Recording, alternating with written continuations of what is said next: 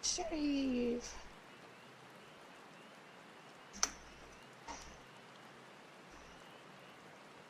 Okay. Clear chat. Alright. How's everybody doing?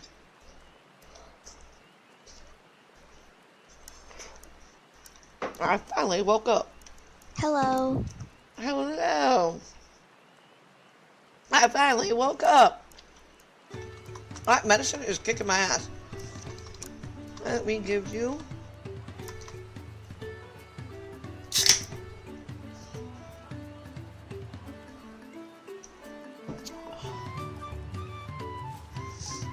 I'm waiting for dailies, eating my pizza, trying to let this medicine wear off.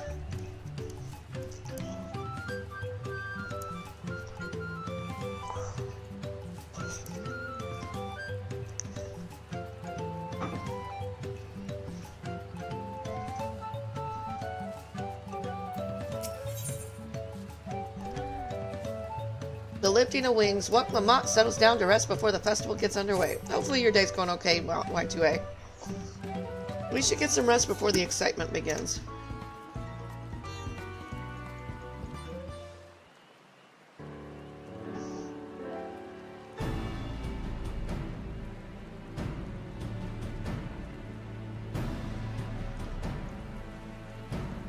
Over there by the float, isn't that the third promise? And the rumors are true. She's trying to complete the feat of reeds by reviving Ilahana. Festival is a prayer for a healthy crops, but does she honestly believe that will be enough to save our harvest? The second promise, meanwhile, barely glanced at the fields before leaving Akahana altogether. Maybe you asked too much of her young claimants.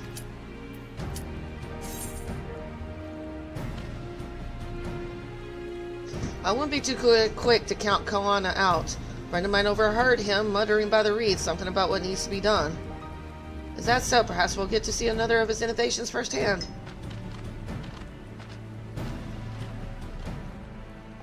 That sounds like our Koana. One look at the reeds was all he needed to think up a solution. Be that as it may, our own solution is nearly ready.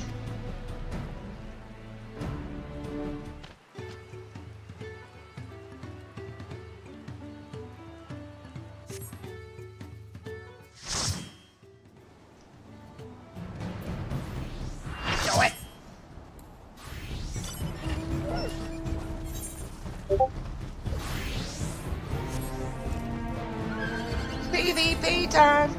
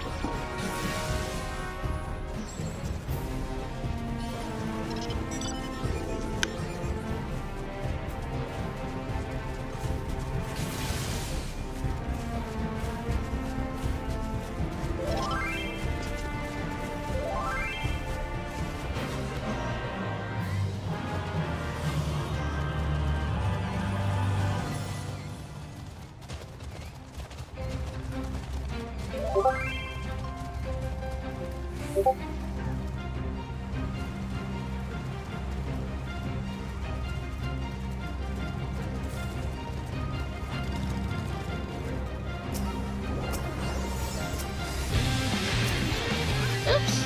Where's my... Ah!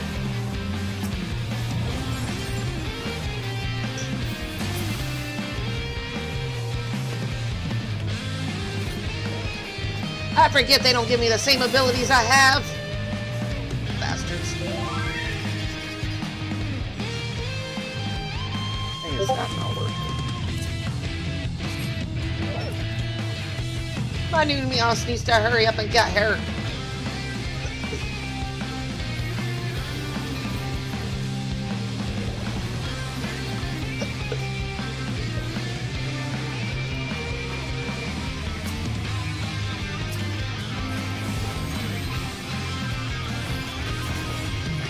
Okay, time to get used to this character on PvP. I'm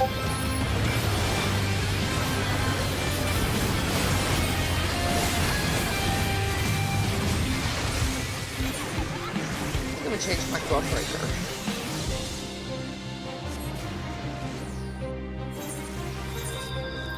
Sunbreaker!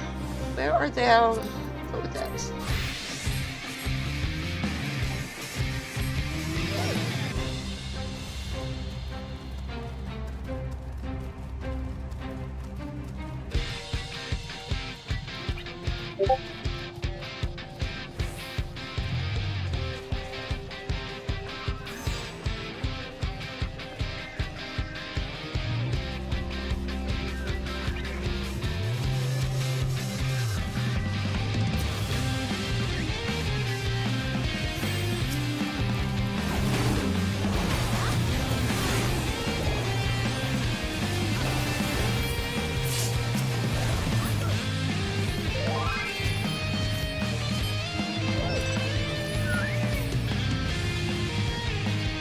Oh man, there's gonna be a bloodbath.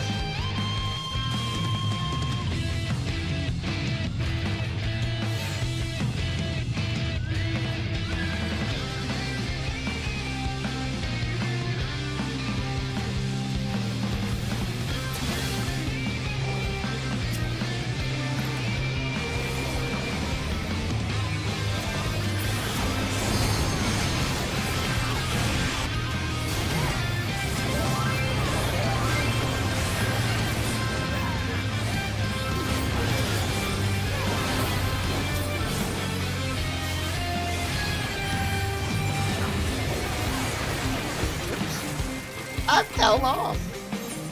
I always fall off.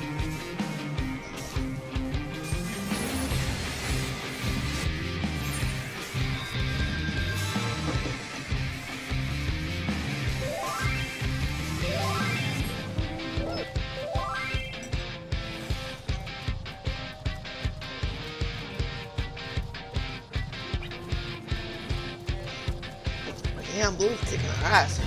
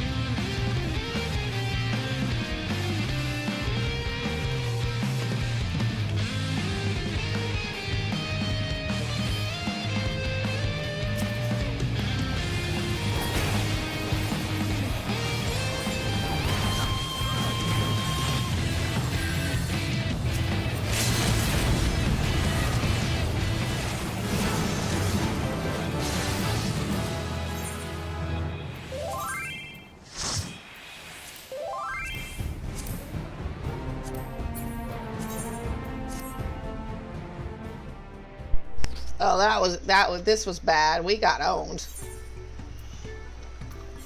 I don't care though, because all I need is experience points anyway.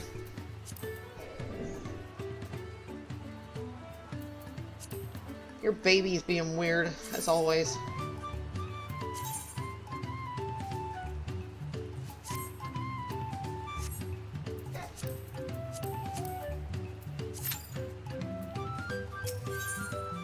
Man, they keep talking shit about the third promise. Does that ever change?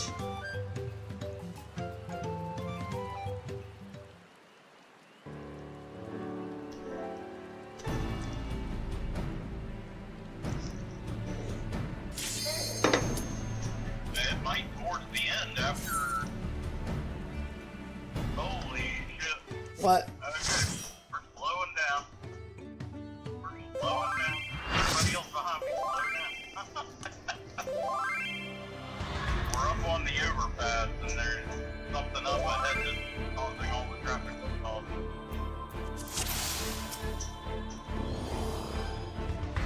We were all just fucking cruising along going 70.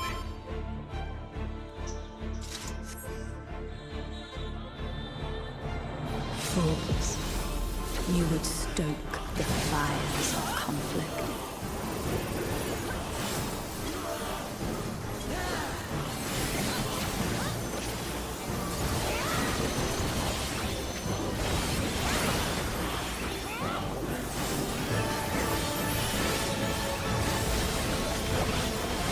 The light shall usher in peace.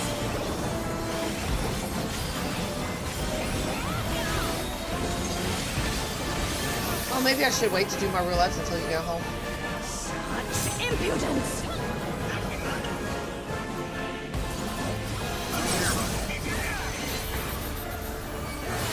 Alright, I'll wait for you. Resplendent ice, grant me strength. Maybe Krista got everything set up on Sam's computer when she calmed down. I don't have reason. Shatter. Huh? Okay. I went ahead and canceled my my route today because I was still sick, feeling really sick. I need to get back out, but I can't drive like that. Like, I'm having a really bad case of vertigo. Your blood shall freeze. But if I don't take the medicine, my cough will come back. I'm guessing you're gonna just have to go out until I can get better enough.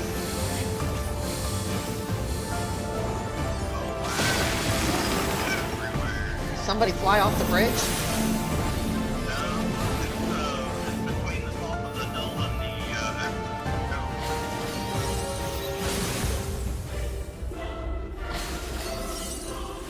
That's not good.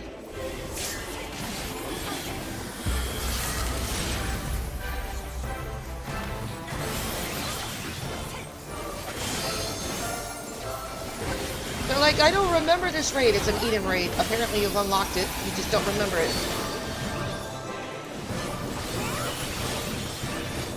You know the Viper can move really fast. Like, their speed is ridiculous. And I'm not talking just about attack speed, just movement speed in general.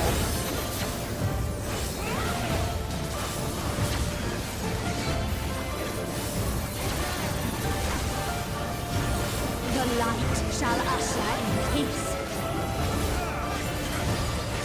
Oh.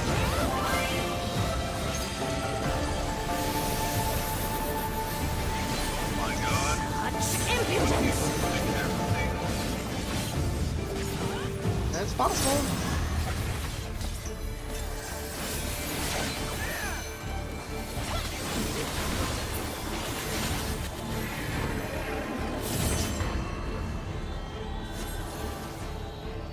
There was a motorcycle. Tranquility must be restored to the land. Well, yeah, they might be dead.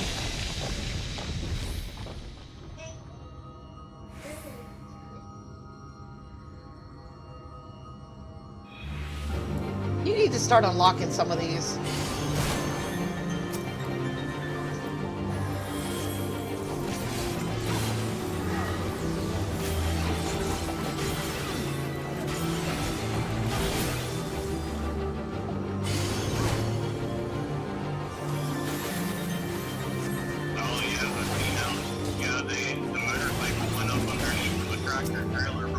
Oh yeah, he did.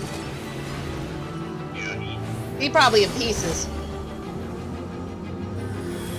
I shouldn't be talking about that on stream. Like, oh well, whatever. Oh well, it's a back to life. Oh yeah, I've got it for public 18.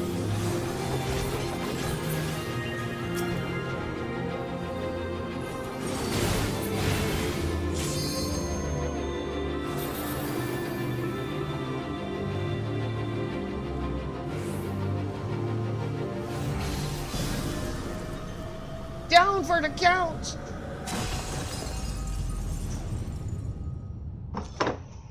Are you able to turn around? You may not be moving from that spot for a while. Are you able to turn around? You may not be moving from that spot for a while. Man, I feel sorry for cops that have to go to scenes like that, because that's going to be really brutal.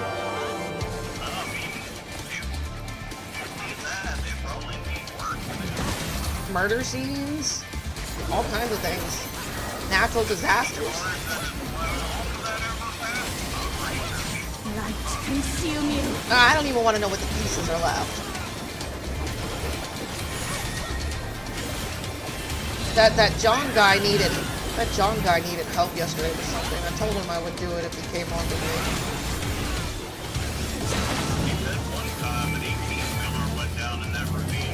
Yeah, did it explode? I don't know. They just said that one went down there. When I was talking to one of the officers over there. Just like the cop that said about all the pigeons that died at Walmart because somebody poisoned them?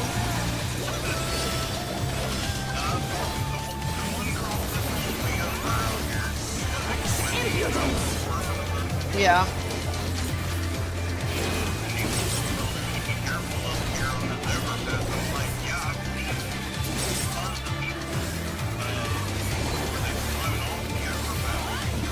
If it's windy, you shouldn't be going that fast on that thing. You can get thrown off. It's very easy. The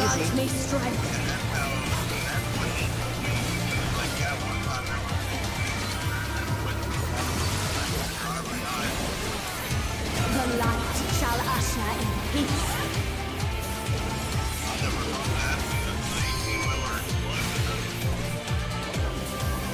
Why do people look at the gaze? That gaze is so obvious and they don't turn around. You dumb fucks.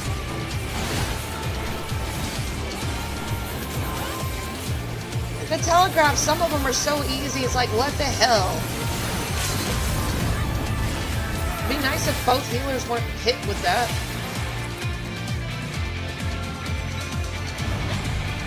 Such power, I can't.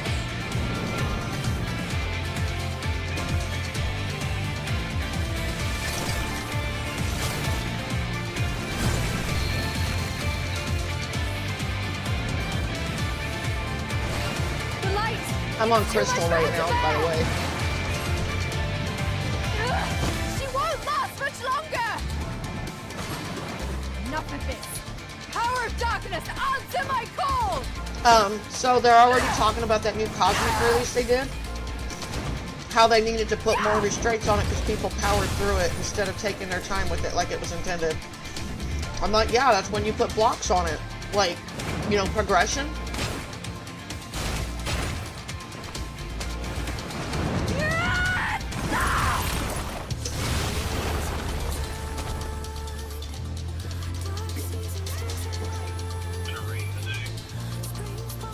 Damn it all!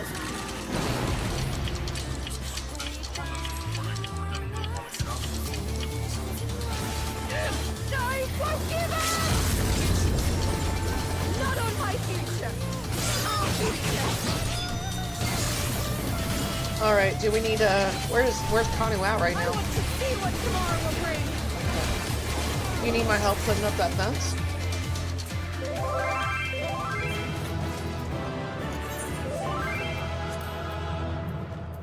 That's true. So you just need that one section, huh?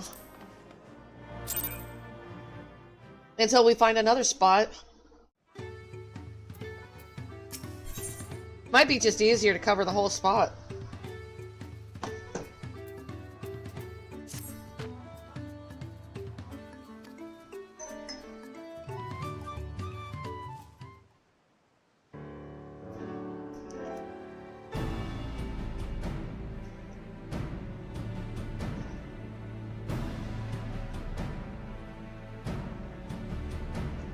Over there, by the float. Isn't that the third promise? Then the rumors are true. She's trying to complete the feat of reeds by reviving Ilahana? The festival is a prayer for healthy crops, but does she honestly believe that will be enough to save our harvest? The second promise, meanwhile, barely glanced at the fields before leaving Okahana altogether. Maybe we asked too much of our young claimants.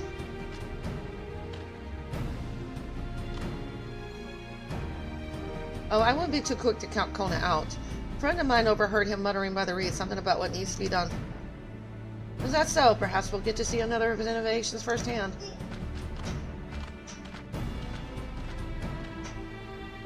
Hey, that sounds like our Koana. One look at the reeds was all he needed to think up a solution. Be that as it may, our own solution is nearly ready. Indeed, as soon as the others get back, our long-awaited festival can begin.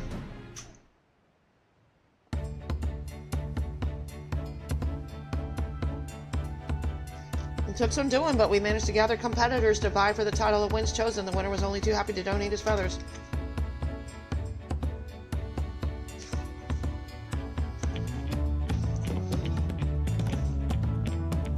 You should have seen it. He called forth an incredible gust and sent his feathers sailing for Malms. We had to turn ourselves, but it's more difficult than it looks. Poor Aaronbrills twirled in the air for a moment before landing on his foot. I'm a cleaner. Magic is not part of our training. As for us, we brought the wooden gemstone replacements crafted by Wakivu. All that's left is to attach them.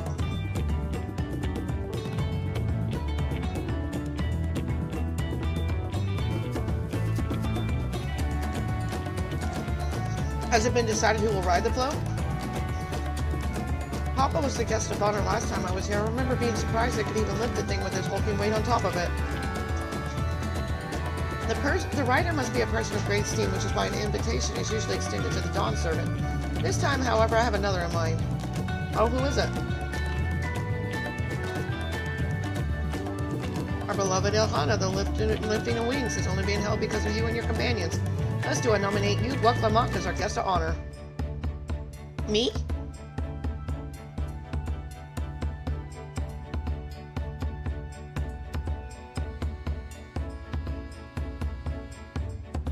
This boat won't make me seasick, will it? I don't think so.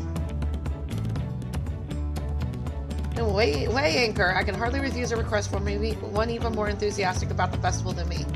Would be delighted to ride your float. Thank you, Urqopacha. I have roles for the rest of you as well. We'll be carrying the festival float in a slow procession towards Kozama'uka, where the sacred likeness of Kozama'uka is ensconced. What I'd like you to do is clear the path of dangerous wildlife so that the procession can move along unimpeded. Consider it done. Expect me to sit until the Wakivu has finished with the float? Let me come along and help with the clearing. As you know, I'm not much for fighting. I'll stay behind and assist Wakivu with the repairs. You aren't sure where you need to go. The path I spoke of begins at the south of the village and branches off to the east. That will lead you across the bridges to the stride of the sun. And we shall see to clearing it end to end.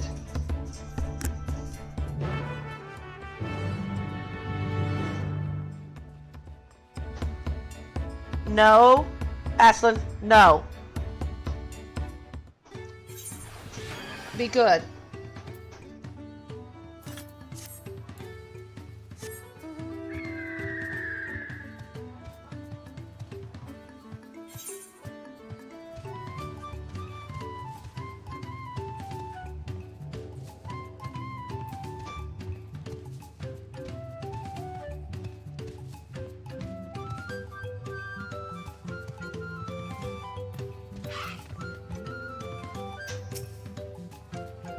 The degree to which Wagibu pursues his interest is remarkable. Apparently his studies of the Kozama'uka region were so invigorating that he decided to move here and immerse himself in the culture.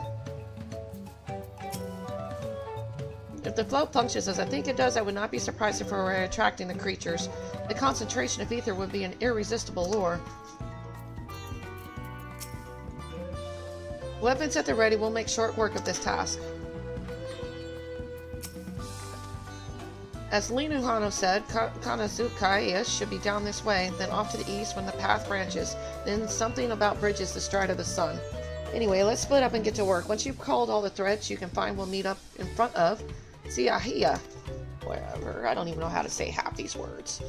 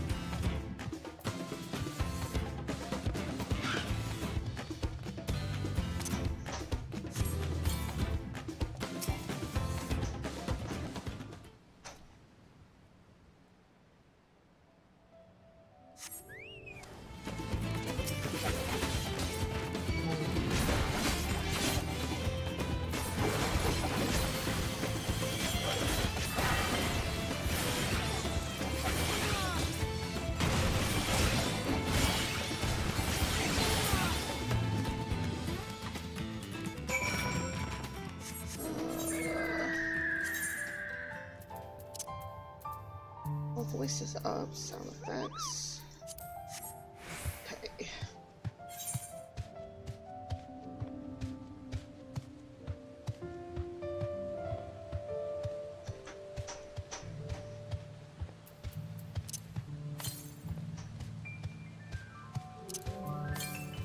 Oops, I didn't mean to do that.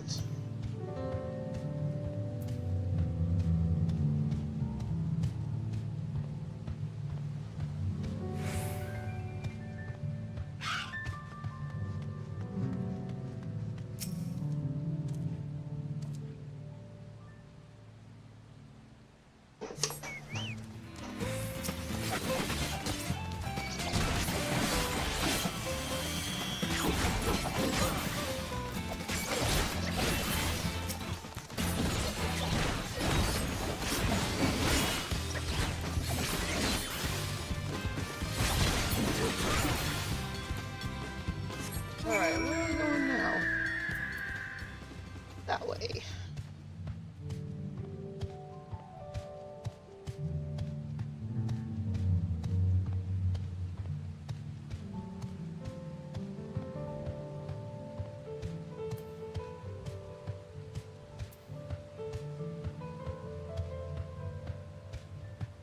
Ashlyn, what are you doing?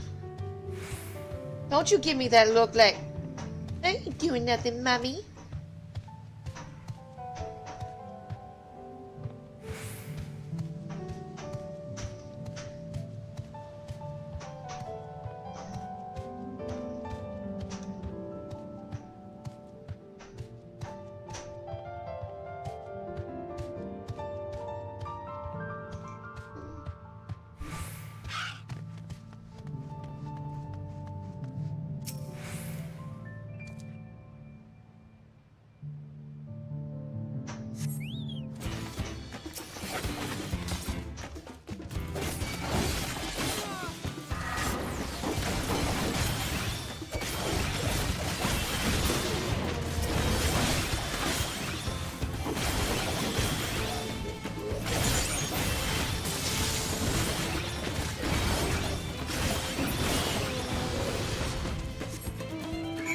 Let's go this way.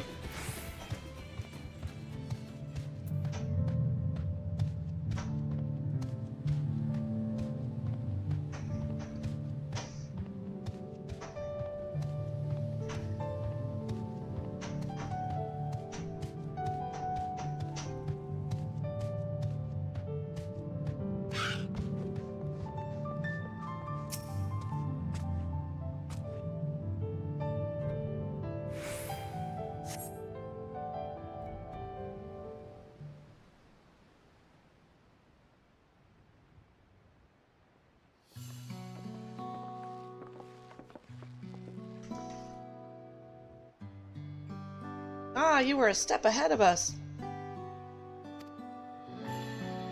This must be the likeness of Kozama'uka, the Hana deity of the harvest.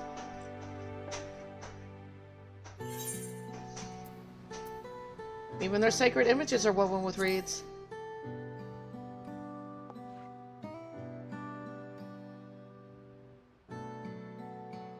Makes you appreciate how much their culture revolves around the reed harvest, doesn't it? It's said that the Kozama'uka was worshipped on another continent. This ancient faith was brought to Tyrol by the first Hanu. The Hanu migrated here from another continent, and mayhap the two do share a common ancestor. This is all fascinating, but shouldn't we be getting back to Lina Hanu? We'll want to know the path is safe for the procession. Right, and I need to ride on the float. I'll run ahead and tell them we're done here.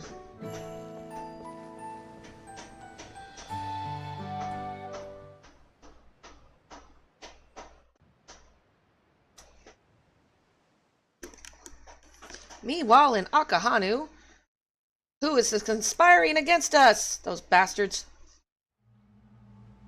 Oh, I figured they were gonna, like, sabotage. I still expect that to happen. Those guys sound like cheaters to me. Not sure we heard you right, old man. Why don't you say that again? As many times as you'd like. The third promise tasked me with repairing this float, and I'll not relinquish it to an uncultured brute like you. Damn! Much less one that can't even manage a simple greeting. We wanted to handle this in a civilized way, but we're more than willing to kill you. Isn't that against the rules?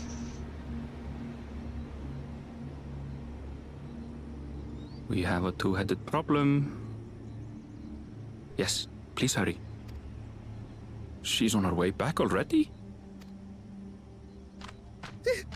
Stand back, Wukevu!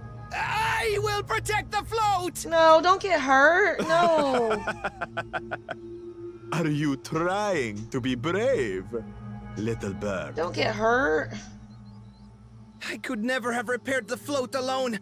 Not properly. But thanks to Urqopacha and her friends, we can hold Ihihana again! This is a priceless treasure! And as festival leader, I would die to protect it! Very well, if that's what you want.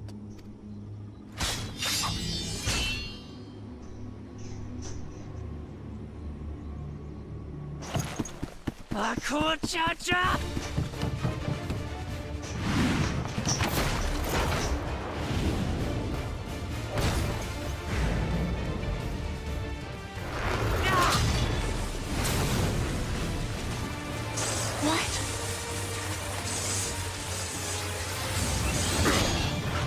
We gotta make you stronger, kitty cat. I put everything into that blow. Good.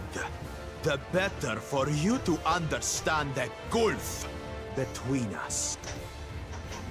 But you need more lessons. We'll carve them into your mangy hide until you cry and beg forgiveness. Not if I have anything to say about it. Hurry up and get there, the warrior light. Come on, get your ass up there.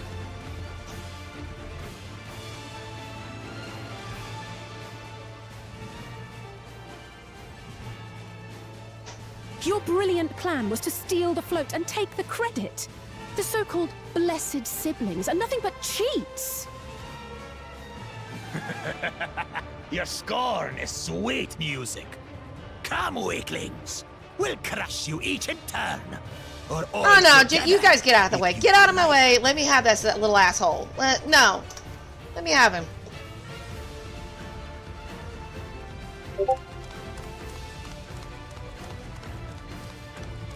Calm yourself, Chosen One. If you fight in earnest, this will end in a massacre. What's more, we have word that our other prospect is on the verge of success. Then it would be foolish to expend effort sweating nuts. Lucky for you. Eh? No, we just need to make you stronger.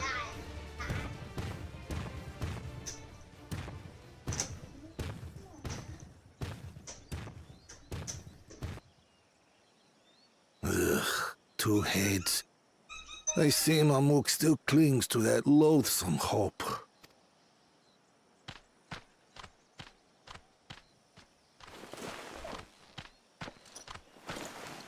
Talk to us, Third Promise. You're not dying, are you? It'll take more than that to kill me. So, are we having this festival or not?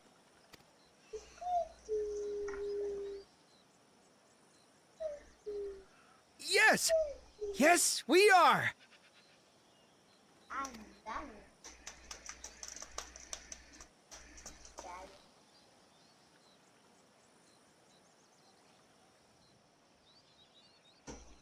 Leave my phone alone.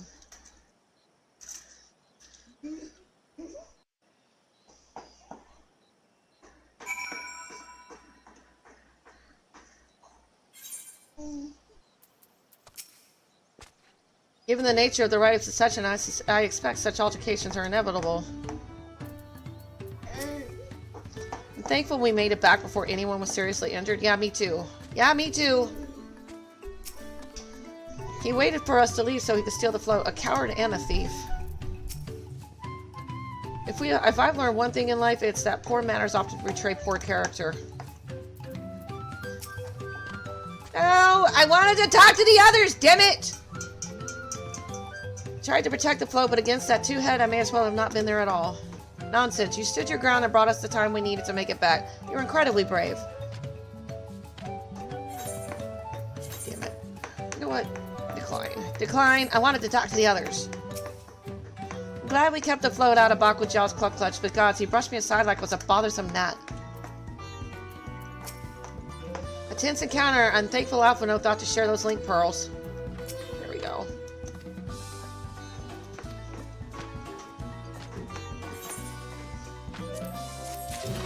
Ticky, ticky, ticky. Gonna get that armpit. Yeah! Tickle, tickle. Say tickle, tickle. Come on, you can say it. Knowing the Hanu, Wakivu wishes to spread word that the festival will soon be held.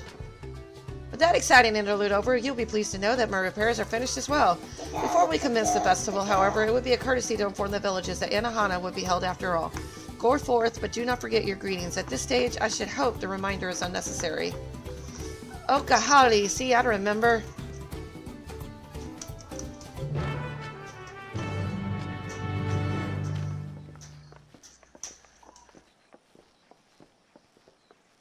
With the chat mood and say Ukahali.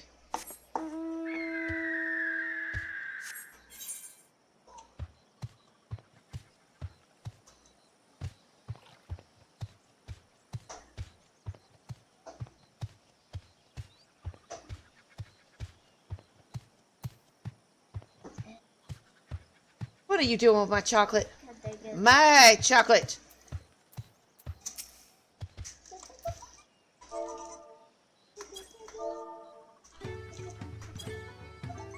Oh, I guess I better. Oh, Holly. You mean I'm too far away, damn it!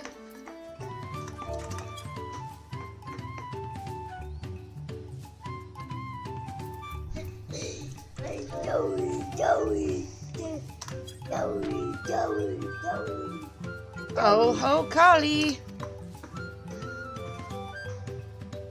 Thank you for letting me know. I would very much like to attend the festival. The repairs should be finished as soon as possible. What to do, what to do?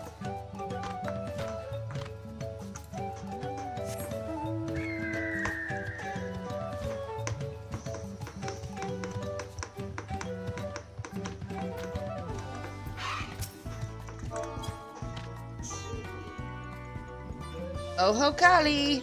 That sounds like lally-ho to me. Lally-ho! The festival is about to begin. What do you expect me to say?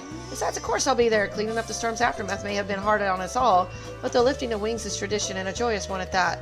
I won't hit brooding my days away. Give me a moment to get ready.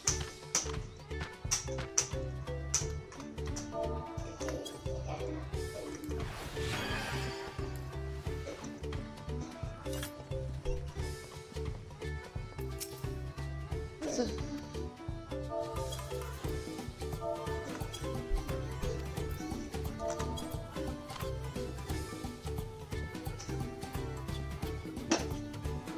Kali! Oh, Kali! Say hello, Kali, baby. Guys, say hi! But the float is fixed. Our fallen friends would be glad to know that Elhana will soon be underway. They would have wanted us to honor them with celebration, not let their losty tourists from it. I must go enjoy the festival for those who no longer can. You leave my drink alone! No! That's mine! Mine! Mine! You cannot have my soda.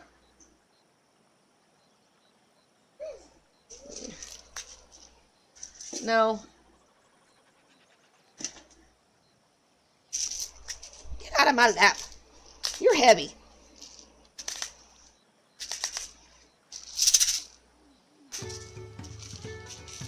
Let's get that fixed. There we go. Here.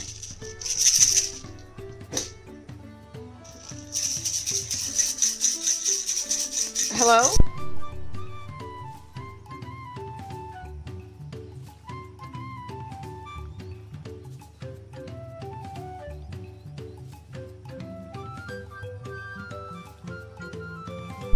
I must go and enjoy the festival for those who no longer can. Okay.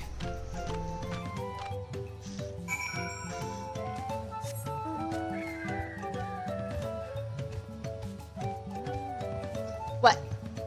What you doing?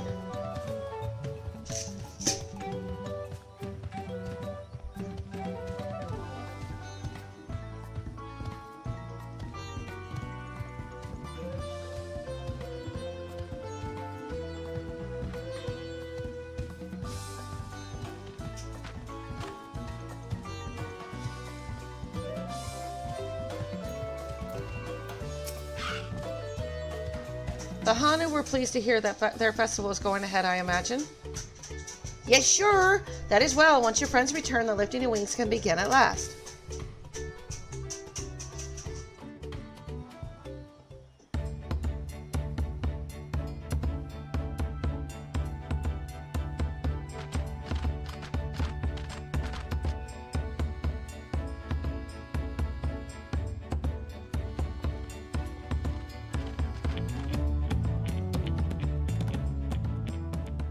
So few have come.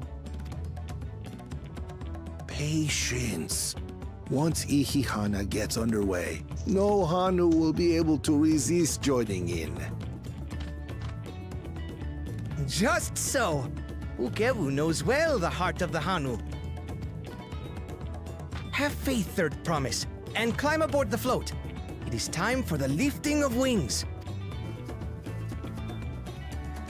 Right. Off we go. You know, she's starting to grow on me.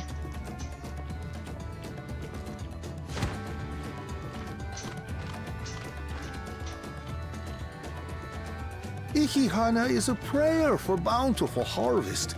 But this is not its only meaning. It is also an exchange of pledges between rider and bearers, a commitment to a long and fruitful friendship. Listen well, friends! The personage we bear today is Urqopacha, the savior of our beloved festival! Let your shoulders burn, or your feathers fall out! But do not even think of dropping her! I don't even think of dropping her.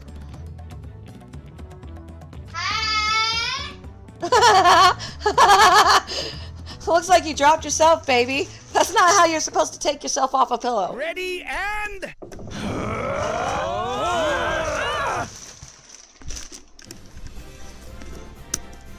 I looked over and the baby pulled the pillow out from underneath herself and fell I can off. get used to this.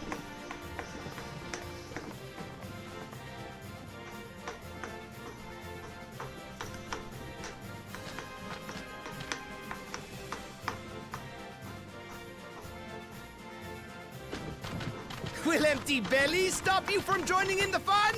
Come and help us carry the float!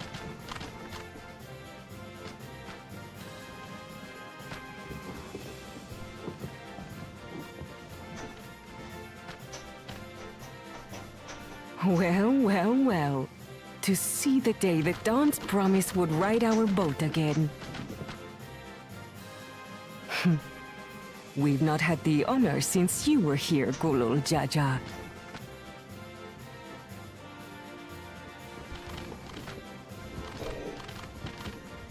Right. We've enough bearers now. Onwards to Kozama'uka! This is cute. I don't give a shit what people say about this damn expansion. I like it. I got kids, so I got an open mind to it.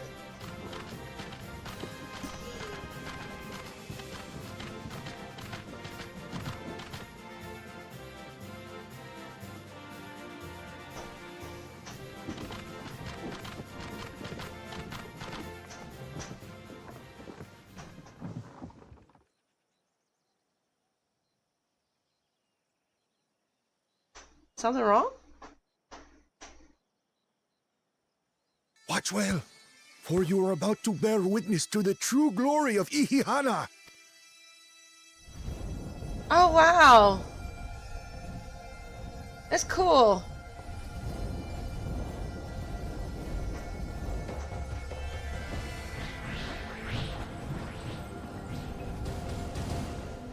The float draws upon our life force, concentrating and amplifying the energy. Keshaihi then receives that energy and expels it in a great burst, where it showers down upon the land to replenish its vital currents.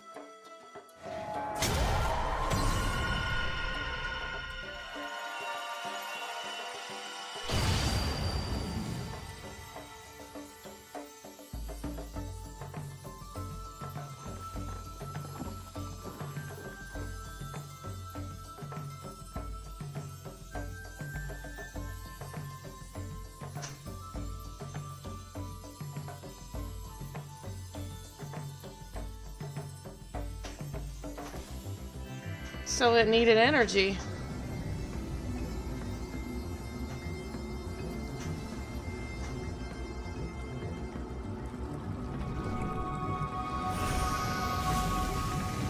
Oh, wow. That's really cool.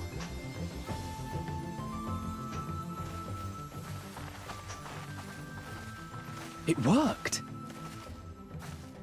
Like a literal charm.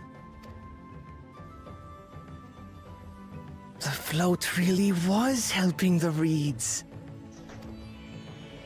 That was amazing! To think that such a thing was even possible!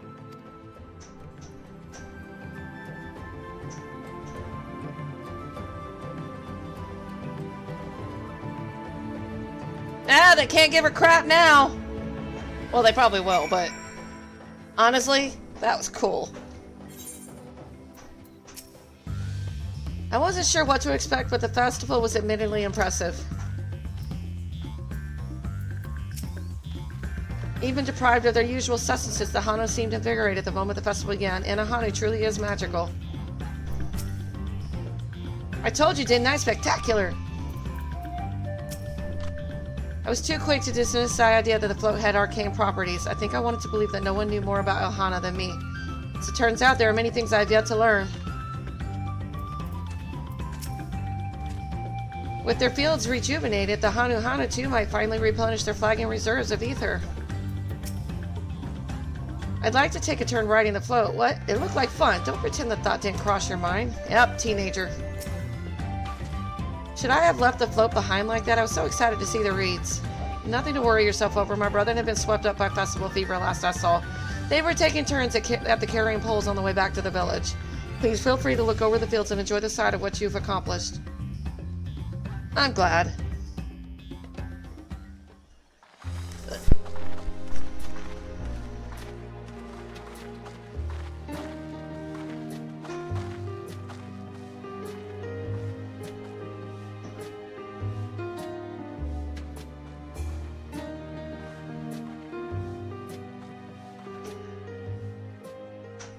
Some of them still look a bit sickly. I imagine even the harvest magic has its limits. If the Hanu continue their festival tradition year after year, though, the entire field should eventually recover. Where does that leave us with the feet, then? You've got nothing to fear on that account. Our situation could never have resolved itself. The revival of even a single reed would have served to demonstrate your commitment to the task. That you recognize the nature of the float and found a near-perfect solution in Ihihana proves your dedication. What's more, I don't think I've seen the festival produce such impressive results since I was a mere chirper. We have been lax in maintaining the float, diluting its magic and reducing Ihihana to hollow theater. But today's events remind us of the power in tradition.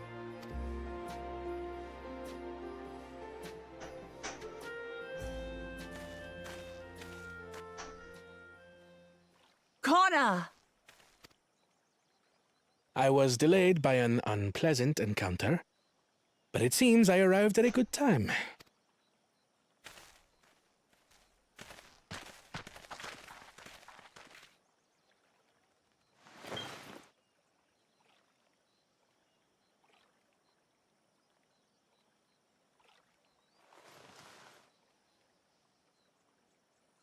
I like Kona too.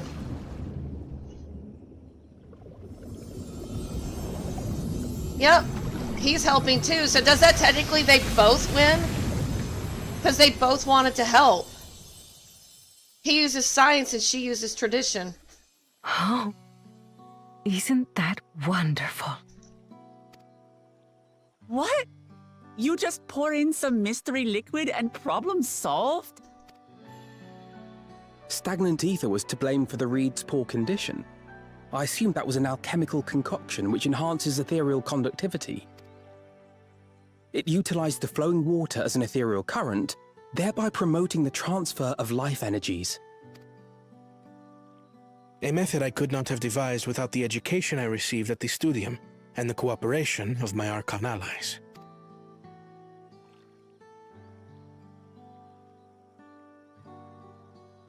Archon allies? You see, Lamachi, this is why we need to embrace foreign knowledge and technology. Employed appropriately, they make light work of what would otherwise be arduous labor. There's no need to lug around heavy floats. I disagree. Well, you always were the clever one, brother. Your approach was no less effective, Urqopacha. It achieved the same result. Indeed it did.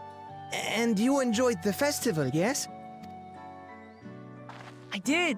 It was so much fun. Having visited your village before, I thought I knew everything about it.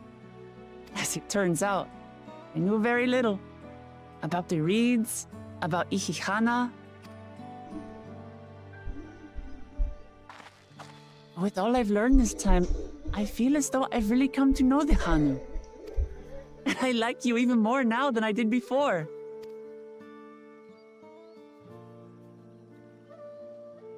There not be any need for the floats. The feeling is mutual. Except for and it's not just spiritual. you who had a lot to learn either.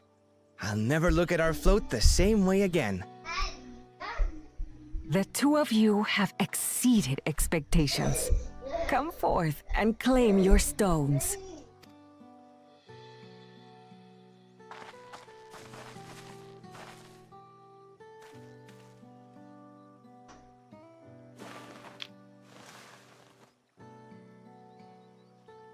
So this is what they look like. Go on, set it in the tablet. No, and I don't think they should. I mean, incorporating science isn't a bad thing, but you can't give up tradition either. They needed that for perfect morale. fit. That leaves 6 more. And on to the next. He's the lone wolf. Not even a moment of celebration. That's Kona for you. third promise. You must join us for Ikikana next season. As Dawn servant, of course.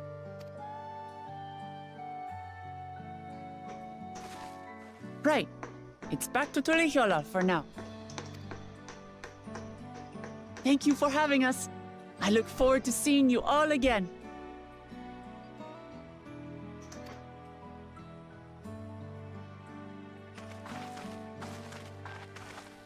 I think her honest purity is what's going to save these people, honestly. Nothing wrong with Kona, though, but he's trying to throw away tradition for science, and I don't think that's a good idea. Indeed. Don't like the brute asshole, though. Since he can't get his stones, he's going to resort to trickery. The concoction was brewed by Kona himself. It's a test vial, but it should contain the same reagents. Uh-oh. Did Kona, like, mess with them? Good work. We'll use whatever we must to win. For win we must.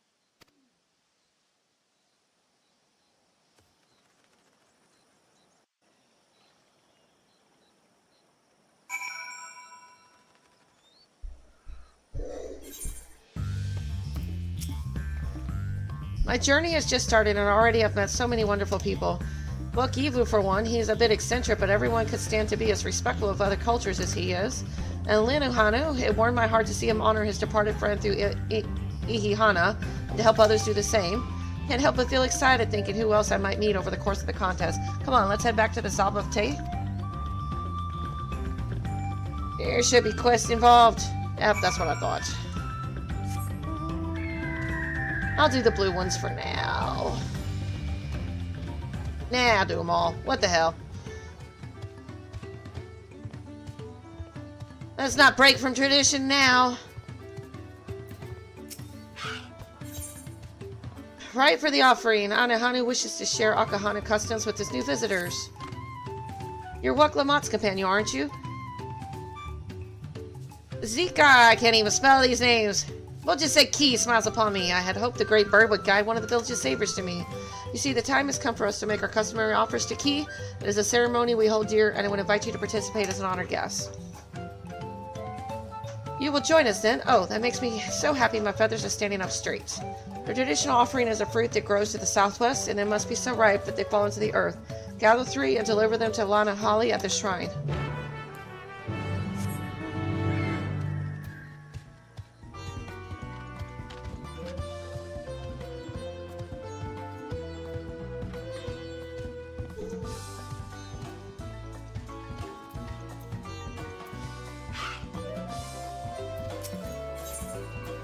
Dumpling delivery. Lana Holly requires a swift pair of legs for an urgent delivery. Welcome, honored visitor. Thanks to your efforts, the reeds grow robust, and at last I can make reed dumplings again. Oh, they're every bit as delicious as I remember. Although I want nothing more than to eat until my belly bursts, I've saved a batch for those who are planning the reconstruction of the Great Stairs. I'm much too full to make such a journey, however, might you deliver them in my stead. Surely my friends will be glad to receive them from the very woman who revitalized Okahana's festive spirit. I didn't do anything. That was Waklamont. Thank you, thank you. They can be found working hard near the flight of wee wingless. Yeah, I totally agree, VY. Hurry be in the dumpling school. I'm okay with new coming in, but not at the expense of old. Unless the old is harmful, and then might have to reconsider that.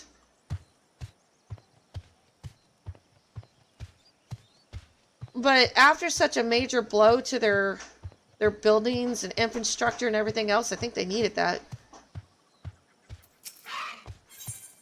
Dry run. The industrious carpenter is in search of an extra pair of claws, but hands will suffice in a pinch. Okahali, might you have a spare moment to lend a helping hand? With the reeds sprouting more vigorously than ever, the time has come to repair our weathered roofs. However, wet reeds will not do, not at all. They must first be thoroughly dried, or the roofs are likely to collapse at the first drop of rain. I ask that you collect the freshly cut reeds placed near a building to the east and deliver them to Kozama'uka, where the gentle breeze shall dry them. Help us with this task, and I promise you will be satisfied with your reward.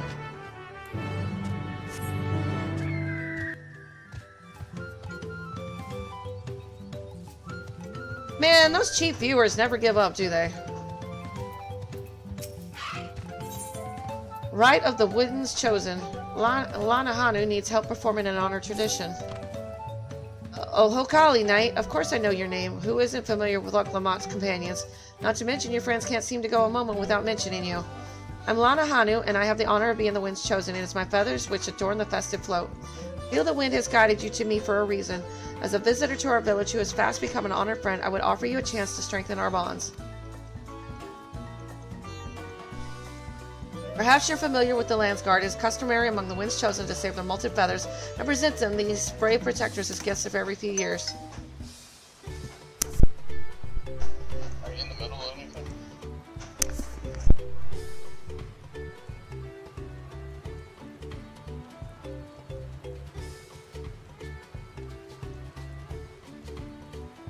I'll be right back. I gotta get something from my hubby's trip to the store. I'll be right back.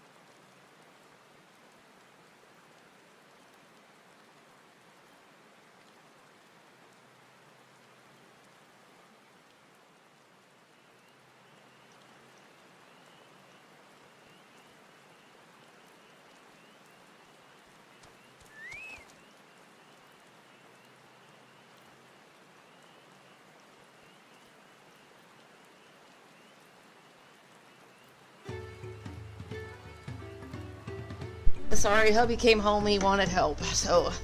Okay. At this very moment, one of their numbers is making their way to Akahano to receive our offering. But there's much more to it than just a simple delivery, and I think you'd be interested in taking part. It would deepen your understanding of our ways, and perhaps you and this member of the Lance Guard will become fast friends. I would start with a small task. If you were willing, Dawntrail is the name of our guest, and he was due to arrive some time ago. I fear he may be lost. Could you search the road for him? I'll stay behind in case he arrives here after all. You know, I figured it's plot armor anyway. She wouldn't be part of the main story if she was meant to lose. Plot armor. Danger at the dock. Lena Holly seeks someone with the strength to topple trees or at the very least squash pests. Why those stout legs like a towering tree? Those rippling arms like gnarled branches. Might you lend me your strength for a simple hunt? The storm left more than destruction in its wake. Fearsome beasts now infest the forest, and their culling is an unending task. Reports tell that a trio of Ooouts have been sighted lurking near the docks to the east. Easy prey for the likes of you. Might you exterminate them so we can once again travel the waters in safety?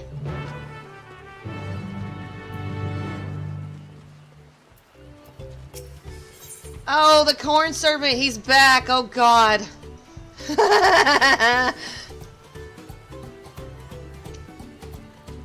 One of those modern action animes? Yeah.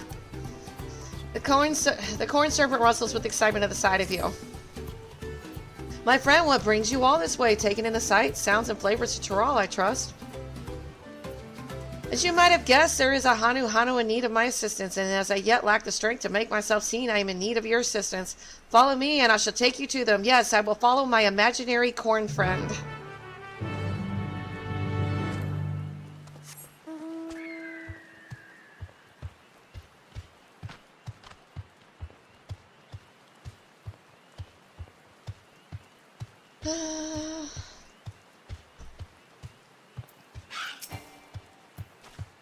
Oh, and so all these side quests then would be the fillers for this anime, right? Like Bleach. Bleach had a shit ton of fillers.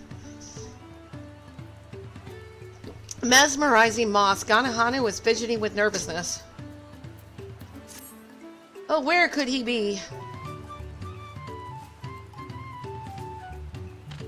You there. You look fierce enough to brave the untamed wilds. Please, I'm in dire need of help. A friend of mine journeyed southwest to Cave Kiki Tola a while ago and still hasn't returned. I'm beginning to fear the worst has happened. While it's likely he's simply lost track of time staring at the rainbow of moss, keep thinking about all the beasts skulking about. Please check up on him for me, if only to set my heart at ease. I'll stay here in case he comes back, but in the meantime, visit the cave and search for him. I wager no other Hanu will be nearby, so he shouldn't be hard to spot. God, this medicine's making me so dizzy. I'm trying to ignore it, but God. It even says on the bottle, he'll make drowsy or dizzy. God.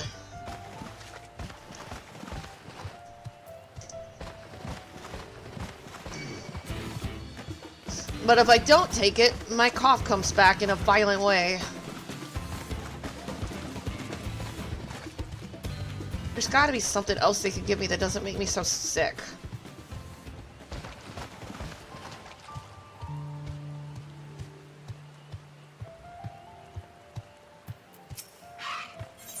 Leap into the unknown. Tuna Holly has prepared a thrilling experience for curious visitors. Combat music, yeah. Oh, Kali, with so many new faces in our village, we have an uncommon opportunity to share our culture with others.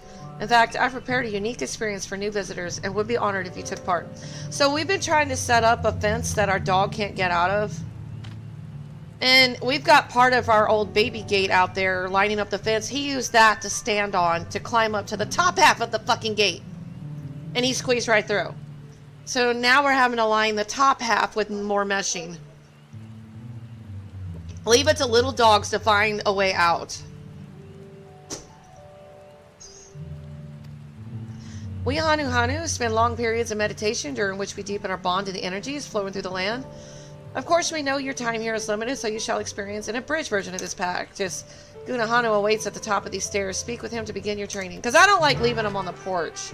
I got a backyard for a reason. Like, why can't you stay in it? Like, I want to bring him in, and that's fine, but he needs to be able to go outside and go potty. And I'm like, can you please stay in the backyard?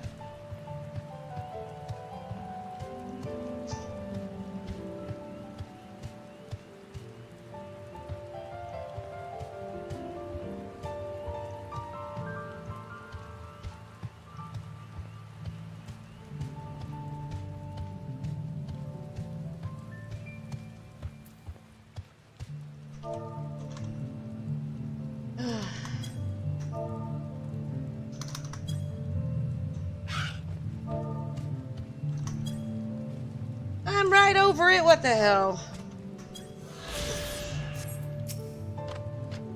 Oh, a new face. Have you come here to feel the wind's caress? Hubby wants to do roulettes, so that's why I haven't finished them. I'm like, okay. I am deeply honored that you would learn of our ways. Now I shall teach you our most basic method of attuning to the wind. So simple that even a young chirper can master it. Stuna Holly has already told you our goal is to be in harmony with the endless flow of the land's energy, its heartbeat, if you will. The best way for a novice to do this is to jump from a high place, and as you fall, focus on the rush of the wind across your skin and its roar within your ears. Wait, I'm not a bird. I cannot do that. But first, you must pray. Only then can you spread your wings and give yourself over to the grace of the wind. I'm not doing that. I guess I am doing that. Oh, shit.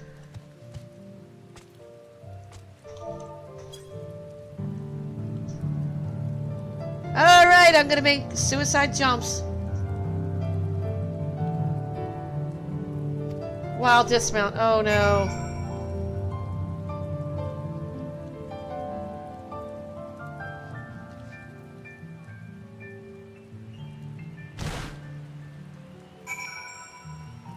Okay. Why, for a moment I mistook you for one of us. I never knew someone with no feathers could fall through the air with such grace. Do you feel different? I feel suicidal. Like the land itself has accepted you into its embrace. No. Doubtless you know that Hanu, young and old, compete to see who can float a feather the furthest, and that the winner's feathers decorate our sacred float. To be chosen by the wind is an honor above all. Reflect upon the training you underwent today, and even without feathers, I am certain you shall hear the wind's whispers more clearly. Of course, if you wish to jump again, you're more than welcome. No, thank you. No, thank you.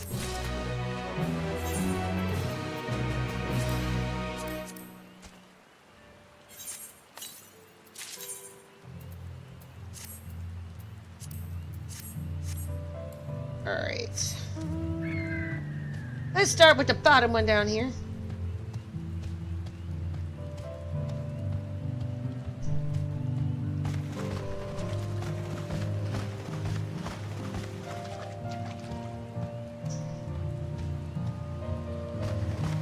How am I supposed to get up there?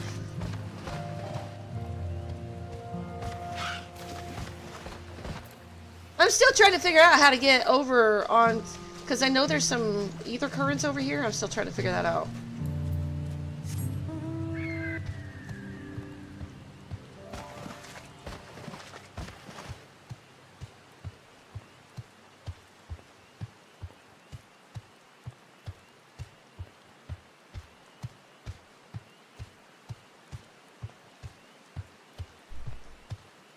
Oh, yeah, I'm definitely not messing with him. Bye.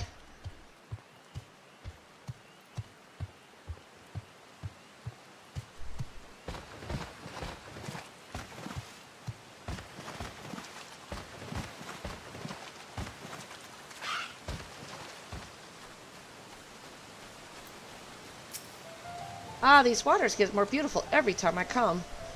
Sensing a distracted prey, creatures move in for the kill. Wait, glowflies?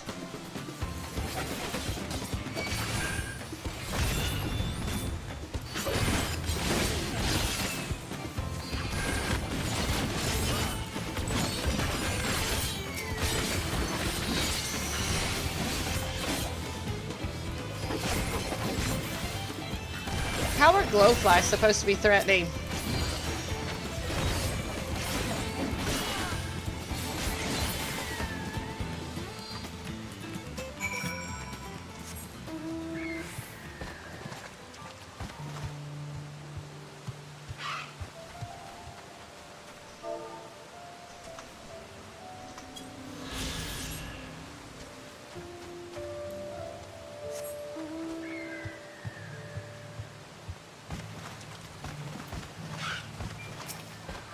What was that noise? Can't I gaze at the moss in peace? Wait, you've helped us bring back Ihahana. You're a friend of Urqopacha, yes? What are you doing in this cave?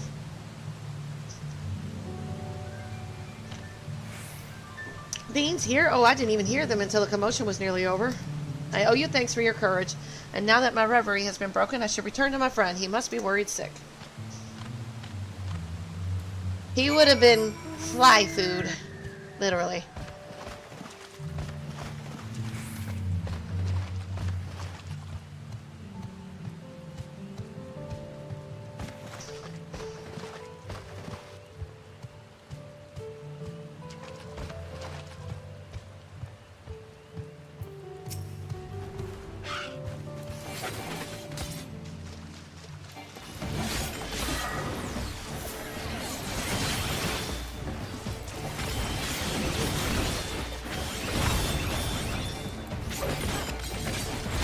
I figured why not take advantage of it, you know?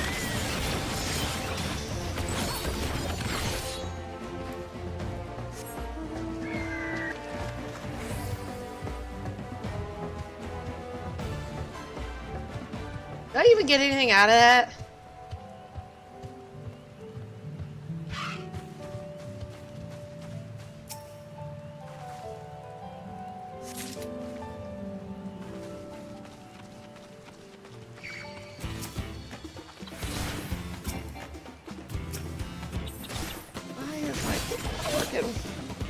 New mouse is in the mail.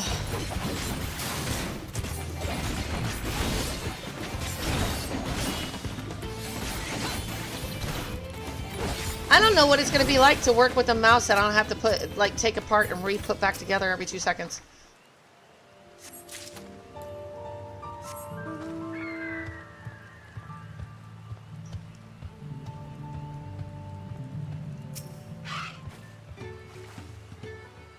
You got Mr. Monkey? You got Mr. Monkey? What's Mr. Monkey doing? No, do not leave the table. Do not put that table on my bed. Hung my stomach. I can't stand this rationing any longer. My house was flooded in the recent storm, causing most of my food to spoil or rot. Taking great pains to make what little I have last, but it's simply not enough. I see, she requires food with longevity, and she shall have the driest of corns my cob can muster, and there, this should suffice. My word, is all this dry corn for me? I am feeding the world here. Ridding the world of hunger. It will be many moons before I could hope to diminish such a bountiful store, and the crunch is certain to be sublime. Thank you, kind stranger. There's hope for the future yet. Oh, the children will be thrilled.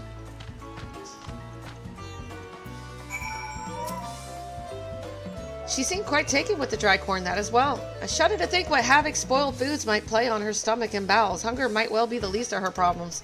Thanks to your timely assistance, however, she and her family will have all the corn they need to help them weather their hardships. Yet there are other empty bellies that beckon, so I must away. Take care, friend. I hope to see you again. Alright, goodbye, imaginary corn friend. This is so stupid. So stupidly funny. What? You are not getting in my lap. You stay out of my lap, you bony, boony butt. He returned. He looked slightly unsettled, but none the worse for wear otherwise. That cave is where we gather the rainbow moss used in our medicines. It has long been had sacred Tiki as a healing spot due to its tranquil scenery. I haven't been since the great storm and was worried that perhaps it had suffered damage in the floods. I am glad to hear that nothing has changed. Give me that armpit. I'm going to Tiki. Tiki. Give me that armpit. You come over here, you get Tiki. But more than anything, I'm glad my friend returned safely. Had you not come along, the day may have been much darker. Tiki, Tiki, Tiki. Daddy left her with me. Tiki, Tiki.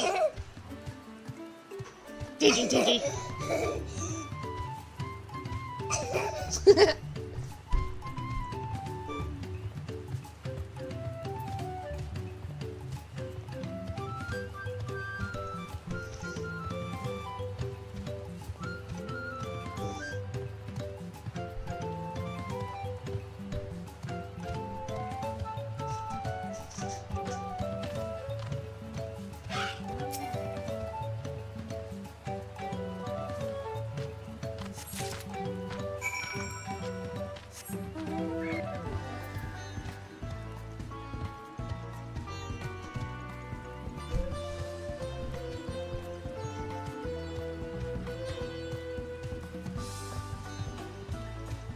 So, do I need to be like 100 to get the benefits out of hunting hunt marks like that? 'Cause I didn't get anything out of that.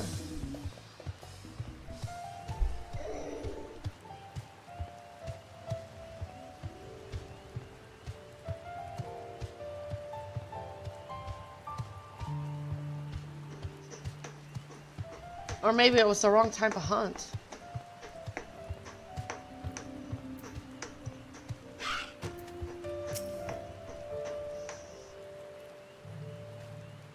You're looking for me. You're not a Hanu Hanu unless you're multiing something awful.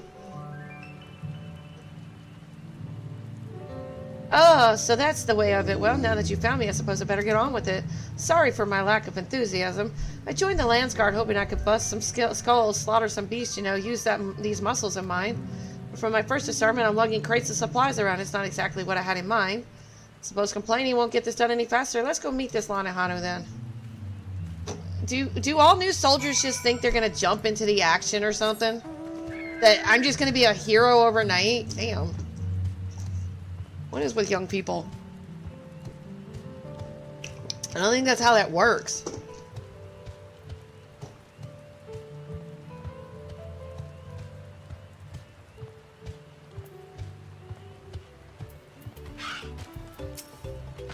You found him. Now we can begin. Before the gift of feathers is to be bestowed, there are proper steps that must be taken.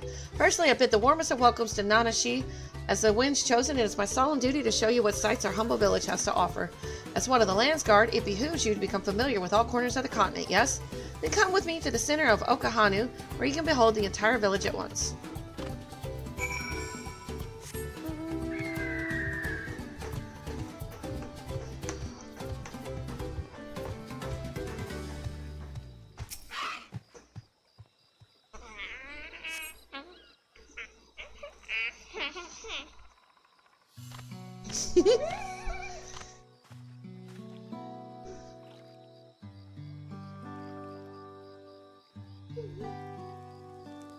Take it all in. This is Okahano. As you can see, our homes are made from wood and reeds, both of which the forest blesses us with in abundance. But nature's blessings are to be treated with care, for dry reeds can easily catch flame, and if they do, we risk setting our entire village alight. Building waterways through Okahano is a way to protect us from such incidents, but aquatic beasts can travel them as well. And when these beasts become too great in number, we beseech the Landsguard to cull them. Do you now? I always thought hunting duty was just a way to keep us sharp. While I'm here, I'll make sure nothing troubles your home. Oh, all of Okahana would thank you. And now for the reason you come. The feathers of the wind's chosen. They're used to adorn the equipment worn by the Landsguard. The design evokes the image of Kiksakihi, the great bird revered by all Hanu Hano. The feathers give it a touch of authenticity that make the soldiers appear all the fiercer.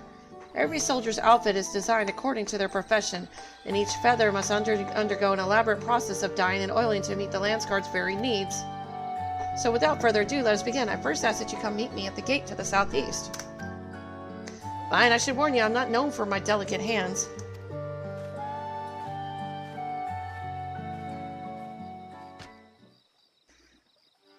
That went about as well as expected. Could you stay behind for a moment, Knight? I would like to hear your opinion of Nanashi.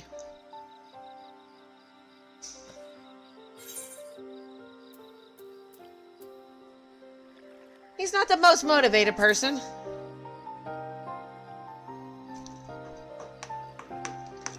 I have the same impression. Truth be told, his attitude is the same as every Landsguard troop who comes to receive this gift, and we're meant to fix it.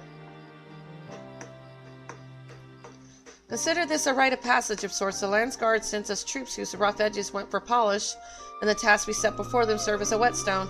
Over the course of our work, they gain a great insight into the history and meaning behind this exchange of gifts. Soldiers with a tangible bond to their charge will protect it all the more staunchly. In recent days, however, even our treasure trove of knowledge hasn't been enough to rouse the spirits of some. But working alongside someone as capable as you, Nanahashi may find the extra motivation he needs. Now then, let us proceed to the southeastern gate, and while this goes without saying, keep this little conversation between us secret.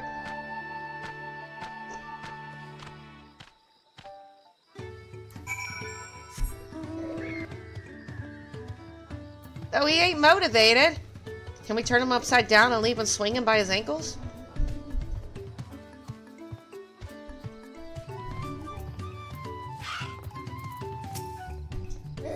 What did I do to deserve this? Now I know why my superiors were snickering behind my back as I departed. The Hanu might think this bird god is worth all this trouble, but I just want to get it over with.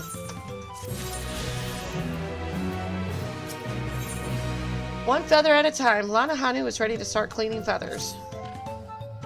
Now that everyone is here, it is time to begin. Together we shall make these feathers so striking that even Kikasi would be envious. The first items we require dyes and oils. The former is used to match the feathers with various uniforms worn by the troops. The latter serves a different purpose. As you can see by observing yours truly, Hanu boasts feathers full and colorful. This is thanks to the oils our body secretes, which keeps our coats from becoming drab and brittle. But the feathers we give to the Landsguard were molted long ago and have since lost their natural luster, so we must apply oil to make them as vibrant as those of a Hanu in their prime.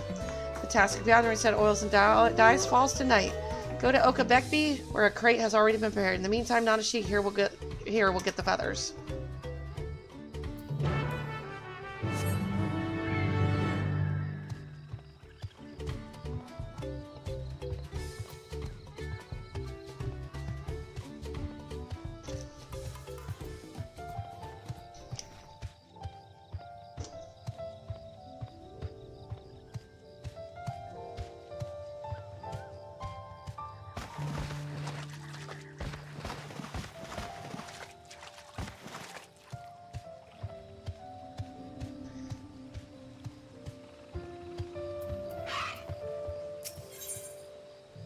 Reading the room, Hanu needs someone to get their feet wet. Hello, have you taken in all that our humble village has to offer? If you happen to be on your way to Brethren Between, there's a task I would like your help with. You are as kind as they say. I've been asked to deliver freshly sprouted reed leaves to use as bait, but my work here has kept me so busy I've had little time to fill the order. The fields nearby have the choicest reeds, and I would be in your debt if you could gather some leaves and take them to Munahanu. You can keep this payment for your troubles. So they said a lot of people have already finished much of the cosmic stuff already. Kind of didn't take it in strides, or like in, what do they call it? In low doses was the intent, but that's not what happened. People went crazy with it.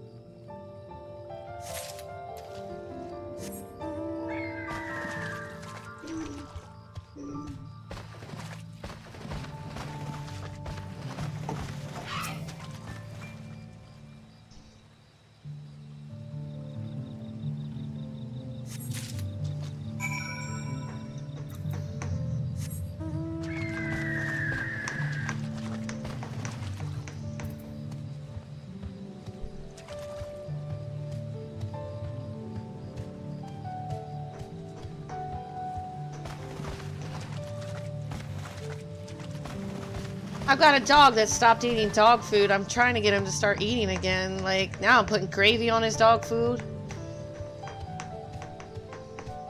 But he won't eat it otherwise. Like, damn it. I need him to lose weight, but not like that.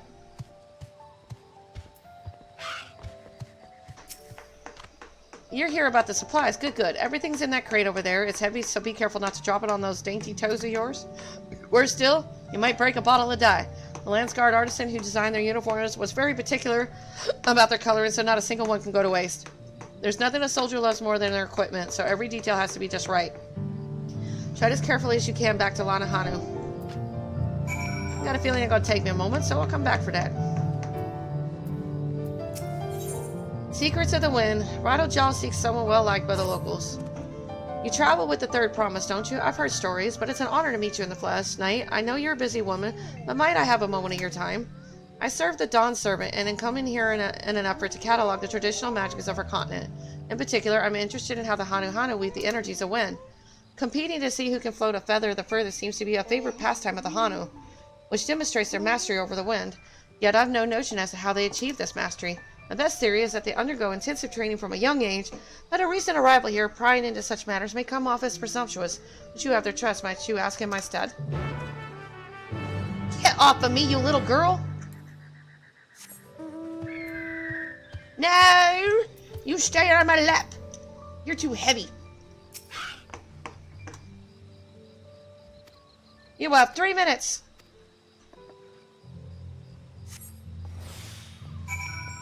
Where am I taking this?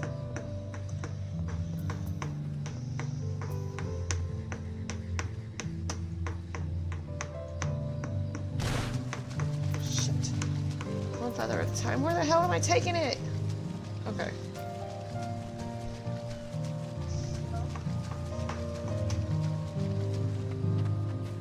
They need to be able to give me the ability to run.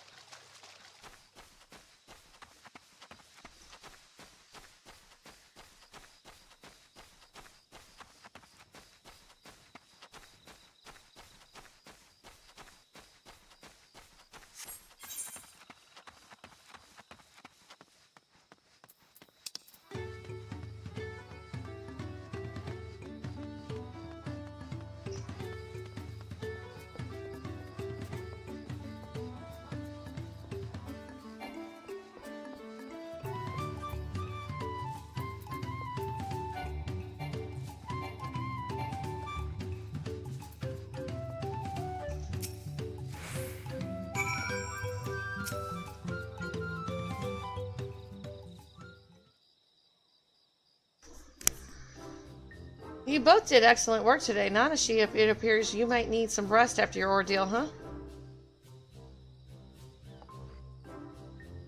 How many feathers did you pack into that crate? Are you sure you didn't send me to get the dyes and oils? Be glad I didn't, Nanashi, for Knight's crate is much heavier. She also carried it from a much greater distance. Really now? And here I thought I was the stronger. Damn, bested during my first assignment.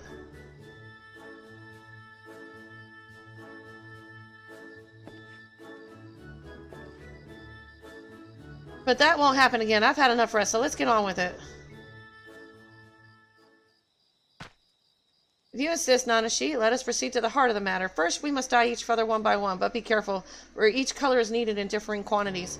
Equipment used to attack is adorned with black feathers, while equipment used for defense is adorned with feathers in their original green. For those, we must carefully... Hold on just a damn moment. We're dyeing all of these one by one? I'll be an old man by then. There has to be a better way. Say throw a few dozen of them in a big bowl of dye? No! Ah, but that will make the coloring uneven, Nanashi. As I was saying, we must carefully apply oil to the feathers. Hey, dragon! Bring out the original color, they'll quickly become brittle. I see. This will be a test of patience, but with the three of us, it shall be over before the moon turns, probably. Worry not, for I'm here to teach you how best to see the job done. Suppose I'm thankful for that. Truth be told, I never knew so much hard work went into our uniforms. For our brothers and sisters in the Landsguard, no effort is too great. The Hanu are honored that you wear our feathers. You were surprised? As the wind's chosen, seeing my feathers become a symbol of great Hikasi fills me with a joy unequal in this world. And to have them adore the Landsguard armor makes my joy all the sweeter. You and Tyrrell could claim such an honor, so there can be no mistakes. There's really more to this than I thought.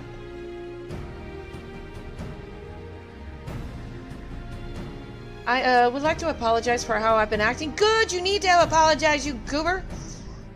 I see now that things are done a certain way for a reason.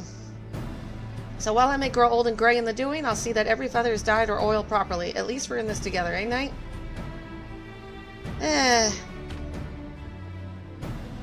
My thing is, I'm helping you to see the way of things. I don't get no benefit out of this. Except it's not on my map no more. I reckon I'll be cleaning dye from under my nails for some days yet, but I won't complain about honest work. Now I have to think about how to get these back to Tulial.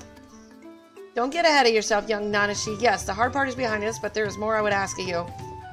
As I said before, he is revered by the Hanu Hanu. We must pay due respect for use of its likeness. As such, there are time-honored rituals that must be followed before we give this offering to the Lance Guard.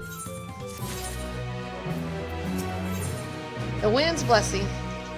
Lana Hanu is eager to see his feathers blessed.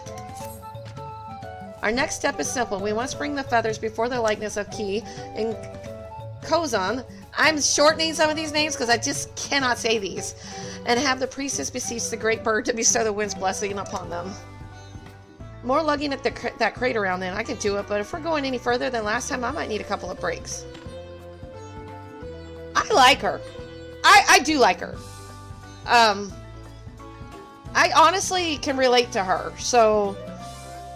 And I'm not talking about some of her other... I mean, I guess because she's being bullied a lot and nobody, like, thinks that she can do much, so she's being sorely underestimated and she has no self-esteem or confidence. So, you know what? I'm okay with it. Hey, Sarah. Ashley, get off that table! You're gonna fall! Stop it! You're gonna fall off, and then you're gonna cry. Then I'm gonna have to hold you. Don't you give me that look. No, nuh-uh. And don't you dare put that table on the bed. Hey, Sari, how's it going? Do not worry, not as she. I will carry the feathers. I have something different in mind for both of you. I like her. I don't care what other people think. I like her. So, hey, they can get over themselves. A friend of mine awaits you on the road to Kana. Speak with him and do exactly as he instructs. She's just really young and impulsive, and I don't think she's really ever had a chance to prove herself. She's probably like the youngest, so probably babied a lot. I'm heartened that you would show such interest in our ways. Many know that the Hanu Hanu have a deep connection to the wind, but few care to ask how that connection is made. That being said, it's a question without a single answer. However, I would say that our feathers are the most important tool we have for comprehending the wind's movements. I did finish up the normal raids last night. Oh god, I cried. I was so sad to see Elidibus go, and I was even more sad to see how do you say his name? Eric Thonis, La Habrea's son. That upset me. And then I finished up the Alliance raid with the 12 gods. Oh god, I did cry. I was like, no! I killed off Eorzea's gods! Who were actually Ascians at once upon a time, who once traveled with the Knot at some point. So, yeah. That was rough. Give me that. Daddy's outside, see? Daddy's outside, look.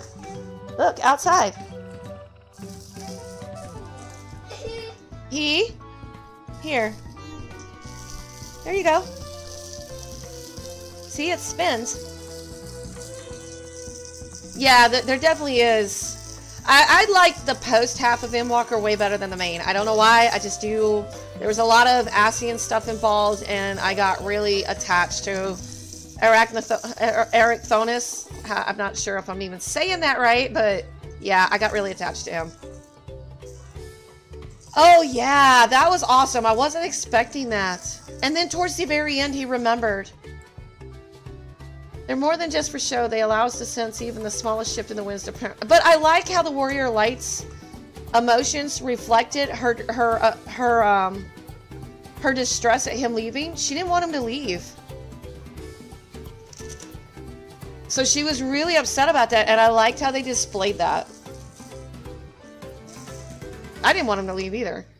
They allow us to sense even the smallest shift in the wind's temperament, and that awareness allows us to direct it as we see fit. But La Habrea is still La Habrea, because he even said that, you know what, if duty came down to it, I would make the same choices. He admitted it!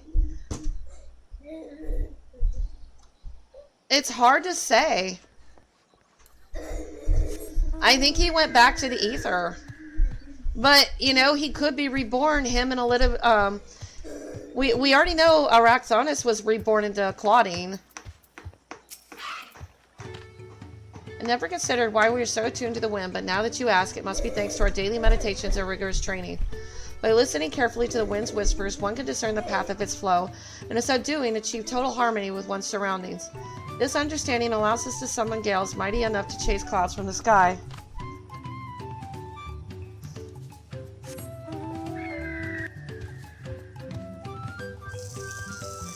Yeah, I hope so. Elidibus really got screwed. I just hope he doesn't get screwed some more.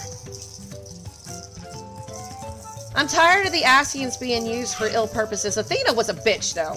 I had no love or sympathy for Athena. Glad she died. Why does the wind heat us? Why? Because we consume the blessing of reeds bestowed upon us by Kozama'uka. I mean, I hate the fact that her son had to pay the price for her stupid bitchiness. The energy is suffused in the earth flows into the reeds, and the reeds flow into our bellies. By that cycle, we are gifted with the land's strength. In other words, the reeds are far more than mere substance. They are the very wellspring of our power. You know, and I think they can't sense my ether because I'm ruled by Dynamis. And I'm also a fragment of Esm. Because La Habrea is like, what the hell are you? I'm me, that's who the hell I am.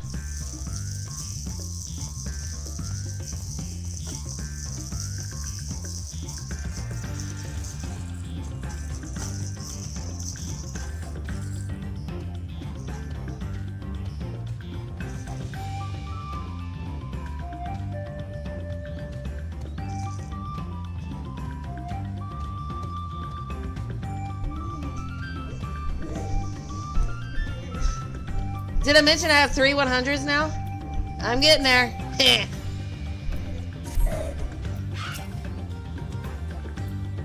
They're slowly closing in. Your return, were the Hanu Hanu forthcoming with their knowledge. Working on the Viper now. I see, so there isn't one key to their expertise, but many, each one forged by their singular bodies, culture, and environment. I believe you've given me a starting point from which I can launch a more thorough investigation. Thank you, Knight. I think I have to go spend my tombstone soon.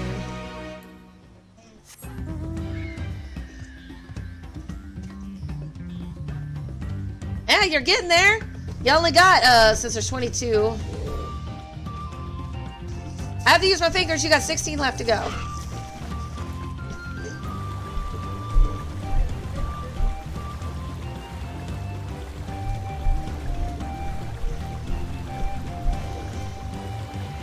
Yeah, all my crafters and gatherers are 100.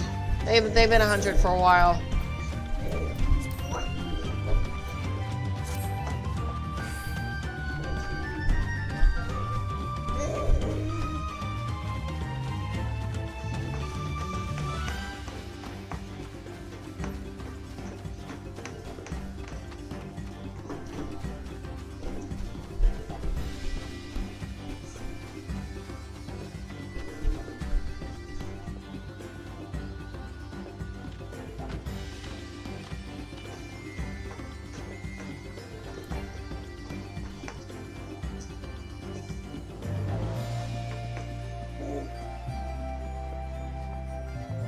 You just find these things like just all of a sudden.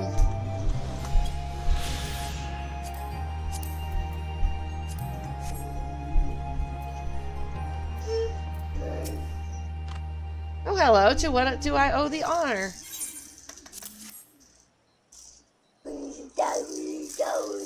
Ah, Key, we'll be most satisfied with these today. You are more than honored guests. You are the very heart of the ceremony.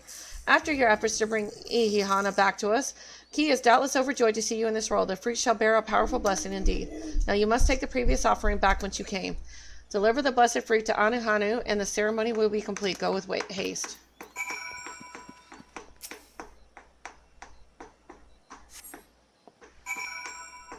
I am curious to how many quests, if I get them all done, which I hear is an achievement, by the way. A very tedious achievement at that. I wonder how many quests there really are, what the number is. I'm over 3,400 now.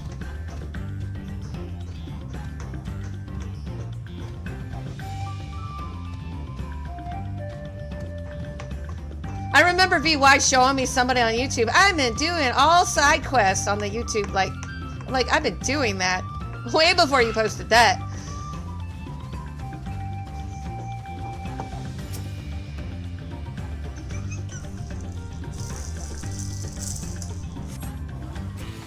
Cider Spider. Oh, yeah.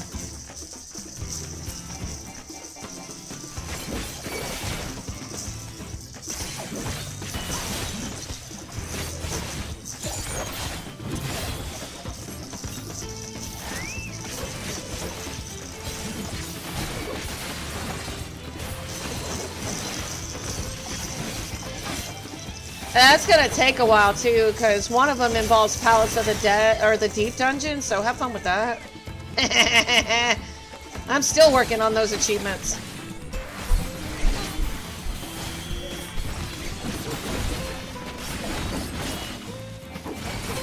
Oh god, don't remind me! There is levies anyway.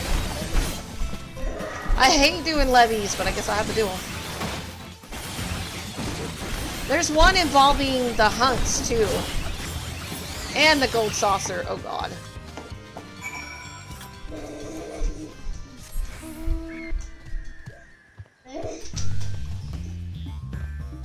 Thank you.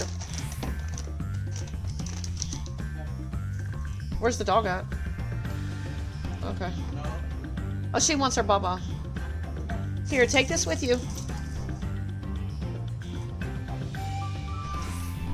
Yay, I'm free! I'm free as the wind blows. I call it that because the baby was taken away. She ran out of here. She was like, I'm free! And I say the same thing, I'm free!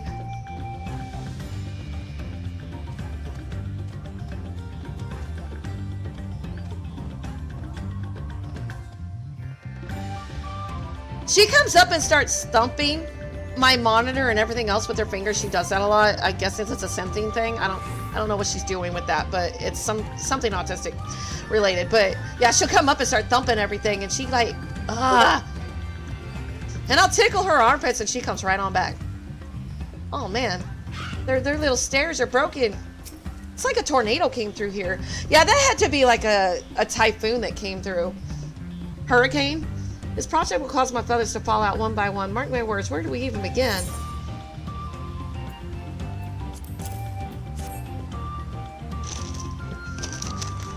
Yeah, that had to have been like a hurricane that they went through and it affected the land, or the area.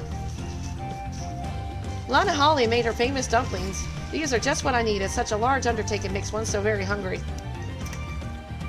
And from the look of that hurricane, it looked like it was a category 3 or 4. Maybe a 5, since it was over ocean anyway. Nope. With my energies restored, I've come to a realization our reed problem required the perspective of visitors to solve, so perhaps we should consult artisans from other clans for advice on how to repair the Great Stairs. They're gonna have to rip that down and rebuild it. One, it's a safety hazard.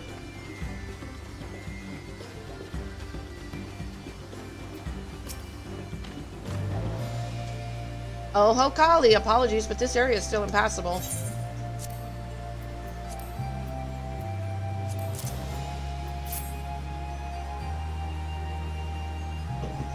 You brought reed dumplings just as I was about to kill over from hunger. A kind soul appears from the wilderness to save me. This passage is of great importance to us since no small number of merchants use it to reach Okahanu. With delicious dumplings to fuel me, I can now tackle this problem with renewed energy. You know that energy is only going to last so long. But yeah, hurricanes, flash flooding, all that stuff, they're no joke. Windstorms. Oh, I recognize you. You travel with Urqopacha, yes? Have you come to see our progress on the Great Stairs?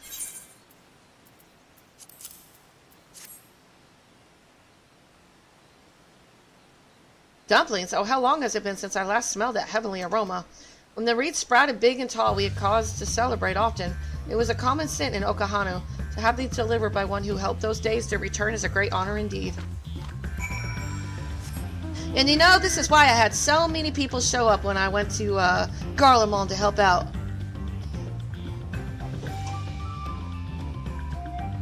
Because I helped the people that Urqopacha is somewhere nowhere nearby to help. What the hell? I see how all my friends deserted me. Leave me to do all the side dirty work.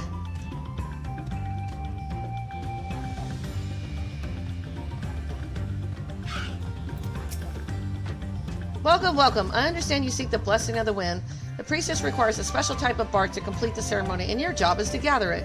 But you must tread carefully, for the shores where the trees are found teem with hungry beasts. I suggest clearing the area first so no one doesn't sneak up on you. I don't mind a bit of hunting, but these arms aren't meant for, apologies. I suppose complaining is a habit I should aim to break. This is all part of the process of making our equipment, isn't it? There's a reason we need this bark, so get the bark we shall. I'll search the south side, Knight. You take the north. Good, you're learning, buddy. Stop complaining, Miss Goo. I was digging spores off a tree in Gridania because they didn't want to bother.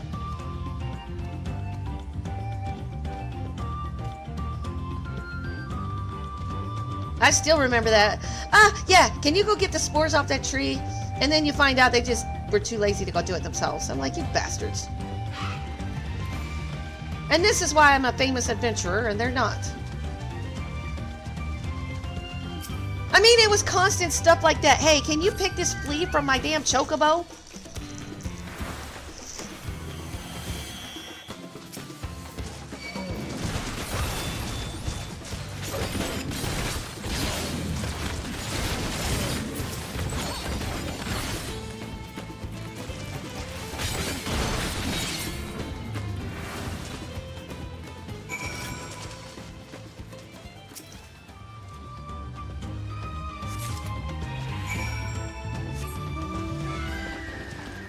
It's like, the chocobos aren't just like, I saw antennas sticking out of its fur. Can you please check on it? I'm scared of bugs. I pull this big ass ladybug out of the damn bird. I'm like, I don't know how this thing fit on the chocobo, let alone didn't eat it. But I killed it. And then you see a guardsman hiding behind a building, cowering because he can't stand being yelled at. I'm like, why are you a guard? Oh my god. Well done, you two. You brought exactly what I asked, but I suppose you're still curious as to why the bark had to be from those specific trees. The answer lies within the legend of Ki. You see, our ancestors hailed from a different land, and were guided here by the great bird. But upon their arrival, they found perilous woodlands overrun by hungry fiends. Many Hanu were lost to the gluttonous appetite of the wilds, and then nearly succumbed to despair. But then Ki let out a mighty screech. It echoed through the land, setting the trees aglow. Taking this as divine guidance, our beleaguered ancestors took bark from the trunks and burnt it. The smoke wafted through the air, and the beasts found it so repugnant they were forced to flee one and all. Since that day, warriors would burn incense before battle in the hopes it would ward them from harm. Thus we bless the land's guards' feathers in the same way, that they too might bask in Ki's protection. Now take the bark to Kozan, and on the way I would be glad if you offered your sincerest prayers to the great bird.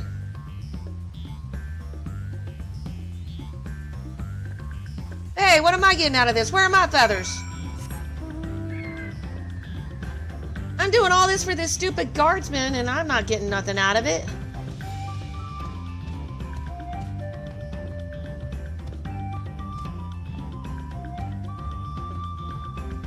Well, I guess I'm getting experience points out of it, but damn.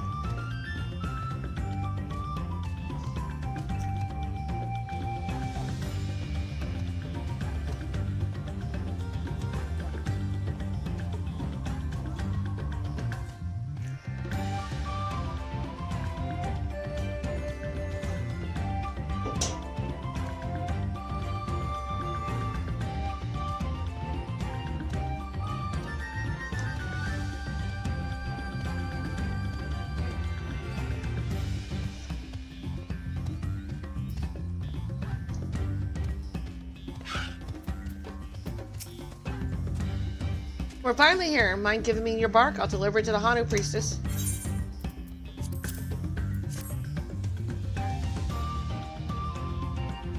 Thank you, Knight. Once I'm finished, let's offer our prayers. Let's see. People have sent me Discord messages.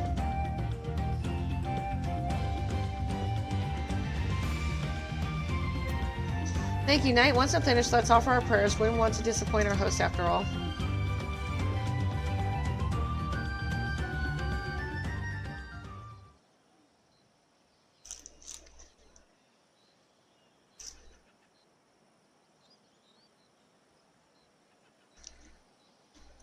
Do people really pray when they're asked to pray, or do they just bow their heads and pretend they're praying?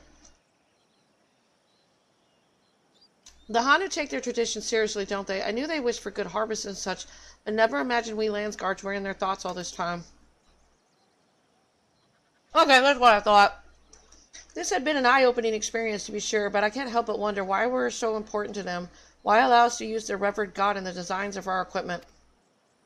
Aren't you a Landsguard yourself, and you ask such questions?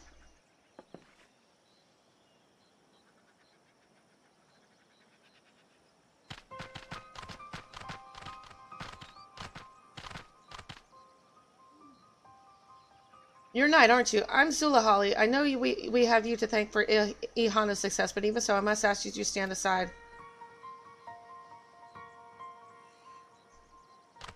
You are not a she of whom I've heard much. I'm surprised you have the gall to step foot into such a sacred place. While the elders may sing the praises of the Landsguard, their minds have been warped by too many moltings. The new generation is sick of their ceaseless chirping.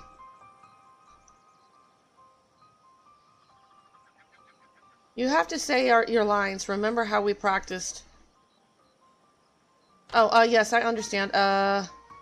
We heard you complain when you took the feathers. We saw the disdain in your eyes. Someone with such disrespect for our history doesn't deserve to bask in Key's grace. What, but I...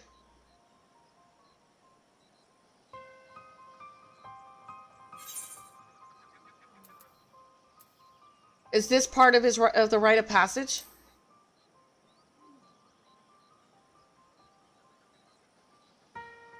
Rite of what? Listen, not tonight's ramblings. Don't you see? We refuse to suffer this Landsguard to be in Okahanu.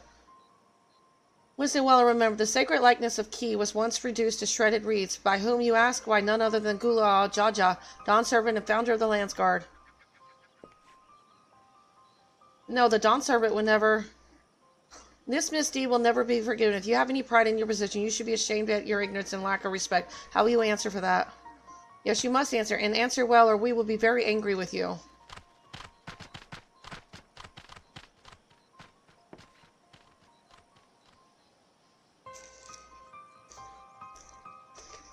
I think he's just a young kid. They're overreacting. If they don't know, then... Even they admitted that they let some of their traditions slack. So, you know what? They have no room to judge him.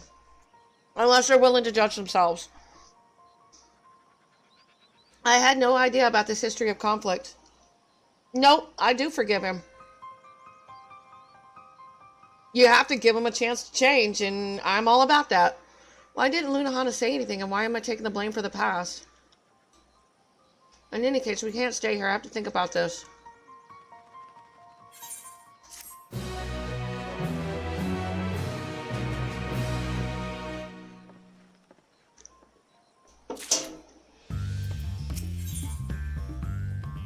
I think this is the last one. Nanashi's answer. Nanashi is visibly shaken. I don't see why Zulahali would lie, but now, how have I never heard of the Dawn Servant's affront to the Hanahanu? Then why would Lanahunu act so proud to have his feathers adorning our equipment? I'm no good with numbers, but even I can tell something doesn't add up here. We'll have to find the truth ourselves. You might be right. It was my ignorance that seemed to set her off, after all. Whatever happens, I'd like to leave here on the Hanu's good side. Well, our best bet is probably to return to Akahanu. If anyone can tell us the truth about what happened with the Dawn Servant, it will be Lanahanu. And I don't think it's really his fault. I think he's just being caught in whatever crossfire somebody else did. Yeah, he's complaining, but he's not like any different than any other young soldier. I haven't met a single young soldier that doesn't complain and bitch about crappy taskings. I think that in itself is a rite of passage. As we go up, we dump all our crap onto the soldier that comes in. I mean,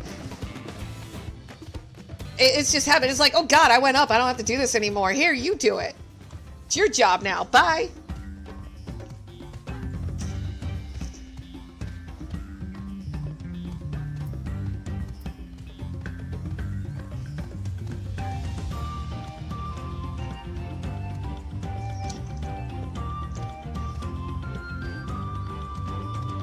Oh God, the new lieutenants that always come in were like the worst.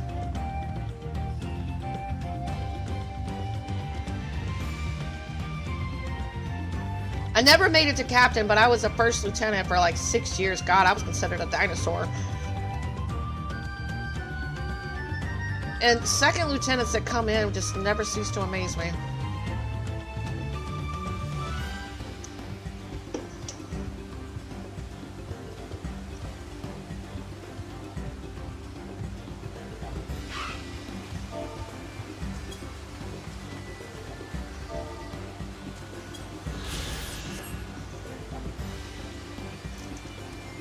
This place is pretty.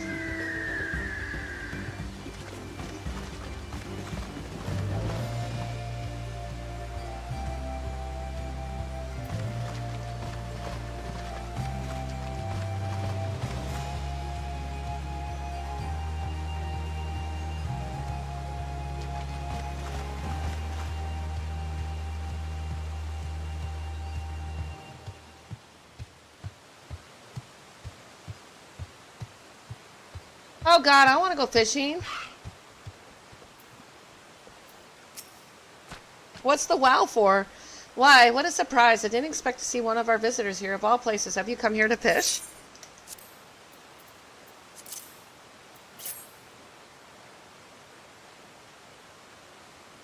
Ah, these are the leaves I asked. Yep, I was lieutenant for 6 years. Part of it had to do, I was at the tail end of the, you know, all the Iraqi and Afghanistan stuff. And so they weren't promoting people like they were. And I was like on medical retirement like list for a while. So yeah, I was a lieutenant for a really long time. Never made it to captain. But you know what? I was okay with that. I felt like everybody came to me over the captains because I wasn't promoted up the ladder so fast. I actually had time to learn everything. And by then it was like, don't go messing with that lieutenant and the laws and regulations. She knows it all. Yeah, because I read it. I read the laws connected to the laws. And if people wanted out of trouble, they came to me. Because it's like, yeah, you need this, this, and this, and this, and this. Here are all the forms. Goodbye. Leave me alone. Knowledge is power. Ah, these are the leaves I asked Grana to deliver. You say you picked them yourselves? You have quite the eye. These will do well. We can't grow to such prodigious size on reeds alone, you know. The fish from these waters are a staple in many a Hanu dish. We found that they like reeds almost as much as we do, and since we mostly eat the stems, we can also use the fresh leaves of unharvested reeds as bait. Everyone feasts. Perhaps you too can feast with this bit of coin. You've earned it.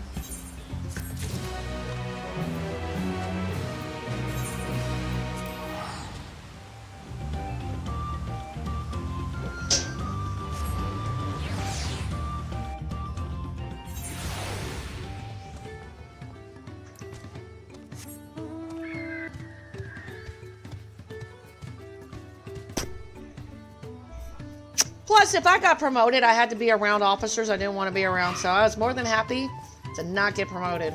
I just wanted to get medically retired out, and I was good. I was pretty broke at the time. Pretty broke! Pretty broke, still broke. I was almost paralyzed when I got out. I was pretty much, yeah, I was good. I was just happy to make it out, and I kind of recovered, and I can at least walk now. But I've never fully recovered from my army days. I don't see him, but the crate's not here either. He might have left to Kozama'uka already. Wouldn't we have seen him on the road if he had, though? The forest is vast, I suppose. Anyways, maybe one of the younger Hanu around here can tell us if Zuli's scorn is shared. Let's ask around, Knight.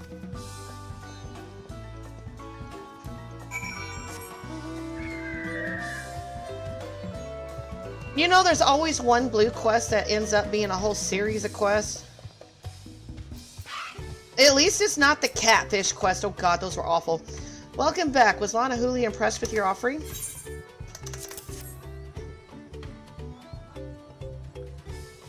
Yes, I can feel Ki's grace emanating from these. Thus, the ceremony is complete. The younger Hanu clamor to participate in this rite, you know. It's said that the fruit offered to Ki becomes imbued with its divine spirit, and all who carry them shall be blessed with great luck. Surely you will be too, although you travel far. I hope you feel enriched by the experience. Go with our gratitude, and may the wings of Ki sweep ill fortune from your path. There's one, Crystal! 4 more to go!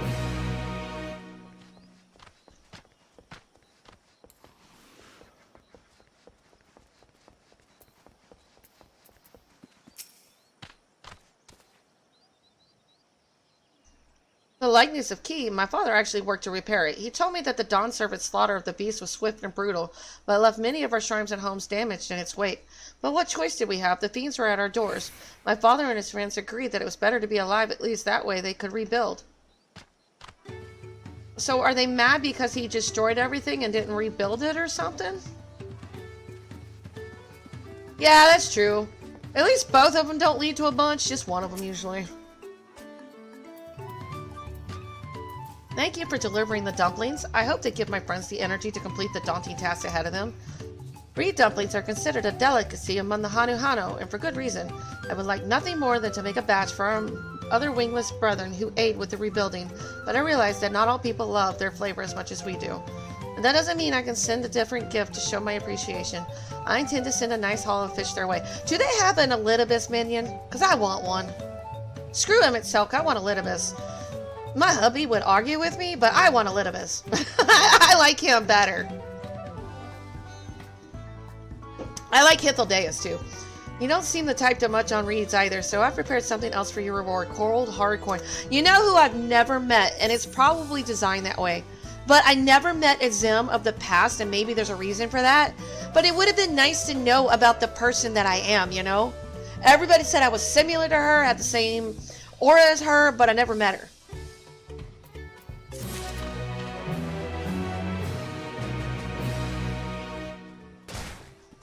It would have been nice to know more about myself. I know that's crazy sounding, but I wanted to know more about myself. There's going to be more about a Zim? Really?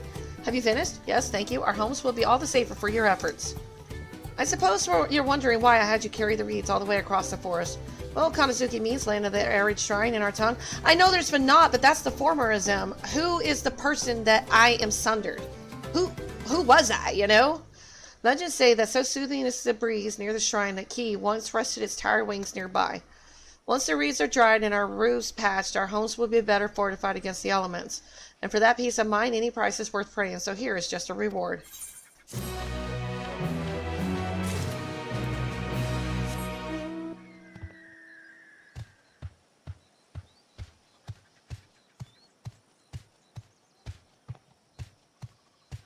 It was really sad how La Habrea's son, Eric, I'm going to just call him Eric. We'll just do that because his name is way too big. But I found it sad that the message was from him and all he wanted was to see me again. And I'm like, man, that's sad. That is so sad. His one wish was to see me again. And Claudian wasn't the same. It was him, but it wasn't him. Ah, the mighty hunter returns. Have the ooh-outs been reduced to shredded vines? I knew you would be equal to the task. I will spread word that the docks are open for safe passage. The great storm affected all life in the forest, washing away what was and leaving behind only uncertainty. There are many seldom traveled roads where desperate fiends still lurk. With the collapse of the Great Stairs, we've taken to using the waterways and other uncommon routes to get from place to place until the repairs are complete. That day cannot come too soon. Until then, however, we must make do. Thank you for your bravery.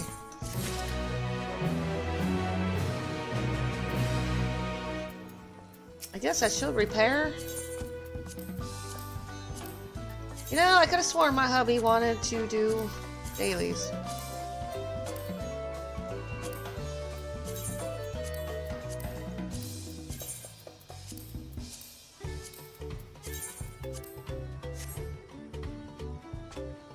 Oh yeah, let me sell stuff. What the hell?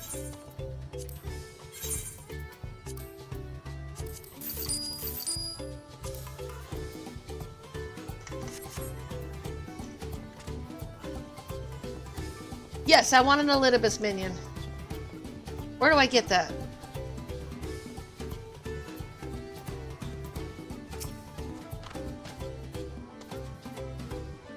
Oh, I might have it. Let me look first. Let me look. Of course, every Hanin knows the story of Dawntrail's visit, but it might be more accurate to call it a rescue. Let me look at my bag first. For at the time our home was beset by beasts and fiends. When Gulu Jaja heard this terrible news, he personally came to drive out every last one. I might actually have him, so let me look first. Yeah. Damn, I need to make that bigger. I can't see shit.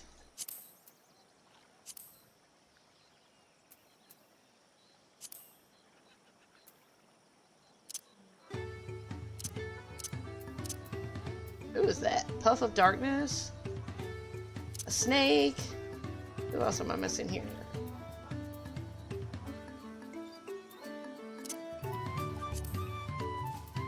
Okay, I got Alpha Node, Alizé, Sid, Mobrita, Hildebrand! Dress up Raban. Sultana? Oh, my dear Harashafon. Oh, I got Emmerich. Who's this? I don't know Ida. Okay. I do know Ida. Magni! Cool. I don't remember this guy. Greenwald. Aw, teeny little girl. I don't know which one I want. Do I want this one or this one? You know what? Summon that one. Is that the knot?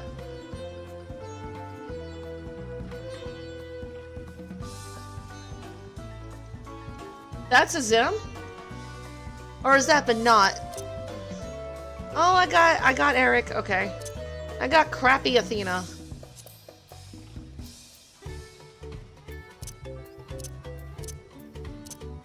Yeah, I didn't care about them. Who's this?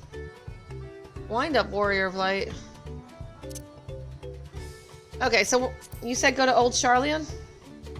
Okay, let me finish this quest and I'll do that.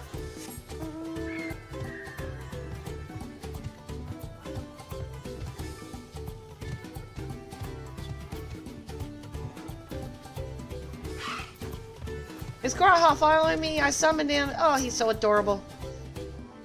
I can barely see him, but he's following me. Oh god. I got my own little Graha following me. So Lily said all that. Oh, it is? Well, I do remember hearing that when our ancestors beheld the ruined figure, some of them viewed it as a terrible insult, even though they were saved. Could that grudge have been inherited by their children and grandchildren? I can't speak on such matters, but perhaps Lana Hanu can. He's wise in her ways and makes an effort to befriend everyone he can. Okay, so I'll come back here. You said Old Charlion. I gotta pick up my daily thingies anyway.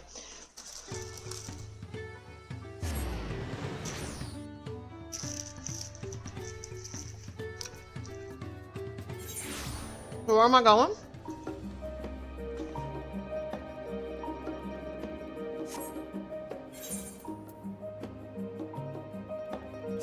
Ah! I hate this mouse. I really need a new one. I need a new one.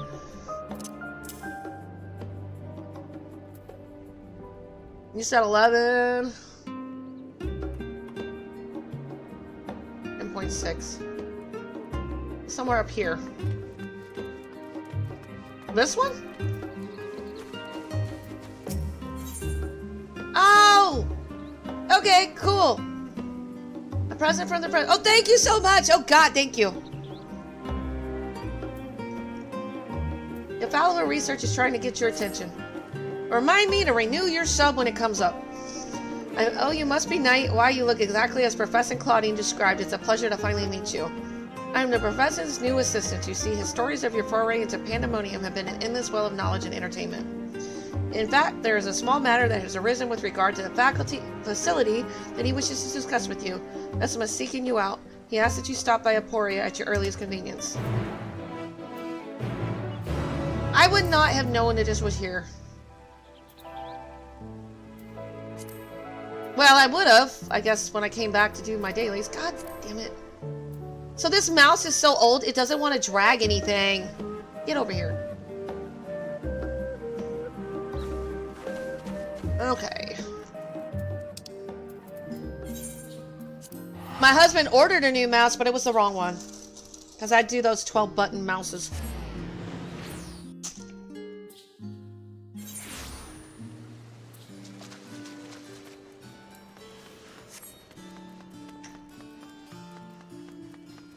Like, all my key number pad is on my mouse, so I use my thumb to do everything.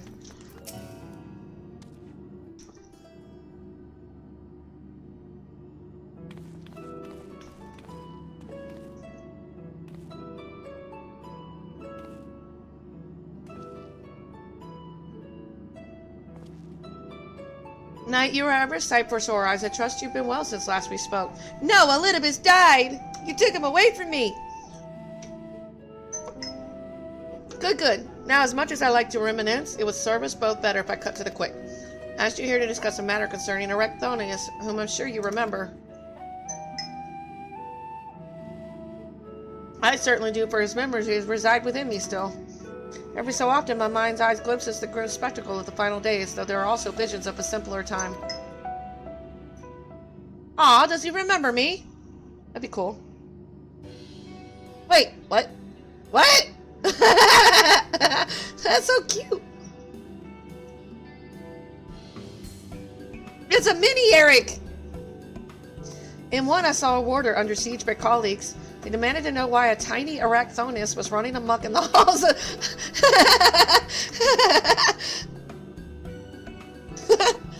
I'm sorry, I'm still sick, so my voice is raspy. Upon hearing that the mammoth was created out of profound admiration, my past self gave only a rueful smile. That Themis would have been a far superior choice of subject. Alas, I suppose you've never seen the man.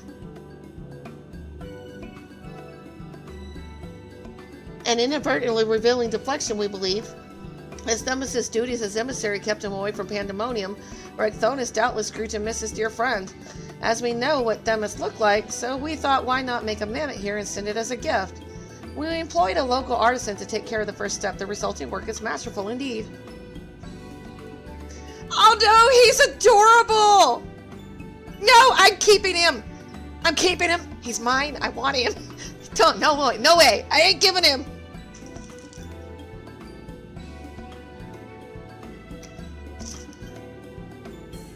I'm gonna kidnap that mammoth. Since you're the only one among us who can return to Pandemonium, might I ask you to deliver this to Arachthonius? No! I like Eric, but no!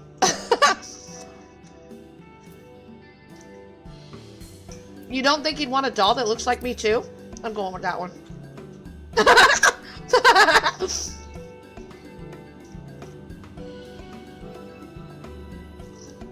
The discretionary portion of our funding only extends so far, alas, though he very well might. Also, I've recalled more of his memories. I've noticed that he seldom expressed his own desires.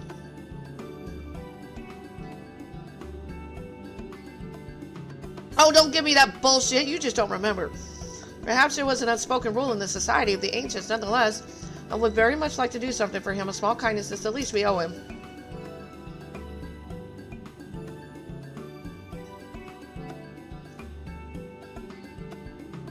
I imagine you can still reach Pandemonium from the Nessus in Elpis. Once there, the keywords will surely assist you in tracking him down. I don't want to give him away.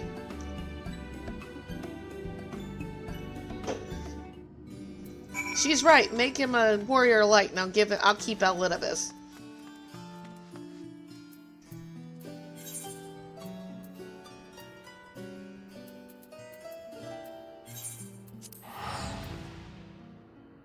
Thank you for telling me about this, dragon.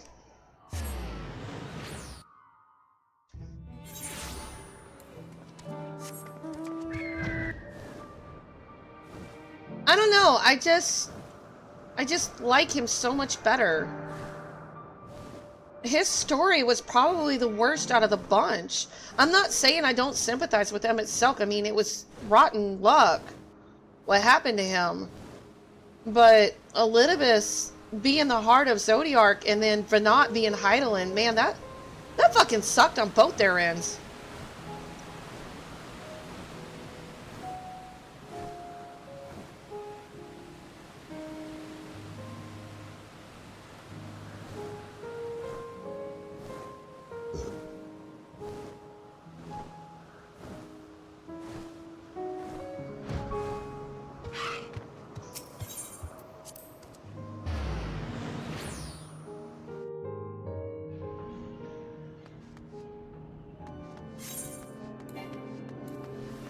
As long as Daddy Deer ain't around, man, he can be annoying. Last time I came by, he said if I didn't leave, he was going to throw me in a cell. And then I was like, you know, try that, and I might cut you in pieces again. Are you returned to us so soon, Knight? Not as a miss, I hope.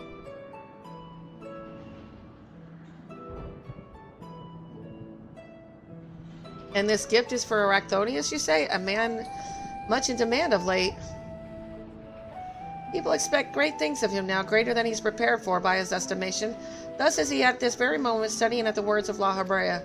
Under his father's tutelage, he hopes to gain further mastery over the creations here, and he might one day become Keyword himself. Although Master La Habre's harsh methods had more than once driven him to the verge of surrender, his determination to prove himself always drags him back from the brink.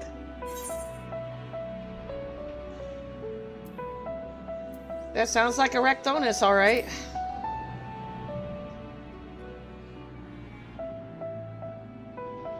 Indeed, and while I'm certain he would enjoy seeing you, I wonder if he would rather the reunion occur after he's come into his own. As said, I understand why you wish to be there when he sees your little Themis simulacrum, but that I could witness a reaction myself.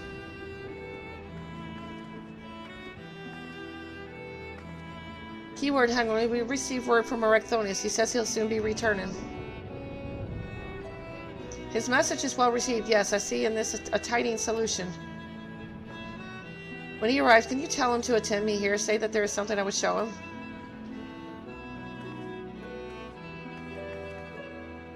I want you to choose a suitably dark place from which to eavesdrop on your conversation. When the moment is right, send the puppet this way.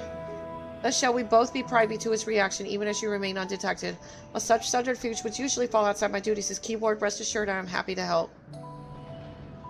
So she doesn't want him to see me? That's sad. Sad face.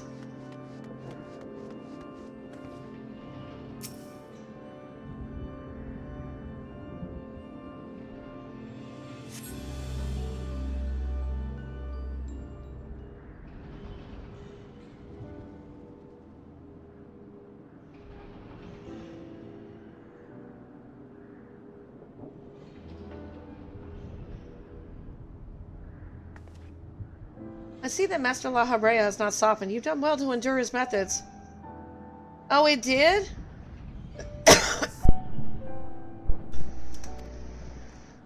Sometimes I feel he's become even more difficult. Were I not recently made privy to his true nature, I would have abandoned hope within moments. Such is the way of nurturing your talents, I suppose. I know, he still aggravates me, but I've come to see that even our quarrels are a means to know him better, as a father and one of the 14th both.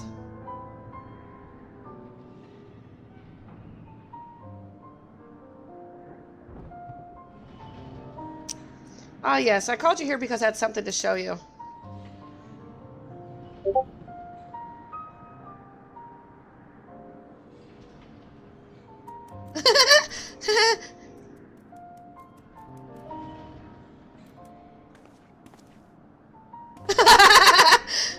Davis, why are you so small? Ah! Another puppet, I see, but who managed to render such a striking likeness? They asked me not to divulge their identity. I can say only that they have your best interest at heart. How curious, and to think such a gift would arrive so soon after I met the man himself.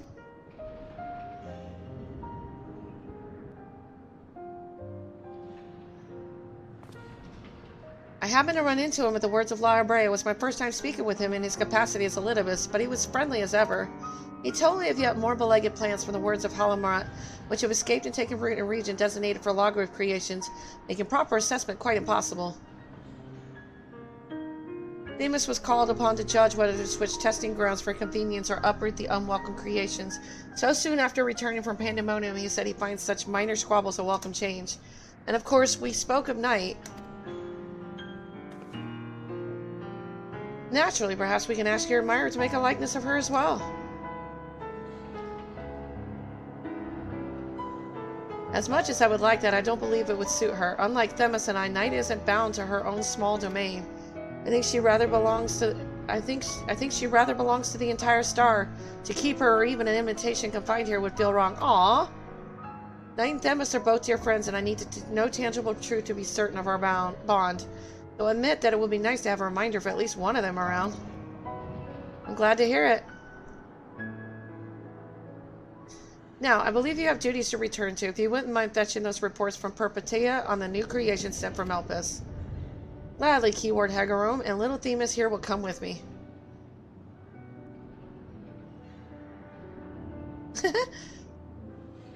That is super adorable.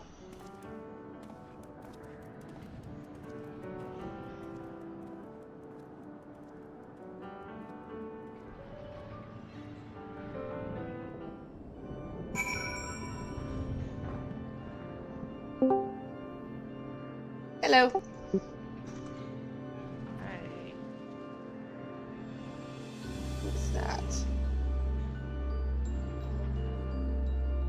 Hold on, let me turn you up.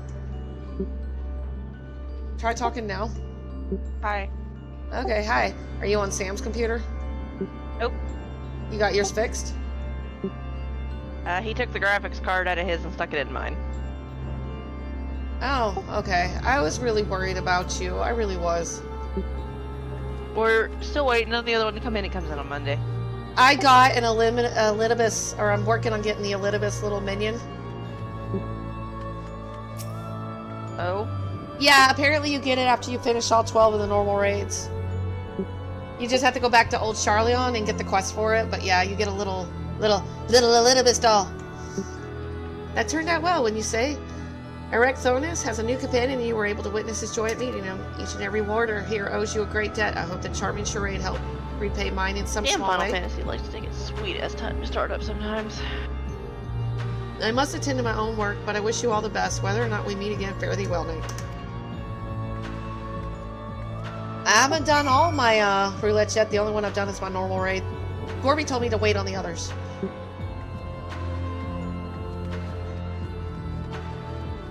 I'm glad you sound better.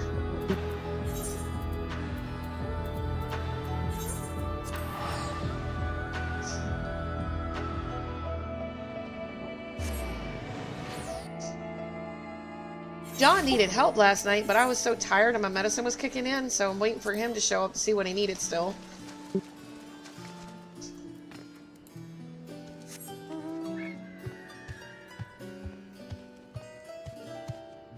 He wanted me to heal, and I'm like, nope. Like, here you are, Knight. Judging by the grin on your face, I trust the Mehmet is safely in Urqopacha's hands.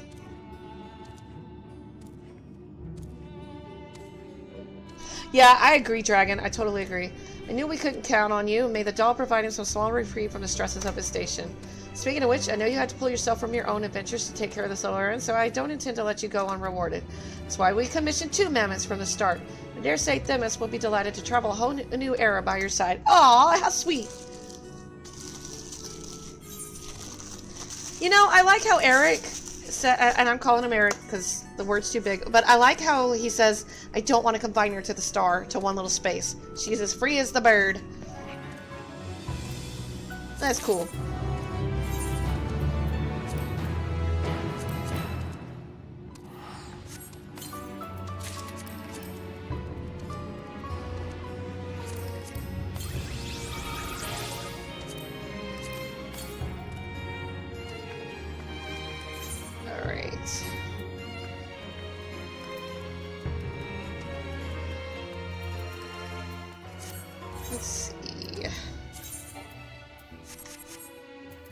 Alright, go back to here.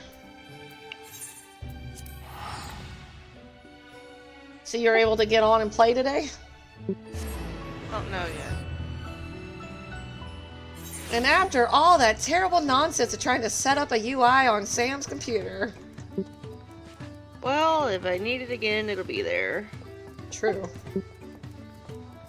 What you should do is have them, you know, take a picture of your UI and shit on your phone and set it up on Sam's, having the ability to look at your computer. What's the word, Knight? From what I heard, the Dawn Servant really did destroy that sacred figure.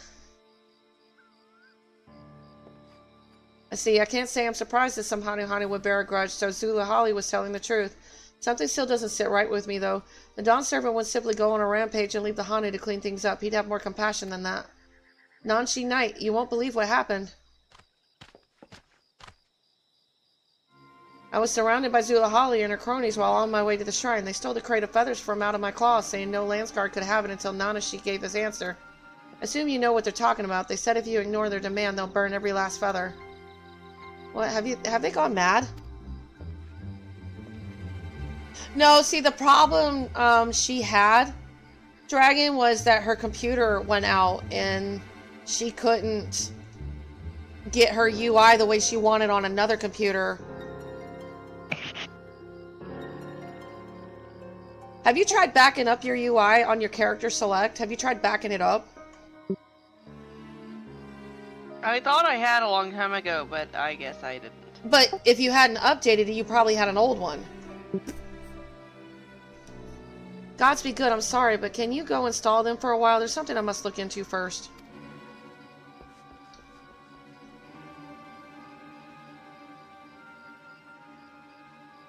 I know what you're thinking, Knight. Isn't this going a little too far? I would answer that the results shall speak for themselves. Now we simply wait and see what Nahanshi brings us. Zulahali and the others are waiting to the south of the shrine. Let us go there and install them, as Nanashi requested. I am doing Dawntrail. I chose the Hanu first.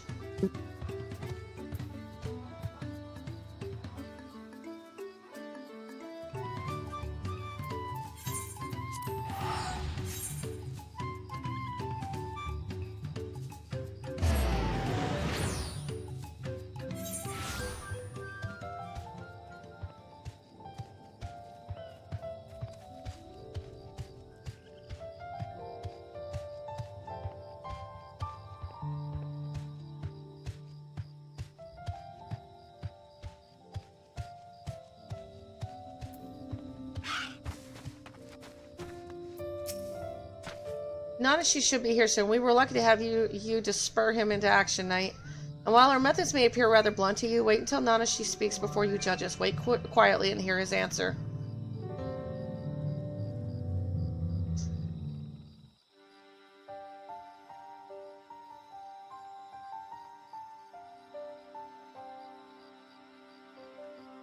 I don't know why you make us wait so long, Nanashi, but I hope whatever you found was worth it.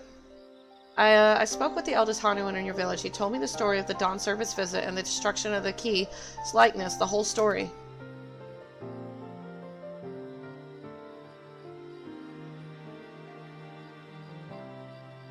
It seems he particularly, the head of reason, was filled with anguish at the sight, and offered his deepest apologies. To make amends, he devised a way to assemble an even more robust figure from the remains of the previous one. His work was done overnight, and the head of resolve called upon the whole village to celebrate their newfound peace. For the first time in a long while, Ihana commenced, and the Dawn Servant was chosen to ride the sacred float. After the festivities, the Dawn Servant said that when he finally established a unified nation in Tyrol, he wanted a motive representing Key to be among those used in his soldiers' uniforms. He declared that different tribes can forge friendships so long as they open their hearts to one another, that his nation would be one where peoples of all stripes could live in harmony. His soldiers would become a symbol of that promise. So you can learn for yourself after all, but you should have come here with that knowledge already seared into your memory. I know, I have no excuse for my ignorance, and the petulance born from it. This experience has taught me so many things. And now, with full knowledge of this history, I'm filled with a much greater sense of purpose than before. I feel more keenly than ever that my duty as a Landsguard is to serve every corner of Tyrol. But to fulfill that duty, we must have our equipment, so please, I beg of you, entrust the feathers to me in good faith.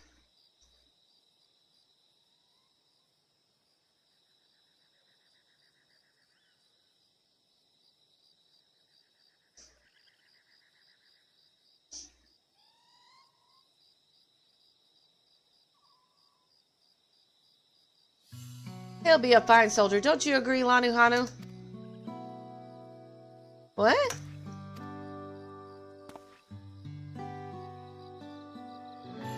Yes, indeed. That was quite the moving display.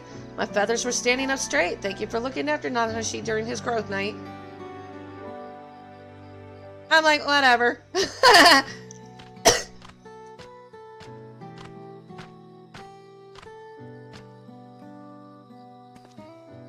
My growth? What are you talking about? Why, this was all a performance to guide you along the path to becoming a worthy Landsguard. Your rite of passage is complete.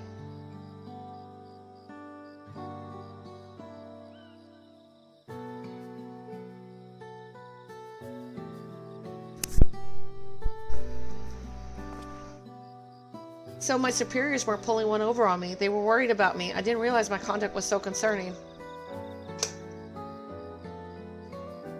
Tell them what you told us and their concerns will vanish. You'll be welcomed back with open arms. But before you do that, aren't there more places to visit? More materials to collect? We Hano aren't the only people who love teaching lessons. Sorry, still having a handful of problems here. It's all good. Please, I don't want to think about that now. I was worried sick enough imagining what would happen if I couldn't get the feathers. Well, you've earned a bit of rest. Return to Okahano and we'll deliver the feathers to you after the priestess has blessed them. That part at least was no ruse. If you don't mind, I'd like to go to Kozan, I feel I should offer one more prayer to Kizai. Very well, Knight. Why don't you wait at Okahano? I'll bring the feathers, and I'd like to speak with you once more before you go.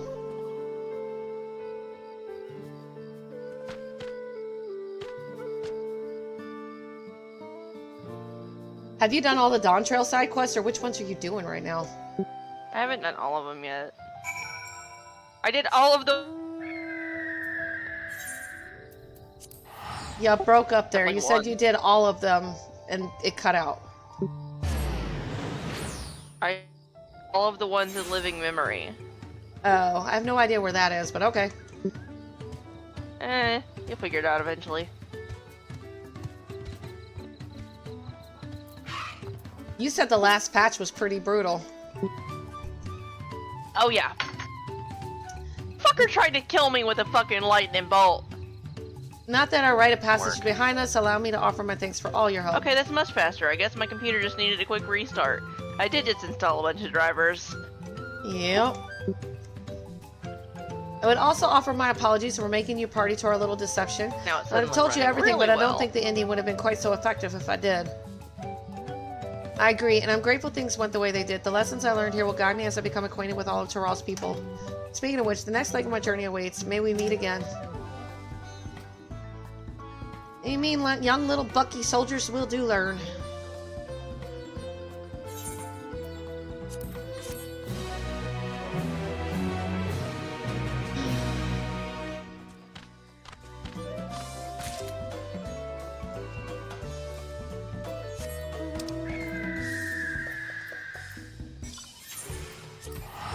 Yay, we can continue on with the next set of quests. I didn't expect you to suddenly go off on me about all the posting I've done about autism. I didn't. You kinda did a little bit. I don't remember. I've already forgotten. You just completely unloaded on me. You're welcome. I don't remember it, but you're welcome. You have to remember, I'm on a lot of medication right now. I don't remember shit.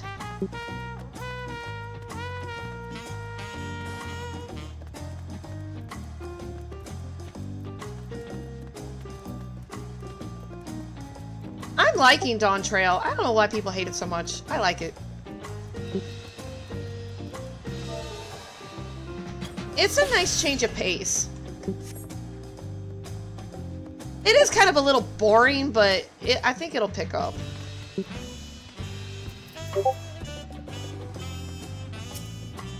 Yeah, I totally agree. Oh, my belly, long has it been since I feasted so well. When Loic Lamont declared her intention to save the festival, I feared where it would lead us. I'm glad to see my concerns were unfounded. You're a worrywart. The Hannes Festival must be central to the traditions as the Sundar dances to the Vanyu. I noticed Saral Jal was not at the Hani village. No. Are you okay? I pray we don't cross paths with Bako Jaja at the next feat. We're going to.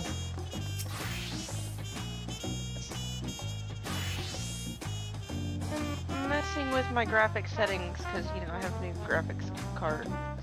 Yeah, it's usually how it goes. The post stuff is usually the best. Like, leading into it, it gets really good, and then bam, you're hit with a freaking cliffhanger This game and a does whammy. not like being full screen. And then you get the post stuff, and it's really, really good. Like, post A Realm Reborn.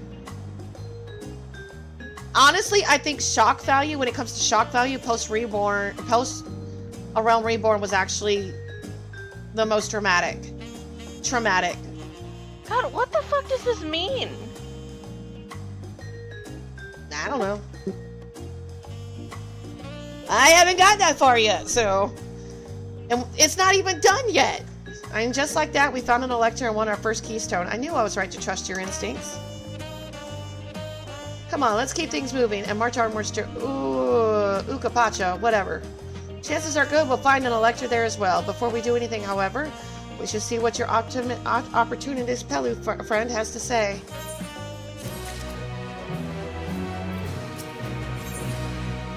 to Urqopacha. The approachable Pelo is awaiting your questions. I've been waiting for what feels like days and eaten enough of FFXIV's tacos to feed an army. What is it you'd like to know? Our main concern was confirming the state of the road ahead.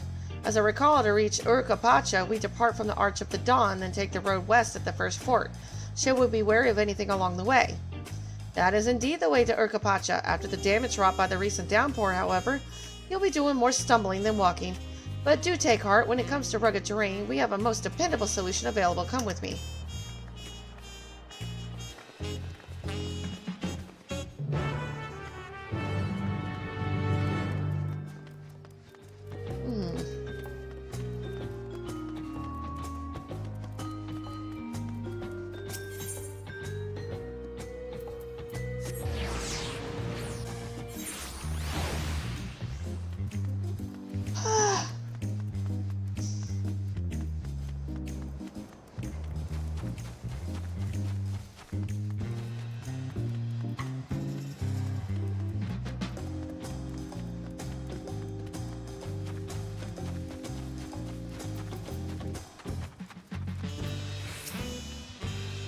Oh my, are these fluffy babies our mounts?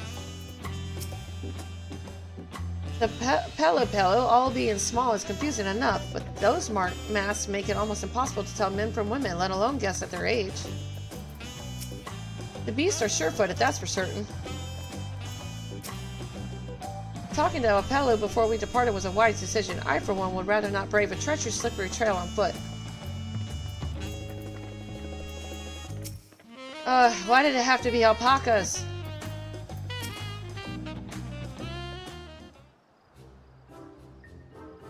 May I introduce to you our most dependable companion, the alpaca. How far have you gotten into Dawntrail?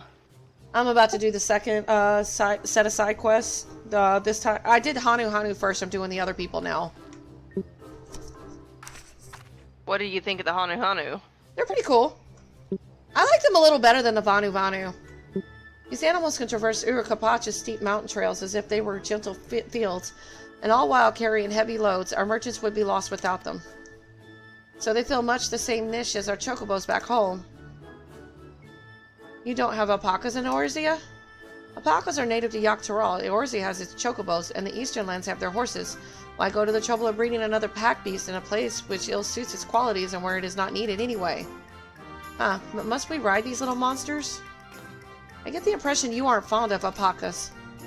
When I was small and being a bit naughty, I went around pulling on their wool. One of them spat on me, and it was the foulest stench you can imagine. I see. What are they like to ride? You did some of your roulettes. I've only done one. The normal raid. Oh, you did the normal raid? Yep. Alpaca spread his mounts are inquisitive and docile. Even those without experience find them easy to handle. How this works with the new graphics card. We're really doing this then. Are you not on Hallie? No, I'm on Crystal. I can switch over if you need me to. So was my information useful to you? Ah, yes, very helpful, even if it wasn't what I wanted to hear. Okay. Good, I'll take my payment now. Give me a minute, I'm in the middle of a cutscene. I'll switch over if you need me to. You want me to pay you? Yes, I should have expected as much from a Pelo merchant. Let me see what I have on me. The Pelo value the act of spreading joy through trade, as you should know. They take pride in making deals that benefit both parties.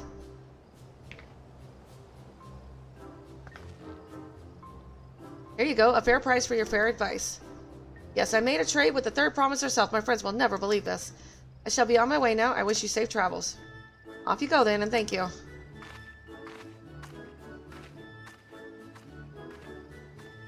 I better not get spit on again. Well, don't go pulling its wool again. You brought that on yourself. Remain calm and gentle, and so will they. She's like, the alpaca spit on me, but she was pulling on their wool. And I'm like, what the hell do you expect? I'm still not happy about this, but if we need to ride alpacas to reach Urqopacha, then that's what we'll do.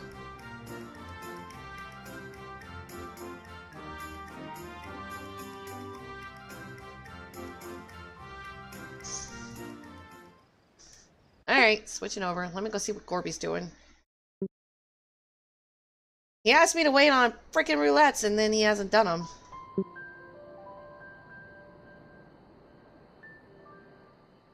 To rally poets of yore sang of a mountain, that would stand tall, Is even he- should all oh, other you mean he lands hasn't sink done the beneath the dungeons. sea. He hadn't done anything. Yeah, he wanted me to wait and hold off on Indomitable roulettes. That's why I haven't done them all yet. It I did the arises front from lines in the normal Urqopacha, raid, and he told me to wait, and so I 100 did. peaks of time. Of all the beasts which crawl and fly, only the legendary Valigarmanda could hope to disturb the summit's serene majesty. Yet, with that flying calamity imprisoned by the Dawn Serpent, what great feat remains for those who would claim the throne? Scenery is really beautiful. Alright, I'm gonna switch back to Hallie, because my daughter wants to run stuff with me, so after I get this cutscene done, I'm switching to Hallie, so... yeah. So this is Urqopacha. Urqopacha, that's how you I've say never that. actually been here before. Urqopacha.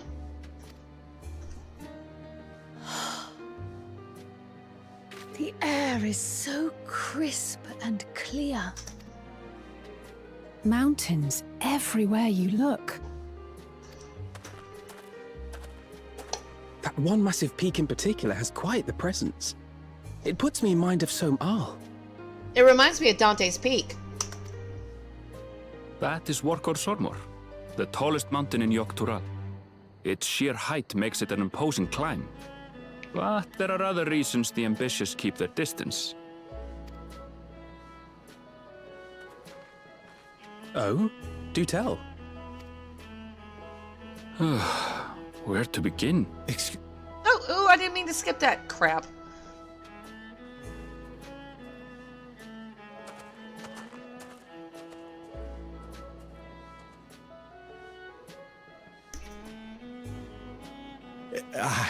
But I should introduce myself. I am Bolnok, a weaver by trade. Well met, Bolnok. We're on our way to Dawntrail. Truly, I've just come from there, as it happens. I'd asked the Pelu who sell me their wool to give me a tour of their alpaca ranch. The head rancher and I shared a bottle of mezcal while he explained the finer points of wool production. Mezcal, is that a local beverage? It's an Urqopacha specialty. A spirit made from distilled agave heart juice. Aren't they too young to be drinking? Yes, and it must have done wonders for my mood, for I tripled my usual order of alpaca wool. They did offer me a discount, though, so it wasn't a bad deal in the end. But listen to me, boring you with my tedious stories. I will leave you before you are lulled to sleep. Goodbye, and safe travels.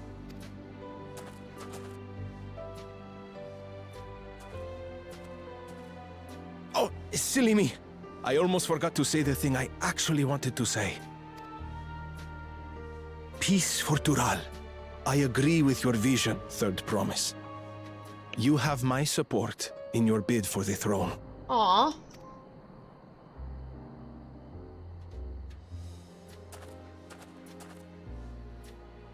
I think it's stuff like that that she needs to hear. I gather from his tale we would be foolish to underestimate Pelu merchants. Yeah?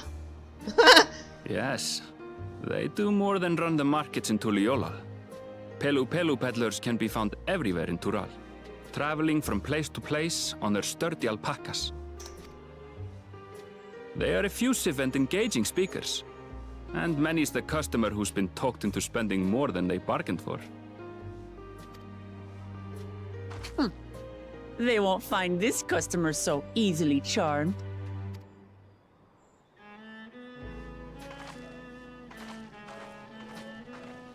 Watchun Pello's down the path! Off the main road! Don't get lost! It's right there! She gonna get lost. She gonna get lost.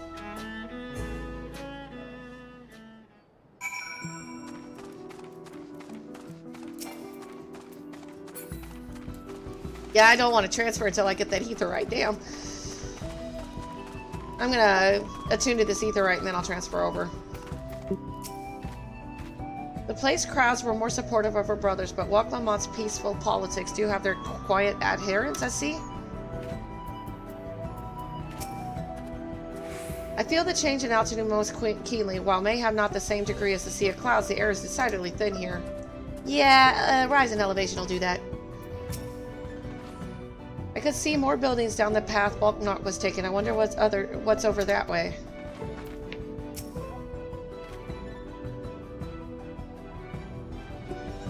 This is it. Wachunapello.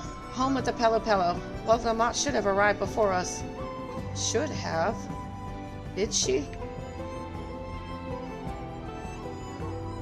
That's not good. You've come all this way for the rite of succession. Oh, so this means I'm exchanging words with the future Dawn servant. Please, the outcome is far from decided, but it is a possibility. How fortunate, then, that I deal in cloaks woven from especially luxurious alpaca wool. Estinian 2.0. Oh, is that what her problem? Oh. So don't give her a credit card either. Such a garment would look magnificent when draped over the shoulders of our budding ruler. And a nation's ruler should dress her best for adorning people. Yes, finery for our finest lady. That's right. Come, Third Promise. My well-stocked shelves are but a few steps away. Finest lady? I like the sound of that. I thought she said she couldn't be easily fooled. Yep, Aaronville, stop her. Alright, I suppose a quick look wouldn't hurt. Uh-huh, what did we just talk about? Aaronville, when did you... Ah, a Shatona from far off Soktara. Northern winters are bitterly cold affairs, I'm told. I cannot imagine how you survive them without a lovely warm cloak of quality alpaca wool. No, thank you. I'm not in need of new clothes at the moment, and neither is the Third Promise. Perhaps another time. Of course, my shop door is always open.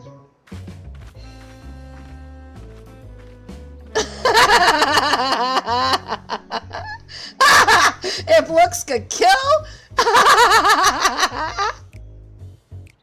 Oh my god. You were saying something about not being easily charmed? I was just... As I mentioned previously, the Pelo people live for bringing happiness through trade. They won't cheat you or sell you defective goods. They will, however, disarm you with their deft turns of phrase and unwitting customers like Wuk Lamont fell prey to this infallible approach time and time again. Your only recourse is a clear and firm refusal. They won't pursue the matter should you make your disinterest plain. A valuable insight into the minds of the Pelo Pelo. Let us all take Aaronville's words of caution to heart. Aw, you made her sad.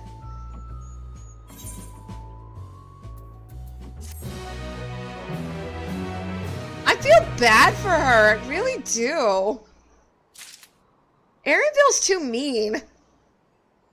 I mean it, but he's too hard on her. Traders of happiness. Wuk Lamont is ready to search out the Dawn Servant's elector.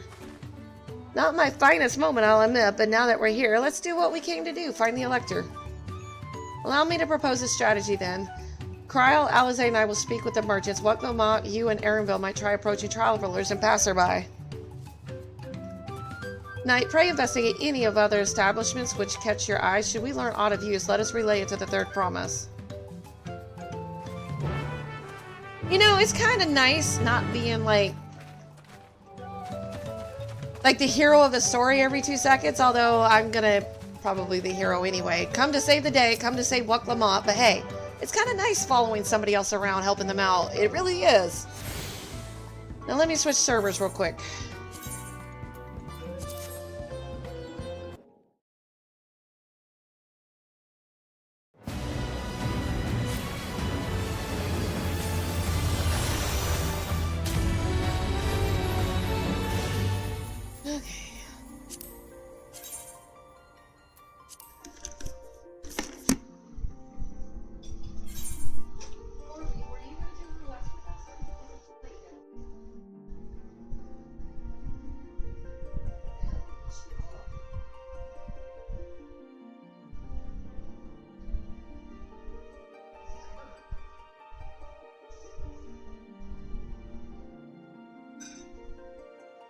So you said you're going to do it with us or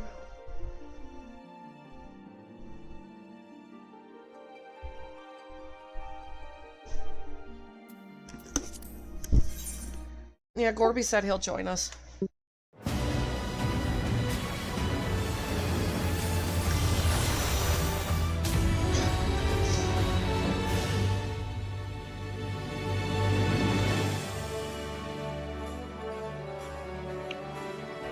What are you bringing today?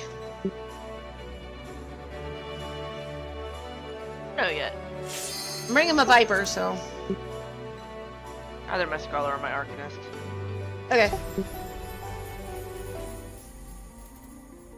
So if Gorby wanted to, he could play DPS if he wanted. What level is your Scholar?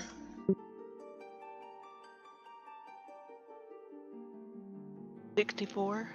Yeah. So we'll be stuck to low level shit. Cool. Sorry. No, I'm cool with that. Totally cool with that.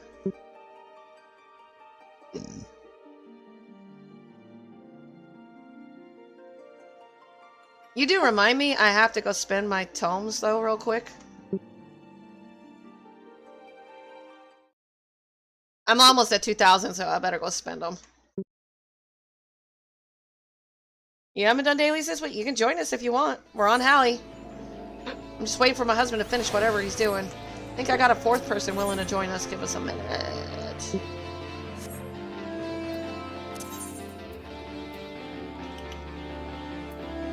Oh, sure. This week? You haven't done dailies at all this week?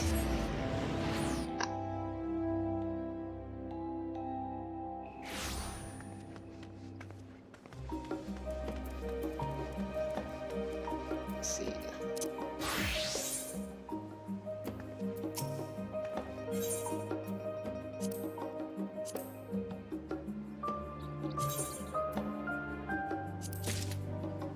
Moon working, yeah.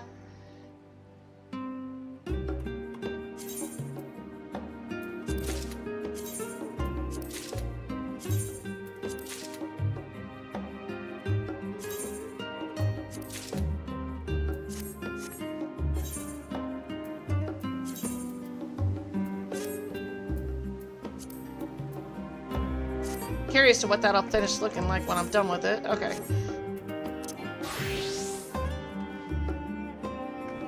Yep, I think we'll have a full crew. Minna.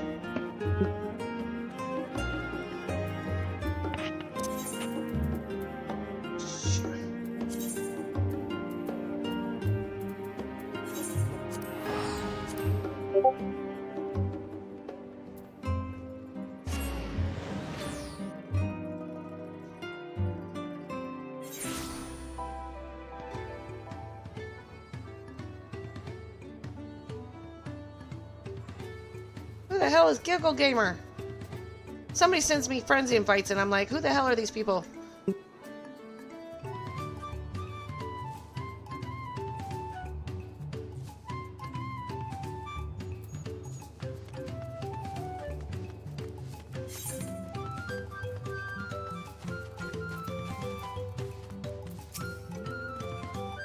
The Dawn Servant's Elector? Ah, I thought you were a new face in town, here for the rite of secession. I take it. Me, I don't much care who sits the throne so long as they keep Tyrol peaceful. People tend not to be in the mood to relax and sip our excellent mech, so once arrows and spears start flying, if you know what I mean. Speaking of which, would you like a cup? A joy shared is a joy doubled, I say. Oh right, yes, you were asking about that Elector business. Being but freshly returned from my training round, I've heard that there's a contest afoot, but not much else. Our head ledger Tabali could probably tell you more about it. Oh, hey, Dragon!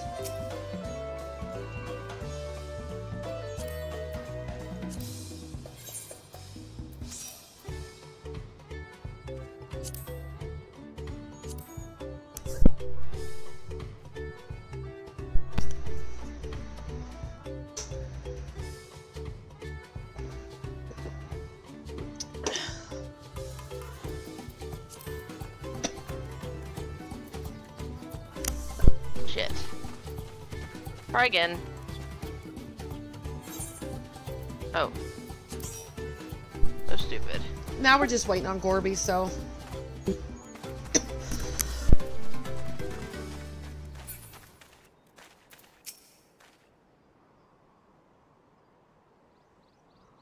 Electors, oh yes, I've heard all about the rite of secession. They're looking to put a new ruler on the throne, eh? Personally, I'm rooting for Zoljaw. If the first promise wins, he'll look to expand our sphere of influence. That means access to more resources and more customers.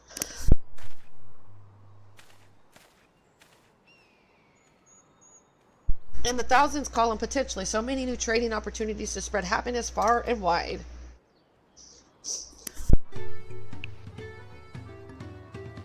Get Kleenex.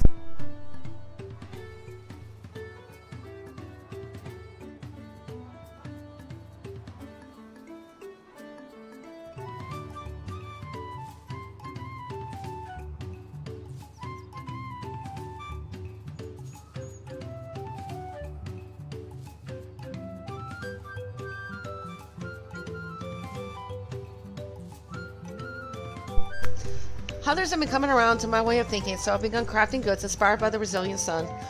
Would you care to purchase something? Nope.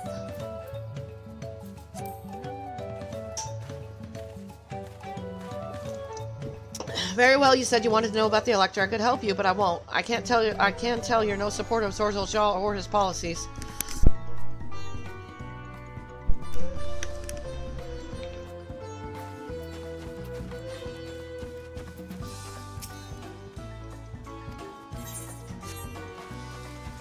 These gemstone traders are everywhere now.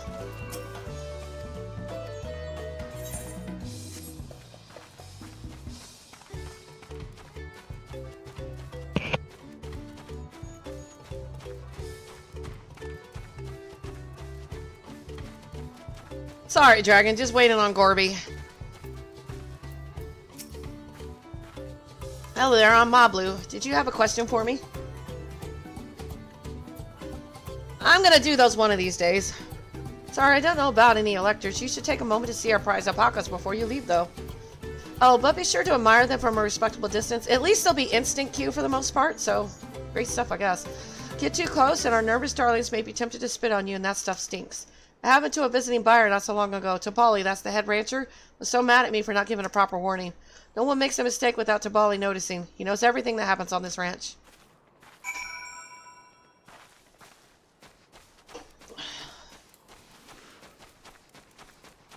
You know, it wouldn't be much of a competition if some of the other promises didn't win their stones or something. But it looks like they get their stone as long as they complete their task regardless of... Because I noticed Kona and what's-her-name got a stone each, so that's good. You really have to watch yourself around here. Around these silver-tongued peddlers. I almost bought a bottle of mezcal and a stack of blankets. Hi, and then there was this... Hello. And then there was this enchanting ornament. Anyway, I did manage to learn that Tabali is the man to talk to about the contest. Midna's bringing her healer if you want to bring your tank. You guys been working on your desktop. I've been tearing one apart. Really? What? He's also the head rancher. It's an old one, it doesn't work anyway. So the burn barrel that I bought it has a big like 5-inch hole at the top. And they told us in order to use it without, you know, being off a burn ban, we had to have a screen for the top of it. So I cut the vent off the back of it with a grinder. Because it was the exact size that I needed for the top of the burn barrel. It's one way to use old things without having to buy new shit. I mean, it doesn't work anymore, so, you know, if we got parts to use, might as well use it. Yeah, I mean, it was just sitting in the closet, so might as well. Well, we also have the old microwave out in the back, too, you could have ground out. Yeah, I guess. Well, the Alpaca Ranch is not far from here. I say we pay it a visit before the others return. Whenever you log on, just let me know. We've got a full crew except for you. Yeah, give me a second. Closing everything down with Blizzard. And then after we do the roulettes, I'm going back to my cosmic shit. You know, they said that is actually a problem right now. So when they first released it, they were expecting people to do it in small doses. That's not what happened. I'm like, if you want people to take their time and enjoy it in, like, doses, then you should put restraints on it to begin with. They said people are just blowing through it. Everyone really likes it, is the problem. Yeah, it is leaving other content stagnant because there's people like me that got shit to do and we can't do it because everybody's fucking doing cosmic shit. And I joined them. I waited a fucking hour and a half yesterday for that last raid on Crystal. I waited 3 days for the first one for the Alliance raid. Oh, God.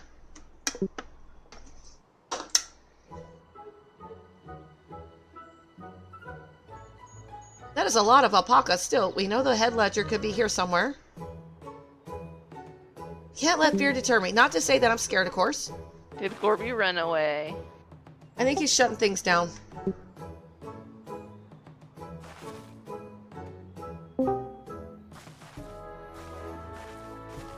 Excuse me, is one of these workers Tobley? Tobley? Oh yes, he likes to mingle with the ranch hands and keep an eye on things. I can't tell you which one he is, though.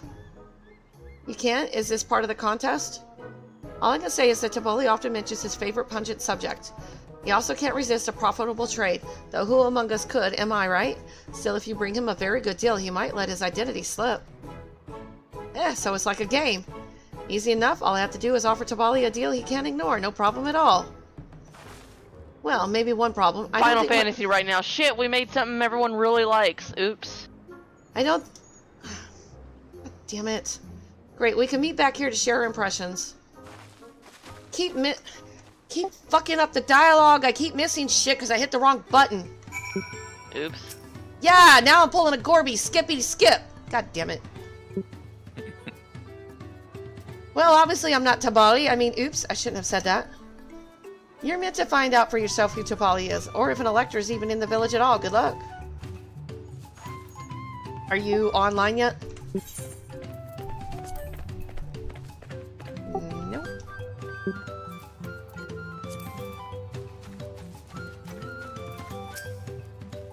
Ah, visitor from across the salt, if I'm not mistaken. Be warned, the alpacas will spit if you startle them. I suggest you keep your movements slow and deliberate.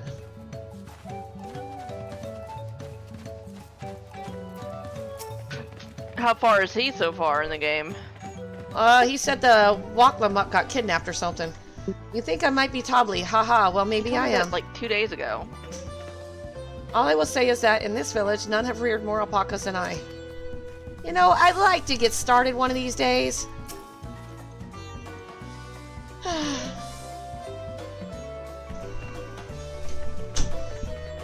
Guess we'll be waiting some more. He just went to the bathroom.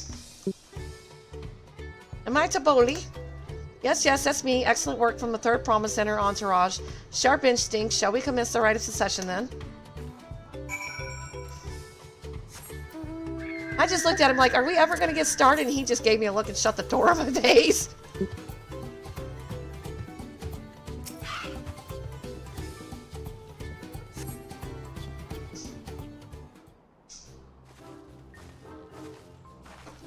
I see, we're both done with our interrogation, so who do you think it is? I have my suspicions, but let's hear your pick. The diligent ranch hand.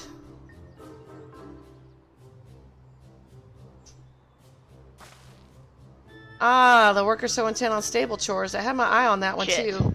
Time to rip the mask off our mystery ranch hand, so to speak. Looks like this item I need is a rare drop. We know it's you, Tobley, and to prove it, I propose a deal. And I need a generous 6 of them. sum of coin for confirmation of your true identity.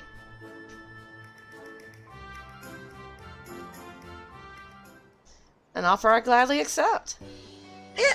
What is that? Ew! Here, take your propel back. As you have correctly guessed, I am indeed Tobley, head ledger of Wacha and Pello and head rancher of the family ranch. I am also one of Gula Jaja's chosen electors. And a place featured in the Tulali saga, just as we thought. I was right to trust in your instincts, and I wager this won't be the last time.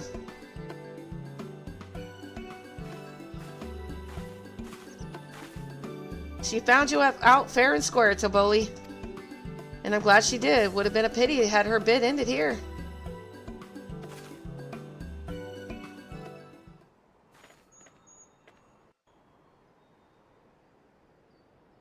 I'm ready whenever. I'm in a cutscene. Give me a second. Deducing the Dunservant's elector was the first step of the feat. Too simple a task for this aspiring ruler, eh? Right. Not hard at all. Do you think drop rate for items goes up if you have more people?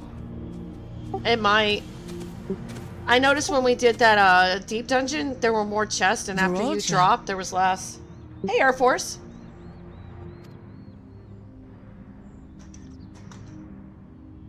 I am told I the just head I need ledger 6 of told this me item, and is to only be 2 of found them have here. dropped. It's have to guess which one of us is Barkanen Toby. sap. That's part of the test. To Wordspud, thank you all for playing our 3rd year anniversary. Happy December. I have 3. Wait a minute. 3 Grand Prix. So with that, I'm going to take you to the arcade for a classic. That X-ray kind of looked like he was taking a. He was trying to shit out those bowling balls. This is a YTMND created minutes ago by our very own Gania. You're totally. Damn. Without even asking a single question. Very impressive indeed. With that amusing prologue out of the way, we can proceed to the actual challenge. Per the Dawn Servant's instructions, I was free How's to it going, devise Air Force? any manner of feat. I considered the number of possibilities in the 10th column. But I think I have a good one.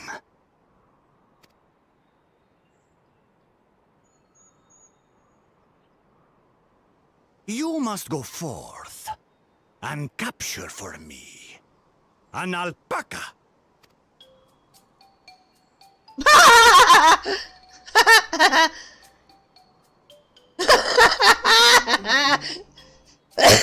While I've not nice. had the best How was it? experiences with alpacas, aren't they generally docile creatures? That doesn't sound like much of a challenge. Okay, I have what I need. I'm in the middle of cutscene. I'll be out in a minute. I should have made you lead so you can invite Gorby.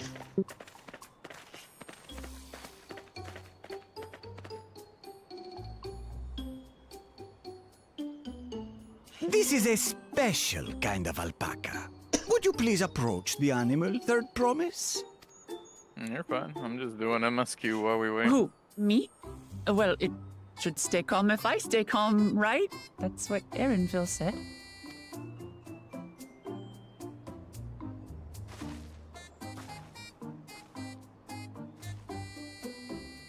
Mom didn't know that you could make macros for doing crafting. Nope. Oh yeah. You cut out quite a few steps doing it, though. Saves some time. That stinks! It's like, you can't really fine-tune it that way, but... Oh my god, that was awesome! Goodbye, Third Alpacas Promise. are paradoxical creatures. But being you also don't fuck extremely up and miss a curious step and because it's extremely macroed in cowardly. place. Press your luck when they're frightened, and you'll get a face full of spit. Because if you As forget you to will buff just before you witness. do certain things, Has an it'll awful throw the whole stench thing to out. expectoration. The globs contain half-digested food, you see, making it an I'm rather effective red, deterrent anyway. against perceived threats. Wild Valley blade I've only like messed this with one blacksmiths, are I don't know. especially timid The rest are and the can same therefore way. be quick to lash out. They pretty much They're are. also especially hardy. Indeed. We take the Alright. rugged wild alpacas and breed I'm them at a with our stopping gentle point, so I can domesticated wait. stock. This produces the strong. I just watched the alpaca animals spit in prized by our the Third traveling Promise's face. merchants. Oh yeah. That was awesome.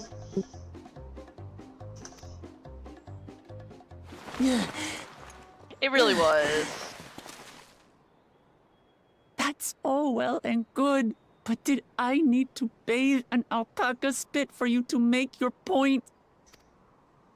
So, the task is to catch a wild alpaca.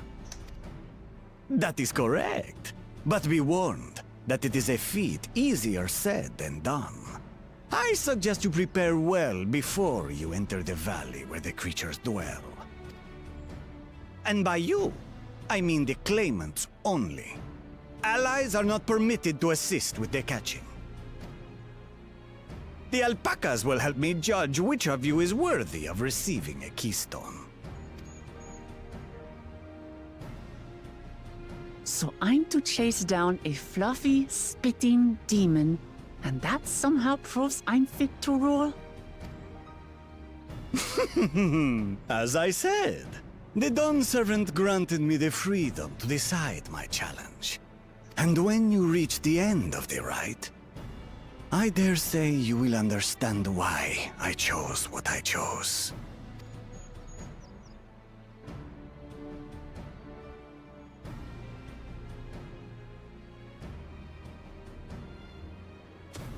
Very well. This won't take long. Wait! Didn't I warn you this was easier said than done?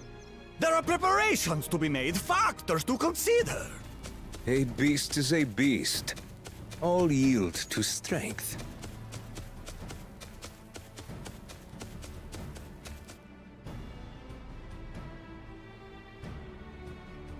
So far, this experience has done absolutely nothing to improve my opinion of alpacas.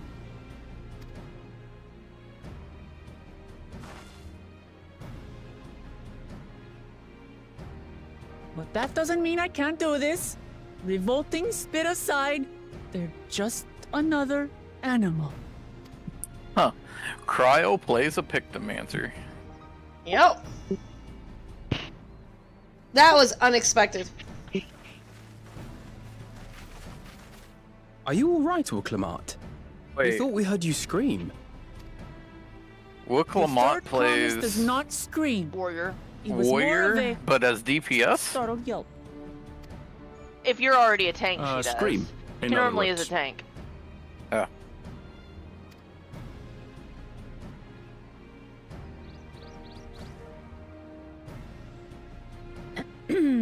Did What you dungeon find are the you doing? Elector? It will Oh, we be certainly did.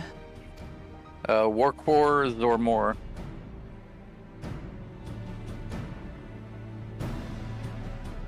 You know, it's not so much we're playing her as third party, we're just helping her become the ruler of her land. I don't understand what people's issue with her was. I like her. So let me invite Gorby now.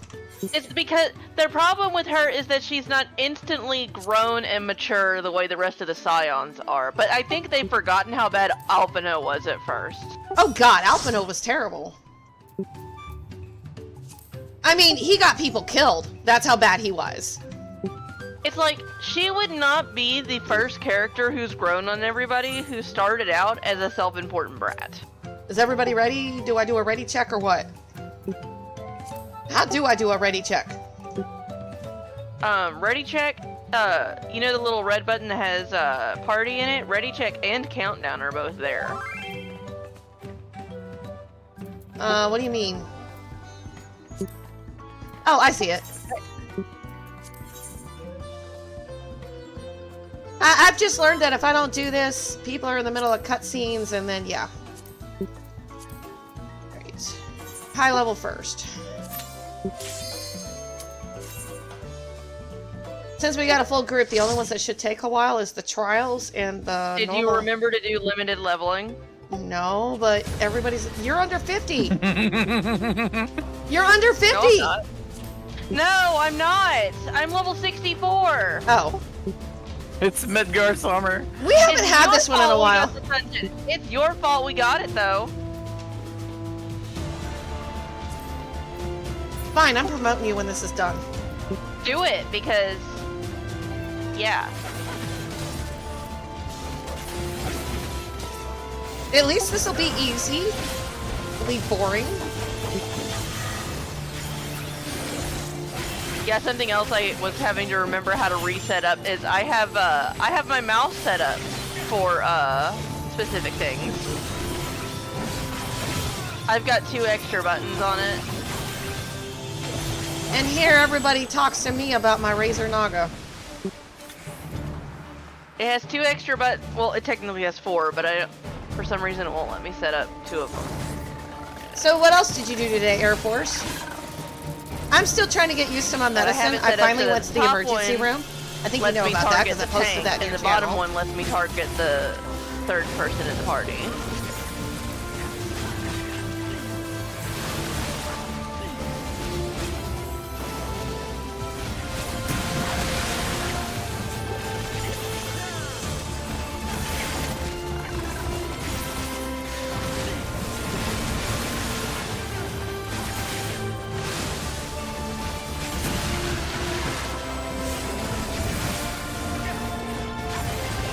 crawfish. You know what? I've never had crawfish. I wonder what that tastes like. You know, I think the medicine's finally wearing off.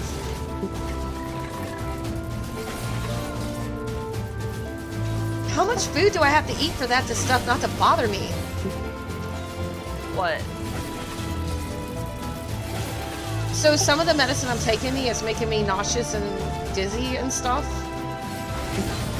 And then I can't do anything. Like, I was going to go to work today, but the medicine wouldn't stop making me nauseous. I can't drive like that. But if I don't take the medicine, my cough comes back really bad.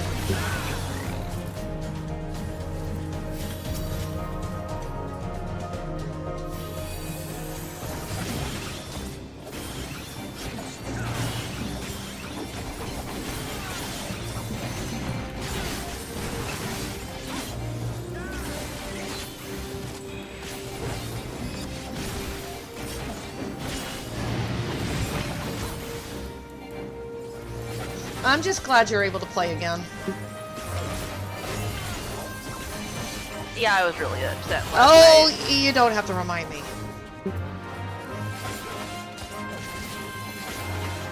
You didn't have to yell at me on top of it. I was kind of like at a point where I didn't know what to do.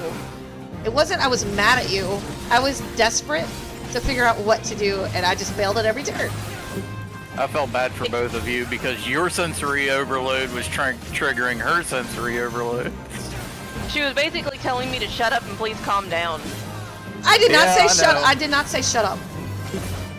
It was... You might as well have. Yeah, I mean, her being All upset was making you upset, and you were both a mess. Telling me to just calm down doesn't usually work.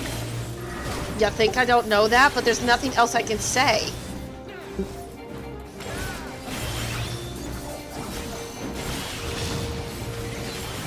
If you need suggestions, you could always pull Gorby over and ask for better things to say. He doesn't know what to do calm either. down. He's like, why are you handing me the phone? I was like, you need to let her calm down. She's not, like, nothing you can say right now is gonna help. Yeah, but I couldn't all exactly I know just is- hang up the phone either. Well, no, you Telling can't. someone to calm down is usually the last thing you want to do. It never works. You know what? I'll tell you what. The next time you call on meltdown mode, I'm putting the phone down on the pillow like I did when I met Corby. God. Oh man, that felt bad after I found out about it. I was like, was I really just talking to myself all night? Yes. What the fuck? You called me at 3 in the fucking morning. I mean, I suppose I can understand. And I now. did. It's partially my fault. I said, if you ever need anything, please call me. And you took me literally. And the next day, you call me at 4 in the morning. Say, I gave you an extra hour of sleep. How you doing? I got the key. I had someone call me at 2 a.m. and threaten to off themselves if I hung up. So that's why my you put them God. down on the pillow and let them talk. I kind of did because I ended up passing out anyways. See, I'm not the only one. They kept me up for 3 hours like that until I just couldn't anymore.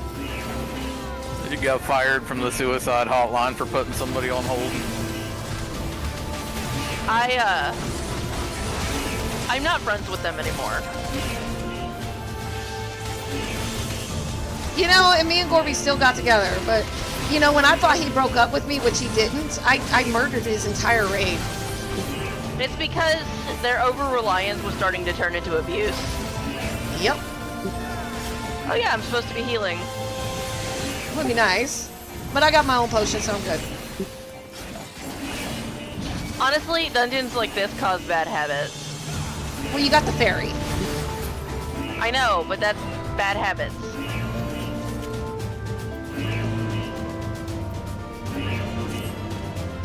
Being able to just blind my way through it is not a good thing.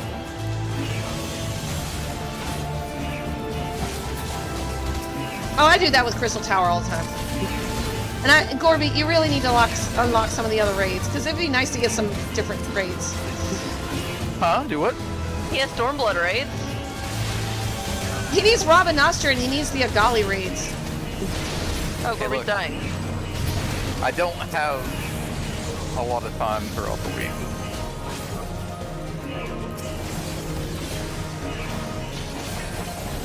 You don't what?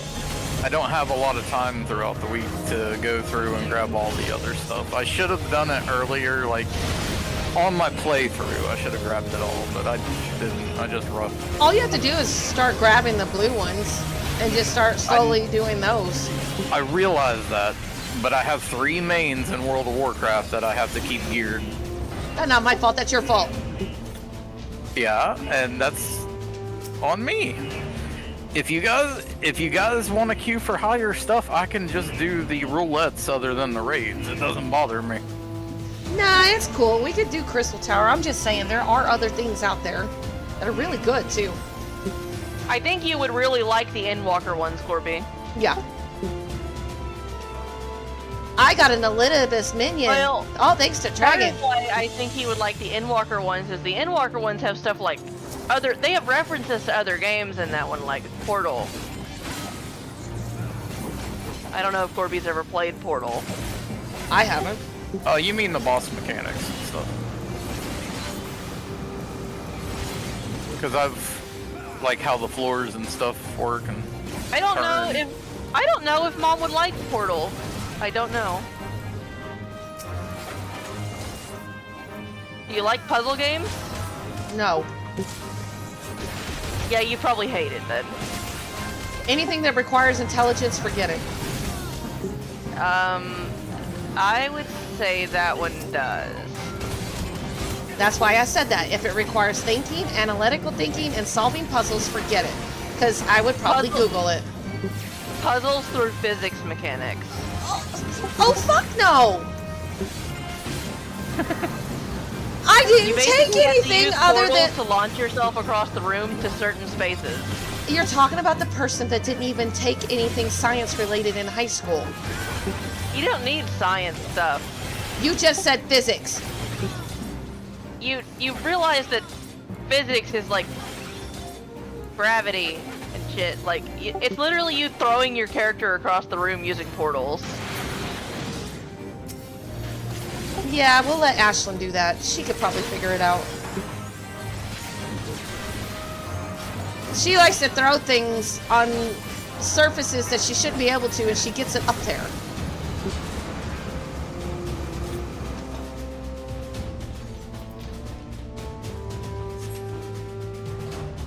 I think some of my HUD has shifted around a little bit because of the graphics change.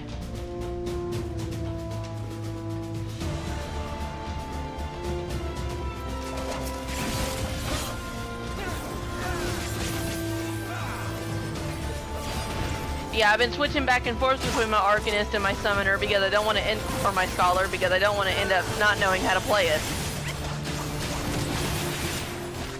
You don't have Summoner unlocked? What? The Arcanist is Summoner. Well, that's what I meant. Well, you said Arcanist. I'm like, wait, you haven't done the questline for Summoner?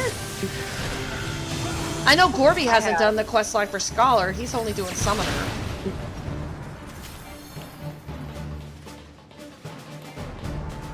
But you still level up the Arcanist as a result, so all you have to do is the quest if you ever wanted to do the Scholar. I got them both. Yep, me too. I'm still highly anticipating them adding more classes.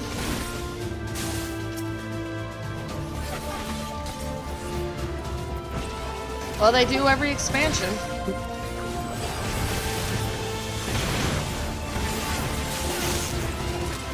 But I bet you they won't reveal it until close to the end. Because, like, the Pixelmancer wasn't revealed until the very end in the Viper.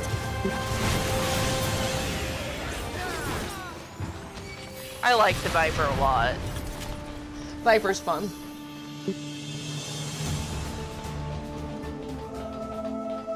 The Dragon's being so quiet, but he ain't in Discord with us. Oh damn, he aggroed from way back there? Yep.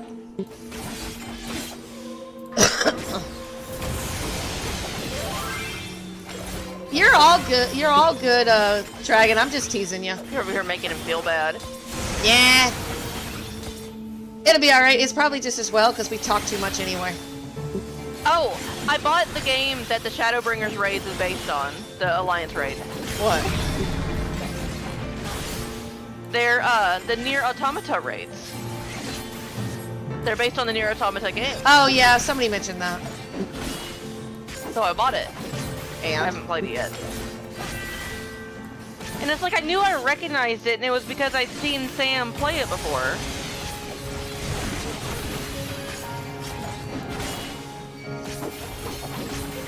I love how your fairy tries to heal me after I use second wind.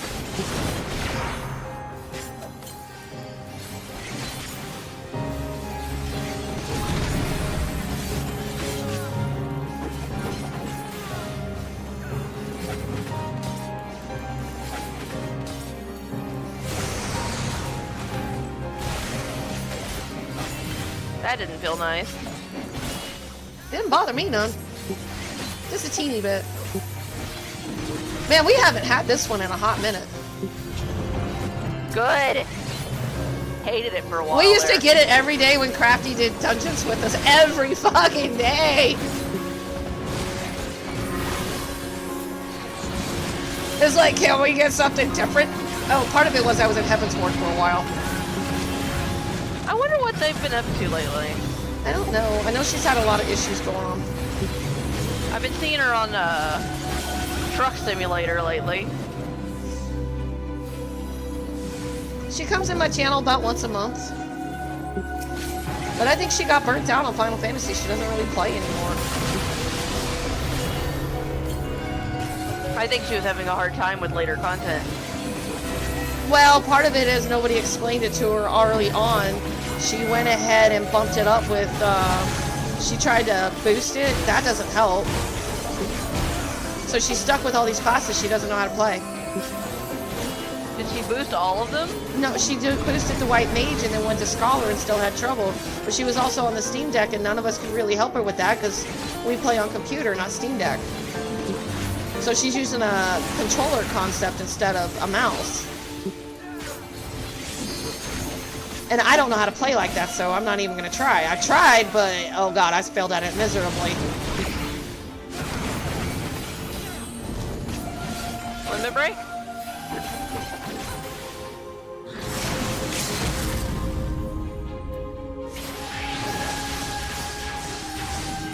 I forgot about it. Man, we had so many dancers all day yesterday, and one DPS said, I was left out, where's my partner? I'm like, I'm sorry, but you're a red mage. You don't need one.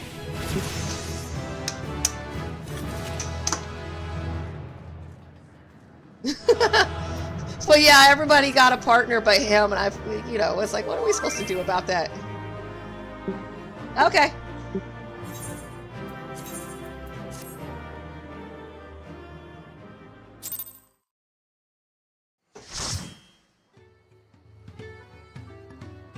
So you want me to set the limited party one?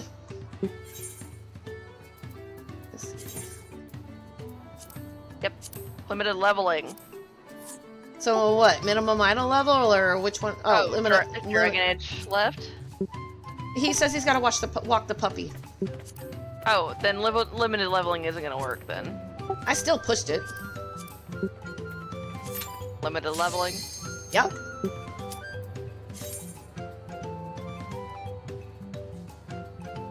Okay. Probably still won't take us long because we got a healer. I haven't seen this one in a while.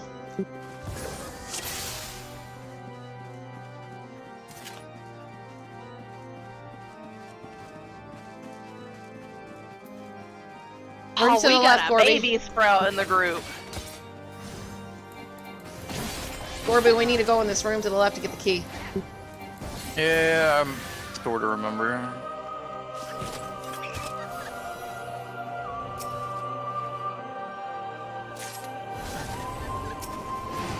Baby sprout, huh?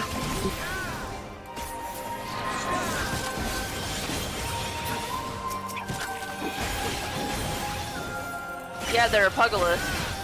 Oh God! Wearing not good stuff. The poor baby. Yeah, his stuff is level 19.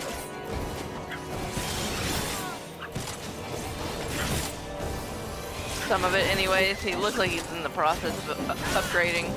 He's probably Yeah, using they're- the dungeons to do it, because if they're on a free account, it's probably hard to buy stuff. They're a newbie. Surrounded by high levels.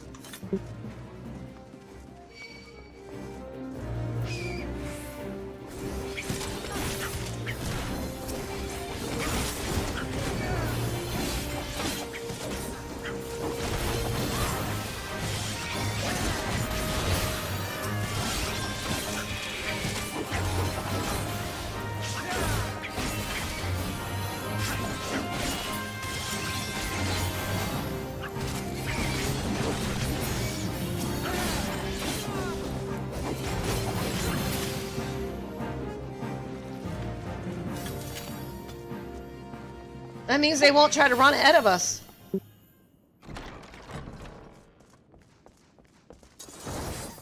You'd be surprised. Got the key, so.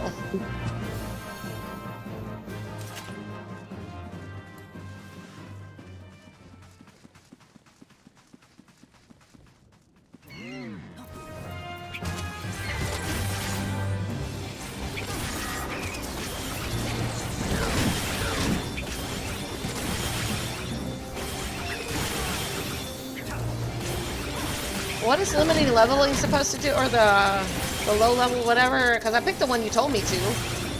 Limited leveling? Yeah. If we had a full party, it would make sure that we only got things within like 1 or 2 levels of the lowest level member of the party. Oh, so we're not guaranteed that if we don't have a full party.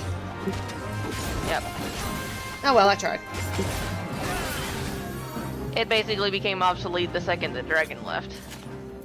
It's okay. He said if we're still doing stuff when he got back from the puppy, he'll rejoin us. But you know how puppies are. If they gotta go out, they gotta go out.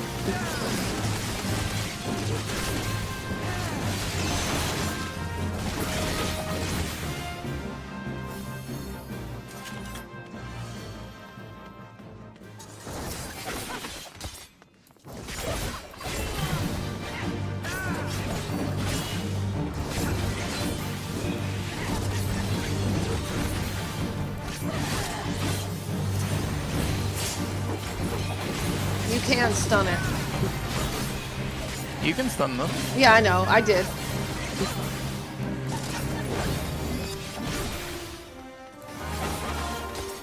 I should probably coordinate with you. Every time I see the Dark Mist ability, I just immediately think of Amelia. Yeah. What, from Slayers? Yeah.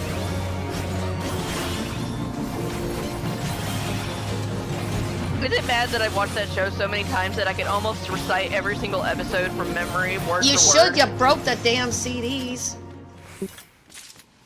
Yes, I did. Twice. And yet nobody noticed that I was autistic. Despite it being super None obvious. of us really knew about it.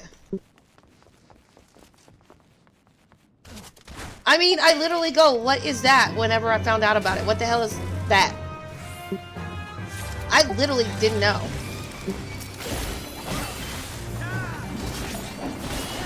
And it turns out all of us had it. Yeah, it runs through your whole family. Yeah, some worse than others. I mean, I think I kind of knew about it a little bit from Sharice's son, but I didn't understand it, I guess. I just thought it was a rare thing, you know. Doesn't happen very often, but apparently it happens more than we think. Wait, I'm going the wrong way. Yeah, you Might are. as well just kill it anyway. You know, I only recently managed to fill out the map in this place. Really?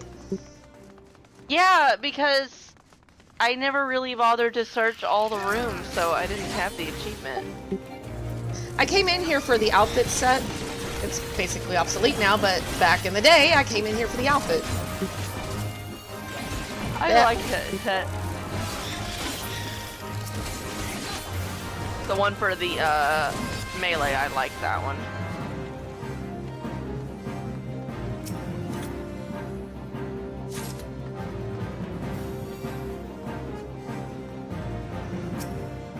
I don't know if I need these keys or not, but I got them. I know you need the yellow key. I think it's in this first room to the left. Never mind. No, we gotta go around to the end of the Yeah, I hallway. haven't been in here in a while either.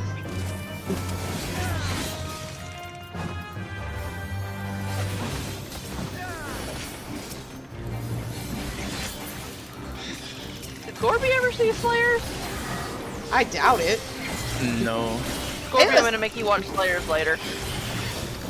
I think Ashlyn would like it. Is it an anime or? Yeah, it's an old anime, but it's a really good one. It's something that I think from the Ashlyn would like. 2000s. Oh, well maybe. It is I don't know. It is one of the best D&D-esque animes ever made. Yeah, I agree. Very underappreciated, but was unfortunately overshadowed by multi-episode animes like Dragon Ball and stuff. Because they had so many episodes they were able to push out, they completely drowned out the things that didn't push out episodes like that. But even the villains had moments of goodness in them, so it was kind of a good thing. It wasn't all like, it had its dark moments, don't get me wrong, but it had a lot of good stuff in it too. Slayers could totally qualify for a Square Enix game. Yep. It did qualify for a D&D game. We never really got into it. We were going to, and it never happened.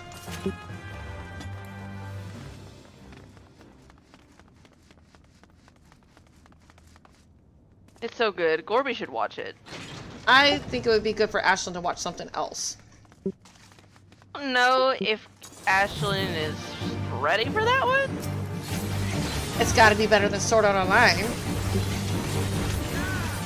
I don't think she should be watching Sword Art Online at all. No, I agree. It's got too many near rape scenes. Not the early stuff like the Yui. She likes Yui. God, if her therapist ever listens to her music playlist on Spotify, you're gonna have several questions for me. You mean like Die Mother Effer? Yeah. But she actually and then she pulled jumps that up up. and down when she's listening to it.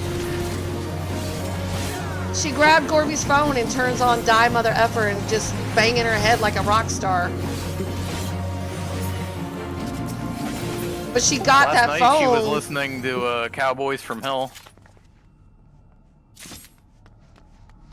What the hell, Gorby? What? Why are you letting her listen to that? Hey, I found out way later that that Micah was putting me to sleep to stuff like Enter Sandman by Metallica. Oh, well, now I know where we get this problem. But Doc, it's our music that defines us. That's what worries me. Yeah, it's not the shows they watch, it's the music we listen to. Not that she watches movies anyway. You know, people on stream are gonna think there's something disturbing about my family. Oh wait, there is. They put the fun in dysfunctional. Yeah, that's true. There's worse. There's worse out there than a bunch of quirky freaking goofballs.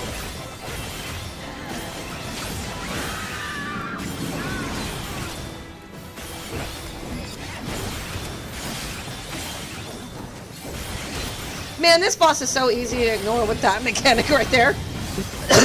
Just put yourself between that and that thing and you're good.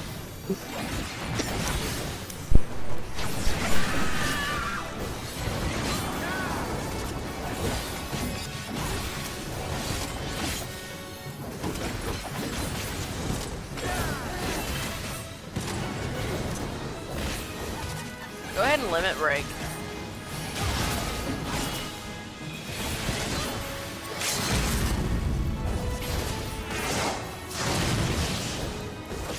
And what did I do?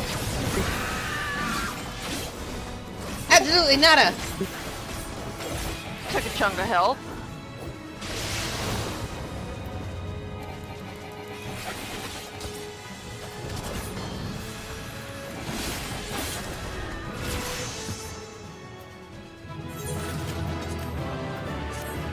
Yeah, don't forget to give the newbie his player Rex.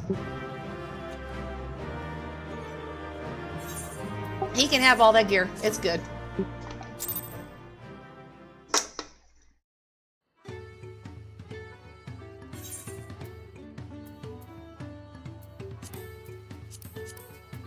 You guys ready for the next one? Yeah. Trow! Yeah! Like...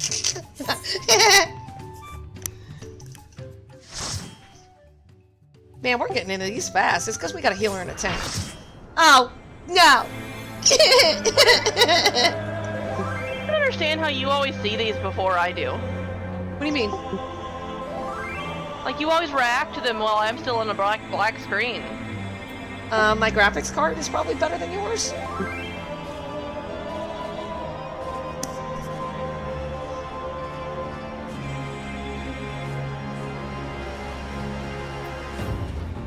This asshole's gonna take forever. I know. We got cutscenes. We got 2 newbies.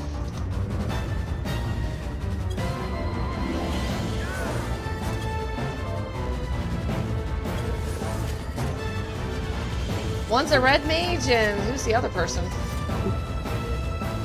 One of the tanks. Gorby got it. What? You're not newbie to this. The other tank is, though. Oh, hell no. I got the extreme mount.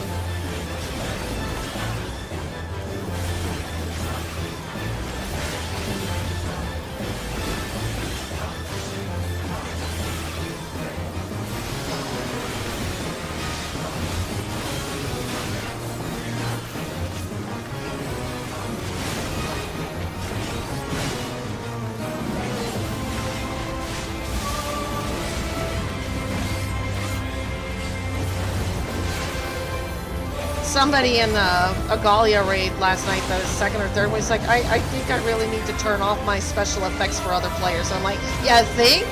You'll never be able to see the floor for the enemy attacking you. What if I told you that I didn't do that until the end of Dawntrail?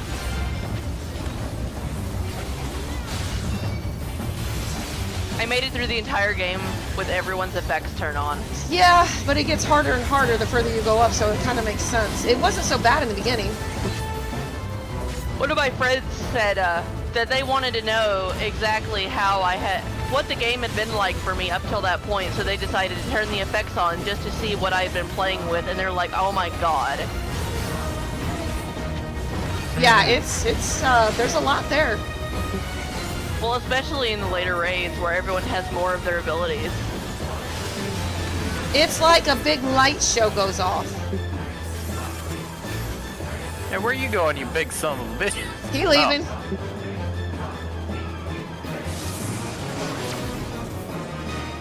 I'm gonna stand in this pretty little shell. Hey, that don't look safe.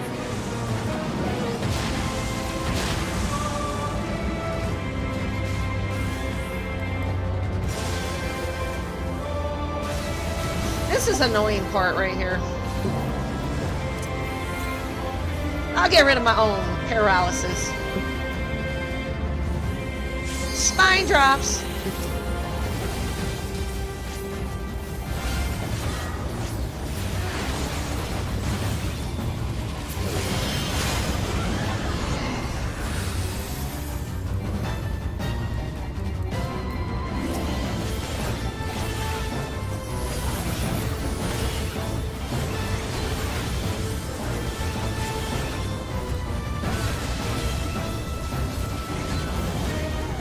Yeah, Gorby's like, did you do roulettes without me? I'm like, yeah. He's like, so today he's like, don't do it without me. It does make it quicker when there's people, so.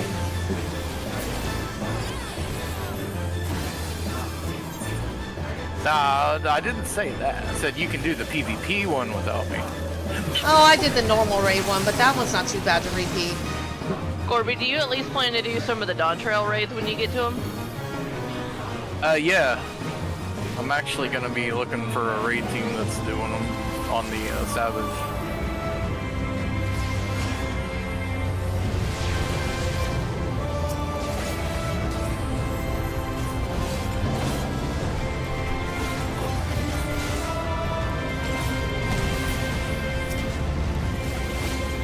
Holy shit. Holy shit. Holy, holy, holy! I forgot how many mechanics this bastard does in this. Yeah, he does a lot. And you can't skip them. And you can't do knockback on this. You can't do the arm's length. It don't work.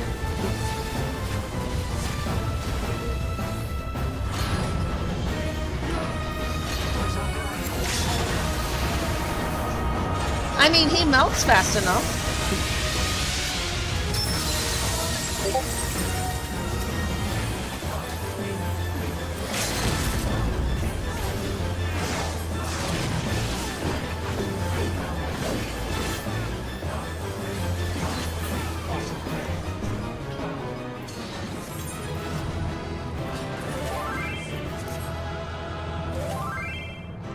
Guess none of them wanted player Rex. Screw that.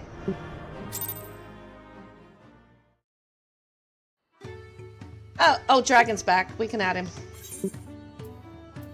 Just in time for main scenario. Yep.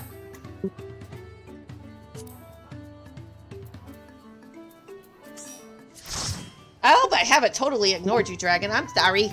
Poor Alpha Node. I can't say his family's loaded anymore, especially after. Oh no, she's as bad as Rowena. She's got her way of getting her money.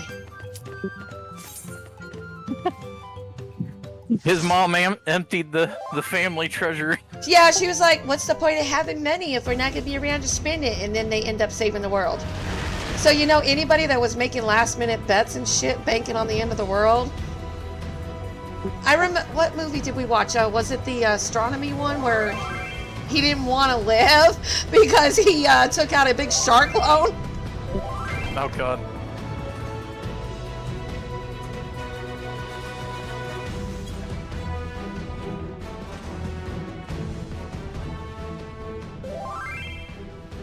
I like Dragon's outfit.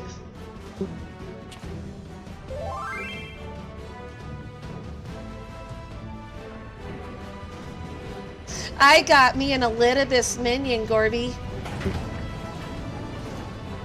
I have an Emmett Selk minion. Oh, you can keep that one. I'm keeping my adorable little Elidibus. He was absolutely adorable. And it's all thanks to Dragon telling me about it, because I finished the normal raids, and he's like, go pick up the quest of Old Charlotte. And I'm like, oh God, it's adorable. Elidibus should have been a floating heart. That would have been terrible. Don't forget your buff. Oh yeah, thank you. Yeah, I looked, I'm like, I ain't hitting shit until you put that on.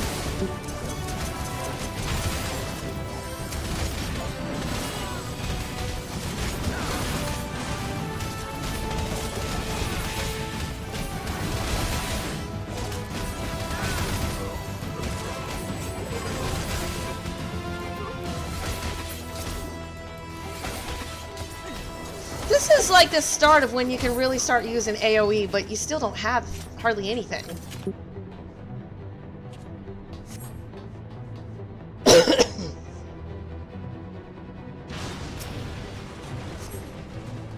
Hey, we should make it interesting. We should do this without the Magitech armors and just go kill everything.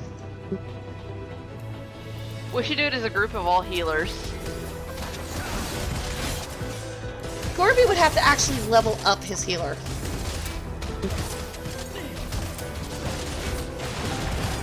I just get Sage and cheat.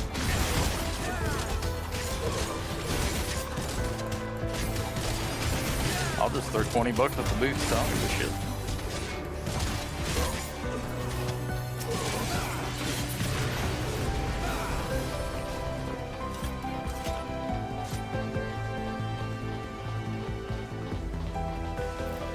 If I want to know the storyline, I'll just play it from scratch on a different character. Oh, my next character, I plan on talking to everybody. Do what? We're moving up. She's planning to take 10 years to make it to Dawntrail on her second character. That's about right. As an adventurer and as a Zim, we should be talking to people, meeting people, and I did not do that properly. I think I'm into role-playing. You think? Must be, because if I like doing stuff like that, that's a role-play type of thing. You're literally a fanfiction writer.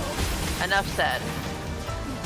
Well, I have not written any fanfiction on this stuff yet because I didn't feel like I had enough knowledge to do so.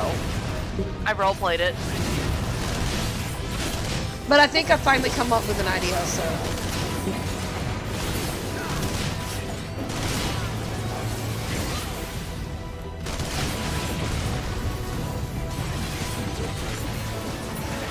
I came up with an idea that will satisfy the requirements that the Asians were after without mass destruction and murder.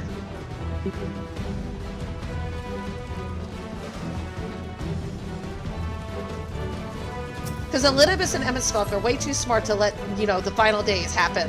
So I come up with an idea.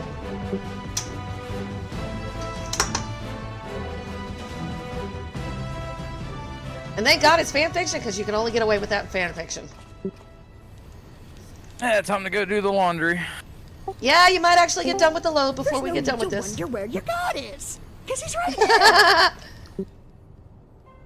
And he's fresh out of mercy. Hello.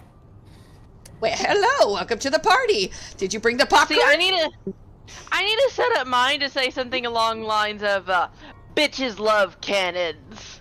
There you go.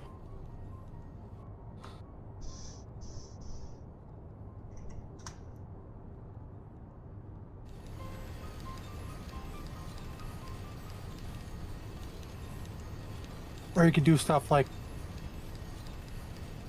it doesn't work.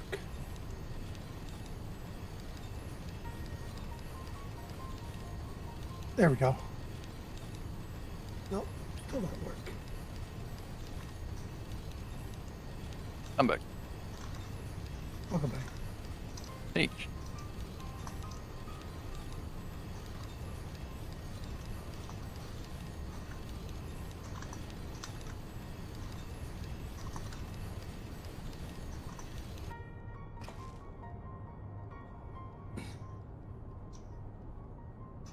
Okay, let's see if it works now.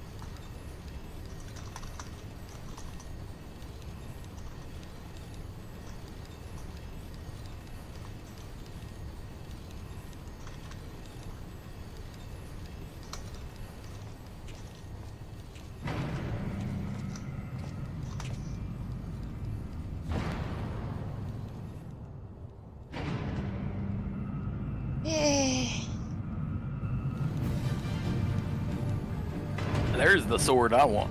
Bam. That'd be a great two-hander for warrior. My samurai. It would be Dark Knight that would get it. That's true. Until the modders get a hold of it.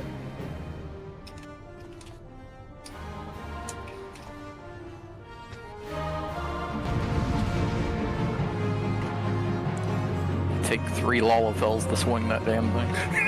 Oh my god. The entire Lawpree army.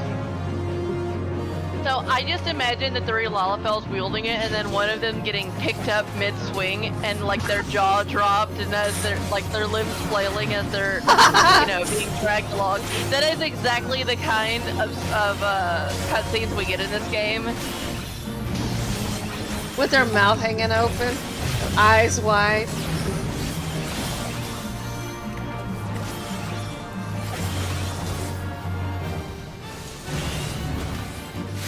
Oh shit. You rushed in. I did a little too soon on that. Oops. I like rushed right into my death and I didn't die. What the hell, fairy? Let me die. You rushed right into him swinging the blade. You should have went flying through the wall. I should have. Is that one of those trigger happy moments? Just a little too eager. It's like, let me do my death moment. I had a coworker doing something kind of stupid today, and I was like, you know what? And I went to my friend to say this. I was like, and so, I just discovered, me and you are not the only autistic people here. Is that horrible of me? No. Well, it's because they got this like white dongle thing that's supposed to go inside one of the drink canteen things. They the ones that you pour water out of the taps. And it's this white thing that you can just shove up into it to, I don't know, keep the water in. I don't know why I was thinking you were saying shove up its ass for a second. I'm like, what? Well, that's about how she treated it, because they were, she was swinging it around and bapping it, and then when they were looking at the instructions that showed it, part of it, poking out of the spout, one of them goes, it looks like a sad wiener. God. And you know what? That's why my stream gets viewers sometimes. The shock value of what we say sometimes. What the hell? This was happening at work, and then she started hitting people with it. Wow. I still remember the worker when I was catching rats. Oh, this was Tyler. It was Tyler. Never mind. Yeah, this was Tyler. So we were catching rats, and I had big rat traps and stuff like that. So we finally caught one, or he did.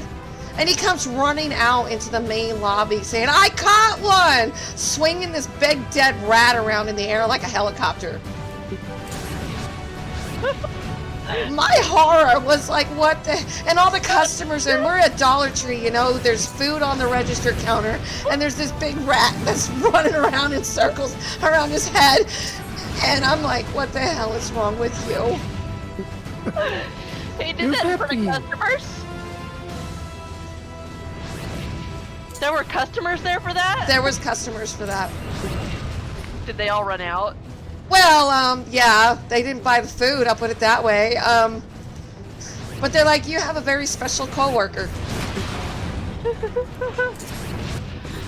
I mean, I stopped ordering food into the store for a long time after that because I was the store manager and they wouldn't deal with the rat problem. So I dealt with it in my own way. I stopped ordering food and they're like, why are your sales down? I said, you cannot legally sell food in a store where there are rats that are infesting the place.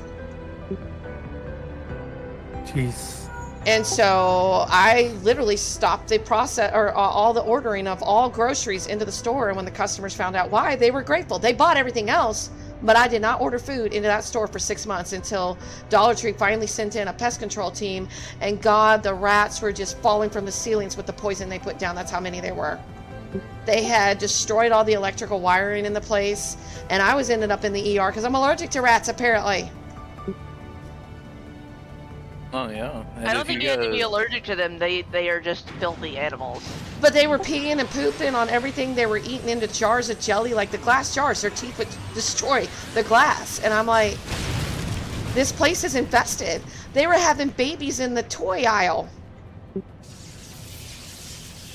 That's disgusting. It was disgusting. Yep. And if customers would have got sick, it would have been a lawsuit. I know why Tyler was so comfortable with them. He had pet rats, remember? Oh, yeah. You still don't fling one around at the customer cash register. I mean, I granted, we had a problem and I wouldn't have lied to the customers about it, but you don't bring it out in front of everybody. And you don't swirl it around like a freaking helicopter. Aren't you glad that I dumped him? Yeah. Although it was your fault I dated him in the first place. Yeah, well, I thought he was adorable at the time. You know, that's my. It's your fault. I even met him. I know. Before I went to school. I thought he was adorable. My bad. What if he would have cosplayed into the bedroom in a rat costume, you know? What the fuck? There you go. Don't traumatize my daughter like that, please. It was bad enough. Too late. It already happened. I can't take it. I mean, it's bad enough I introduced him. Yeah, I was in my pajamas in the house playing a video game. I wasn't expecting company, and you just bring this random boy into the house, and I'm like, what the fuck? Hey, I was trying to socialize you into, you know, dating, I guess. What parent normally does that? There was something fucking wrong with me. But, you know, I was trying. I thought he was a good, sensible boy. I was wrong. Or does it care?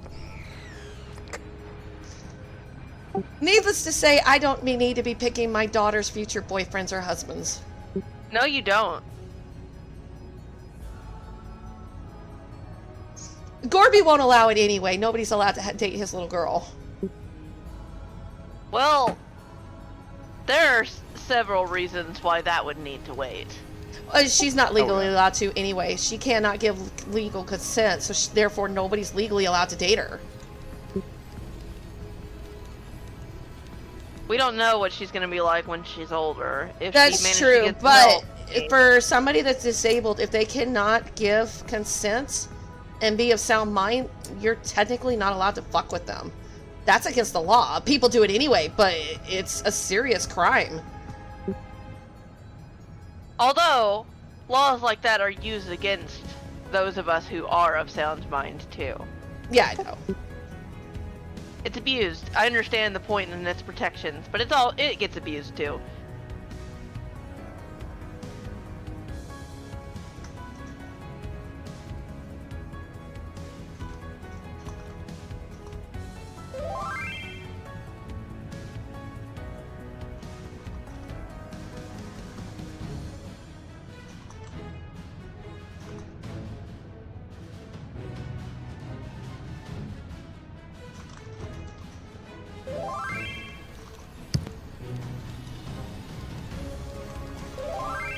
The stapler removal.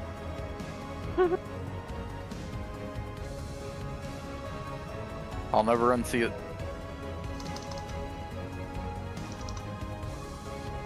I can't even say what else was said about that damn dongle because your stream is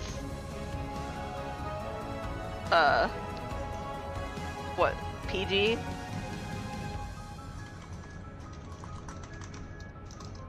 You ought to have mature on. Amber? I think it is. I think it is. I don't know. I haven't been on my stream in a while. Aren't you streaming right now? Yeah. It should say in the chats that it's weird content. Should. I mean, there's some things I won't mention. Like, there's some things that just don't get brought up. I won't let it.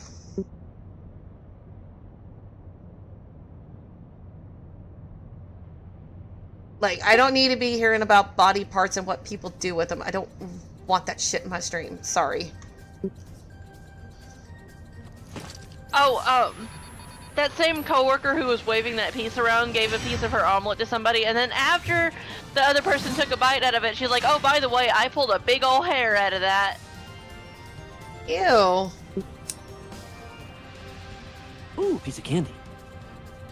So, I went to Domino's the other day over in Cove and met the manager. It's somebody I'd worked with a long time ago over at a different store.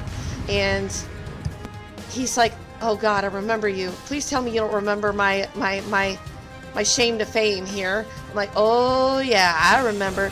You're the guy that took the order, or no, he took a phone call and They were asking him for personal information for customers, and they said they were from corporate. Corporate would never call for that information. But like the idiot assistant manager that he was, he gave it to them. So that person was calling customers and telling people that we were putting AIDS and cooking it into our pizza.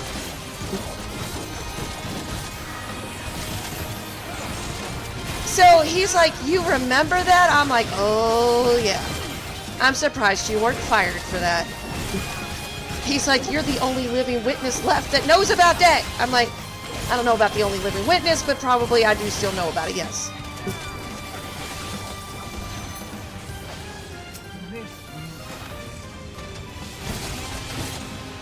Hey, look, I didn't rush to my doom that time. I would have let you die if you did it a second time. I have potions. Imagine wasting your potions in Praetorium. I did on that one. Oh, not on Praetorium, but the other one.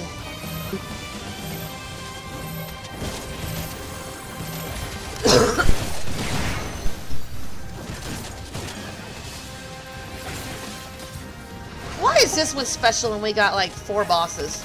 Or is it still 3? It's still 3. It's still... You know, Nero was kind of a disappointment. He is kind of weak.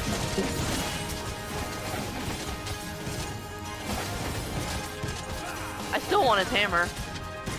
They're never gonna give that to us.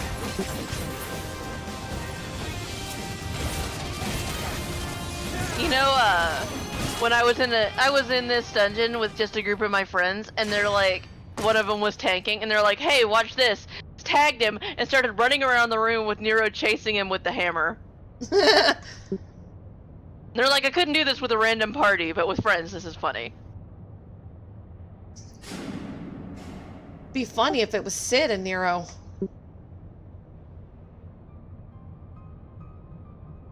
Except that Sid bitched out for this dungeon.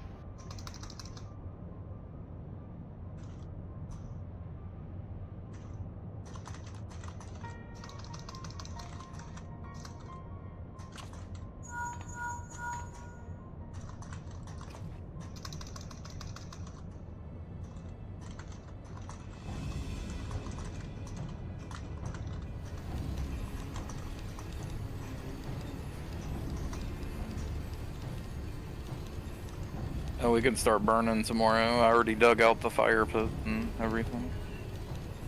Yeah, we Does it just need to fix his pen so that he's not climbing out the top half. We just need to put the mesh all the way across. Yeah, I'll finish it tomorrow. It started raining right when I was finishing up the burn barrel. We can finish cleaning up the backyard too. Just pull everything out that doesn't need to be back there, and then he'll have a good playpen back there. I can get some grass seed too. But they said don't get 7 dust back there. We need to get stuff that's not harmful to him.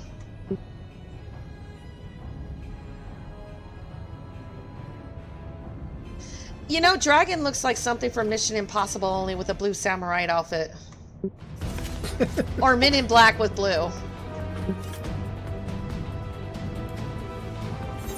You know, funny thing is I found out that my armor that I'm wearing is from Final Fantasy IV. From the character named Edge. I do need to play the others, you know, as I get caught up on Dawntrail and stuff. I do want to go back and play all the other Final Fantasy games. I'm not going to stop playing Final Fantasy XIV or anything, it's just I do want to play the other ones. I don't blame you. Take the lid down, and you should find yourself in the chamber of the Ultima weapon.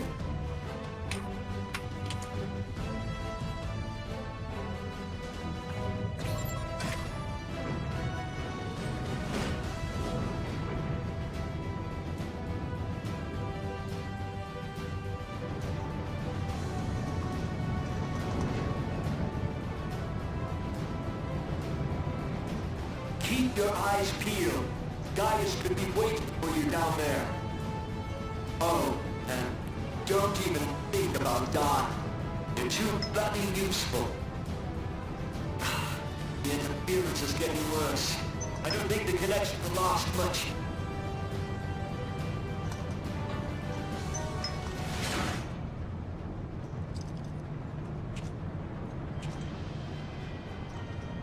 Tell me, for whom do you fight?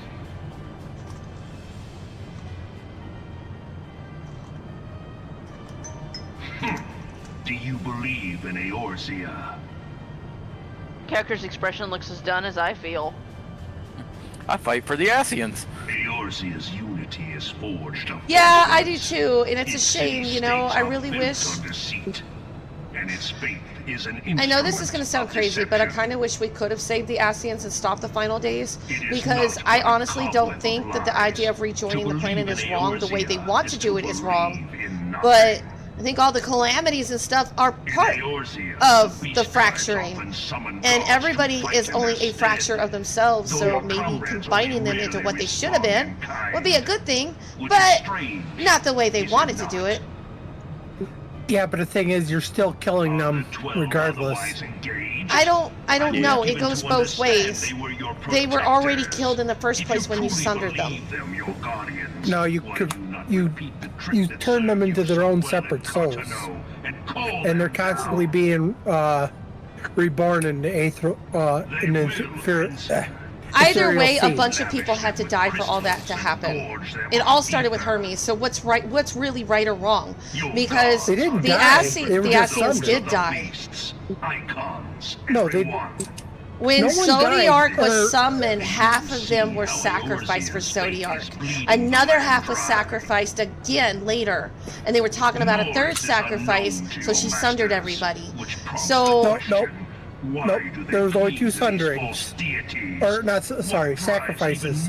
One was to bring Zodiark, which was part of Hyphodeus, and the second was for them to return the world so it could live again. And that's when they got, then that's when, she sundered them. My point is, there was a third. She didn't say there was a third. That they were talking about it. They were talking about sacrificing all of the new life to bring back all of those they had lost. She stopped that never from happening. But my point is, a bunch of people already died before that. A bunch of people, and it was unnecessary, and it was all because of Hermes. Right. And so you're saying that the rejoining is bad because we're going to kill people, but we kill people in the process to make the fragments. So either way, people died. Right, but you're trying to bring back the past. You know, and, you know, everything's already moved on. But we're already interfering with the past, because if you did the Alliance raid, you know that we messed with the past because it's brought up. Right, you're going into the past to find out, to deal with something, you know, to deal with Medion. But we're also changing the future, because if we don't go into the past, we can't fix the present. You're going into the past because everything that has happened is an effect of you actually going into the past. Yep, it's a loop. If you don't go into the past, none of that ever happened. Yep, so if we don't go to the past, guess what? We'll probably unwrite history anyway. Yeah. If we don't go to the past, basically the entire world would have been destroyed. Pretty much. Like, and the only reason we went in the first place was to figure out a way to save the future. It wasn't to rewrite anything. Like I said, it's all sad because it's like so much death and sacrifice. There we go. I was like, And we it's don't like have a tank and a healer here.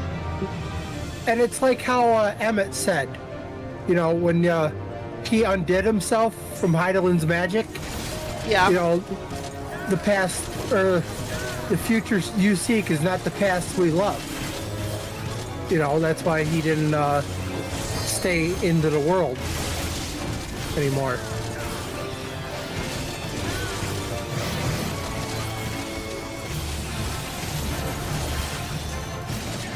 I'm glad he finally decided to move on. That poor man. And when you explain to the council about the future, and you explained to Emmett so what he was doing in the future, he thought it was preposterous because that was not who he was. Yeah, but when Hermes wiped his memories, it changed everything. And then Hyphodeus sacrifices himself, and I think that's what really hurt him. Hyphodeus was his best friend. It fucked him up. La Habrea admits, though, that he would have done what he done no matter what, because duty is duty. He didn't give a shit. He'd make the same decisions. And that is mostly why a lot of people hate Hermes, is because he twisted things so badly. Because of everything that he went through, because of the way he was with how he valued life and how he saw everyone treated it, and then when he became a non, and the way he saw life, then he was like, the answer is everyone should die. That's the simple answer, yeah. And then he wipes his own memory so nobody could question him and see into his mind with the echo. Well, no, he wiped his memory so that everything would be fair when the judgment came. But you know that every time I came back, I knew what was going to happen, but the Knot didn't want me to say anything. Yep. But we never meet Azem. We never meet my other self. Yeah, probably never will either. No, because that sometimes, according to some people, creates a paradox. Yeah. Either we'll merge together or something happens. There was an interesting theory that I heard at one point. About? What's that? It was, someone suggested, what if at some point we ended up being stuck in the past and we actually legitimately are Azem? That's true. I have considered that. I don't know how plausible something like that is. It's not unplausible, or I don't know. I've come up with quite a few theories about that. Like, we've merged together because we're in the same time era and we're just going back and forth now. Fucking Kagome shit. Yeah. I want to know what they're going to do with the soul crystal from of Gobez. Oh. It is technically our other self. Technically, we should have that to merge with because that would complete our soul a little more. Yeah. Golbez was the warrior of light of the 13th, yes. Well, Yes. that doesn't necessarily mean he's another part of our soul, because Warrior of Light doesn't necessarily mean that. That is true. Well, it was. There could be multiple Warriors of Light. Holy shit, we got The into that thing fast. when you were going through that dungeon where you fight Durante, Yeah. and you were walking through, and then it has the real Gobez walk past you. It was a heavy insinuation that is part of your soul, and that would make perfect sense. Because Durante mentioned that you were the purest one among us and all this other stuff, like nobody else could equal you. Like, it was almost kind of like Ardbert and stuff, like he was... Yeah. This is 100% going to be Crystal Tower. Yeah. Well, you can thank Gorby on that. The But best you way know will be what? It's quick an and easy easy. 7 million. Hey, look, Crystal Tower, what a shock. I don't know what y'all are talking about. Oh shit, I'm a healer in Crystal Tower.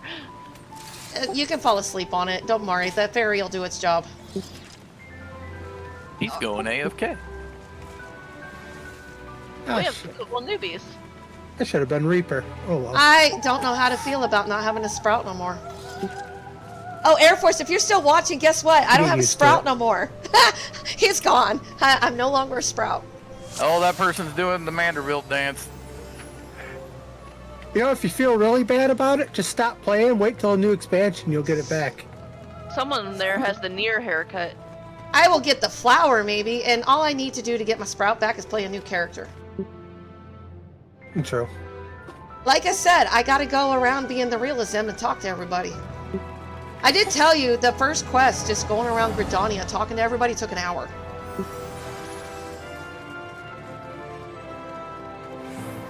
And then I logged off shortly after because I was worn out after that.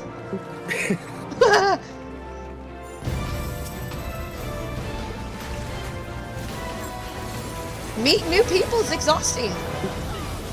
Oh, yeah. And the Oh, first as the new person guy joined us? yeah, oh god, the first person I talked to before talking to me on inside the inn. Did you make a will before you signed up? Before you sign up to become an adventurer? I'm like, what? Make sure you have a will.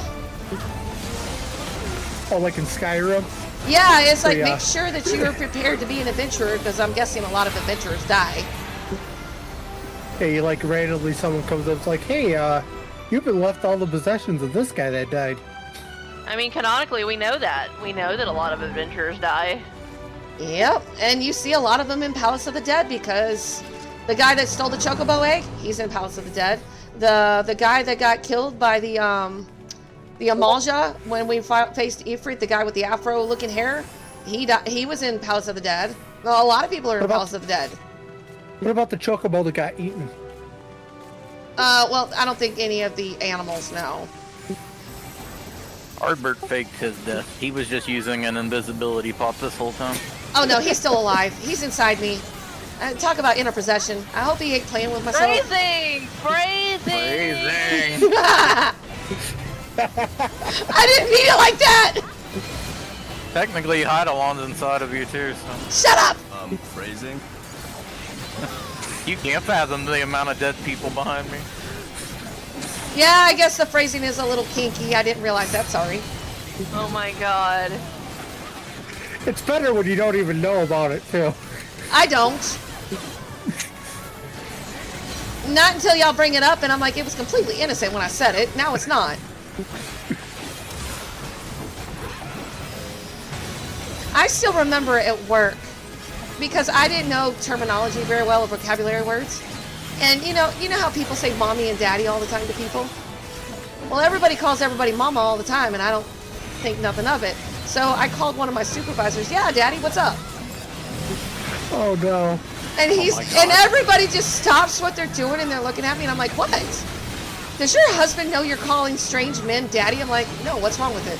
Please go talk to Gorby about it.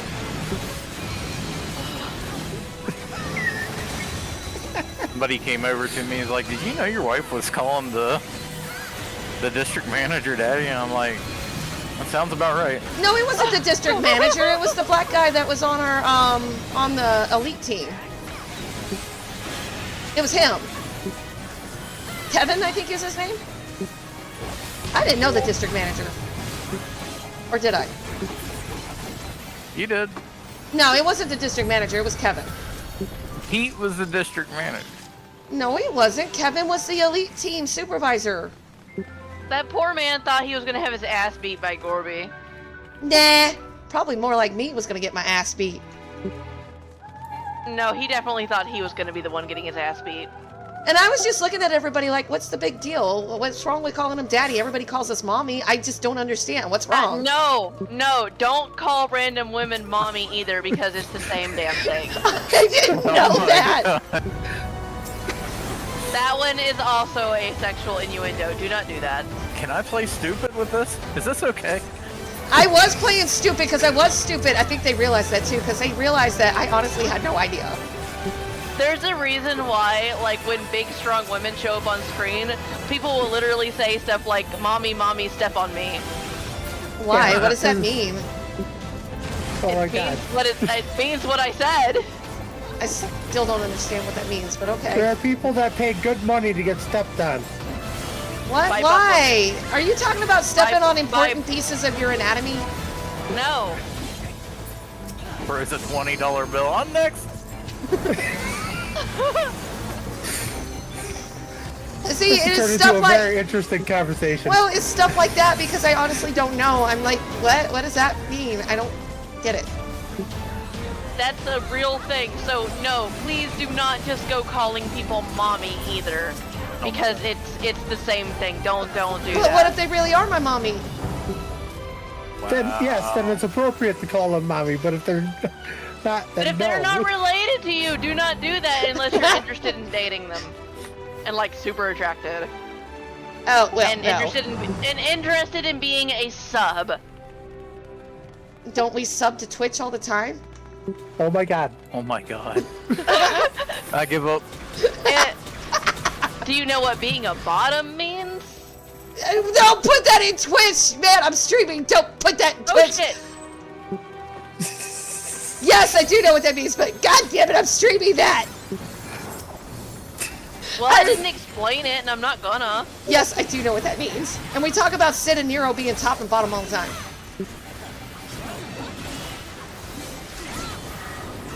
Nah, they're more like brothers. Nah, absolutely not. Are you familiar with wrestling? Yes. I'm going to show you a wrestler named Rhea Ripley. Garby knows. He knows not to watch wrestling around that little girl anymore. Mommy. Yeah, but I mean, that's a perfect example of what people know as mommy. She's always on top. Do what, Minda? Never mind. I didn't hear what you said. Don't say never mind. Never mind. I don't have one anyway, but... Oh, I know it. Especially when it comes to your own damn language. Are we even paying attention to these spice? Are we just randomly talking and I'm just like, oh, the boss is dead? Oh, no, this is complete, This is complete, no, I'm not paying attention, like, oh yeah, we're done with the raid. This is completely automated. There's no brain function needed. I'm not paying attention at all. I mean, I'm completely phased out. I'm like, oh, yeah. It's not like Dawntrail raids where it actually makes me think about what the hell I'm doing. I mean, even a lot of the, well, no, Dunscape, I still have to think about it because I don't get it that often, but like, a lot of stuff is like, oh, I'm on autopilot now. Dunscape gets pretty easy too once you figure it out. Unless you get the boat one. I like the boat one. Yeah, because half the team dies. And I don't anymore. Get good. Nah, I've only ever done that one like twice, so I don't get it so enough. Many people suffer on that one. It's always funny. No, I'll tell you what was great. I got that one, and then one of my friends immediately said, "Oh, it's Dunscape, it's easy," and then immediately died. What, easy to die in? And he was like, "You know what? I deserved that." At least he took it with a grain of salt. At That's least not... all our cues were fast today.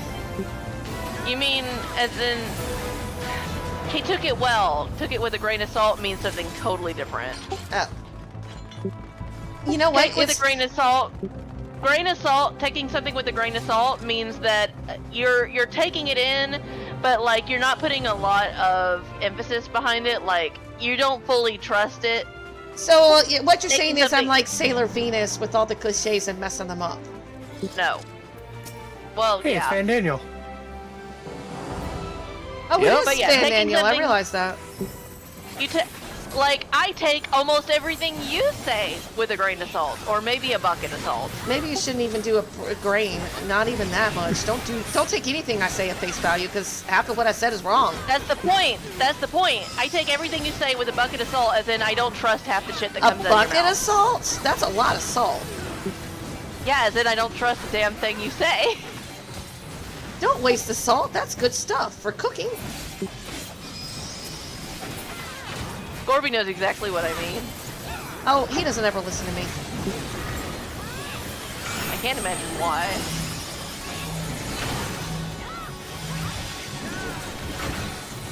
Anyone remember when this was bugged, when Dawntrail came out? No. There was a thing where you couldn't survive his curtain call. Oh, because the ice didn't show up. I think I remember that being talked about. Oh, why? Because everybody was phasing it or something? It was just a bug, and like No, the ice didn't show up at all. Yeah, so you couldn't get behind it, so the curtain call would kill everyone. So even limit break wouldn't work? Yeah, nothing this is would a work. problem.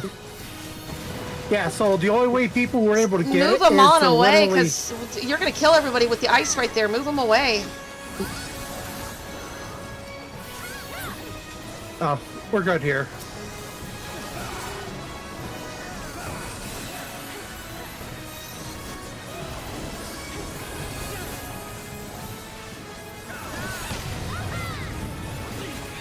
I did say that. We lost 2 tanks on that. I did say move them away. Oh.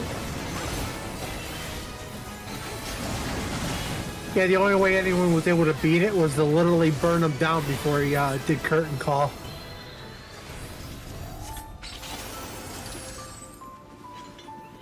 Yeah, I've seen that with the meteorite too. People like doing the behemoth with the meteorite. They would drop the rocks right underneath them and hide behind the rocks. It's like, you can't do that. Yep.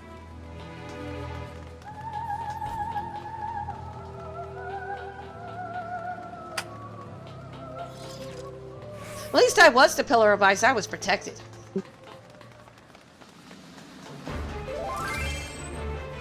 We got cutscenes.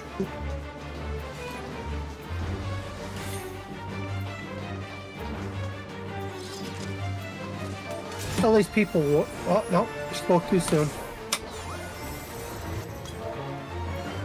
It's Brood. Wow, Brett? Where?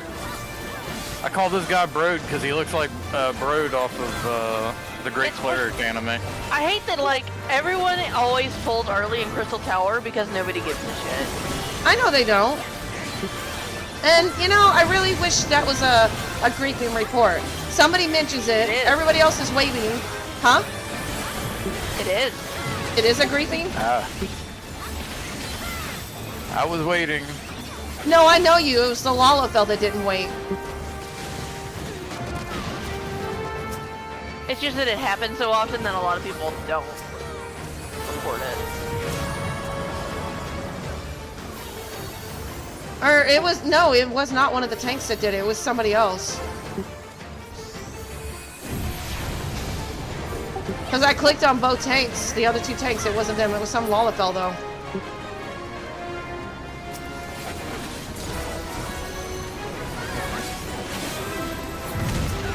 You know what we should have let that happen? Let them die.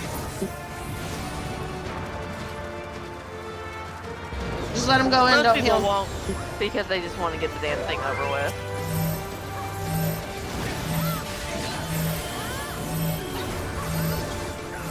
Well, at least it's nowhere near as bad as what the main scenario quest used to be. When it used to be one whole mission. People be in the cutscene, and then they get out of the cutscene, the boss would already be dead. Yeah, and that's part of the fun because you get to see the mechanics and the music.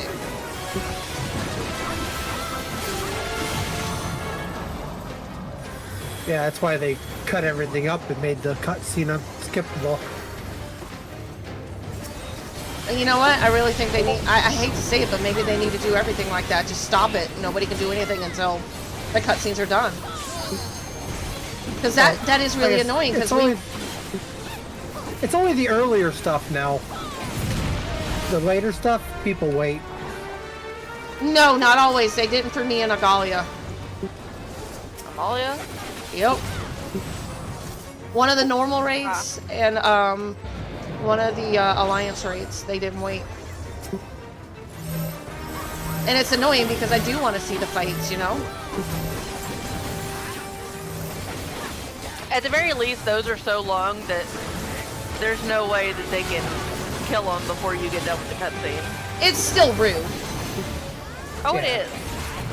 I mean, I understand newbies doing it because they don't understand that pulling before cutscenes is bad, but older players should know better. It causes a lot of party wipes too. Because they'll start it and then half the group isn't there and then everybody fucking dies anyways. Notice that Lalafell never spoke up when we were like, you jackass. They don't care. I know they don't. If they had said something, I would have reported it. I really would have. It's like, let people watch their shit. Let people be new. Normal raid. Hey, I hit 94 out of all that. Nice. It's still kind of sad. You know what? I forgot to put my earring on because you can still put your 90 ring earring on and you can get your extra bonus. Wait, what? Yeah, your earring, the one you get if you pre-ordered Dawntrail, you could put that earring on and you get your bonus XP. Only if you're below level 90. Well, yeah, when you sink down, you're below level 90. Yeah, you get extra XP for that. Yes. Really? Yep. It's severely reduced, but you still get a bonus off of it because you're in below 90 content, so you get your bonus back. So people put their earring on, and your rings, if it's below 60, you get experience for that too. Or See, below I 30. didn't think that would work when you're synced, especially when you're, even though you're with your level above 90. Nope, you still get it. I technically should also use my friendship circlet for under 25 content, but I don't enter content like that very often. No, it's mostly, and I don't get into under 60 content very often, so, but that earring, yeah, you should be putting that on if you're in below 90 dungeons and raids. It's not a lot, but any bonus is worth bonus. Anyways. Oh, I thought I put us in the thing. Well, you see, I do things like, turn in my wondrous tales, even though I don't have a line. Yeah. Yeah, rub it in. Yeah, you're not living that one down anytime soon. I was like, I had to look. Oh, did I turn that in? Yeah, I did. No one's letting you live that down anytime soon. I mean, I should even be turning it in even after I get everything to 100 because Alazon Tomes, Gold, MGP. This is the one we literally. keep getting. This is the only one I have. Oh, that explains a lot. That's the only one he has. That's how I should know that it would be safe to tank in here, because Gorby has one of the easy ones. Yeah, this is the easiest one to do. You know what I wish they would do? I kind of wish they would rework Coils of Bahamut. Yeah. So that it would be... Nobody's in cutscenes, by the way. Somebody's in cutscene? No. I said nobody's in cutscenes. I was waiting for that last dude to get in here. Oh, okay. In the case like that, if they're not in a cutscene, they'll just be teleported.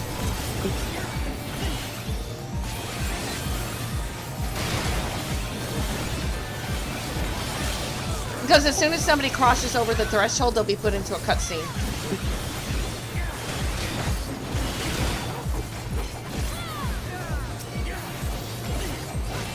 At least all our raids are quick.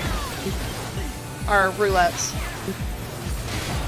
Did you need us to redo any of the ones that you didn't get done, Dragon? I don't know. Which one did you get done when I was gone?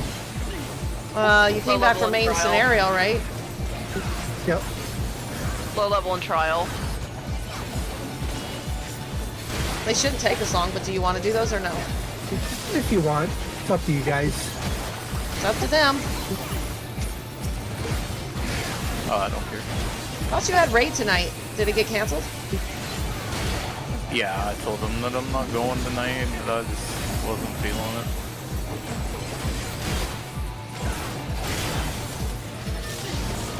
I mean, that way at least you get your stuff done, Dragon. Oh, we were talking about Portal earlier. Have you played any of the Portal games, Dragon? Yes, I have. Portal 1 and 2.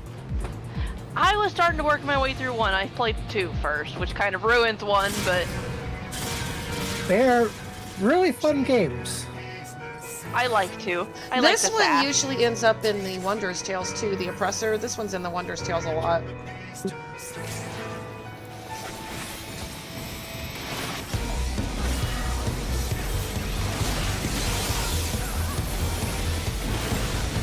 I probably thought about, like, since my Ninja and my Viper share the same gear, my Viper, and I'll level up the Ninja right after this one and then level up my Pictomancer.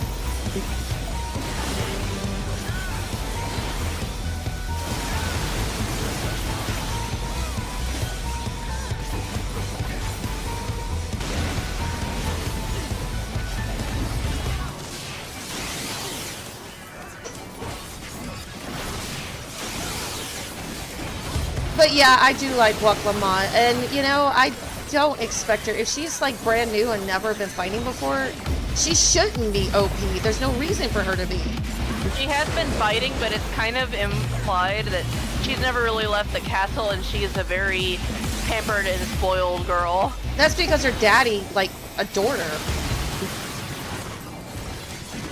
And yeah, I can see her as a little kid. She's adorable, she's very honest and pure.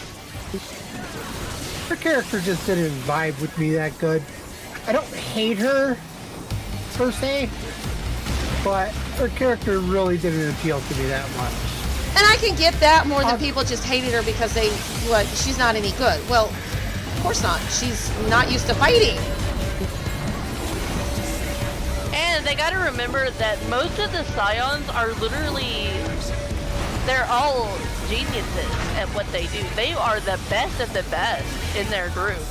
The fact that we even got recruited, I think we only got recruited because of the Echo. They wouldn't have recruited us otherwise, not being as green as we were. We just kept ending up in situations where we were in the wrong place at the right time. I think a lot of people hated it because we took too much of a back seat and it was so much more focused on... I didn't mind that. I know, but a lot of people did. Well, they can get over it. I know. Because in a way... Oops. We're like this hero, and we're always at the forefront of stuff, and we're still helping them. And I got a feeling we're going to take a major leap forward because we don't have a choice. But it's nice to take a back seat for once. And I can't believe I released like that. Oops. I just released instead of take a res. My bad. You what? I did. I released. I'm so used to running back after I die instead of... I don't know why. That was a World of Warcraft moment. Ooh, treasure for me. Need. So you said low level in trial? Yeah. I don't know, I kind of saw her as a, sort of a version of Lise. I liked her better than Lise, though. That's an accurate description. I liked her way better than Lise. Lise was too impulsive for me, and I know Waklamot has that a little bit, but I don't know. Lise, I couldn't stand her. I hated her.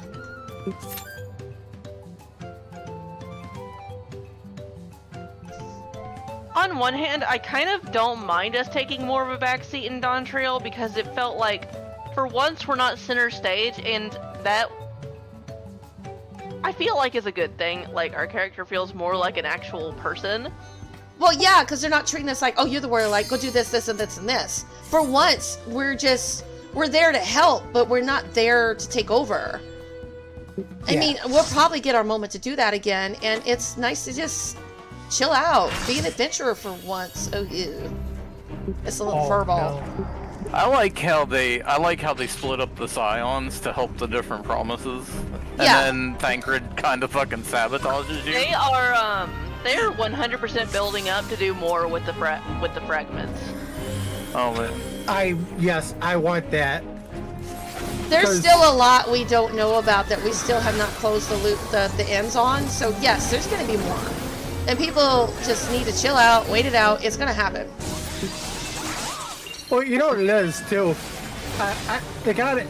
They got the developers are holding it in their back pocket. It's like, oh no, Final Fantasy XIV is not doing well. Oh, time to reunite Tancred and Reen. No, thank you.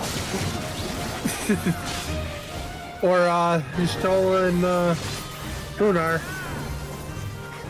That would be writing them off. I am glad he got over his pissiness with Reen because he was starting to upset me with the way he was treating her. You got to look at it from his point of view. You take Minfilia away, and then you're asked to watch this stupid-ass kid that he wanted nothing to do with. I'm not saying nothing bad. Well, I did. That's not it. It's not that he didn't want anything to do with her. It's that he was pushing her away because he was so afraid of losing her. But it's not fair to ask him to take care of this child, reincarnation of Minfilia, and expect him to be okay with it. He wasn't even asked to do it. Getting that other. Actually, as far as I understand, he did that of his own accord. Yeah, but Oriange made his own decisions without consulting with anybody. I feel like Urianger felt like he couldn't consult anybody. He didn't even try. He could have talked to the warrior of light. She would have listened. Oh my god, I hate this dungeon. Yeah, I should go run and get me something to drink. Go the fuck away. Man, I almost grabbed the gravy to drink it. I thought it was Dr. Pepper.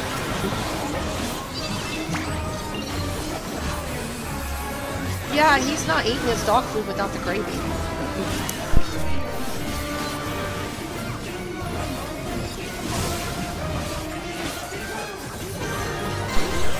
So I guess get a few more jars of that. I mean, I don't want him starving to death because he's refusing to eat.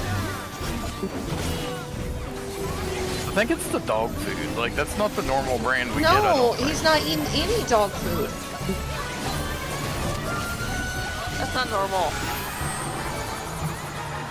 He's just ignoring it, and so we're having to put gravy on it, and he'll eat it then. But that's only a recent thing, but lately he's stopped eating. Well, maybe it's just because of the fire ant. Maybe Well, he I'm got a bringing it, mouthful even of when them bringing it and- in the house, he's still not touching it. Like, I'm bringing his food in the house now, and he's still not touching Well, I it. think that's because he's too distracted. Like, we need to get that yard treated and then get him back there and then start feeding him again. Like, he'll get better. It's just gonna take time.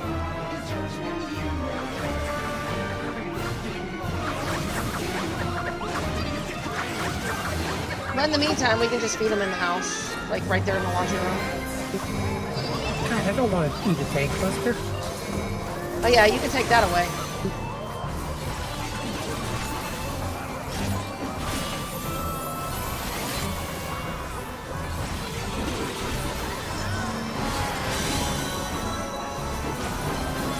I did put the minimum eye level thingy on now. It should be working now.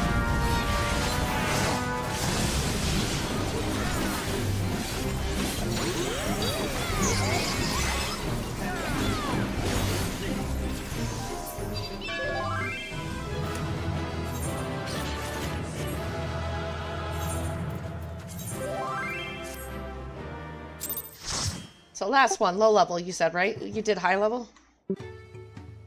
Yeah. Alright. Let me know when you guys are ready. Let me switch to my Reaper. There we go. Give this thing a try. Did you put your Okay, earring I'm on? ready. If you it's still on. got it. I think so. I don't know if I got it or not. No, it don't matter. I'm just saying for future reference, if you didn't know Yeah. about that, you do get extra XP for under 9D content. Oh, ew. Yay. What did you do? I didn't do nothing. Stormblood. I have a level 96 Reaper, never played it. Wow. Level 96 and you never played it? How do you get to 96 and never play it? PvP. Oh. Wondrous Tales. Alright, I'm gonna go ahead and use Super Ballad then to get him.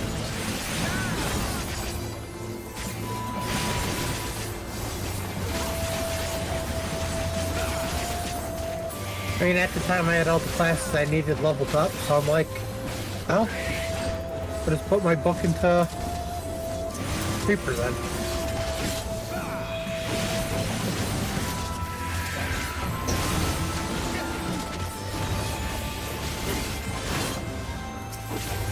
Corby, why are you melting? I don't know. I pulled a bunch of shit. This is like one of the beginning dungeons for Stormblood, and it's I kind was of using hell on stuns and tanks. cooldowns, so... This dungeon's just hell on tanks. It's hell on healers, too. It gets easier as we go through, so don't worry about it too much. That's the hardest section for tanks right there.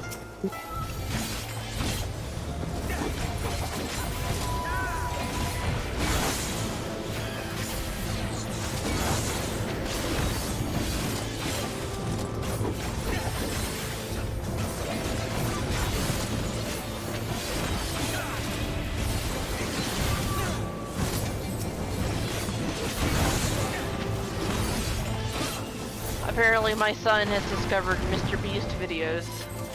Oh no. Who? I'm not Mr. surprised that you Beast. don't know. As long as it's not Teletubbies and shit.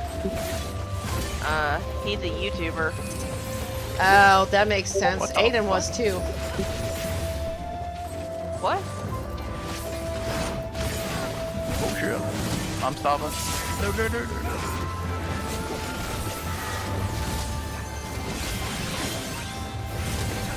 Apparently they didn't care if you outranged them or not. They kept hitting me from like fucking 30 yards away. Mr. Beast is a philanthropist. He does a lot of like online challenges and stuff and donates a ton of money to people. You should have him watch the food guy. The food guy? The one that does all the challenges. Beard meat, food? Do you have any idea how many people that could be? There's It's only beard one that meat matters. food. What? Beard meats food. I don't know what that is. He goes around doing challenges at all the diners and stuff, like... Oh, I know who you're talking about. Yeah. Yeah, I seen that. He actually came to Cove to do Black Meg. Didn't he go to Heart Attack Girl? Huh? He was here in Cove. I was tempted to nominate Mom for Worst Chefs in America at one point. What? Yeah. I'm not a chef though. It was for like home cooks and stuff. People that were just really bad at cooking. I'm not that bad. Aww. There are worse. There are way worse. Oh, I found that out after watching it. I haven't killed anybody or sent them to the hospital. I might have given That them. is not true. I did not kill the dog. You killed me on the inside with that spaghetti.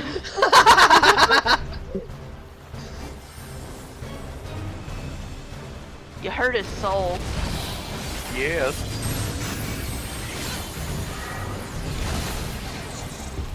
Oh god! They're pissed off!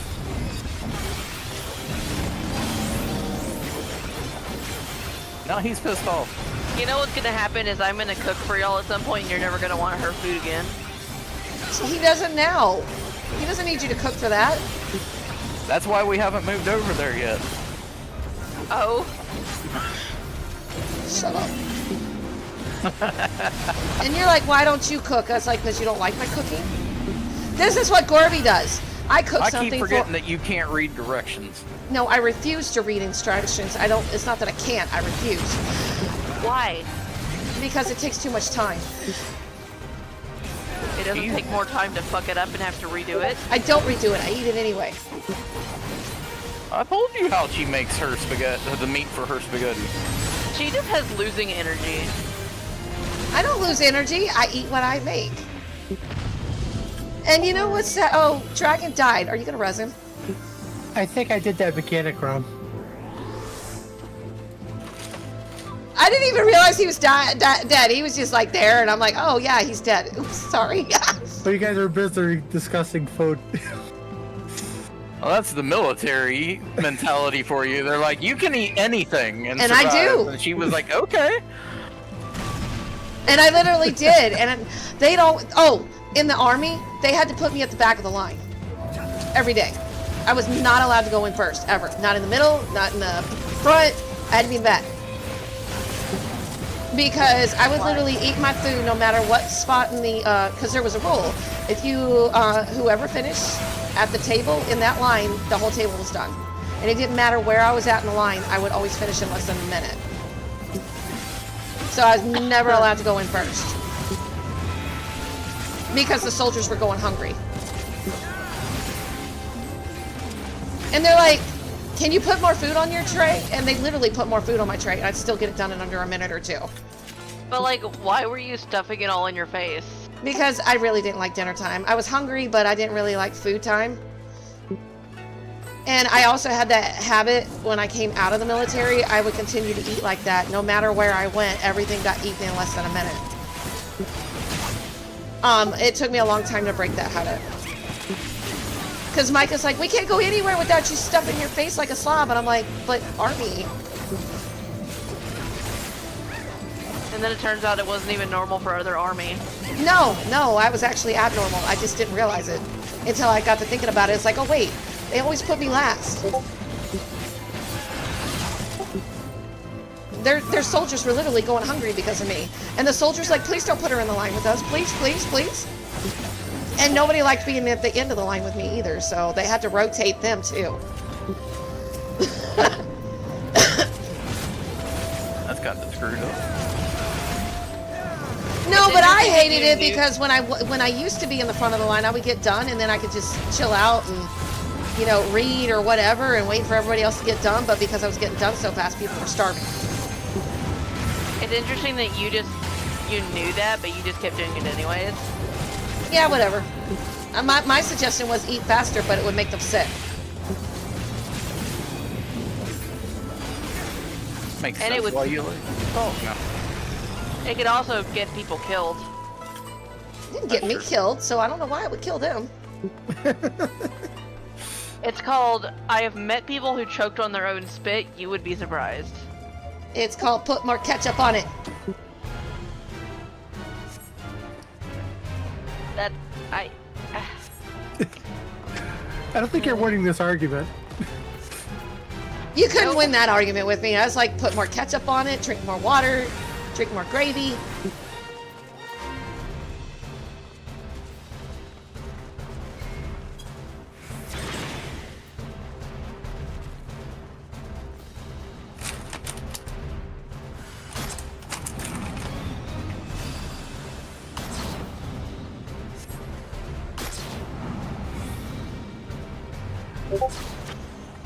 This one's fun because I get to watch people get bondaged up.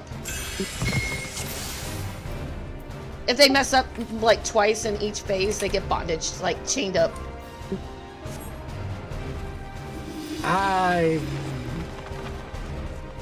We can't all be in the same line.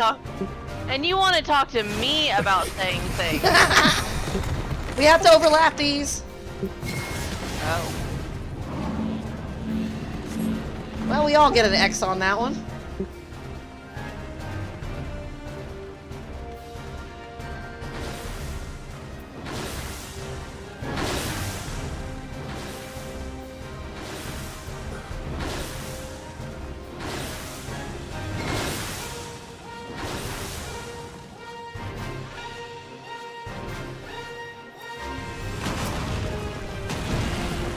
See, and I'm talking about bondage here, and here I am.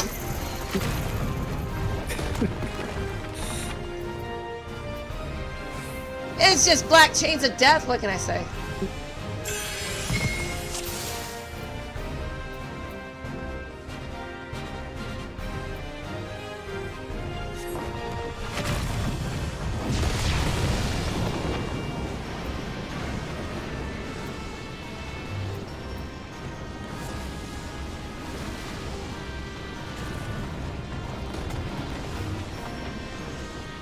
Don't look at the thing. Why?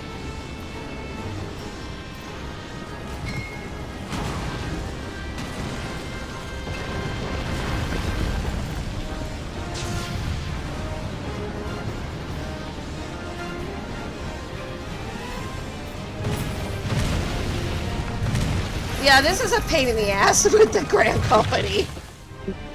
Or Trust, or whatever I did it with. 'Cause doing it without people, yeah, I did it over and over again.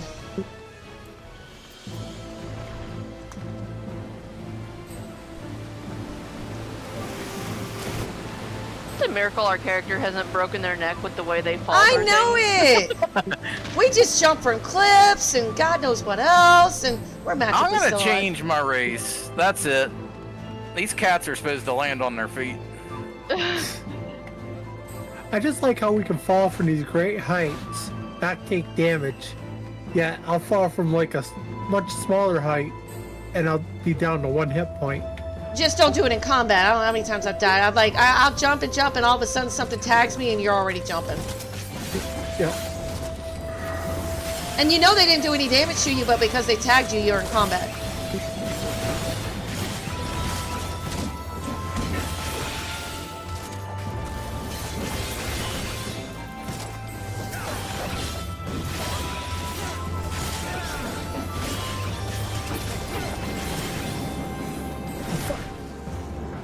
shit.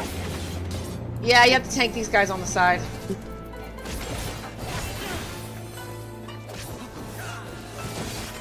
So left side when you go through.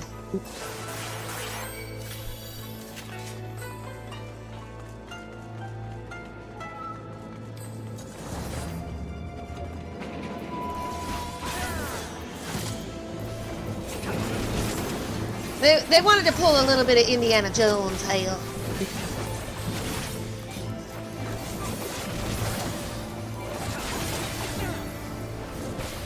So yeah, I would definitely like to see some more closure with the fragments. Maybe meet our other warrior lights. Because I got a feeling it's not over.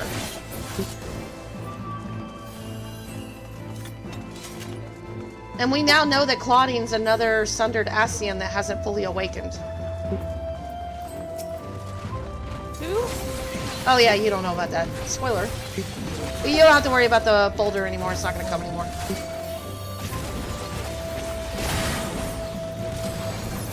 Yeah, you're going to meet another Sundered Ascian. He's actually... Yeah, you'll meet him. La Habrea is still a jerk.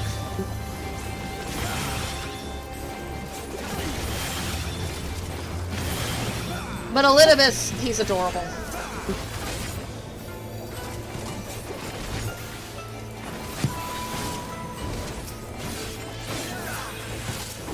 There's no way I can't sympathize with Elidibus. I just feel like really bad for him. Way more than Emmett Silk. Ooh, Silk is just a grumpy cat. That's true, but Elidibus, it's like he's a child. He basically was. Yep. And he gets screwed over again by La Habrea's wife.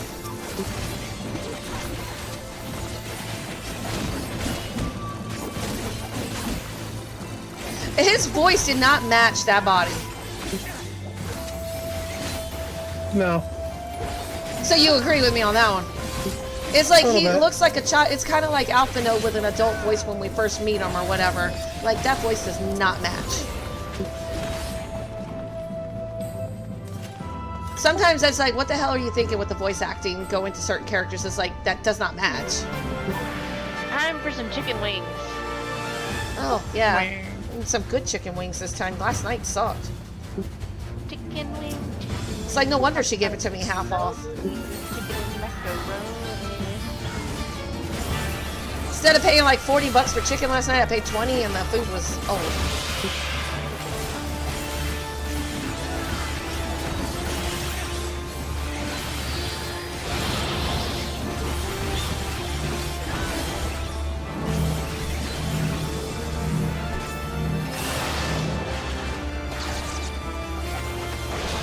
It's almost like we don't take any damage because of our stats.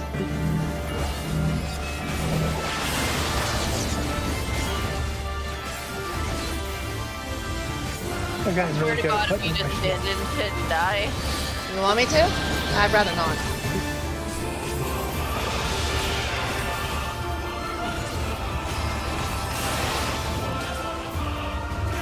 Turn away.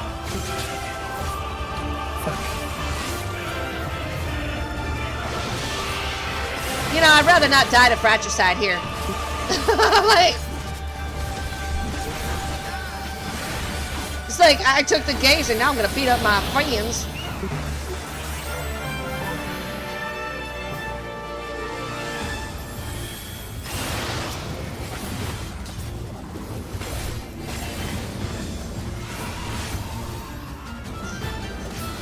You know, this one used to bother me so much. Oh man, Gorby's like, oh, you can't get past the second boss, why not? Because it's a pure mechanic check.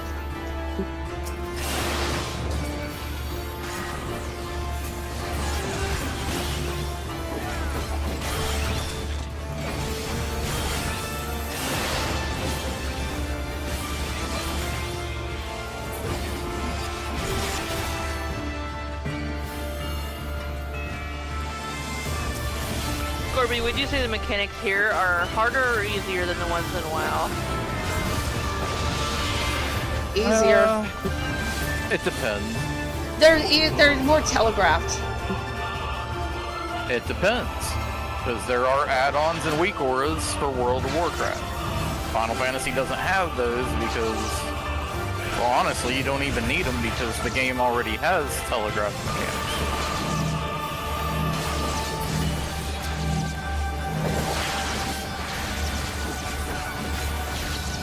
You know, if you stand in the middle, you don't have to dodge that shit.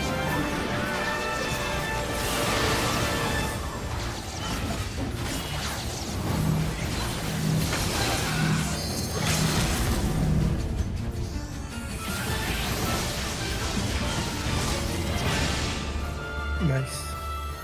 That's the perfect time to do it when you don't have the wings. And that be it. Final Fantasy is a lot easier in the terms that the raids have not become super congested by mechanics, because every single raid tier that comes out, they add more and more and more, and it just becomes so goddamn complex. And WoW? Yeah.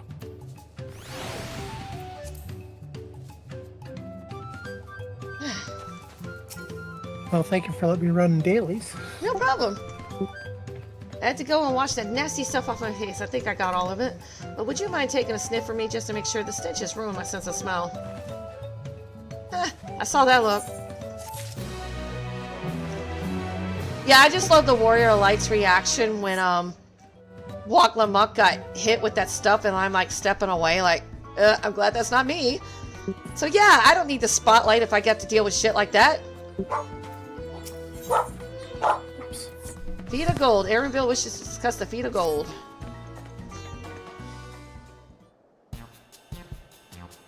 As Waklamuk helped demonstrate, the valley alpacas are wary of people.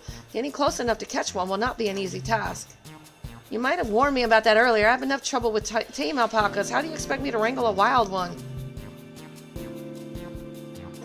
With the proper saddle, we infuse the leather with a relaxing scent that soothes the spitting beast. Wonderful. Give me one of those then.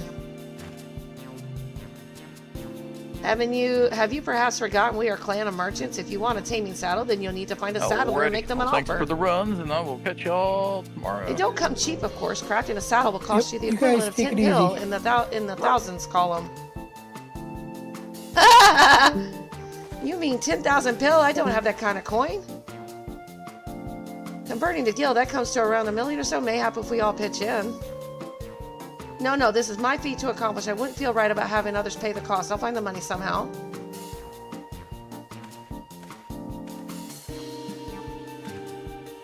In that case...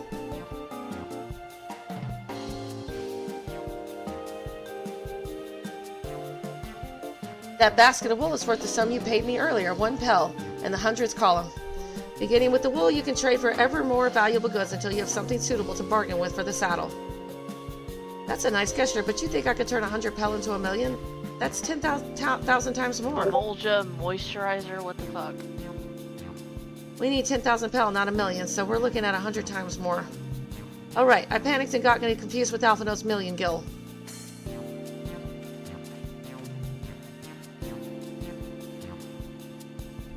I'm not so sure about this trading idea. You were almost talked into buying a cloak you didn't need more moments after you arrived. But I hate it when you're right. And let me help you with your deal making. Oh, hello again. Mablu, I work here as a ranch hand, but I've also learned about the peddler profession. It's alright if I aid them now. Yes, I guided the claimants towards the first step of the feat like you asked. As long as Waklamuk goes alone to capture Urqopacha, she is free to accept assistance from whoever she likes. Hooray, let's see about getting you that saddle then, third promise. I don't know why you made your offer, but I could use an ally with a beak for bargains. Welcome aboard, Mablu. Should the rest of us stay behind, perhaps? It may be easier to haggle over prices without so many voices chiming in. Yes, stay here and pitch in with the ranch work. With Mablu gone, I'll need extra hands to tend to the alpacas. Gladly, although Knight, I think you should go with Waklamuk. You've seen markets and bazaars the world over and surely have sage advice to share. that case, you should also hold on to the alpaca wool. If it's misplaced or soiled in some way, you'll have nothing to bargain with. As if I'd do to such a thing, but I'll leave the wool with night anyway. The better to keep my hands free.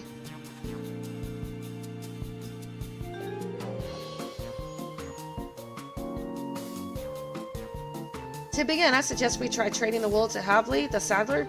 He won't agree to the deal, of course, but it'll give us an idea of how much he'll accept for his wares.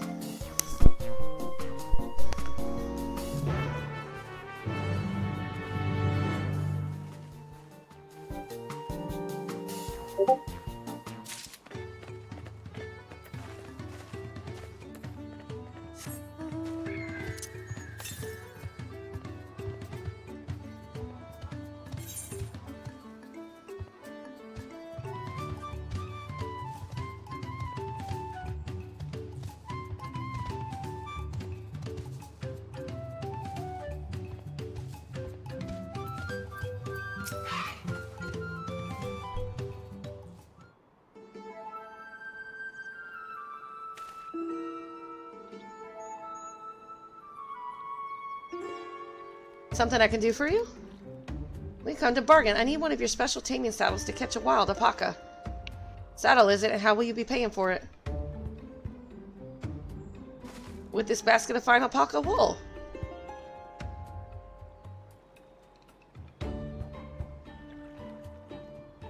What use does a saddle maker have for wool? Besides, this would barely cover the cost of a single strap buckle. Offer me something I actually want.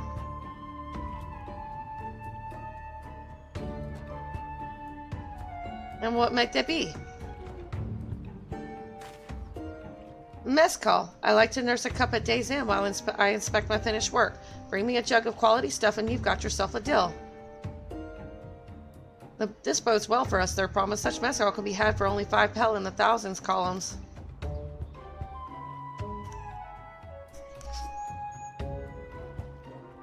Hold on. Did you say third promise? Then my offer has changed. The saddle's going to cost you a jug of premium mezcal, aged 3 years at least. 3 years? That stuff is valued at 10,000 pel or more. Why have you doubled the price? Because I must support the man of ambition who'll see my business prosper. Zorzal will go to war, and his cavalry will need saddles, lots of saddles. It's nothing personal, third promise, but I won't sell you my craft for anything less than my asking price.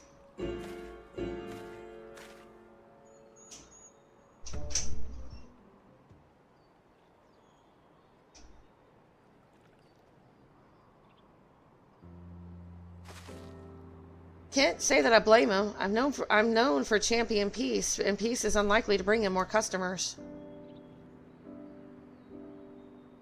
Those of our grandparents' generation remember the dark days when the clans were at war. Many of these Palu pray for your victory, Urqopacha. The younger ones, though, to them strife and bloodshed are as children's stories. They think themselves safe from these horrors and take the peace we now enjoy for granted. Still, others are unsatisfied with the quiet prosperity and crave the future the second promise envisions. They become obsessed with innovations like the dirigibles that have made trade swift and easy. Then you have those like Havli, convinced that the first promise's plans for conquest will afford them opportunities for great profit. But what about you, Mablu? Aren't you of the younger generation? At least a year or two younger than me, I'd say. Oh, I was raised on the old tales. I've memorized the accounts of what it was like when the Yakhoi ruled over our village. That's why I offered to help. I want you to become Dawn Servant, to keep our nation from going back to the way it was. Well then, I guess I better make sure I win the contest. The type of mezcal the saddler maker wants is so very expensive. Weren't we expecting to need 10,000 pel from the outset? Nothing's changed, we just need to get on with it. I may not have a head for trade or the stomach for alpacas, but I won't give up with a piece of Tololi on the line. And neither will I. We will make you Dawn Servant. Aiming for that 10,000 pel jug right away will only bring us failure and frustration, so let's first try exchanging the wool for anything even a touch more valuable. The trick is to find someone who needs alpaca wool and is willing to trade a loss to acquire it. Someone who supports your bid for the throne, for instance.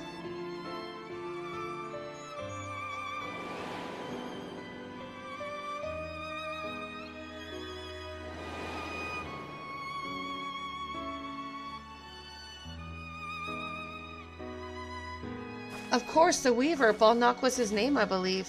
He went out of his way to say he agreed with my vision. He was here to buy wool. think I remember the direction he was going, but for now, let's head back to that road where we first met him.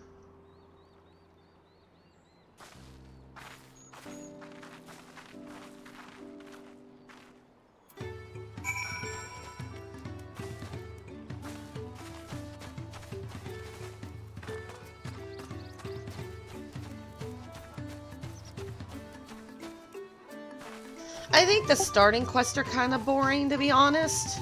Because it's like the setup. They are a little boring. Are you still there? The Carmine Secret. Probably seems to be dying to discuss something. Nope, I'm all alone. Why, hello there. Tell me, friend, are you not curious about the vibrant carmine hue of our traditional wear? A shade this vivid can only be brought out through the application of an age-old dyeing technique. Help me out, and I'll tell you all about it. In the hills southwest of here, which you can reach by exiting from the nearby gate, there are a few spots where sap nodocactars are commonly found. I would like you to collect precisely 2 of them for me. Worry not, I prepared these 2 remarkably thick sacks that should get the job done. I appreciate your assistance.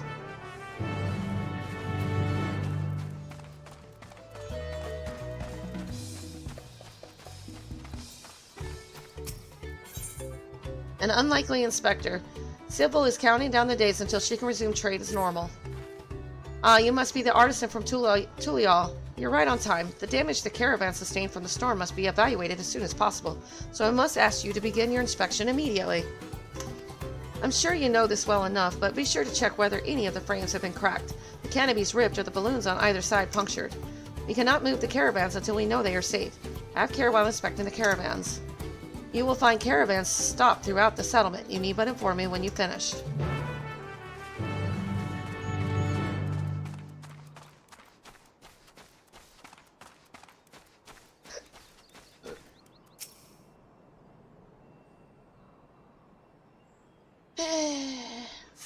You carefully examine every element of the caravan but discover no issues.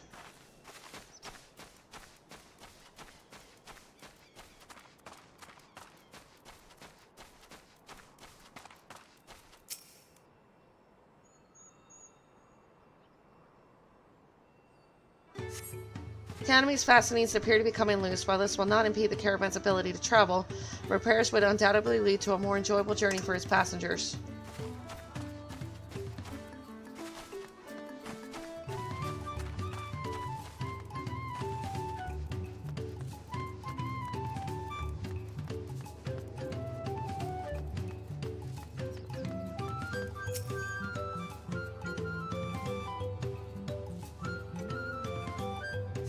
You notice water pulling in the caravan's interior. If it is not removed swiftly, the flooring's integrity may be compromised.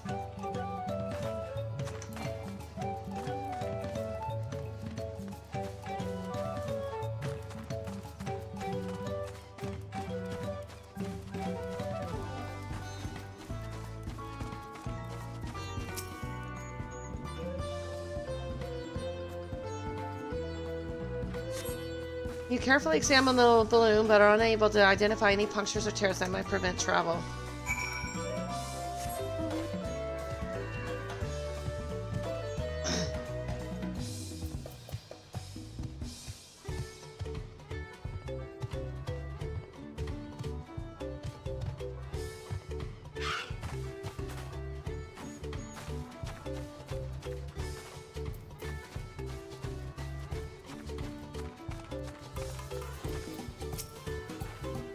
My, you did a wonderful job, though it seems some of the caravans will need slight repairs. I'm relieved to hear the damage was not significant.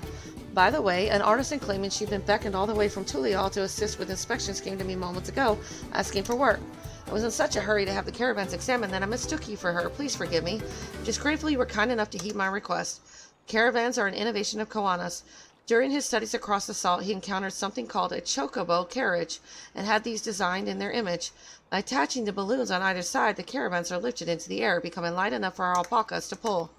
It is an immensely helpful invention, allowing us to tread the steep mountain roads throughout Tyrol more safely and swiftly than ever. Thanks to you, we are one step closer to having our caravans ready for such travel once more, and returning to a sense of normalcy.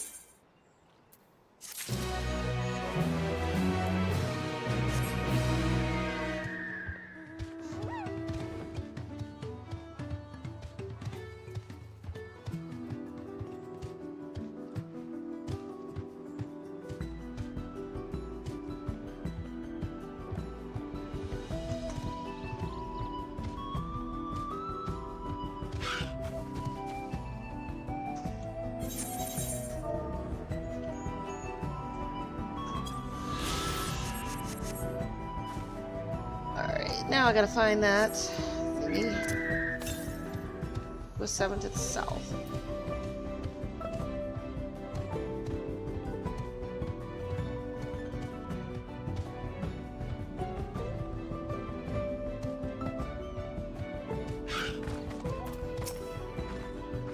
This is the spot. After Boldnock talked to us, he walked off to the south. And he was probably going to Urqopacha's Inn. Most visitors to watch a Nopello end up staying there. Let's go and check, shall we?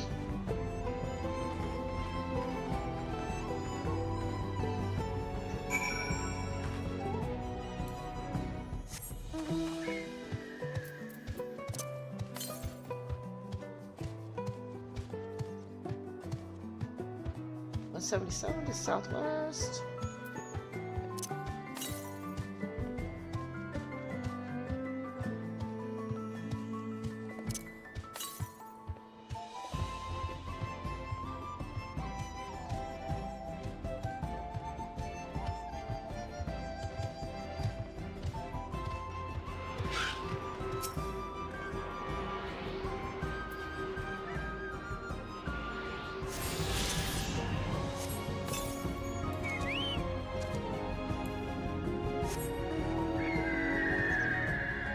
Let's see, where's the next one? Up there somewhere?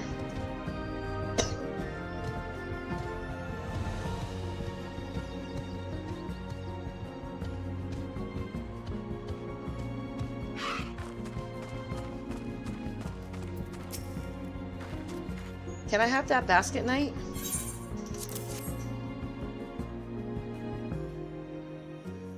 Thanks. Now let's see if we can turn a profit. Well, Nook, I'm glad we found you. Are you interested in making a trade?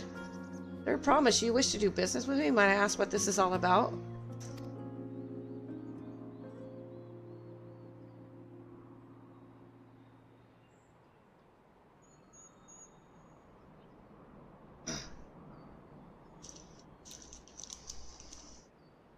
I see, so the goal is to turn the basket of wool into a jug of 3-year-old premium mezcal. And allow me to invest in your efforts.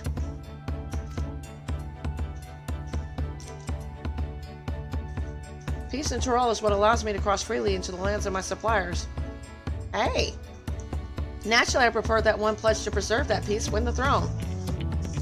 Thus, I do humbly offer you this wool poncho, a small token that I pray contributes to your victory.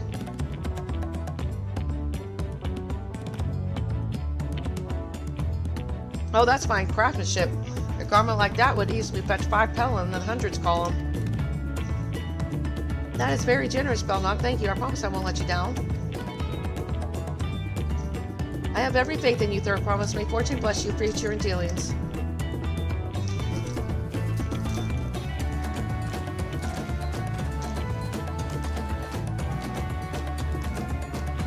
Can't believe you quintupled your investment with your first deal. We're off to a spectacular start. Only because Knight remembered our weaver friend, all I did was hand over the wool. That's not true. The connections you build with people are vital. This is one of the most fundamental precepts of trading. One which you've instinctively mastered. You think so? I know so. Now let's take our 500 pel poncho and trade it for something even more valuable. Here, Knight, you take the poncho. If I lost it somehow, Aaronville would never let me hear the end of it.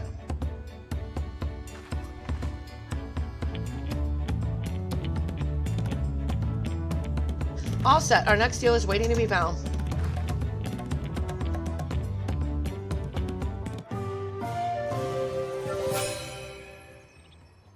Ah! Success. You traded a 100 pel basket of Paco wool for 500 pel wool poncho. Weird.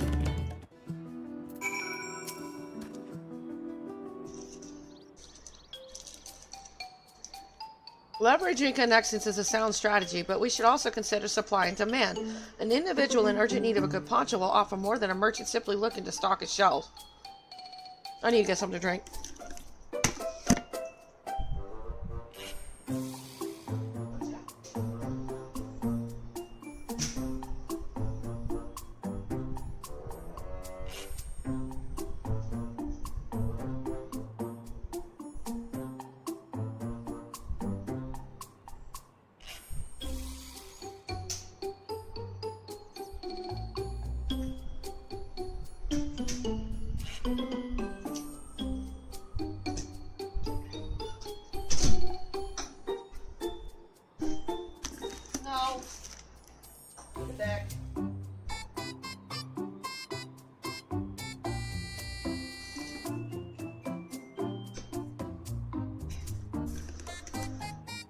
she's such a baby.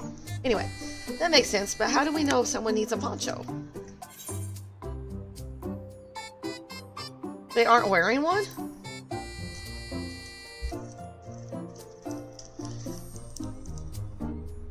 That's the obvious answer, isn't it? We look for a person without a poncho and hope they're eager to buy ours. Yes, there you go. We find the demand for our supply. So where should we begin to search our prospective buyers? There are any number of places, but we could do worse than starting right here at the inn. There might be interested travelers.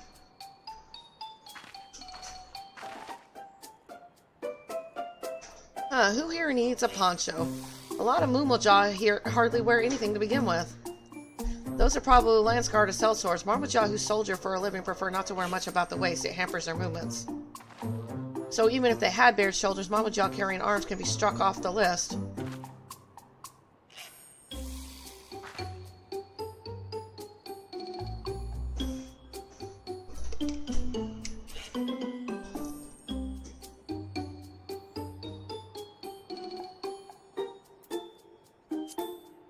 Tell me, who among these gathered travelers do you think might be amenable to a proposal? So professional fights like those of the Landsguard would have little interest, though the same could be said of any Turali who prioritizes ease of movement in their work.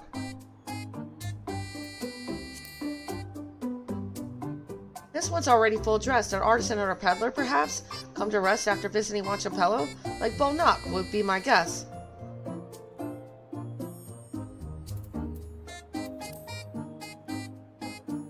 That's a Landsguard, probably dropped by the inn to take a break between patrols. That Mumblejaw's arm could be a Dropo courier. I've seen them fly in their wyvers, and those types aren't fond of excessive clothing either.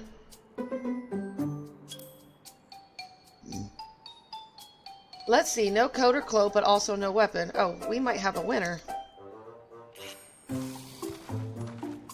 Oh there, friend. You're not a mercenary by trade, Ray. I was curious about your bold choice of dress, or lack thereof. Oh, it was no choice of mine, believe me. I was attacked by beasts on the way here and barely escaped with my scales intact. My coat was not so lucky. I'm actually a toolmaker from Tulial, and was dressed quite smartly, all the better to show the Pelo I am a man who takes pride in his appearance, and therefore his work as well. But now look at me. Well, sir, this is your lucky day.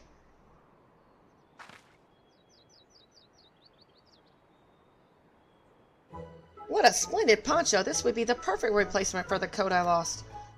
We'll be willing to part with it if you'd like to make a trade for one of your fine tools, perhaps. What about this hatchet? I crafted it myself and will vouch for its quality. The blade looks sharp, the heft well made. I'd value it at 1 pel in the thousands column. Oh, from 500 to 1,000, we have a deal. Wonderful. A fine garment such as this should put me on even footing with any Pelo merchant. Like the eponymous owner of Miplu's mate garden for one. Her field hands use hatchets to harvest the mate, and I thought to impress her with the tool I sold you. No matter, I have other wares to sell. Glad I am to have met you. Did you hear that? We've already found our next buyer. To Miplu's mate garden we go. Yes, but it's a fair distance on foot. We should take alpacas.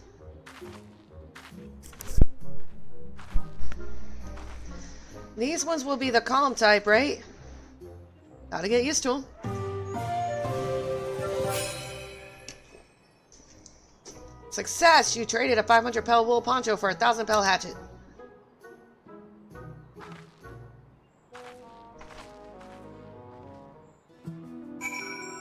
Why'd you turn the light off on her?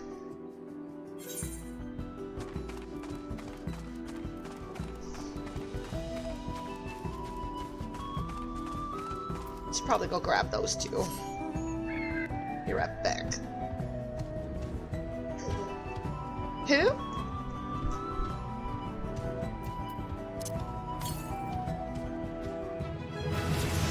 Ooh, I hit 95.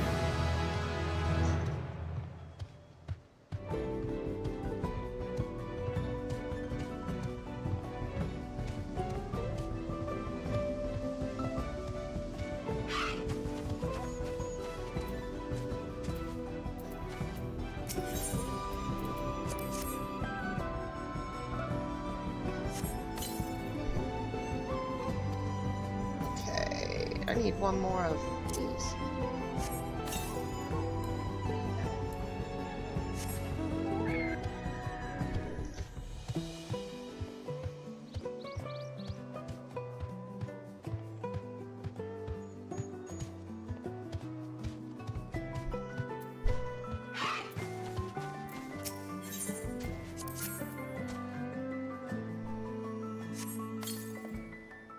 There we go.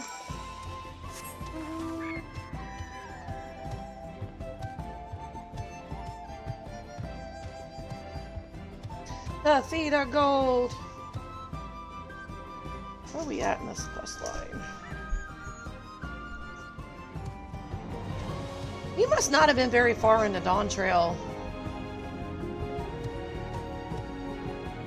How far into Dawntrail were you when she got kidnapped?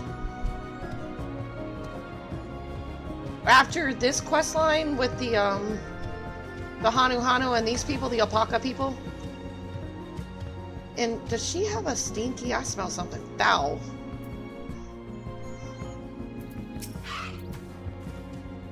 Well done recognizing that toolmaker as a potential customer. If you've a mind to change professions, you make an excellent merchant. Oh, you're way past that? Okay. Sad face.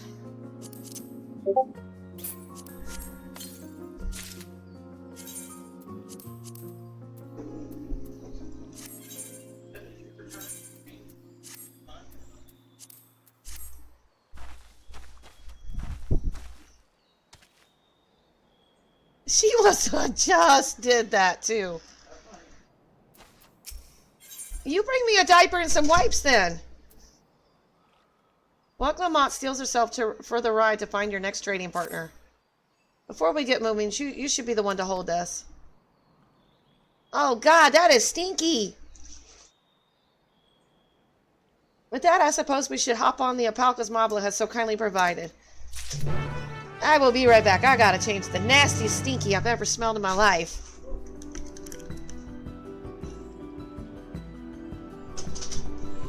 Corby, I need you to get something. Yes, I don't want her to play with that. I don't know, it was torn up.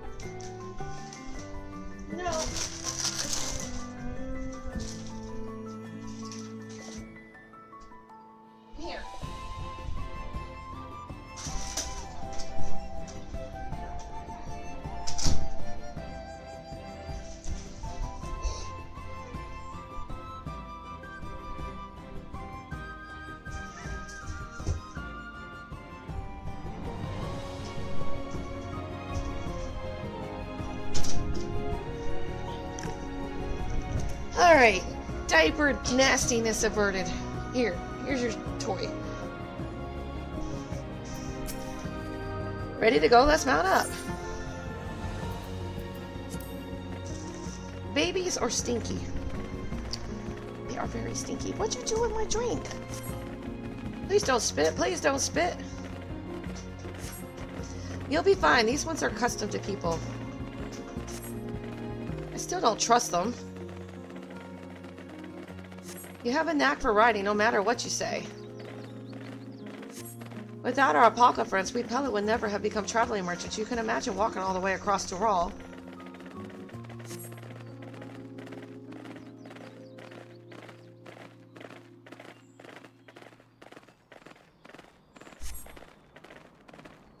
That's pretty.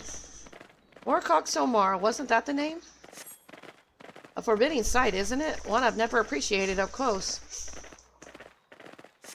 You have to take the long way around the cliffs to get there, to the highlands belonging to the Yakoi.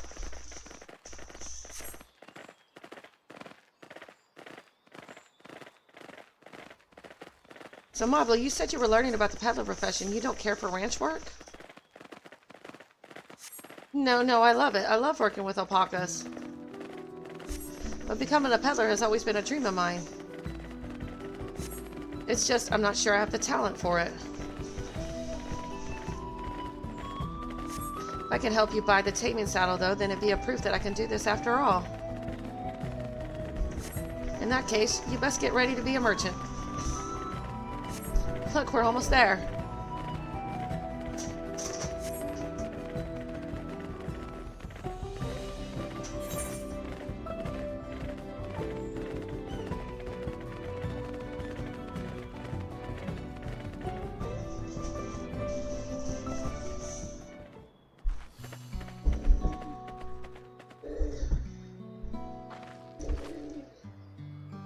We made it, and without a single smelly incident.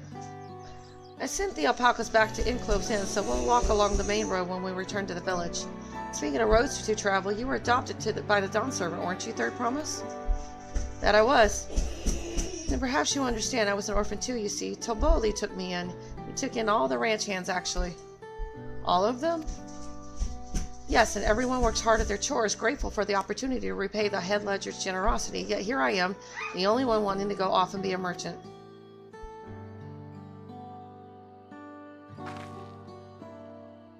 I'm sorry, I don't know why I'm telling you this. We need to keep trading things for your saddle if you're to prepare for the feat of gold. As it's mate's harvesting season, they can have too many quality hatchets. Add to that walk Lamott's way with people, and we should have no trouble making a favorable deal. That's Meat Blue herself over there. Pass the hatchet to the Third Promise, and let's get to bargaining.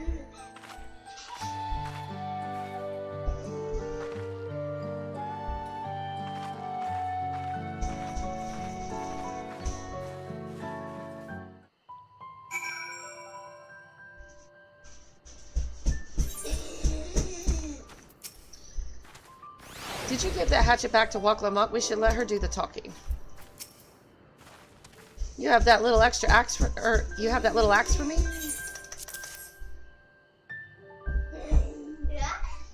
Thanks, now to see what we can get for it.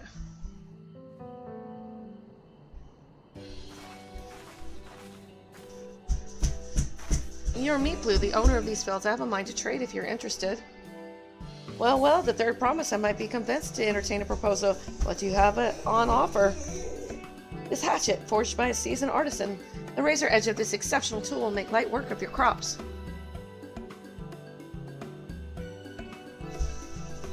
The quality is acceptable, I suppose. I offer you a large sack of mate leaves in exchange.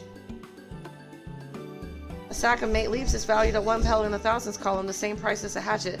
This deal would bring us no closer to the mezcal. If I may, Mr. Smithblue, it's harvesting season, is it not? Does not the demand for hatchets afford them a higher value?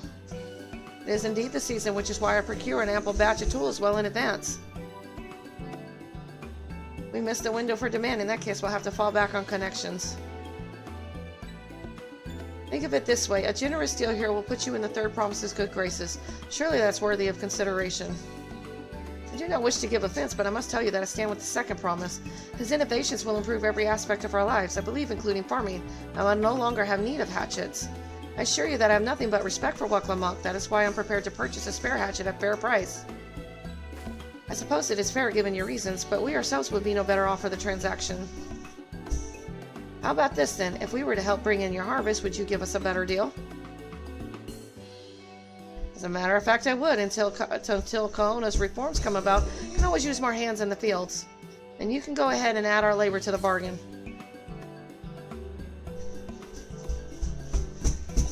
Added value to tip the scales. How could I forgot one of the most basic rules of trading? You can rest here if you like, Mabu. Night and I have meat to gather. Oh no, I'm helping too. Off to the fields then, and mind you pick the healthy leaves. I'll take 5 good bundles from each of you.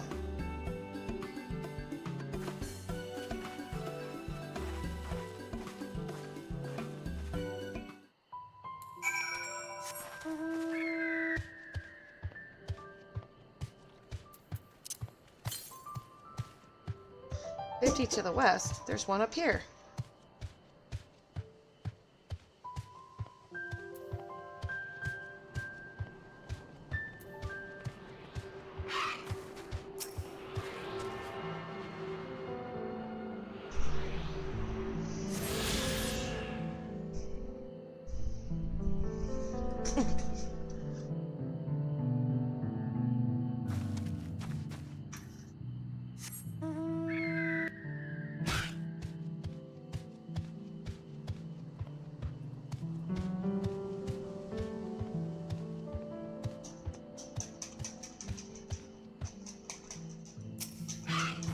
Oh, I see a lookout up there.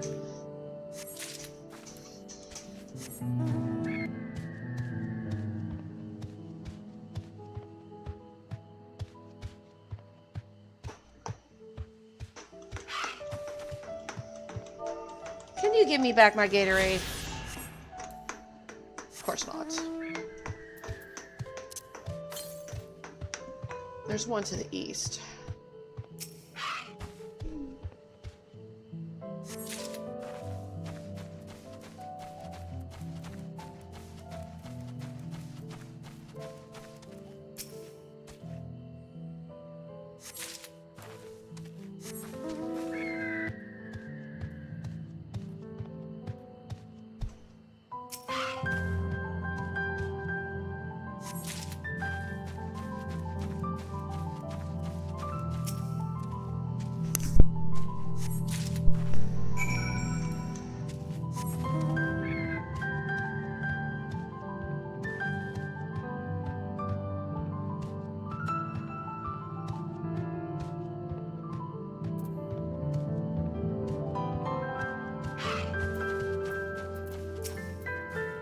You brought me some leaves then? Acceptable harvest. We'll see how your companions fare before I make any decisions, though.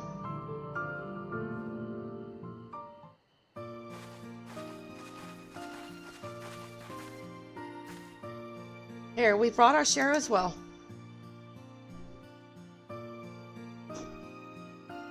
Thank you, Third Promise. This is more than enough to hold up your end of the bargain.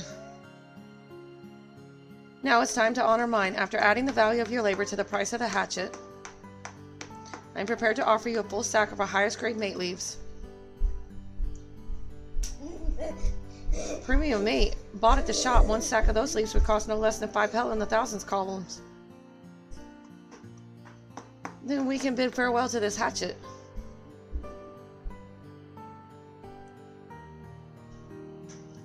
I'll give it a good home. Talk of the contest aside, I'm glad we could come to a mutually agreeable trade. As am I. All the best with the rest of your harvest.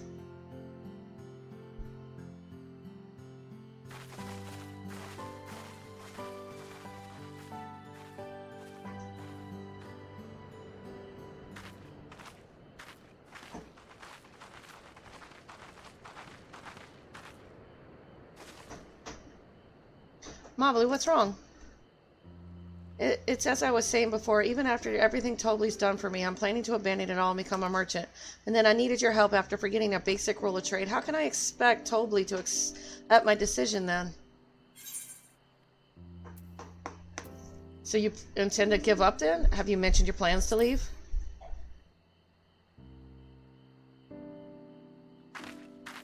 Not exactly. I wanted to prove I could succeed as a peddler before I declared my intentions. I seek to follow in my father's footsteps, but not because he expects it of me.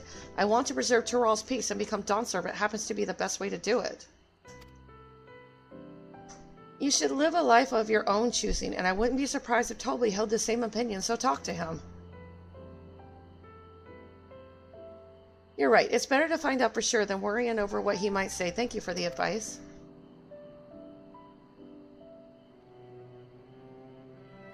But first we have a saddle to buy. I want that success under my belt so I can be sure of my decision. What's next then? We try to trade our tea leaves for something halfway to 10,000 pel. No, I think we're close enough. I say we go straight for the premium mezcal. Bargain our way into double the value, eh? Think you can do it? Trust me, I will make this trade work. I admire you, Third Promise. That you're holding your own against such strong competition for the throne is inspiring. Remember really holding my own against Kona and Zoralja?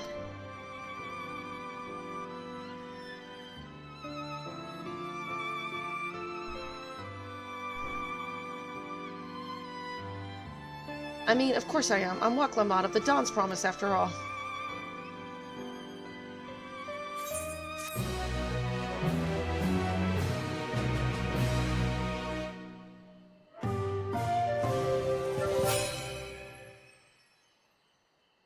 Success!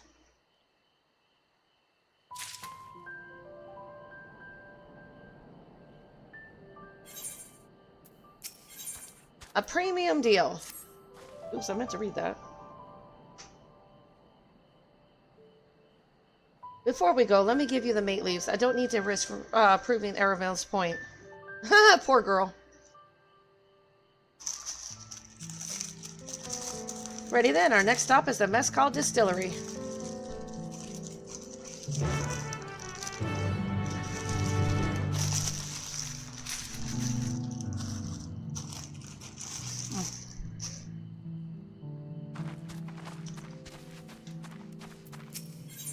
A blend for every taste. Probably is in need of a tea tester. Hello there, I hear you're a traveler from across the salt, just the person I need to assist me. I wish to expand trade beyond the borders of Tyrol, and so I've been planning to export mate tea. The problem, however, is a mate's reputation for being something of an acquired taste. My solution was to blend mate leaves with some of our local specialties, and your foreign palate would be perfect to test them. One of our brewers has already prepared a batch in the relaxation area. Why not go and speak with her?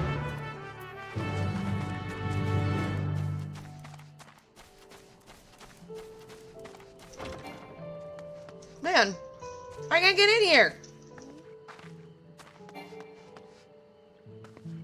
I'm too friggin' tall. That's a first. Ah, you must be the one here to try our new blends. I prepared 3 for you to sample. Maybe there's something more telling than the expression one makes when they sip their first cup of an unfamiliar tea. So go on, have a taste, but please stay where I can see you.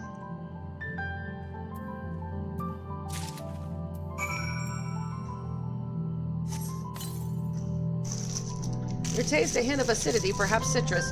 It complements the naturally mellow mate tea well, serving to create a soothing mixture.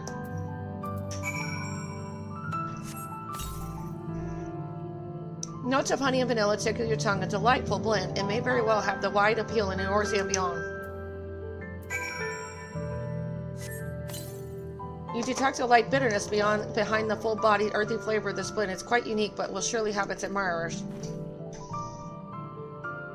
I could see from your expressions how much you enjoyed each of the blends. As for the one who personally brewed them, I am truly honored. If you have a favorite among the selection, please let Pobley know.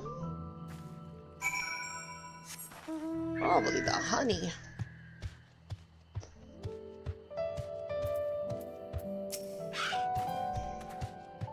You're back. I take it you've tried each of the blends. Tell me, which one was your favorite? The fruity blend. You cannot have my bag of chips. I don't need you dumping them everywhere. Here. I'm thrilled you like it. I thought perhaps people would enjoy something with a more refreshing flavor, so we tried mixing in fruits with Yachtel. Your perspective has been a great help, my friend. I thank you for your assistance. Though mate tea can be found anywhere in Tyrol, there's no guarantee that it will enjoy the same popularity in foreign lands. We must experiment and innovate if we are to capture new markets. I love how they just keep giving me new gear.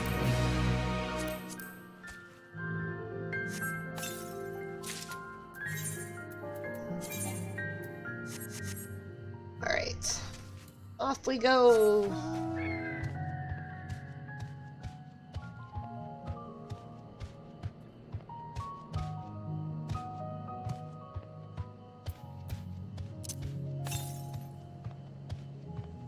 So there's one over that way.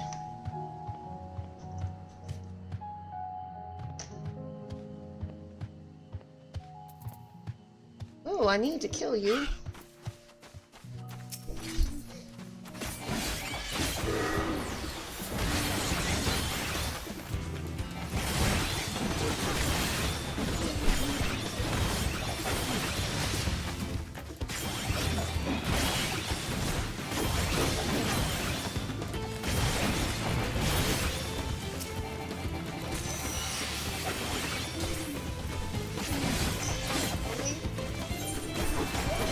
I still collect nuts. Okay, cool.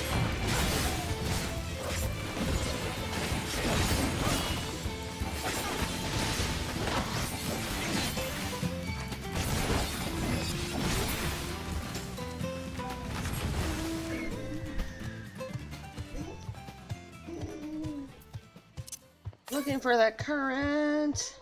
Should be close. Ah, there we goes.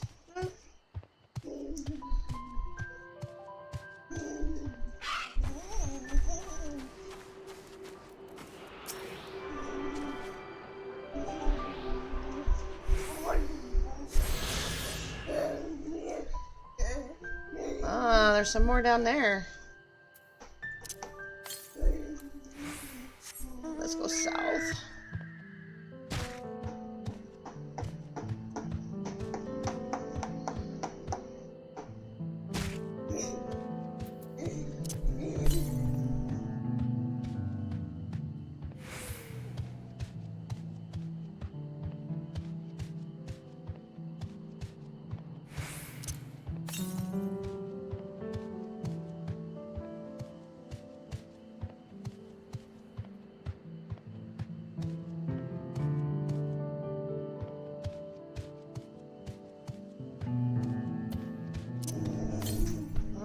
Uh, 231.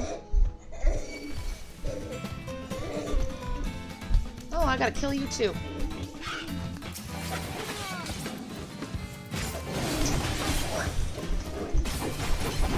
What are you doing?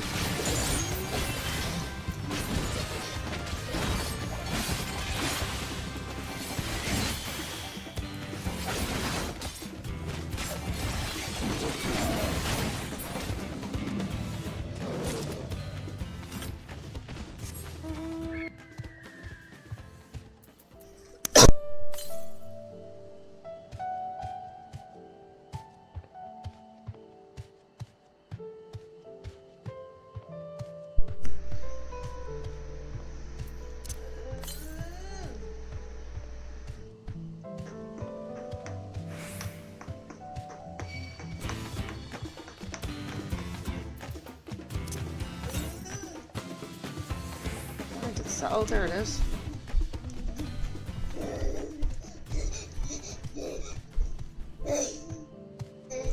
She's in a good mood at the moment.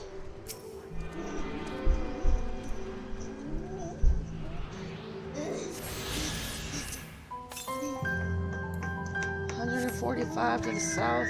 That means it's probably way down there.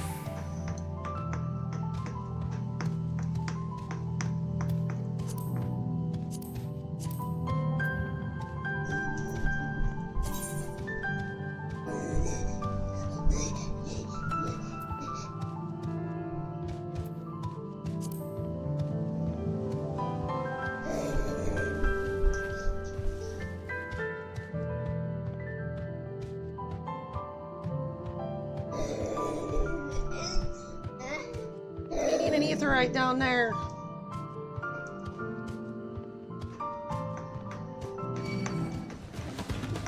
Tiki tiki. Where am I getting right back? Give me my that Gatorade back.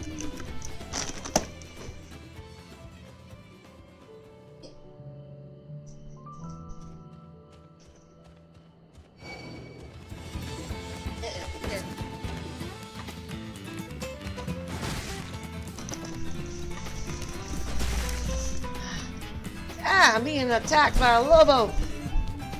Didn't think this would be in this game.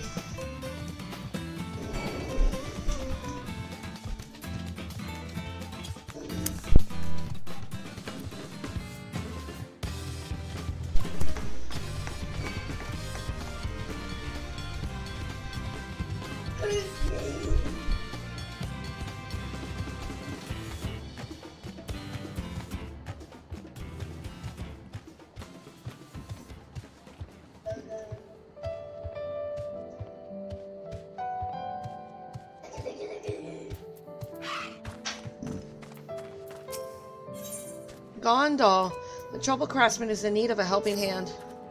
Excuse me, miss, do you have a moment? Please, I need your help.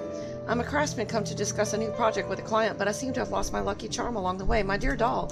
I'm afraid how the meeting may turn out without it. The last time I saw it was at Panakello Retreat. Maybe it fell out when I was gathering my things. I'm to meet with my client in just a moment and wouldn't do it to be late. I realize this is sudden, but would you find my doll for me? I'll delay the meeting for as long as I can.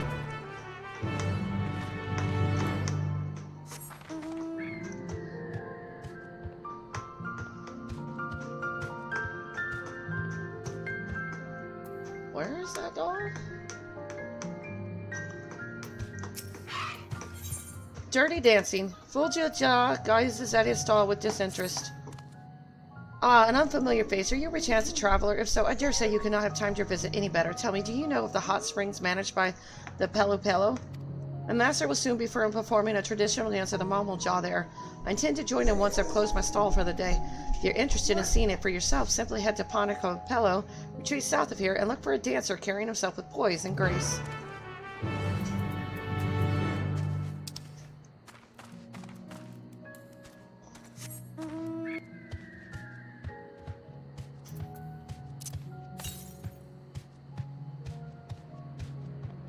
$188 to the southwest.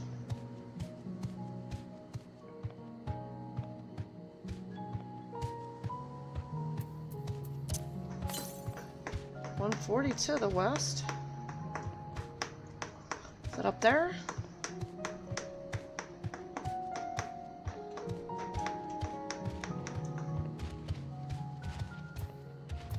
Right back to that.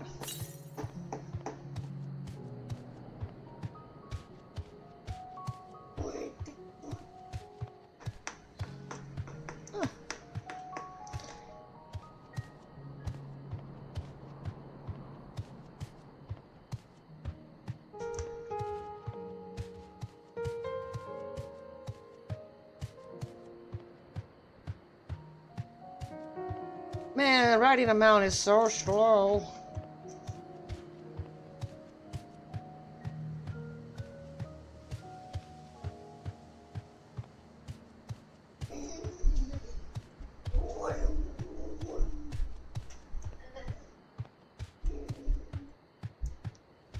How do I get up there? That way?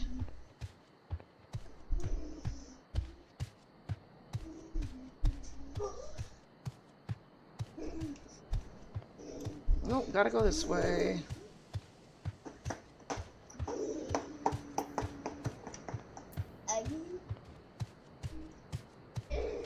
This reminds me of the area near Tailfeather. Just all this going around.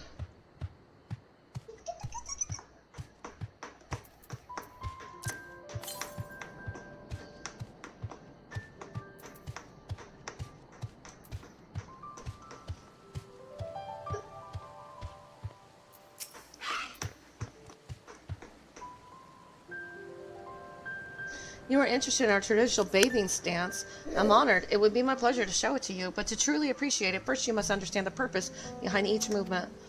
The dancer steps before the spring and pours its purifying waters over their body thrice, cleansing skin of grime, mind of thoughts, and joints of ache. Only when they are in perfect condition may the dance begin. Come, I will show you.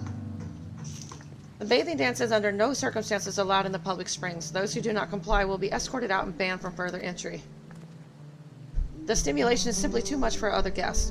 I'd be happy to have someone escort you to one of our private springs where you may perform the dance to your heart's content. What? I was unaware of such a rule. Very well, it is regrettable that I cannot demonstrate Mamulja tradition before an audience, but better that I dance in private than not at all. I'm sorry you came all this way for nothing, my friend. Would you be kind enough to let my people Vujaja know that I will be performing in seclusion? Are you the same one from before?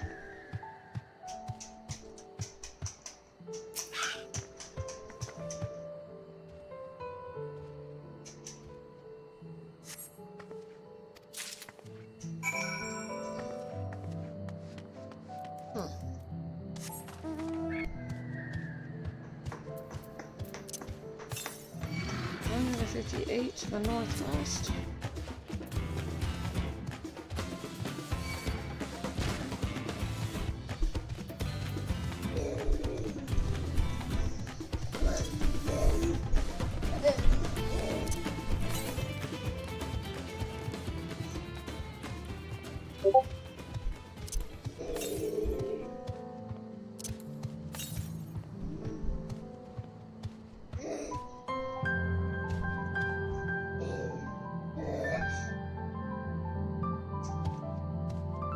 Up there? Seriously?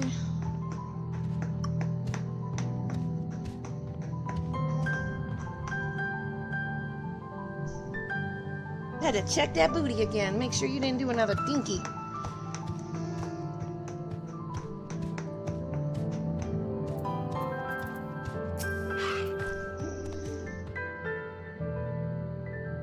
Oh dear, forgive me. I didn't realize the dance has been forbidden in the public springs. Traveled all this way to perform it, following in the graceful footsteps of the most experienced and most handsome of all my master's pupils. Oh, Urqopacha, how I miss him. He left Tyrol many years ago, saying he would make a name for himself as a mercenary across the salt. I hope he is well. But that is neither here nor there. I must thank you for relaying Master's message to me. I will join him in the private sings when I've finished up here.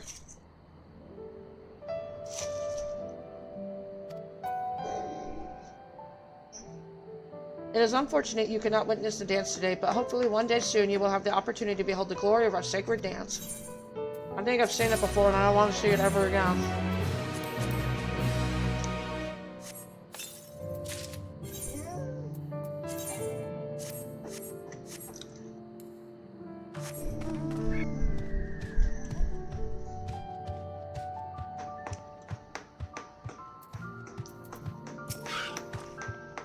Were you able to find it?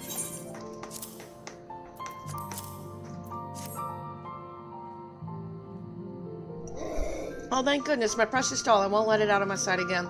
We Pella became merchants after Urqopacha bestowed a great kindness upon our people. To help achieve this goal of fostering amity between clans, this doll's bright smile serves as a reminder to uphold that ideal to spread happiness through trade. I have no doubt that you, being the kind-hearted individual that you are, will enjoy great fortune and happiness in your future business endeavors. I truly can't thank you enough for your help.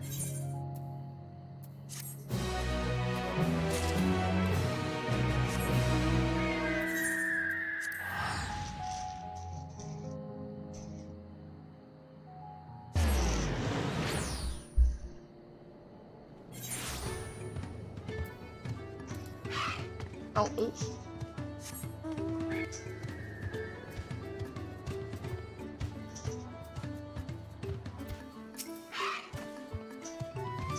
Is the bulge in those sacks what I think it is? Wonderful, my friend, wonderful. Frail as I am, I could never have hoped to carry back these oversized succulents. As agreed, I will share with you the secrets of our dieting technique. Tell me, did you notice the little bits of red on their cuticles as you packed them into the sacks? It's nothing to be alarmed about, but those are in fact parasites. Once infested by the biochem, the nodocactars gradually weaken. Eventually, they wander away from their prickly peers and settle in the southwestern hills. Although it's not entirely clear if this migration is their own volition. When we found a nodocactar completely sapped of strength, we brushed the parasites alienated into a bag, dried them, and finally crushed them to extract the carmine within. I'm sure using insects to create dye must seem unusual, but when living in parched lands with sparse vegetation, one must develop a deep and rich understanding of all that is available, deep and rich like the red of our dye. Interesting. I wouldn't have thought about that either.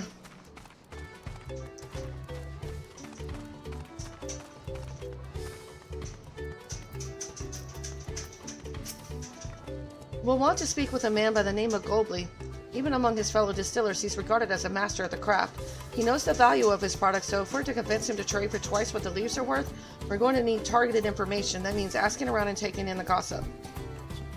If you could talk to people here in the distillery night, perhaps Urqopacha could do the same at the village entrance. Meanwhile, I'll head to the north side and see what I can learn.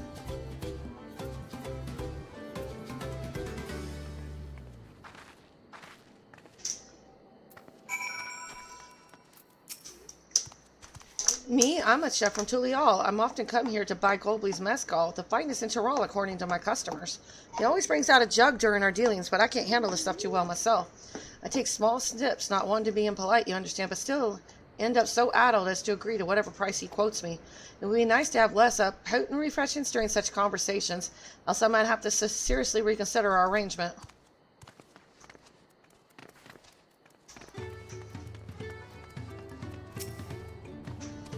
Goldbley might be a deft-hand at distilling, but he's got no sense when it comes to appearances. Rumor has it he's been invited to the palace for business negotiations. If he presents himself to the court wearing his usual rumpled attire, though, he'll be laughed out of some perch.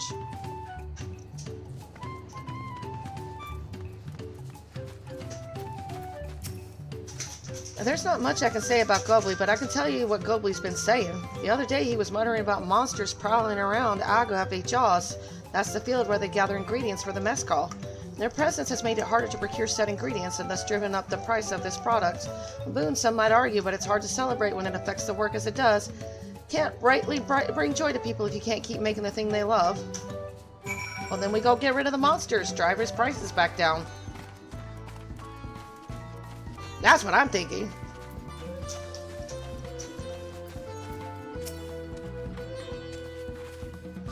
So what did you find out?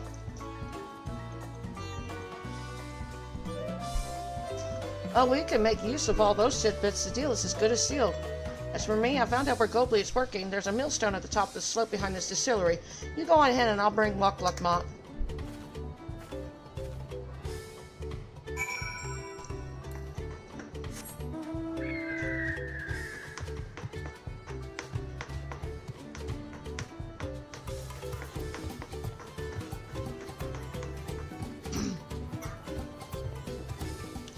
Where is this person anyway?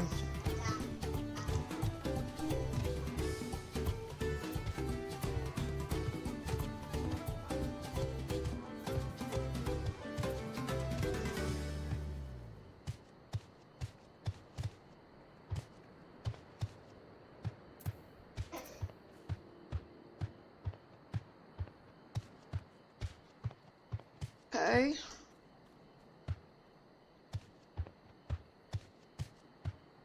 There we go. You have business with me, madam? Why don't we talk down below so as not to distract the alpaca from his work?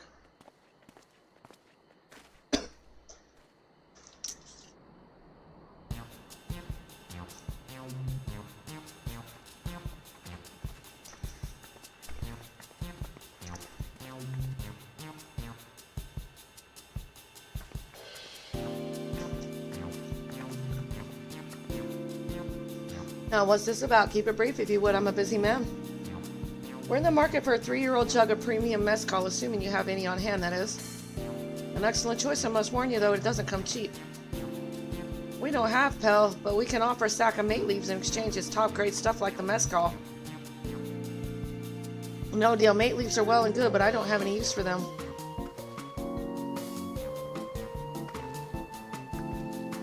No deal, just like that.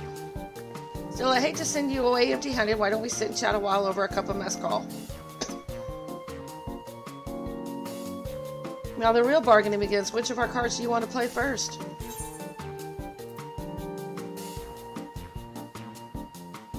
The monsters in the agave fields.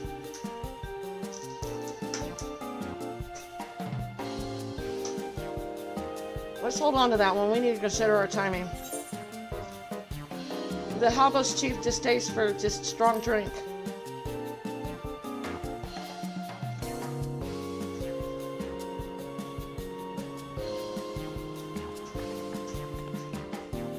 I appreciate your hospitality, but I'm afraid I can't hold my drink. I've heard one of your regular customers, a Hobu chief, is the same. Seeing as not everyone can enjoy mezcal, I wonder if you might benefit from having other refreshments to offer. Something like mate tea, for instance, and brewed from the finest leaves, of course. Ah, you're right, absolutely right. I had noticed a growing reluctance on the part of my Hobu friend, and then I realized I myself was to blame. I must endeavor to be a better host still, even with that added value in mind. No sapphire leaves is worth the mezcal you're after.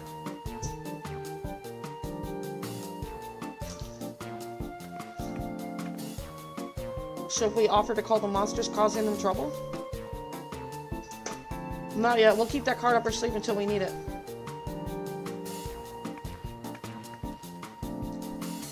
As I expect you're aware, the rite of secession is currently taking place. That's why the third promises graced us with their presence. When the contest is decided, the subsequent ascension ceremony and banquet will be a prestigious affair. If your mezcal were to be served there, it would bring you your distillery immeasurable fame. Wait, could it be that your rumored invitation to the palace is to discuss that very possibility? As a matter of fact, yes, I must admit I'm still reeling from the abruptness of it all. It would be a great honor and opportunity if I could secure the deal. Well, I should think your exceptional mezcal would speak for itself. That said, there's no such thing as being too prepared and first impressions last. You'll want to be wearing your very best when you walk into FFXIV.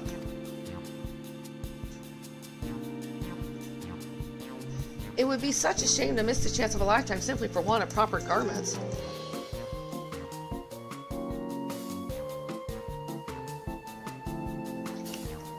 That it would. Are you saying you have garments to offer something ideal for court? We have no garments on hand, I'm afraid, but we can provide you with the next best thing, an introduction to a weaver. His name is Balnock, and his works are highly regarded in Tulial.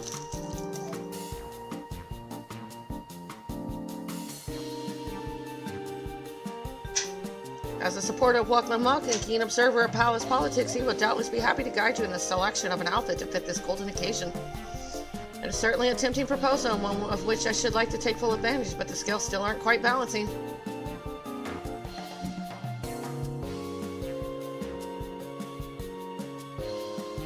Say, weren't there monsters running amok in Agav Jaws? That's a problem we could easily solve for you. Truly, I would be most grateful for your immediate assistance. I was resigned to hiring sellswords to clear them out. Factoring in that safe dispense and an introduction to a trusted weaver, this is shaping up to a sound bargain. Alright, you have a deal. Yes, I knew you'd come around. Give us a moment and Night Night will take care of those prowling nuisances. In the meantime, I'll use the time to pen an introduction letter to Balnock.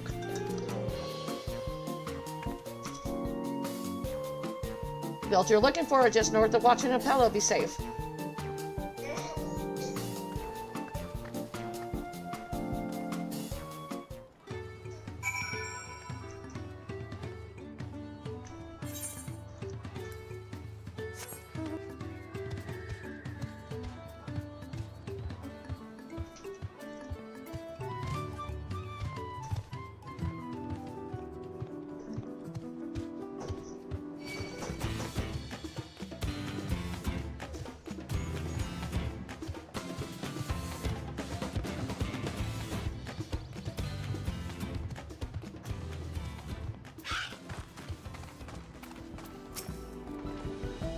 That should be Agave Jaws just over there. This will go faster if we split up. Come and find me once you finish clearing out your share of the pests.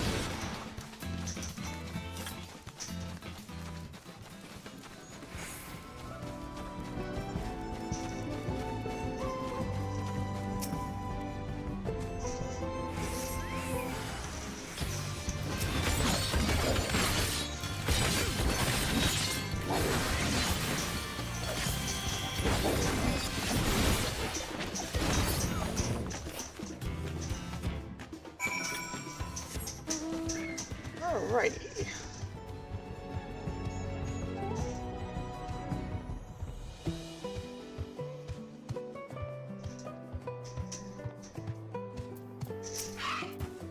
Compared to the creatures I hunted with Papa, this was no challenge at all.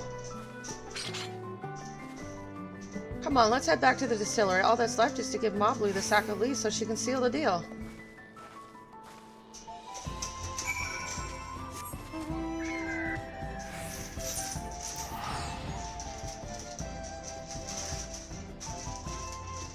Yeah, that's a pretty big monster right there.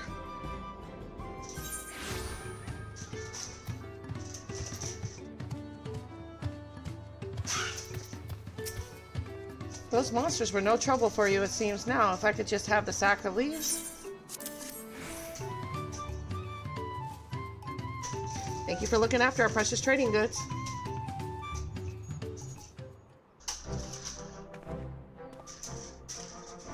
Your monster problem is resolved, Master Gobley. Here are the mate leaves and a written introduction to Balnock as agreed.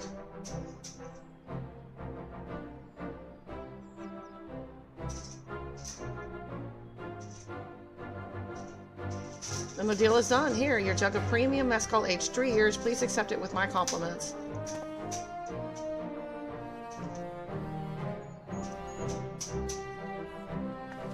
Yes, we finally have the mezcal. Great work, especially you, Mablu. You were the one that inspired me to come this far, Third Promise, but let's not celebrate until we have the saddle in hand. Mablu, is it? You drive a hard bargain, young peddler. I look forward to doing business with you in the future. Thank you, but truth be told, I'm just a ranch hand for now. Should I ever become a proper merchant, though, I'll be back to strike more deals with you.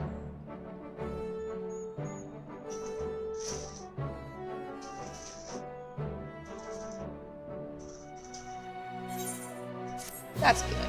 I'm glad she got her deal. Excellent trade.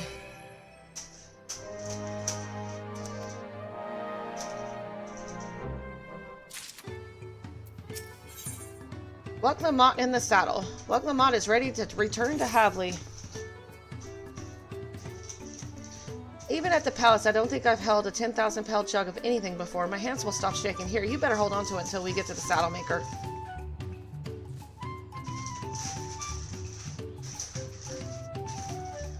Ah, can you imagine if we dropped and had to start all over again?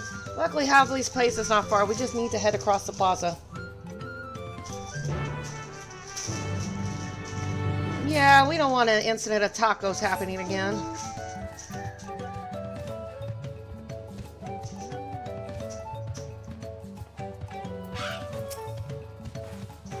This is it, the trade we've been working towards.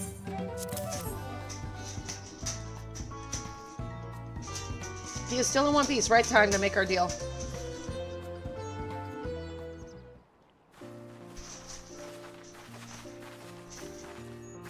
Get your tools ready, saddler. We've brought your precious mezcal.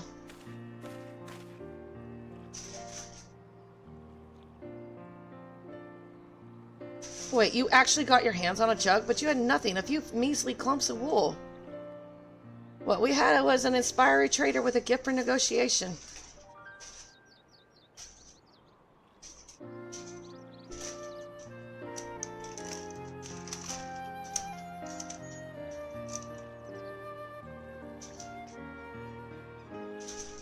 Although I'd sooner aid no claim of Bazor Jal, I cannot go against the guiding principles of the Pelo Pelo. The trade is a fair one. I will craft your saddle, Third Promise. Great!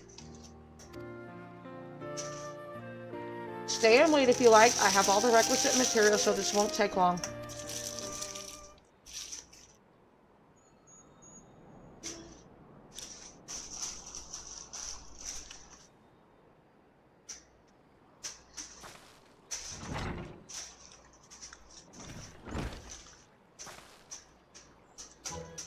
Your commission is ready. Catching a wild alpaca is never a simple affair, but you'll have an easier time of it with one of my saddles.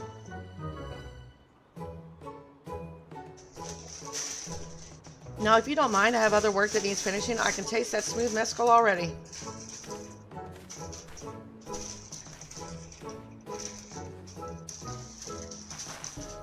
We did it! The saddle is ours!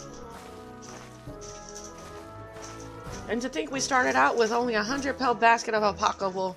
Lovely, you're going to be an incredible merchant. Thank you. It makes me so glad to hear you say that, Third Promise. We got what we came for, so let's return to the ranch. The others will be waiting. Yay!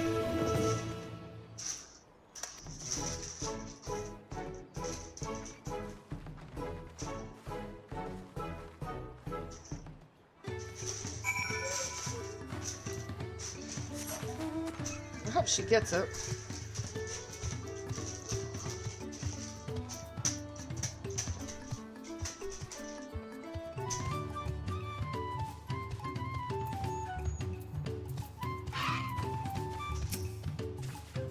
It looks like everyone's been pitching in without the alpacas. Let's tell them the good news. You've been away for some time. I'm assuming training was productive? I made the mistake of startling one and caught a glob of spittle for my trouble. I'm beginning to understand what Urqopacha's aversion to the animals. Tobli and Arendelle have been teaching us how to care for alpacas. One gentle girl ate the feed straight from my hand.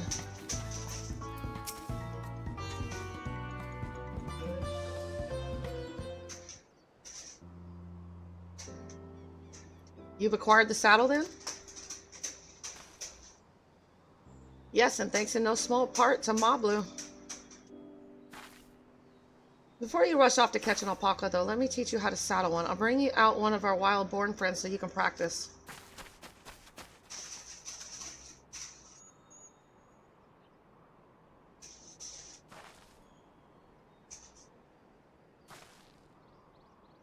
I know, this is something I need to learn.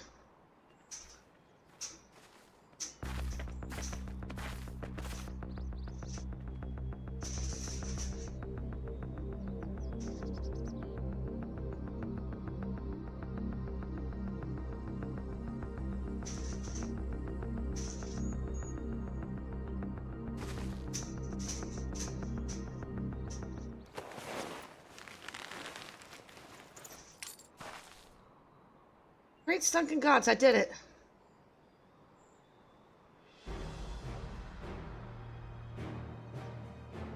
He hardly seemed bothered, much less inclined to spit, as if he was completely accepting of Urqopacha's touch. That is because of the singular scent with which the saddle has been coated. Alpacas find it very soothing.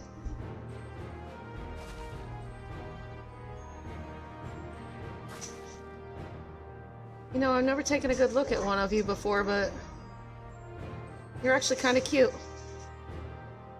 Ah, you're only now noticing that. Zorzal, he's back.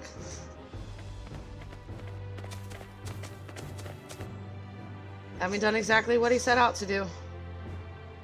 That alpaca he's brought, is it just me or is it glowing?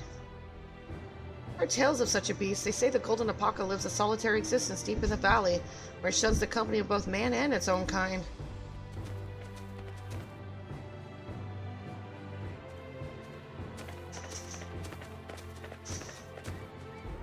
How did he manage to snare a prize like that? Beast knows its betters. Faced with overwhelming strength, it will yield rather than risk death. An apt illustration of how greatly the power of the first promise exceeds yours, Urqopacha. Strength alone won't win him our father's throne. I'll be the one to find the Golden City, and then Toral can remain at peace. An everlasting desire for peace can only be forged in the fires of war. To unite as one, the people must be taught. They must suffer the horror and the hopelessness firsthand. Exhaustion from prolonged conflict, the wages of war's merciless nature. These are what moved the clans to join in the founding of Tulial all those years ago. Consider the younger generation of this village. Since birth have they basked in unbroken harmony, and behold, they regard war not as tragedy, but opportunity.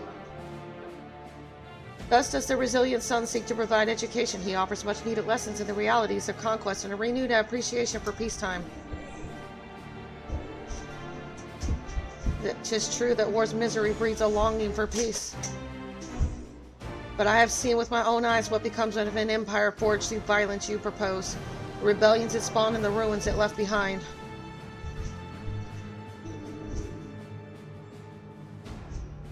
Yeah, exactly.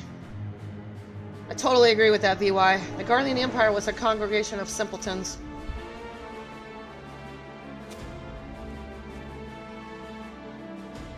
The oppressed fought back against the oppressors, all as well they should. Men are not beasts, only a fool would seek to rule over all with the threat of force alone. This is why Julal Jaja did not elevate the Mamulja, why he treated all clans with equal respect. However, the first promise has his gaze fixed upon more distant horizons. He would unite not only Tulial, but the star in its entirety. What? Why? I need not explain myself to you.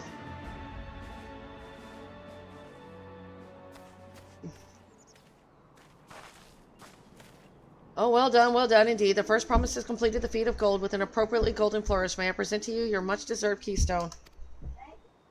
Should we tell him? He'll figure it out.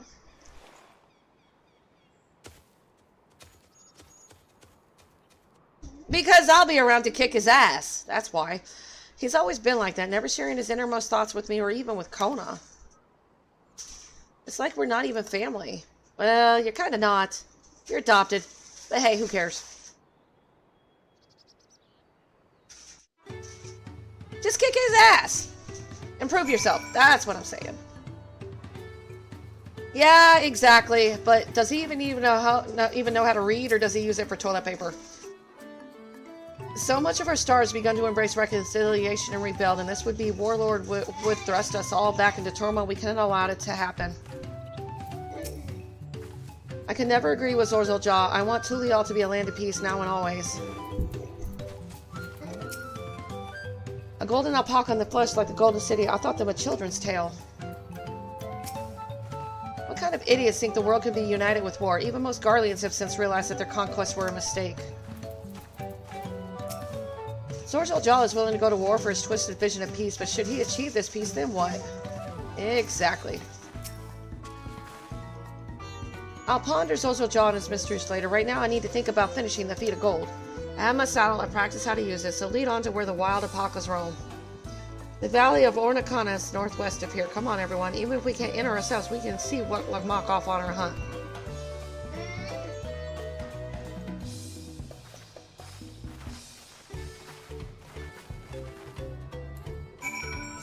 Yeah, war is never the answer, although people seem to think it is. I mean, I get where he's coming from.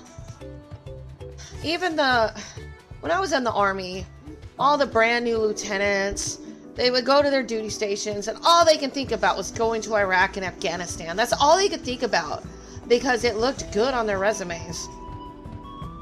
But damn it, they never even considered the mental scarring that comes from it, because I saw it when I was still enlisted back in Germany. The expressions on commanders' faces whenever they come back after soldiers just one after another died.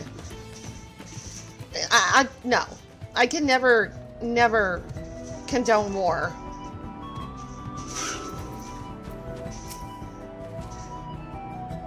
If you have to fight to keep your homeland, that's one thing, but to just, I don't know. War is awful. How deep do you think the valley is? I glanced over the edge on the way here, but the mist was too thick to even speculate. I've never set foot beyond this point. The valley is said to be home to fiends, far more ferocious than the spitting alpacas. Urqopacha is a steep and treacherous place, so only those with the head ledger's blessings are permitted to go there. Zorzal Jaw may have caught his alpaca first, but that doesn't mean Urqopacha is out of the running. She can do this. Mablu's right. The least we can do is let Urqopacha know we're cheering for her.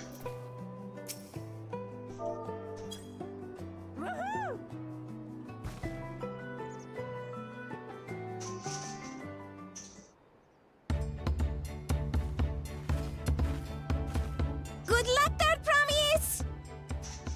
Thanks. I don't need it. The problem with her is she's got no faith in herself. Alpacas. I'd rather not go near one if I can help it.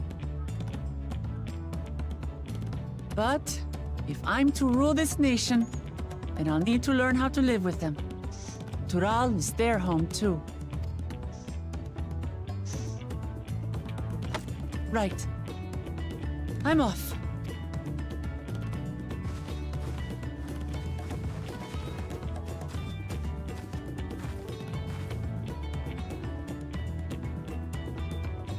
So, shall we head back to the ranch, or...? I'm staying here.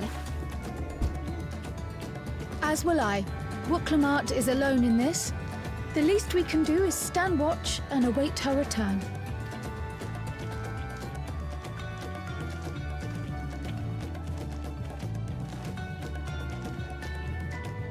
It may be a while yet. Help me pitch the tent. Aw, Arenville, about damn time.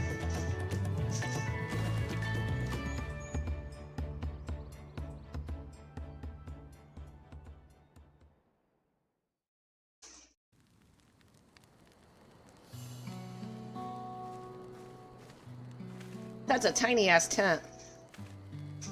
Trust a gleaner to come prepared for anything. What's a gleaner? Someone whose job it is to travel the world and procure uncommon things for their employers. Erenville specializes in finding animals, I believe. But aren't you a Shitona from Shaktura? Why did you cross the salt?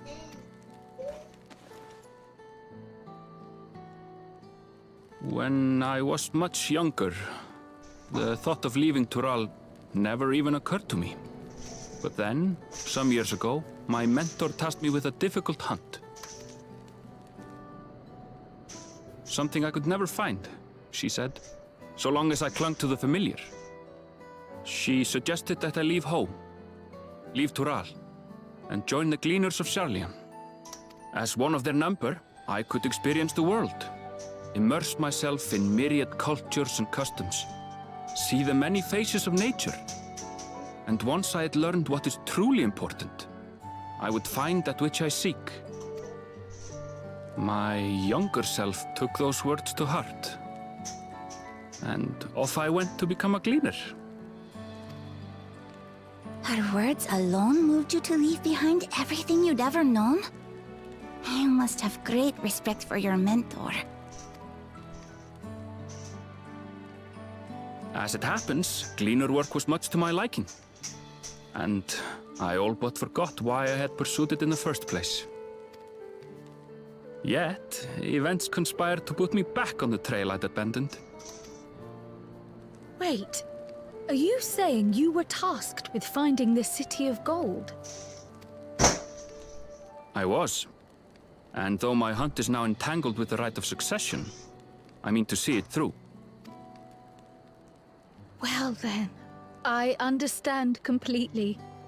We all have our reasons for seeking the Golden City. Which is all the more reason for us to work together. Just so.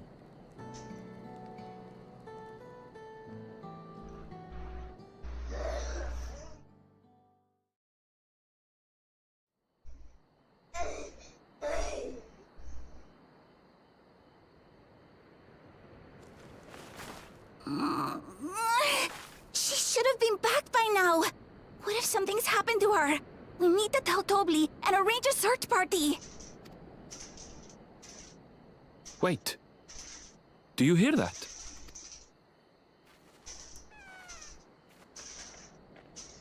Oh, cool. She got it.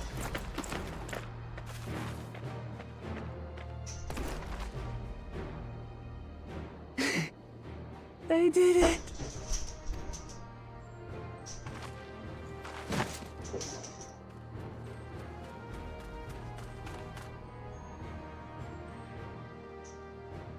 Yeah, she is. And that's why I like her. You're utterly spent, and small wonder.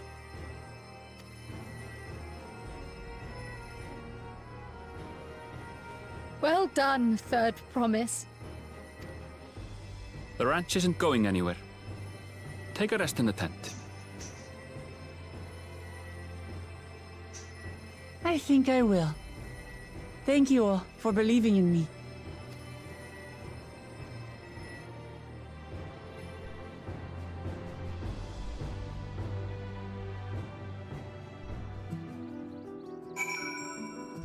You know, it's amazing how I clean up my room and she's already torn it up. Oh my god. I clean up my room at least 3 times a day. I love kids. Alvino was quick to lend a hand with dismantling the tit. Is this to be his new obsession now that he's mastered collecting firewood? Man, that's an old one. We were out here for quite some time, but I'm glad Urqopacha was able to catch Urqopacha, and Erenville choosing to share his story with us was a welcome surprise. Thanks to Alvino and his healing hands, I can actually stand again, maybe even walk. Urqopacha had no serious injuries to speak of, however, she'd clearly been pushed to the very limits of her endurance. I spoke too much. If Urqopacha's up to it, we should be heading back to Tobli. Ashlyn, stop! Ah! So relieved the Third Promise came back to us safely, and the alpaca she tamed is a healthy-looking beast. Surely this will be enough to satisfy the feat of gold.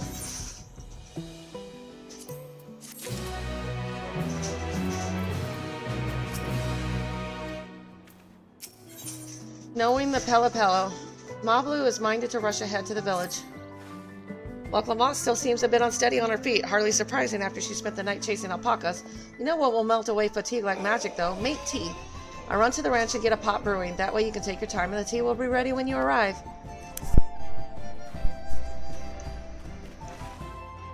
As Mablu so wisely suggested, we shall set a slower pace for our exhausted third promise.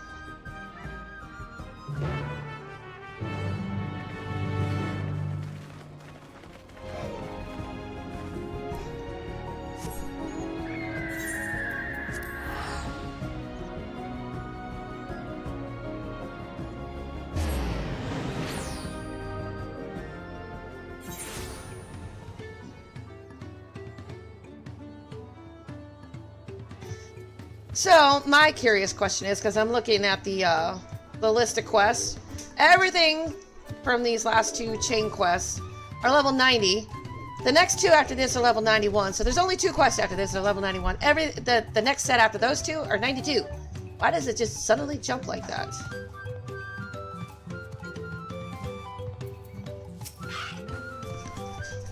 Came back ahead of the others, did you? I should hurry along with the tea. Then Urqopacha can't be that far behind.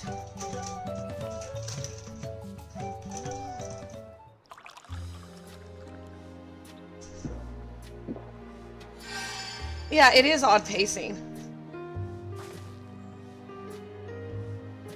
Oh, that tea really is magical. I feel better already. Normally it's like you get a whole bunch of 90 quests, and then, you know, the level 91 dungeon will start like the level 91 through 92 series, but it's just jumping straight from 91 after the dungeon and the quest after that straight into 92. Okay, whatever. I've seen you become more comfortable around our fuzzy friends. Watching this one taught me a lot about alpacas, what grasses and fruits they eat, what sounds they react to, their adorable little quirks. I guess I've grown kind of fond of them. Welcome back there, Promise. Accomplished the feat of gold, have you?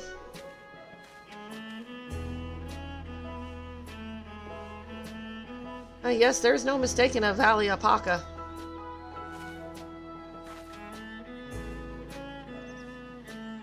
I commend you on your success. Well done. Yes, we did it.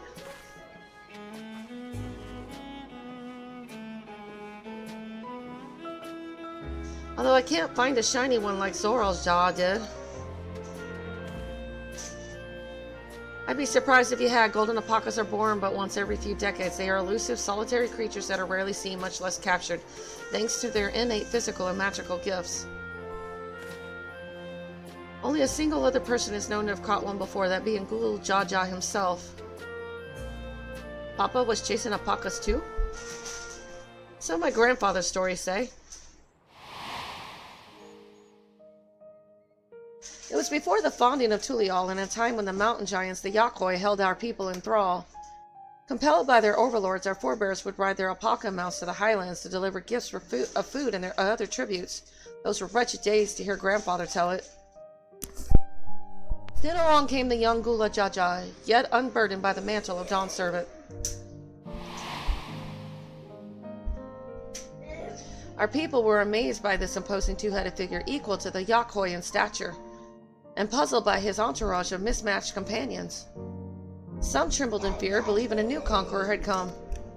Yet Gulu Jaja showed no such inclinations. He sat and spoke with us, sipping from the cups of mate tea we offered him, and grew somber when he learned of our plight. None could have anticipated what their visitor decided to do next. Gulu Jaja ascended the cliffs to face the giants and free the Pelopel from the Yakoi's subjugation. Then turned an appraising eye upon our riders and proposed we take to the road to peddle our beverages. The suggestion seemed obvious for one who traveled as he did, intent on fostering amity between the clans. I need something to drink.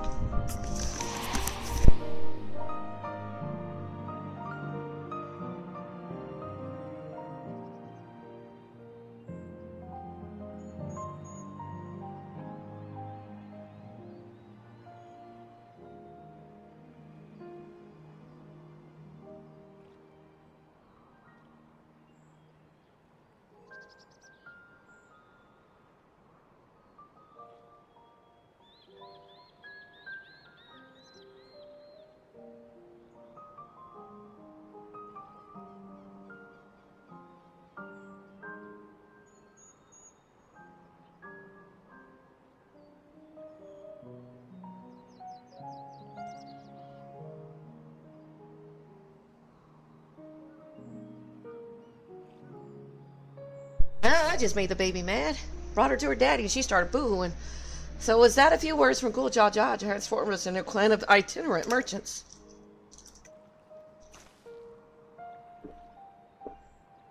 I never heard the Bone Papa forged with the Pelo spoken of in that way before. The saga is not so detailed. Then you may not know that Urqopacha sought a sure-footed guide for his trek up into the highlands. Thus did he capture a golden alpaca. So, both my brother and my father caught the rarest of creatures, while an ordinary one was the best I could manage. The feat required no more than that, they're promising you brought back a perfectly wonderful beast.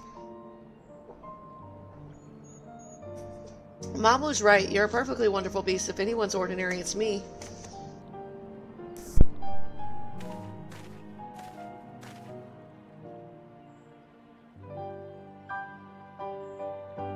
Not only did you accomplish the feat of gold, you also made many trades and brought joy to many people in true Pelo fashion. Surely doubt your sibling could have achieved the same result. You should be proud of the accomplishments which you earned your keystone.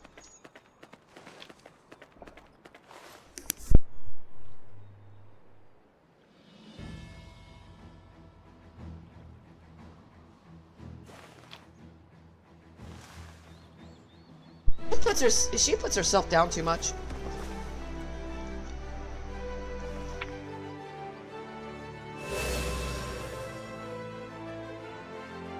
Five more to go. You already got one! You're well on your way, third promise. We'd have been lost without you, Mobley. Thanks to you, I've learned so much about Pelo people and your customs. It might seem obvious, but I've come to realize the importance of properly knowing something. It was because I didn't understand alpacas that I was uncomfortable around them.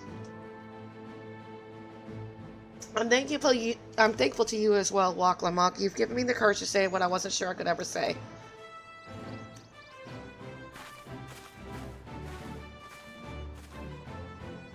Totally, I want to leave the ranch and become a merchant. I appreciate everything you've done for me, and I've loved every moment caring for the alpacas. But this is something I need to do. I need to walk my own path and make my own trades.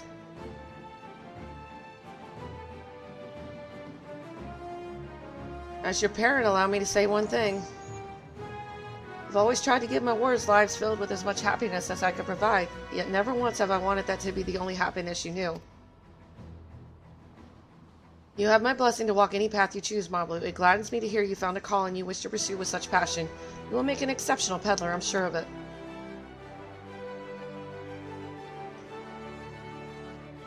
Thank you, Tobly.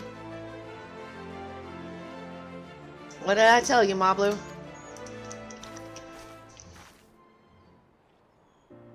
There's one last thing I can help you with, third promise. You need to find the Golden City, right? That's the end goal.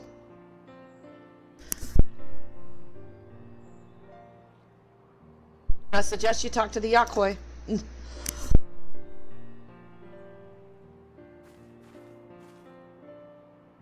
They once ruled over far more than Urqopacha and the Pelo. 1,000 years ago, they were the overlords of Dawntrail and all its peoples. During that era, the Pelo were commanded to search for a city of gold. They scoured every corner of the continent, but never found any trace of that fabled place. But if they didn't find anything, what could the Yakoi have to tell us? They may not have found it, but the fact that they thought to look for it at all makes me curious. Perhaps there's value in delving into how the legend originated.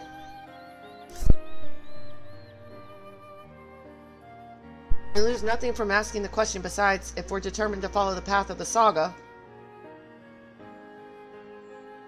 we'll be visiting the giants eventually.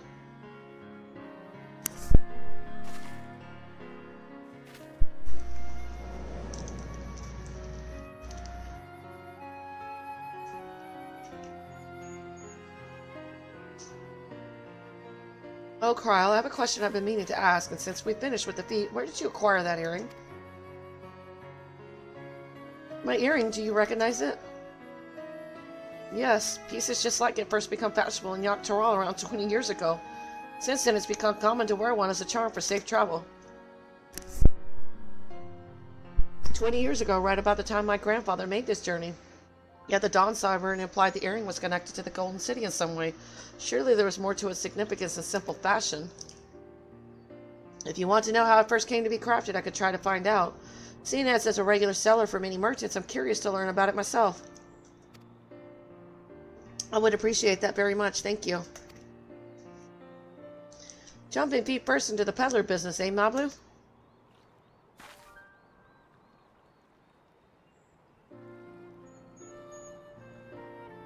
Right then, that's 2 keystones down. I say we head back to Tulial and plan out our next move.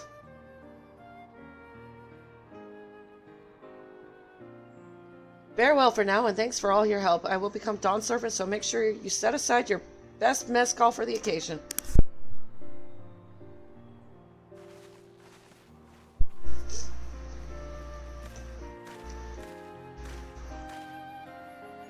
She has a fearsome opponent in that brother of hers. He even brought a golden Urqopacha to heal. But you've heard Zorzal Jaw's supporters talk. They might see opportunity in expansion's ambitions, but they find the man himself intimidating, terrifying even. Whereas I've grown to love Urqopacha, everyone she meets will come to love her too. That's why she'll win the throne. You might be right, Mablu, you might be right.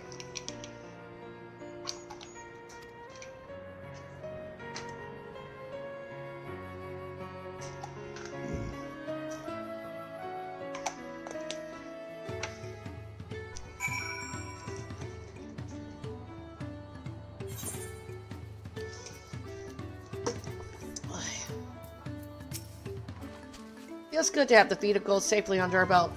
Even if my victory pales beside Zorzal Jaw and a shiny golden Urqopacha.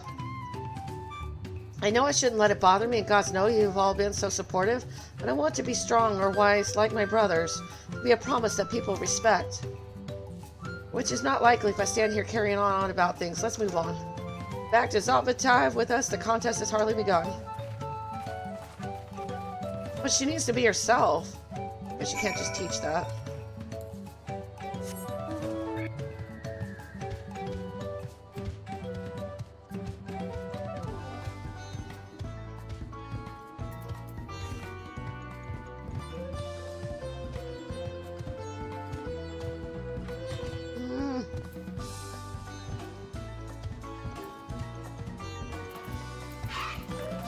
Oh, there's my corn friend. You would recognize the rustle of this corn anywhere. Well, well, if it isn't my dear friend from Tulial, I do hope your days as well as your stomach have been full of merriment and cheer since last we met. Glad to hear it. I was just passing through when a faint mumbling caught my attention. The unmistakable sound of a belly in need. How fortuitous that fate would also guide you here. Might I impose upon you to help me once more? You would lend an ear to the poor boy's troubles. I can determine how best to lend an ear of my own.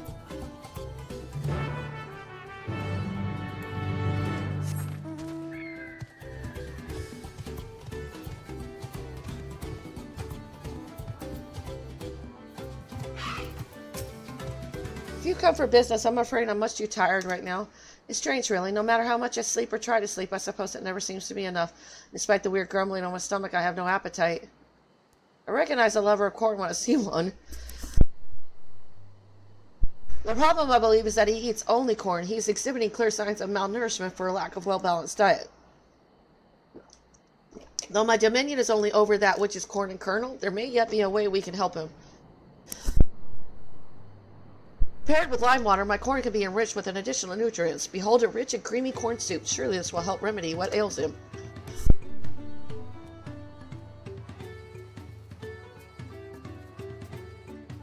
That soup will help me feel better?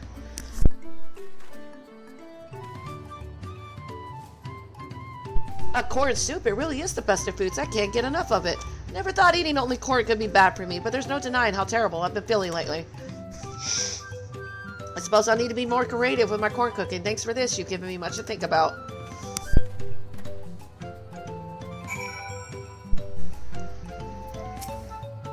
Nothing like a nice warm corn soup to warm the belly and the heart. Let this be a reminder, my friend. It is possible to have too much of a good thing, even corn. But in moderation, together with other herbs, spices, and flavors, you can enjoy a cornucopia of delectable delights. How weird.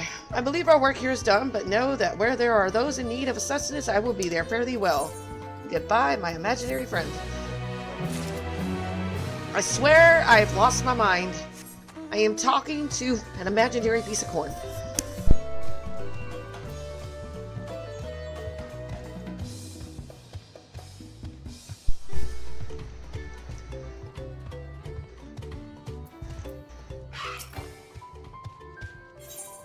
A traveler to the rescue. The flustered merchant appears desperate for help. Oh, thank goodness. A capable-looking traveler. Please, I need your help. My caravan was attacked by beasts. I had a bodyguard, a young Mobblejaw mercenary, but he could barely fend for himself, let alone me. He somehow managed to throw me over his shoulder and carry me all the way here. But no sooner did my feet touch the ground than he ran back into the jaws of death. Damned if I can figure out why. Injured as he was, I don't like his chances. Please, I beg if you go to Chocobo and save him.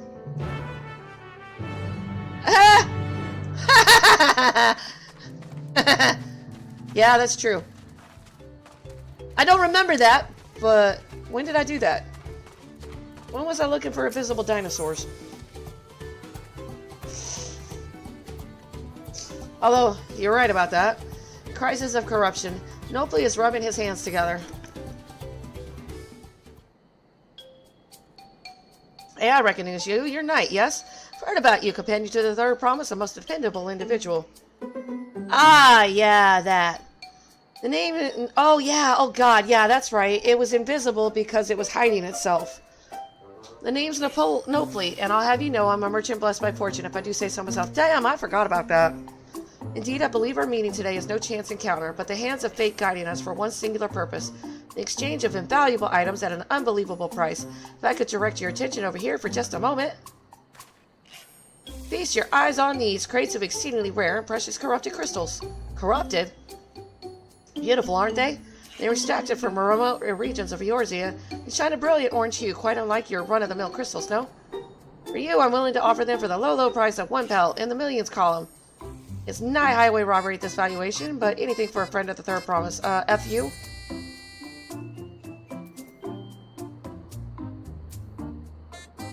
They're not even worth a fraction of that price. What do you mean? Considering how much it set me back to purchase them, the price I'm offering should be perfectly reasonable. Strange. These are precious crystals, are they not? I hate to break it to you, those are bad. Just to be certain, these crystals are considered priceless treasures in the Eorzea, right? No.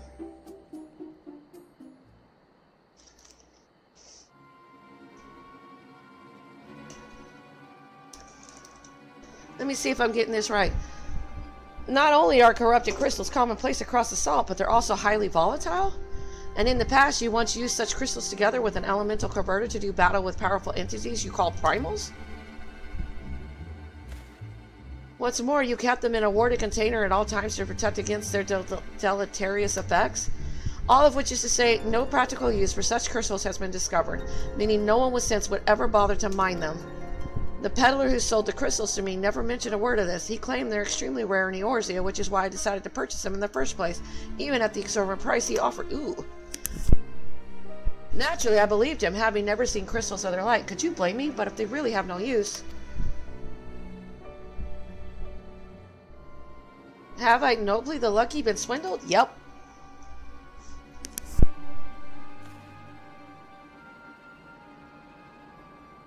Well, at the very least, I was able to learn about the crystal's true nature before selling them to some poor soul. Fortune hasn't abandoned me completely yet. At any rate, I'd like to verify whether these crystals truly hold no value. Would you be willing to help me look into this, Knight? I need someone I can trust, and that you would be willing to share the truth with me says a lot. No need to answer right away. Give it some thought. If you've no interest, you're free to be on your way. If you decide to assist me, however, I'll be here waiting. Can't believe you got swindled! Well, actually, I can. You're willing to help? Wonderful. You truly are a kind-hearted soul.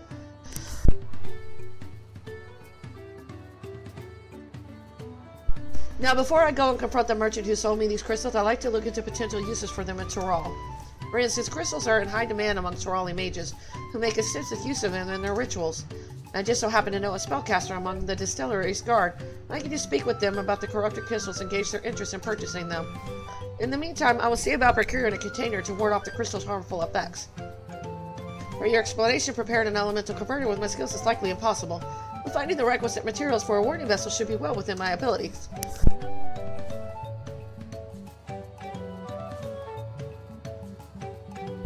The mage you're looking for is an individual of the Buini tribe. If you happen upon someone willing to staff, chances are you found them.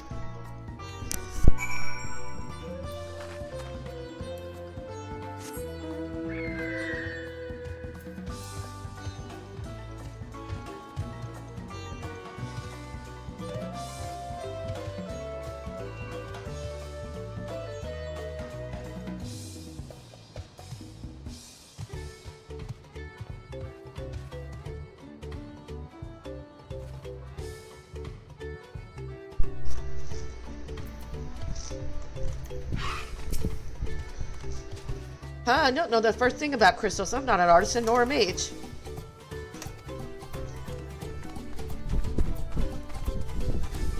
Okay, how do I get up there?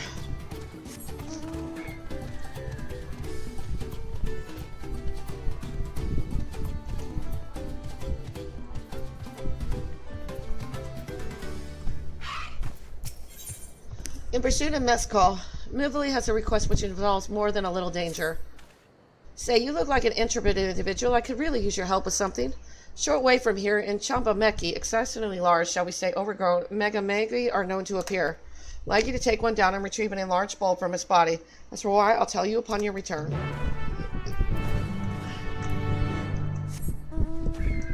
You know, places like this are confusing to navigate.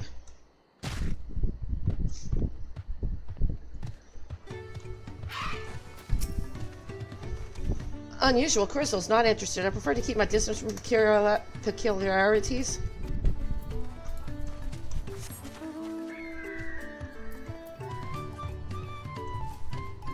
How do I get up there?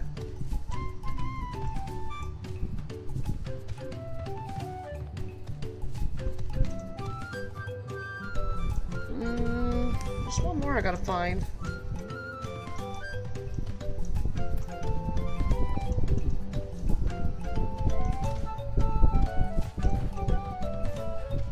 Ah, there he is.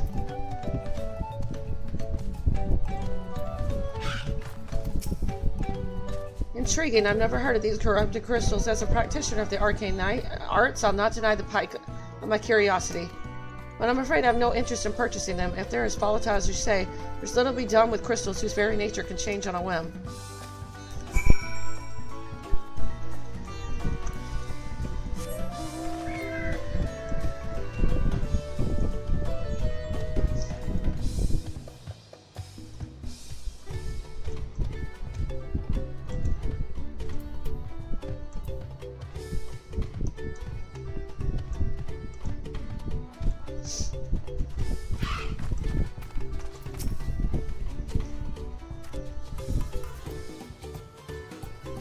So even the mage was not interested. Nevertheless, I thank you for speaking with them on my behalf.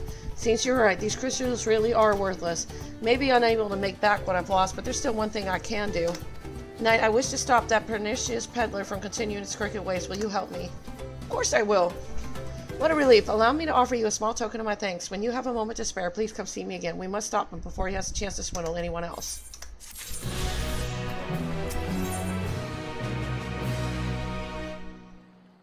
Nopli is eager to put a stop to the pernicious peddler's malevolent schemes. Every moment we leave that peddler to his own devices is another opportunity for some unsuspecting traveler to be hoodwinked. We need to figure out where he's been and where he may go next. I'll ask around and watch in Apello if anyone else has similar run-ins with disreputable merchants.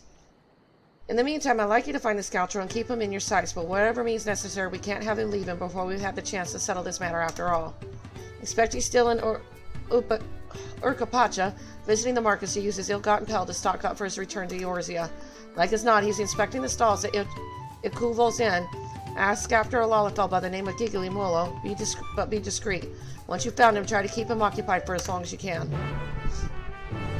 Wonder if that can get him arrested. Not the guy that...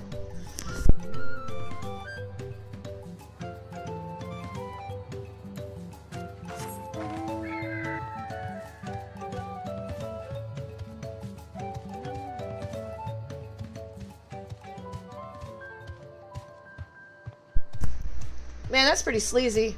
But, you know, that's no different than the guy trying to sell it to me for, like, several million. It's like, you dumbass.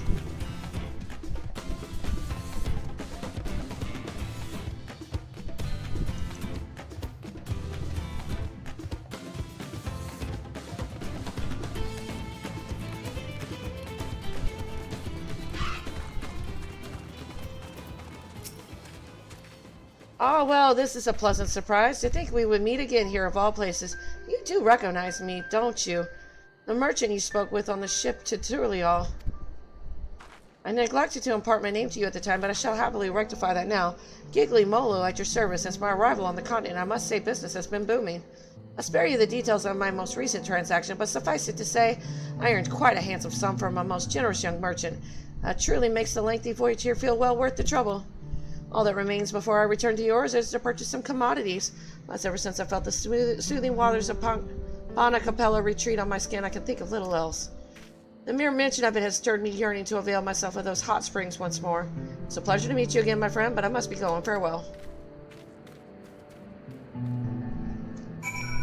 Interesting. So he brags about swindling that merchant.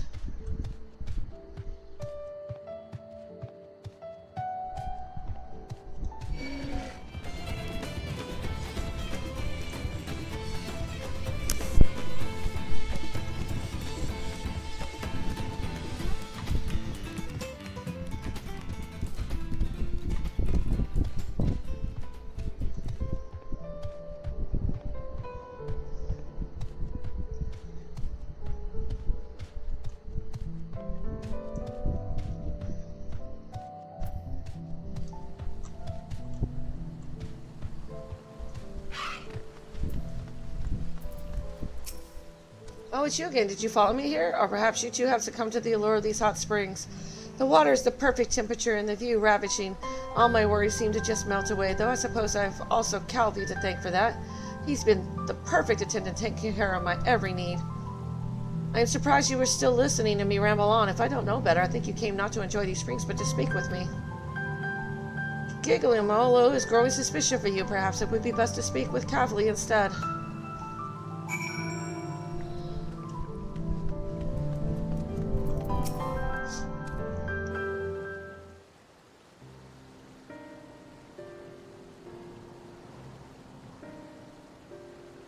Giggly truly did such an awful thing, I had no idea.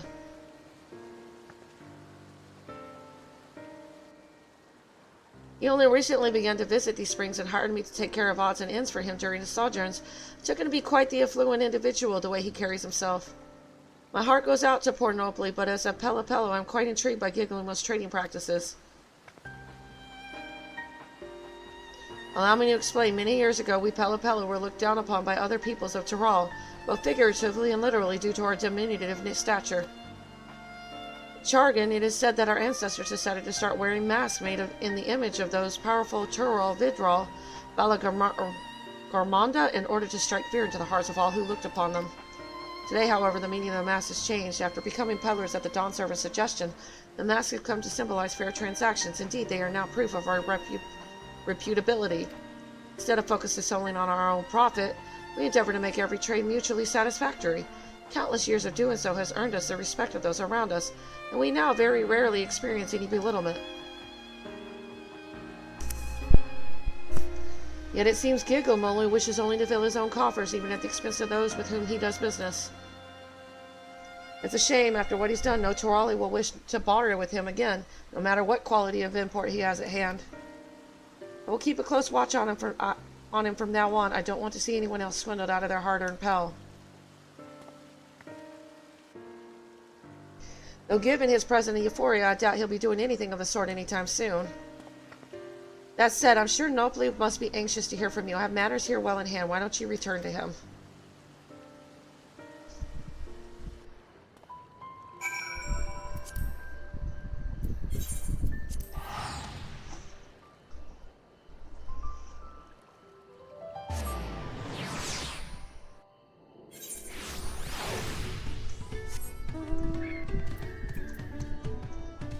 You know, why are Lalafels always the sleazy ones?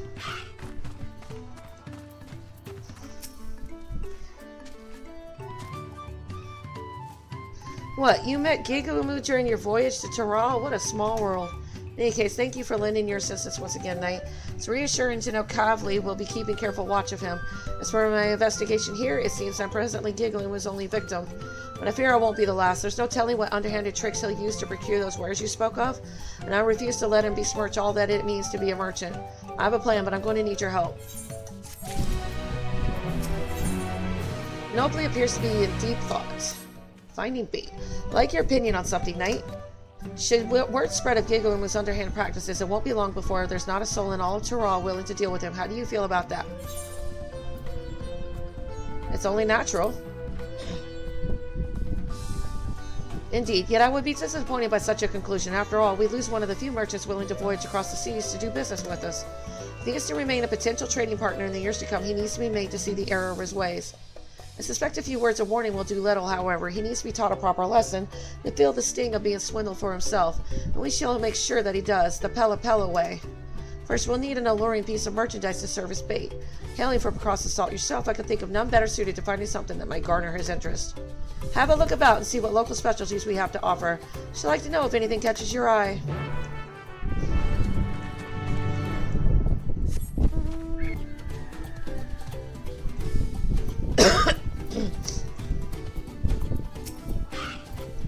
Something rare? I can think of nothing better than coffee plants. They surely fetch a handsome price, seeing as you most likely can't find them where you're from. Oh, so you can find them there. Well, in that case, I'd like to try your coffee for myself.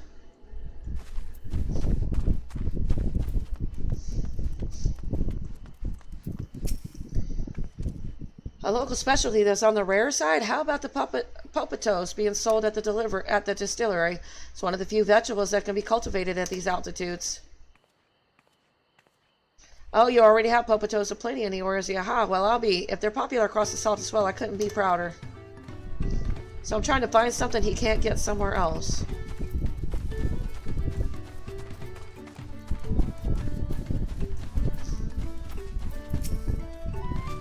It's for a merchant. They might be interested in our traditional dolls. They're believed to be good luck for business. I carry one around myself as it so happens.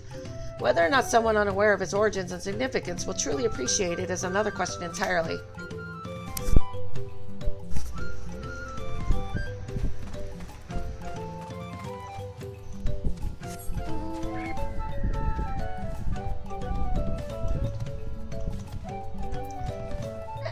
Okay. If you're looking for something out of the ordinary, I have to recommend an Ulan bristle hairbrush. They're good to keep the alpacas free of fleas, and they help prevent skin conditions, among other things. And while you expect them to turn and spit on anyone tugging on their hair, the alpacas seem to enjoy the grooming. It's a simple way to help keep them healthy and happy. People can use the brushes too, obviously. Ulan bristles help distribute natural scalp oils and distribute the hair of leftover dead strands to promote a healthy scalp. It's surprisingly gentle on the skin too, so it's little wonder they've grown so popular. Popatos and coffee plants do seem like bait enticing enough to draw Gigglemo's interest. The doll and hairbrush, on the other hand, may be just tantalizing enough. Report back to Nopley and inform him on your findings.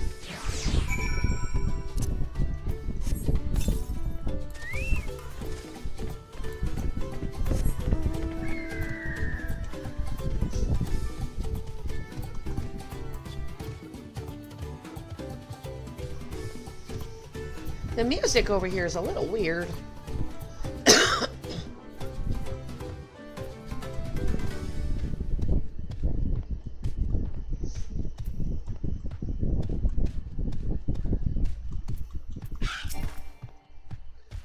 You are returned. I take it you found an item or two of interest?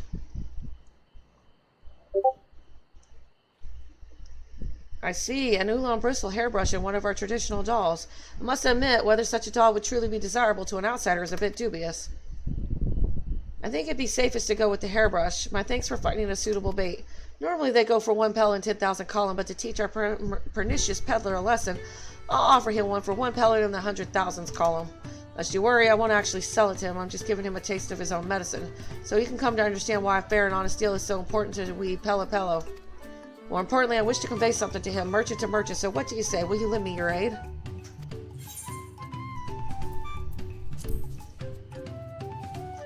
Thank you. Let's give Gigglymo an offer he can't refuse.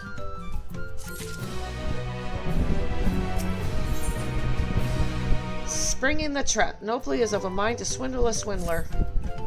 All that remains is for me to begin my negotiations with Giggly-Molo. However, even should I approach him, I expect he wouldn't be willing to bend an ear to anything I have to say. But if you, a fellow Eorzean, were to whisper in his ear of a merchant dealing in exotic wares he won't find elsewhere, I dare say his interest will be piqued. I expect he's still soaking in the spring, so try searching for him first. Upon a Capella retreat, I will join you after procuring a suitable sort of hairbrushes. Off to swindle a merchant. Sounds like fun.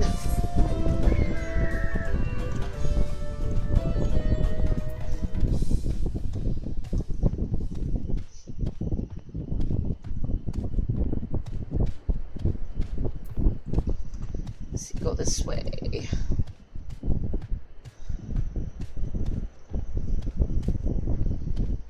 Wonder if it's this mountainous in Central and South America too. Is it very hilly there?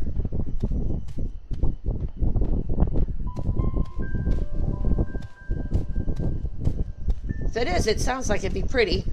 Painful on my thighs and my calves, but still sounds cool.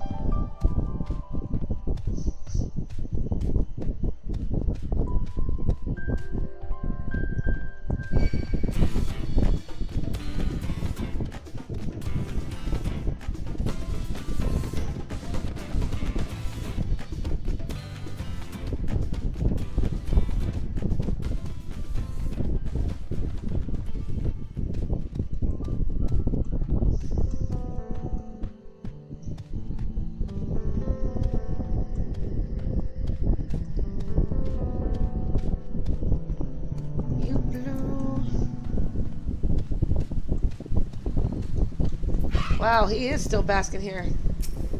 Ah, it is you again. I take it you're too unable to resist the allure of these waters? I see, and you wish to introduce me to this merchant of exotic wares. How thoughtful of you. I'm honestly surprised you remember that I have yet to find suitable goods to take back to Eorzea. Very well, I shall meet this merchant, but I can hardly sit at the negotiation table in little more than a bathing towel. Pray wait for me while I make myself presentable.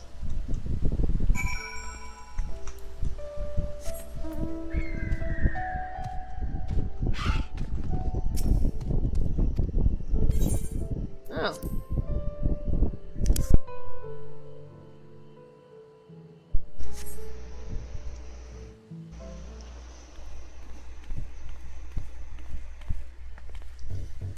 Thank you for waiting. Now, where is this merchant you wish to introduce me to?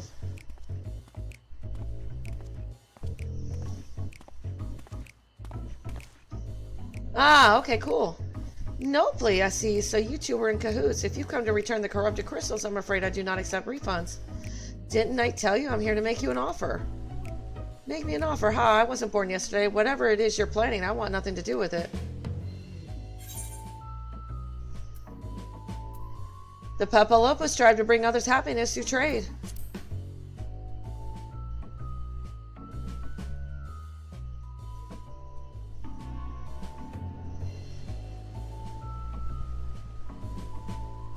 Hogwash, you really expect me to believe I could benefit from another deal with him? Oh, okay, cool. That's interesting. This is not only for your benefit, but that of new customers you're certain to meet in future commercial endeavors. Upon my mask, I swear it. You can swear upon whatever you like, I still won't believe you. The only thing I trust less than your word is your meager eye for quality. Any product selected by your hand is one unworthy of my stalls. I picked it out myself.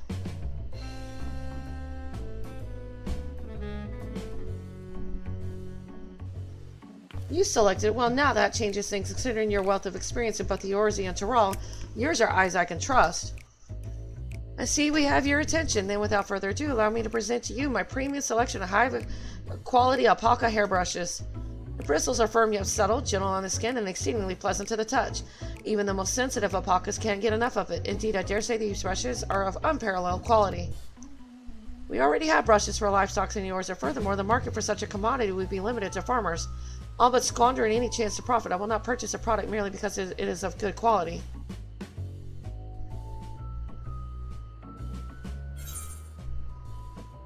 What if you could use it on your own hair? I must admit, as a merchant, it is important to always make oneself as personable as possible. Yet I am confused as to why you would ask.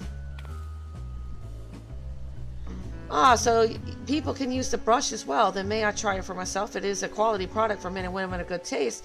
Then the potential market would expand considerably.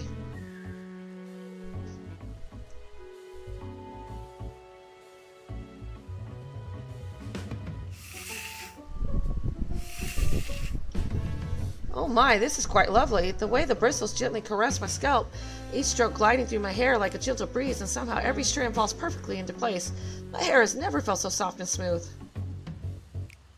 Yes, consider me interested. I dare say the brushes will sell themselves to those with a like-minded taste for elegance.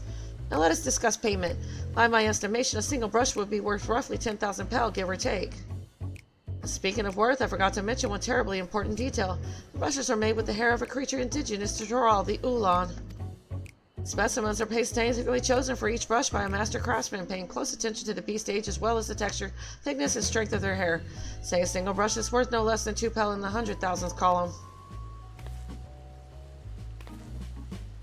Beg your pardon, 200,000 pel for a brush? You must be out of your mind. I shall take my business elsewhere. Wait, after purchasing the crystals from you, I'm in urgent need of funds. You agree not to disclose this to anyone else. I'm willing to sell the brushes to you for half that price. You go so far as to offer them at half their market price. It certainly comes as no surprise that you lack capital. May not find a more opportune bargain.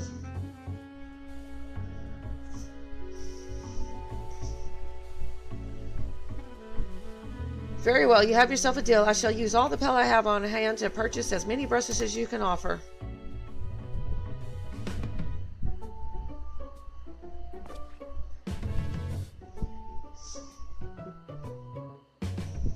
Man, we just swindled a swindler.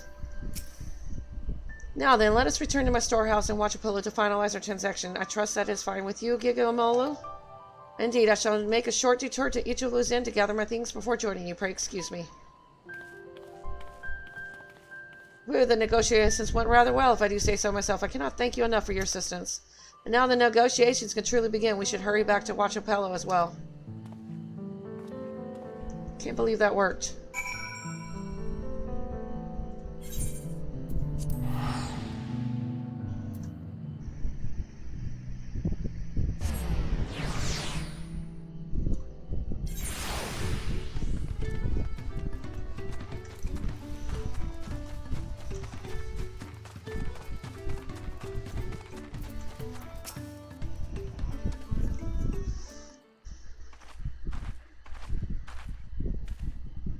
There you are, Knight. Now that we're all assembled, let's continue our discussion.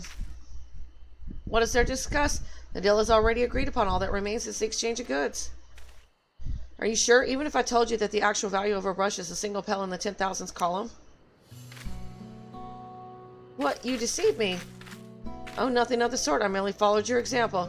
I do personally believe that a single brush is worth 2 pel in the 100,000th column.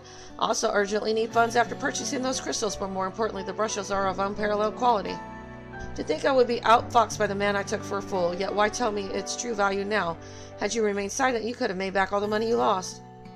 I find that a strange question. Are we not both merchants?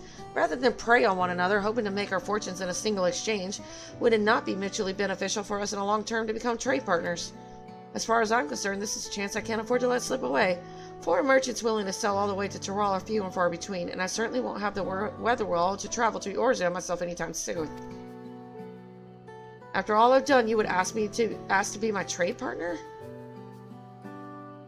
I ply my trade in a city called Uldal, where the unspoken rule of business is to deceive or be deceived. To seize what opportunities you can and quickly move on. Long-term profits has ever been the furthest thing from my mind.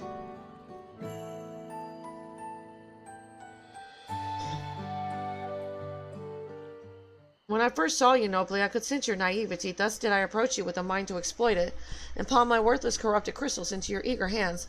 At the time I thought it simply business as usual, yet I am wholly embarrassed by the thought of it now. That you would use the same ploy against me, and for even greater profit, makes it all the more shameful. Nobly, I'm truly sorry for deceiving you. I shall return all the money I took from you, and make what amends I can for the trouble I have caused. I do not deserve your forgiveness, let alone your partnership, but if you're certain that is the best course... I am, but forget about the money. I'd like you to bring back more of those corrupted crystals. If I can find some use for them, we'll have a product that can be easily sold for a premium, and we can corner the market here in Toral. I'm happy to oblige, but until such time that the crystals become profitable here, I could not proceed in good conscience without a product we can both benefit from. If it please you, I'd like to explore our options.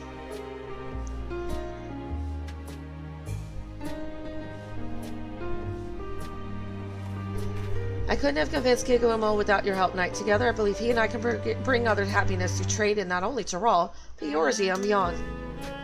prepared a small gift for you to show my thanks. Though it is hardly enough, I hope this is of some benefit to you during your travels.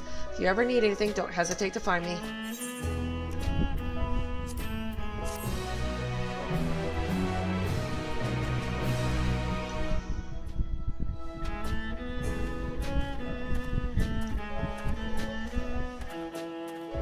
Little scamp. Yeah, I know. Totally agree with that, dragon.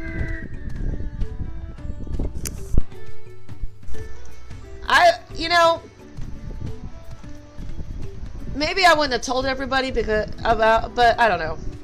He is right about there not being many merchants willing to come across the sea, especially after that hurricane that almost killed them all. If they hadn't had night on the boat, they would have certainly all died.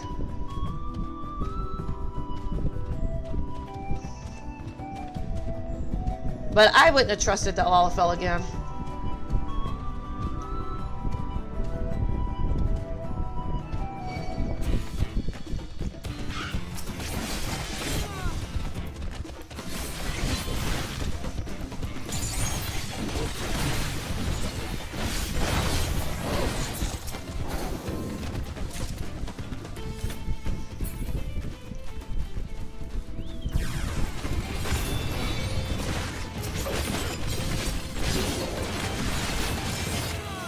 Nope.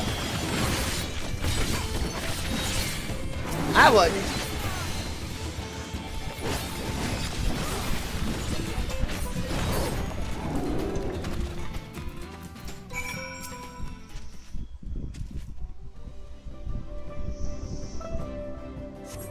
I can hardly believe my eyes. You felt those bloody, thirsty beasts with such ease.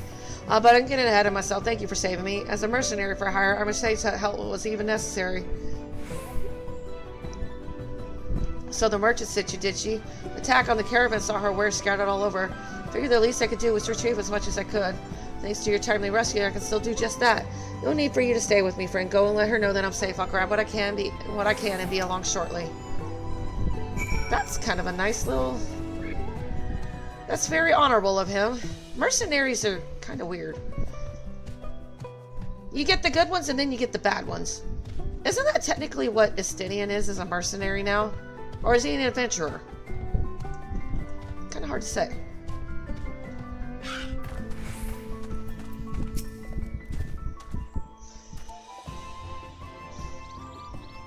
Oh, I'm so relieved to hear he's safe. Okay. The Mamaljaw take considerable pride in their trade as mercenaries, but that young man seems to have a particularly acute sense of responsibility. I've heard tell that some Mamaljaw travel across the salt to make a name for themselves. As a preliminary step to that, it seems many young hopefuls gather experience here in Toral as mercenaries and bodyguards to sharpen their skills. As said, earnest as he is, the young man failed to protect my caravan. We'll have to discuss some form of compensation for my losses. I'm not heartless, however. He saved my life and risked his own to reclaim my wares. There's much to consider for now, however, treating his wounds must come first.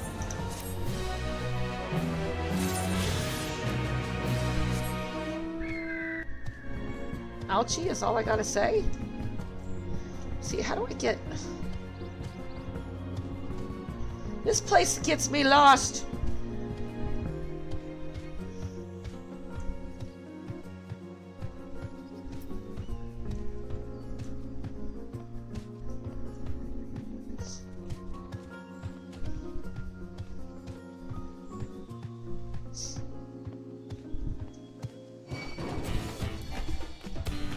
I'm glad there ain't as many as the other area, because damn, there's a lot here.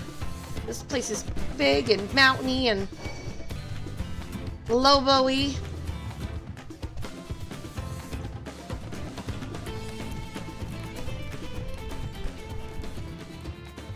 You know, I've seen wild pigs that big around here. People run over them with their cars and total out their cars. They're pretty big.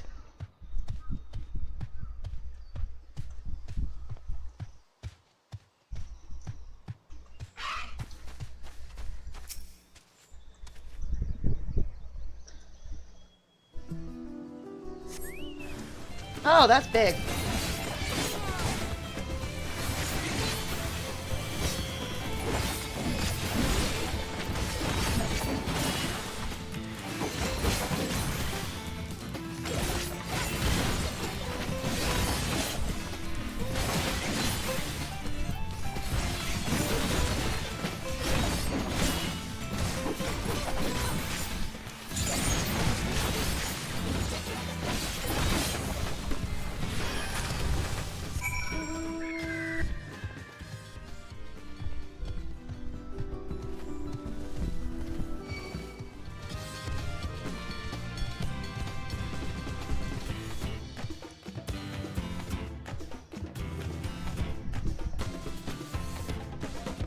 I didn't realize it was after 12 a.m. Eh.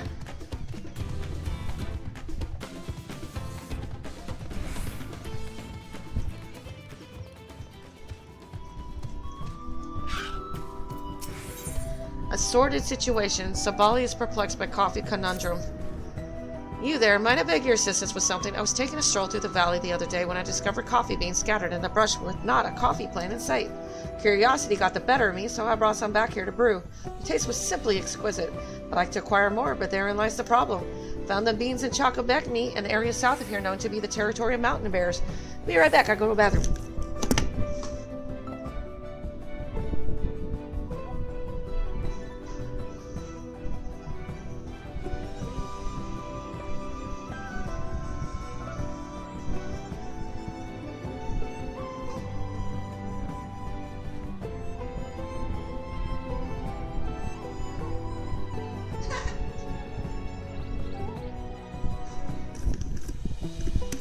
Baby's weird.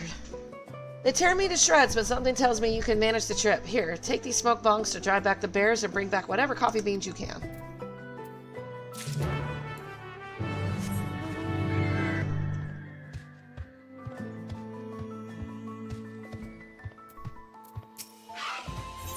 The reeking robber. The hot-blooded storekeeper and her trusty Alpaca gaze at you inquisitively. Huh, interesting. My darling Alpi didn't spit at your approach.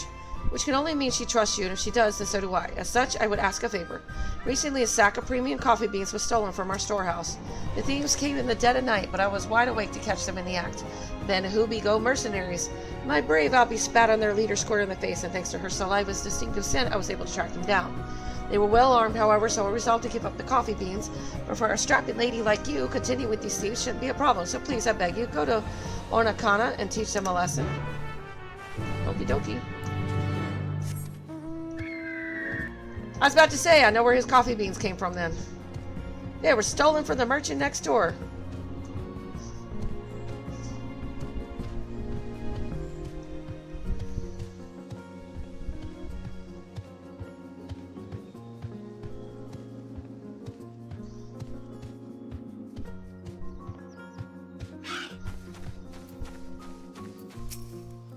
Ah, that smell. I can't get rid of the smell. What? Who are you? God, I've had it up here today. Boys, get her. Really?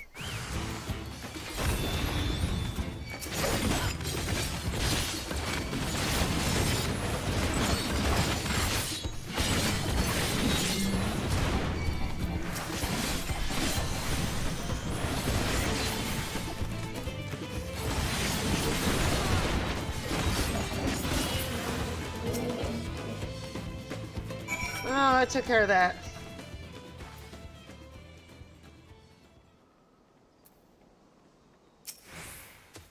Boys, damn you, you'll regret this.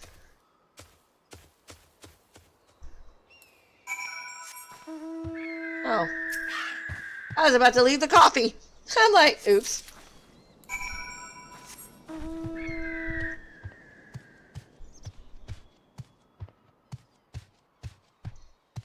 Man, they really space these out. You bastards.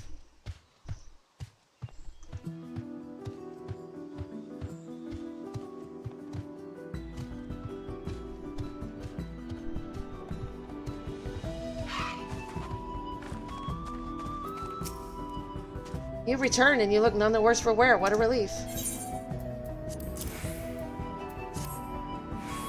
Ah, our precious coffee beans. Thank you so much. I knew I could trust you. Coffee's popularity continues to soar, as does the demand for it.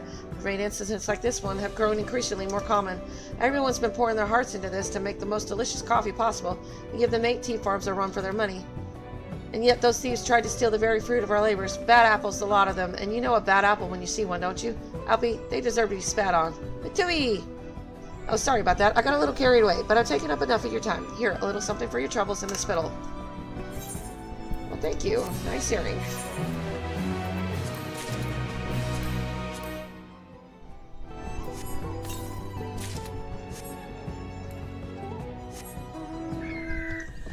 Okay.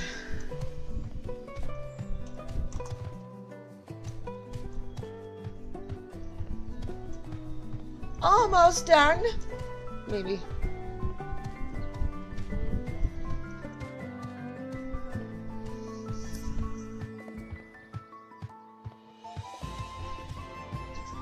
Man, the cactars are all the same. Doesn't matter what region you're from, you have to do those funky dances.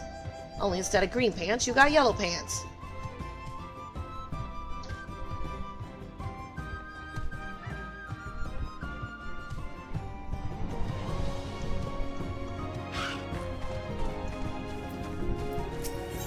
May is the medicine. The sickly merchant is not only unwell, but visibly unhappy. Forgive me, traveler, might I have a moment of your time? I'm a merchant from Tulialo here on business, but I felt sick as a dog ever since I arrived. The Pella boy I hired as a guide to show me around these parts gave me one look before suddenly heading north, muttering something as he left. He's speaking too quickly for me to catch what was said, but I fear the mere sight of me upset him somehow. If it wouldn't be too much trouble, would you go and offer him an apology on my behalf? Ran off toward the tea field north of here, but if there's no sign of him, I'm sure someone nearby would have seen where he went.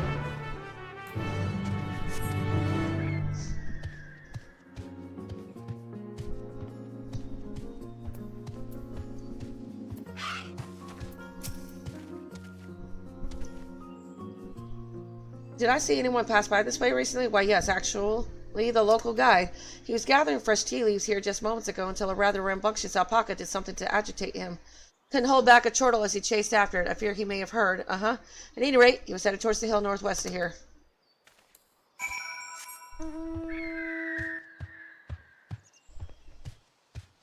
Yep, I'm back to doing chore-y things like this.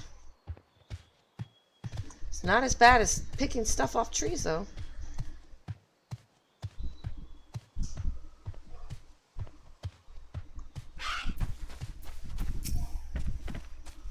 Who are you and what do you want? If you haven't noticed, I'm rather busy at present. Upset me? Why would he? I was speaking too fast again. An unfortunate misunderstanding. The merchant has a clear case of altitude sickness. It's not uncommon in those traveling to Urqopacha for the first time. The best cure for it, in most things, is mate tea, which is why I was collecting tea leaves earlier. But just as I finished packing them into my bag, this wild alpaca came and snatched it.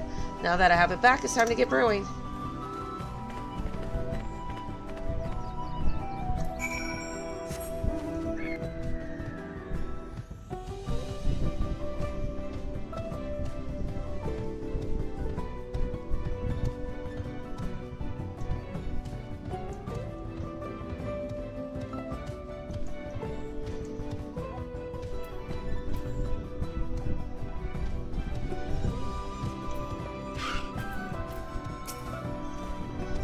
There you are. He told me everything, and it seems I mistakenly sent you on a wild alpaca chase. Forgive me. Thanks to this tea, I'm feeling much better. Mate tea is a vital source of nutrients in these highlands. I'm sure you can promote it as a nourishing portable chip back in the markets of Tulial. Why not buy some in bulk now?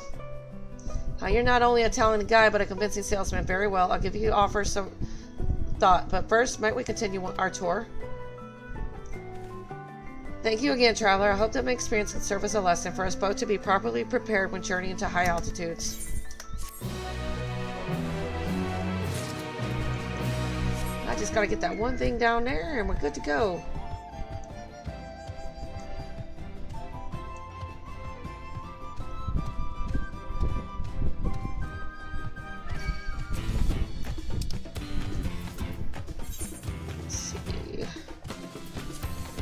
I do need to finish those up at some point.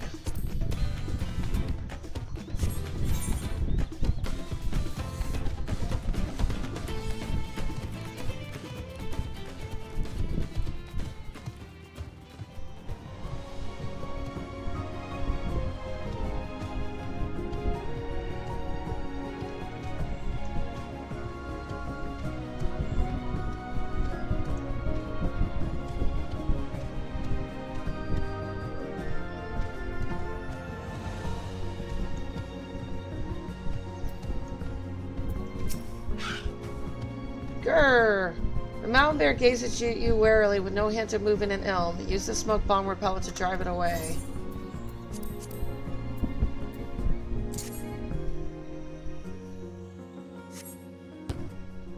Or maybe it likes coffee.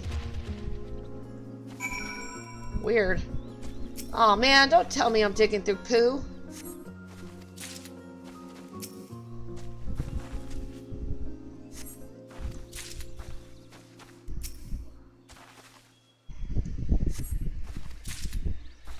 yucky.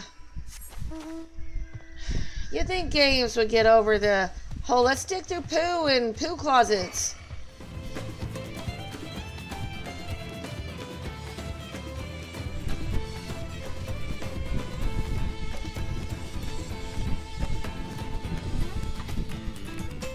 So World of Warcraft, every expansion, they got a poo quest. Kinda gets old.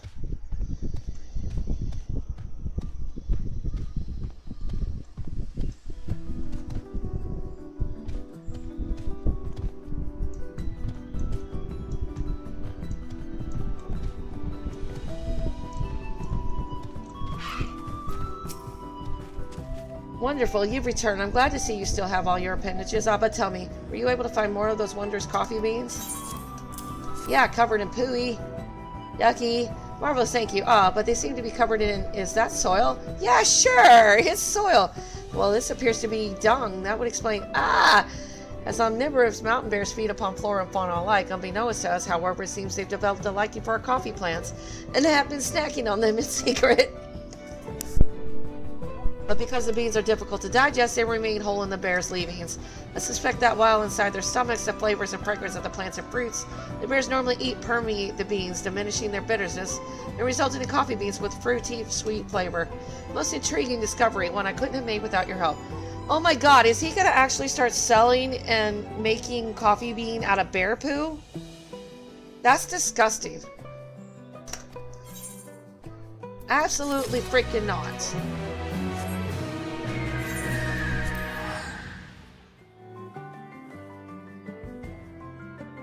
That's gross.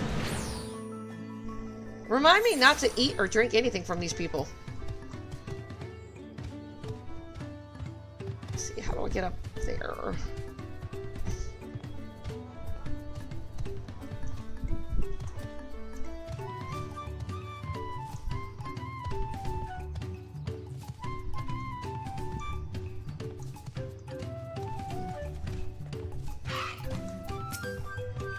Welcome back. How did you fare? A perfect specimen. This will surely make for fine mezcal. Oh, really? I didn't know that. Tell me, were you aware that it was actually the peoples of Dawntrail who taught me, Pello how to make mezcal? You know what? I don't even like coffee anyway. I can't drink it. I can't stand it. I've never been able to drink coffee. I just can't stand it. Tell me, were you aware that it was actually the people of Dawntrail who taught Pello how to make mezcal? He taught us to make the liquor with agave. We also learned that using the bulb of a Mega gives the drink a real kick. And the Mega would give me a real kick if I tried to procure the bulbs myself, which is why I can't thank you enough for your help. No doubt the batch of mezcal I make with this will be a delight. It's a good thing for you, I don't drink.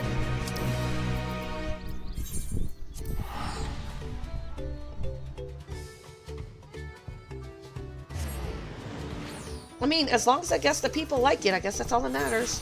And it doesn't make them sick, I guess.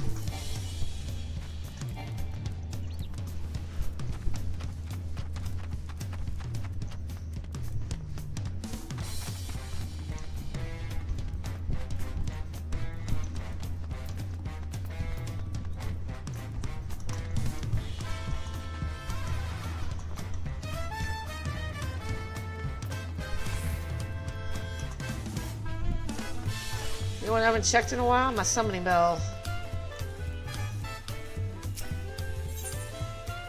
Ooh, I've sold quite a bit.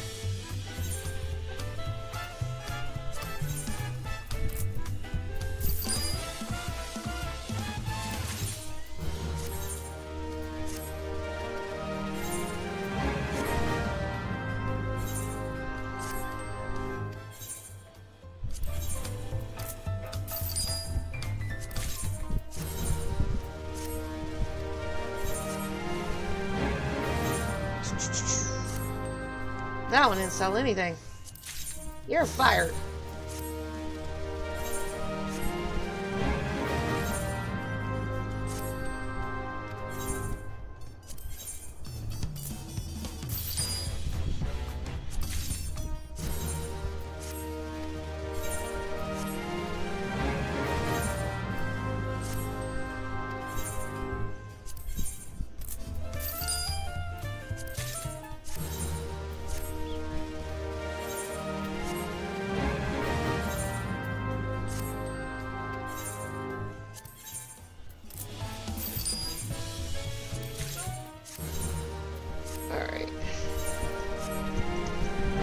checked. We're good to go.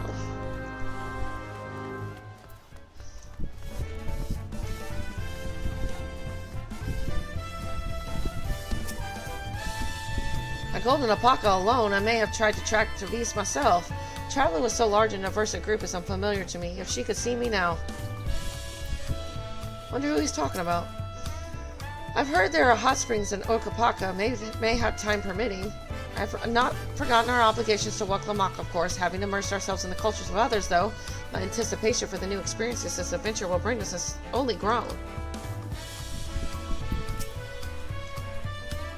The Pella remind me of Lalafell, never letting their size slow them down or hold them back. They move at their own pace, making their textiles and mezcal, and raise alpacas to bear them to market. Idle musings aside, we made a good start on these challenges. Hopefully we can keep it up. Look at us. The contest has barely begun and we've already have 2 keystones. Surely even my talented brothers aren't doing this well. We can only hope.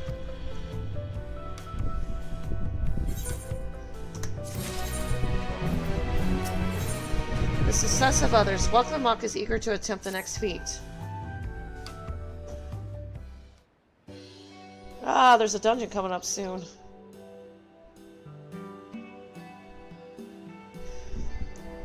We've now won keystones from both the Feat of Reeds and the Feat of Gold. Surely that means our approach to the contest was the right one.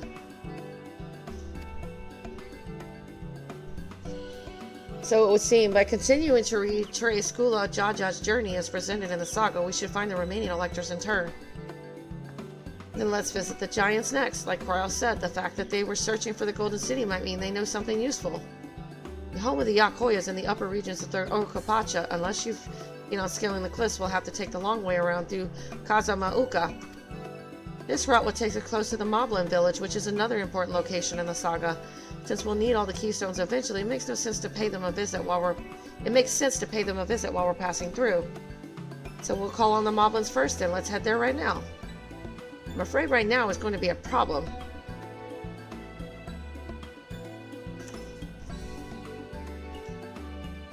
The flight of the wingless, the great stairs leading to the Moblin settlement, collapsed in the storm. What are we to do then?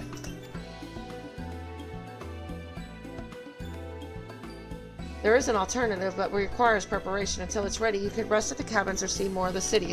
Whatever you prefer.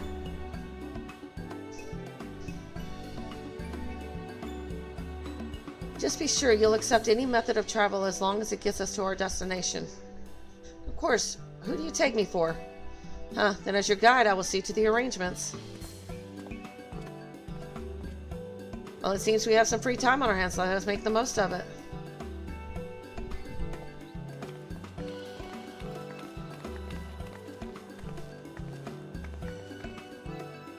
I need to get my axe repaired. I nicked the blade pretty badly when I took a swing at Bakujaja. It reminds me, I never got around to introducing you to Rupley, did I? He's the man in charge of Wakamiki and a good person to know. Want to come along? Let's go then.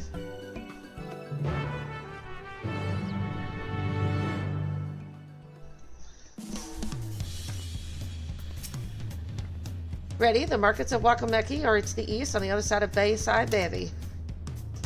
Okay, now following me. Yay.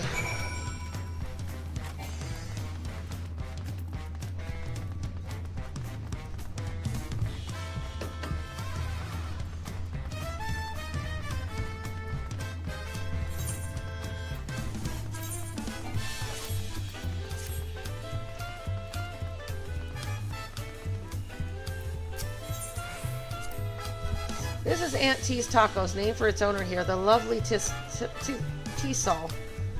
If you're after the best tacos in Tulial, this place sits at the top with Zavo tea. You say that third promise, but you'll only ever eat old Brook Evu's food. Come and buy mine for a change. Sorry, T-Sol. It has been a while, hasn't it? I swear I'll stop for a bite once the contest is over. She says that.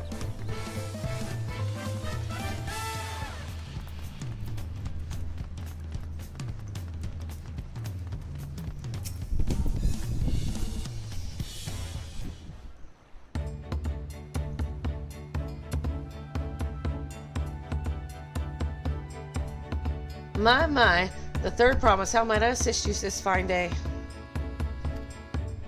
Well met, Ropley. I need to buff a nasty nick out of my axe blade. Yes, it's been chipped quite terribly. Trying to cleave rocks again, were we? Something like that. Think you can fix it? You stand among Toral's most prestigious gathering of artisans and ask this question to child play. We'll have it prepared for you in 2 shakes of an alpaca's tail. Good to hear. I'll leave it in your capable hands. Who's your companion, if I may ask? This is Knight, a great adventurer I recruited from across the salt. Probably here to meet you, actually, though she might have reason to visit Urqopacha sooner or later. And allow me to introduce myself. I'm Ropley, humble representative of this grand center of trade. Pleasure to meet you.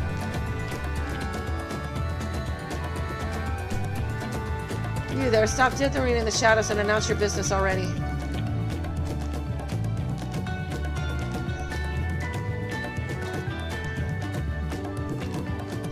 Huh, I've seen that man somewhere before.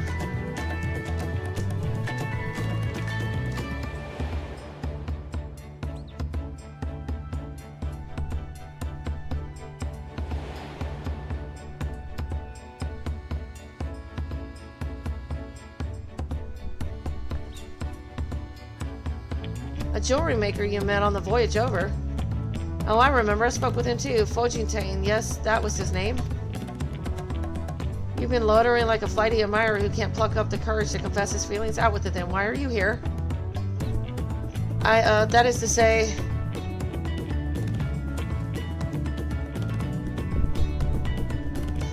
we're no closer to solving that enigma. I wonder if you could use someone to talk to. I say we go and ask. Let me know by Link Pearl if you find him first.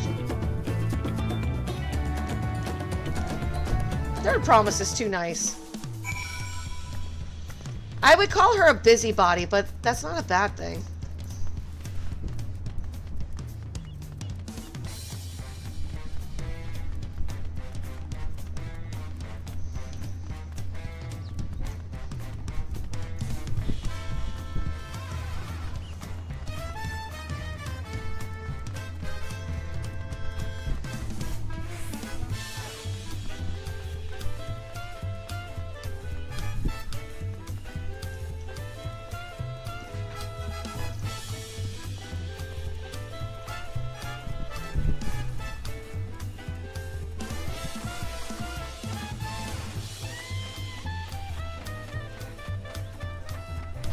Alright, where is this guy?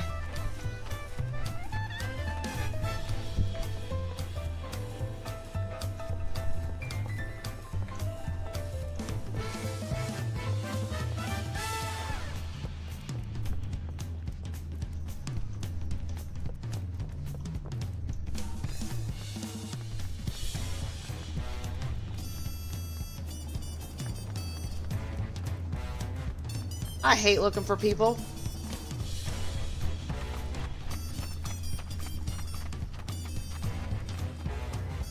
Are you hiding? Yeah, you're hiding. We were conversing with Master Ropley, but wait, we've met before, haven't we, on the ship?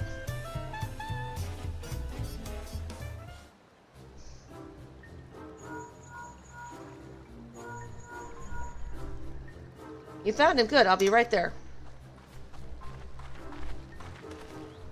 Why did you run off like that? Did you have business with Ropley or not?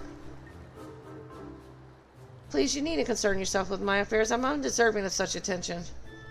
Huh? What are you going on about? I beg of you, do not ask me to explain. Do not. Sorry, but the more you tell me not to, the more curious I become. Besides, you look like you need a friend. You are too kind, so be it. I suppose I could share with you a morsel of my misery. Before I came to Tulial, I worked as a goldsmith at the most prestigious jewelry maker in all of Ul'dah, S times Aesthetics. Oh, wow. Oh, it started off well enough, but as the days passed, everything began to go wrong. Compared to the masterpieces of my talented colleagues, my products were lacking, mediocre. I lost all confidence. Crippling doubt had possessed me, and any veneer of bravado I tried to put forth to cracked beneath its weight. Thus did I take ship, hoping to find a fresh beginning on new shores. Yet, as you witnessed, I lacked the courage to even approach a potential employer. You stand before a man wallowing in the wreckage of his ill-spent existence. Alright then, you offered a morsel, then served us the full course. You must have really wanted someone to hear your story. If you like, I could try to give you a few words of advice. Then you have experience with my predicament of feeling terribly inadequate compared to your undeniably superior peers? Oh yeah. Well, when you put it that way,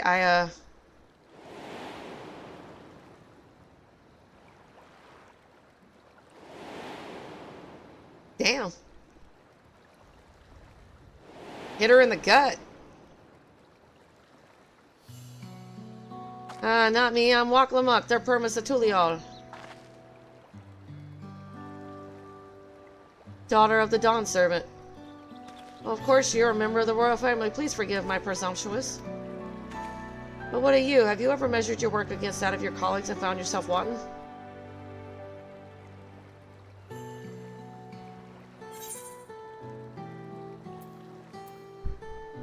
On occasion?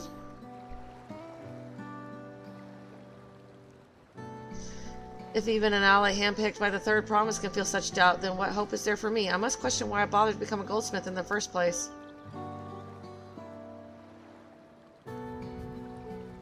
And looking back, 'twas my father who inspired me to take up the trade. His exquisite creations brought radiant smiles to the faces of their clients, and I admired him deeply for it.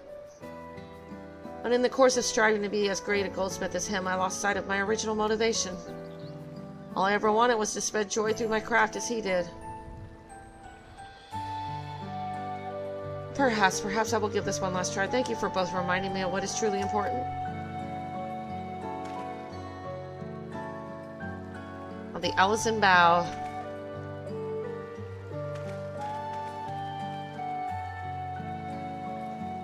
What is truly important? What is truly important is you need to stop telling people you're just the third promise or whatever. God, be honest with yourself. Well, sorry, Knight, I didn't mean to ignore you. But yes, I'm glad to see Fonjontaine is giving himself another chance. For all Tirali, Urqopacha wonders how Fonjontaine is getting on. I can't help but wonder if Fonjontaine will follow through. Let's see if he's actually gone to walk with Ropley.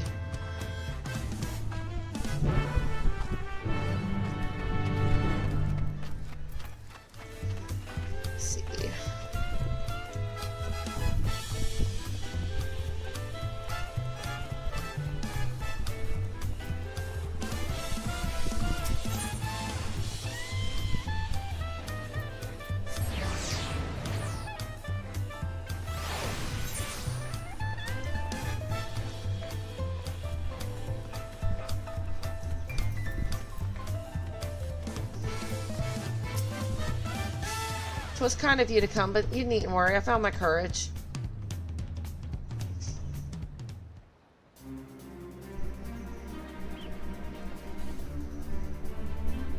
Pray accept my apologies for my earlier behavior. My name is Fonjontaine, and I'm a goldsmith from Udon, far away Orzia. I realize this is a bold request, but I should like to continue practicing my trade here in Wachumaki. If you will have me. I ask only for the opportunity to bring happiness to others with my creations. So that's what it was about. You were looking for work. Consider yourself hired. Wachumaki is always in need of skilled craftsmen and women. I'll handle the necessary paperwork you need to start tomorrow. Yes, of course. I must thank you both again for your sage and timely advice. I don't know that I was all that helpful, but you were. Had you not come to speak with me, I would not have had that moment of much-needed self-reflection.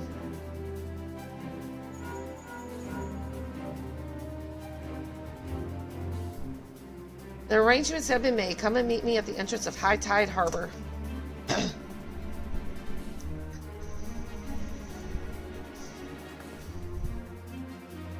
Oh, I almost forgot. Do you have my axe ready, Ropley? Ready and waiting. Behold the sublime touch of a Wachumaki artisan.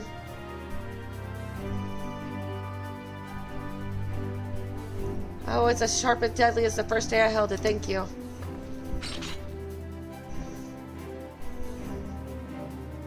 Well, good luck to you. Let me know if that doubt creeps back in. I'll be happy to talk you out of it. As for us, we should head for the harbor. Wouldn't want to keep Aaronville waiting.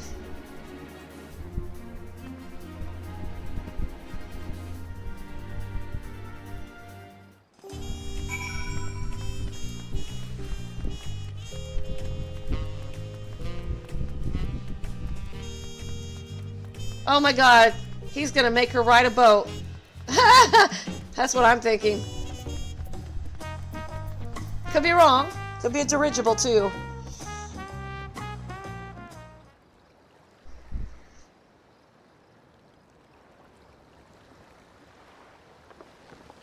Enough with this secrecy. What's this big plan of yours?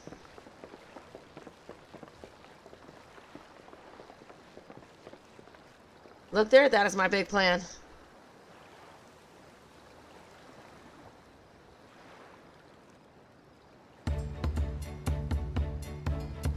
Well, what is that?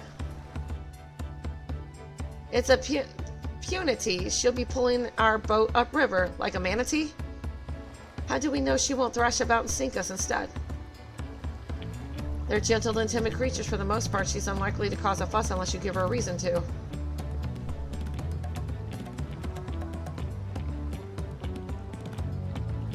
First alpacas, now punities. We're relying on a lot of animals for this journey.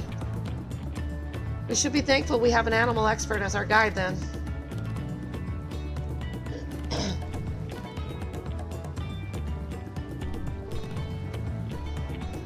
But did it have to be my old nemesis, another boat? Well, I took you for someone who was up to the challenge. Was I wrong? Ugh. Long ago, when fighting still raged between the clans, the inhabitants of Kozama'uka rode these river boats to move swiftly through hostile territory. But the vessels see little use with Tyrol now at peace, so I was able to borrow one of the few which remain. I did consider a dirigible, but the pilots warned me that the updrafts near the falls would make landing difficult.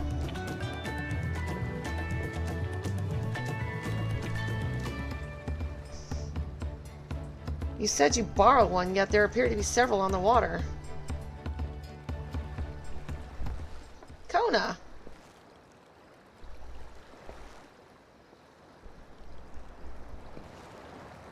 Lamati, traveling up the river, I presume. Seems that way. Does this mean you've earned 2 keystones already? I can't believe how well you've managed despite undertaking the contest alone. I was never alone. I've had my own entourage with me since the beginning. Ah, my friends, it's been, well, not that long.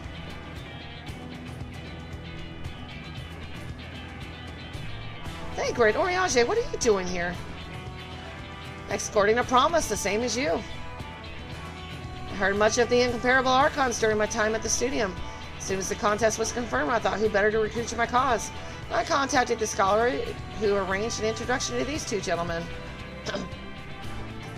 The second promise had specific requirements, say who would be his assistants must both proven survival skills and mastery of the arcane arts. Thus did Dankman and I receive the summons. My own studies concentrated on technology which our people could readily use, such as inventions born of magitech or clever engineering. Where magic was concerned, I covered only the foundation. Knowing you 2, I expect you had other reasons for accepting the job. A few. The nation of Tulial spans out an entire continent. Depending on who wins the throne, the world may be plunged into instability once more. Ever have we striven to preserve peace? Where is our place, if not here and now? We did our due diligence, of course, and made sure of who we were working with before agreeing to this endeavor. He's even more opaque than an Oriange at times, but is surprisingly... That's quite enough of that. We must be on our way. Wait, I have one question before you leave. Kona and Urqopacha are vying for the throne. As Kona's entourage, does that mean you've resolved to defeat all his opponents, including us? We're sworn to do all in our power to win the contest for Kona, even if it means competing against our own comrades. We intend to hold nothing back and expect you to do the same. And we won't disappoint you.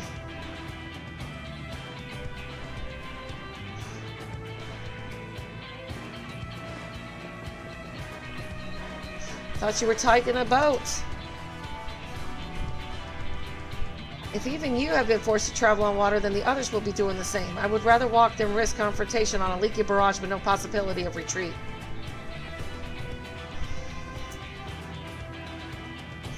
It's true that I can't stand boats. But I trust the route Erenville has chosen for us. Aww.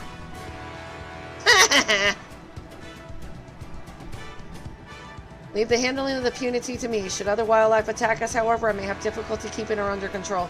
Do your best to draw them away as far from the front of the boat as possible. Sorry, Thancred, but you're dealing with me, so ain't gonna have a chance in hell. Then we shall remain on deck and stand guard, although it may be wise to have at least one of us sit up front with Erenville just in case. I like to stay on the deck. I'm eager to put my pictomancy to the proof. I'll take any chance to show you that I can hold my own on the battlefield. And then Corral will stand on guard with night.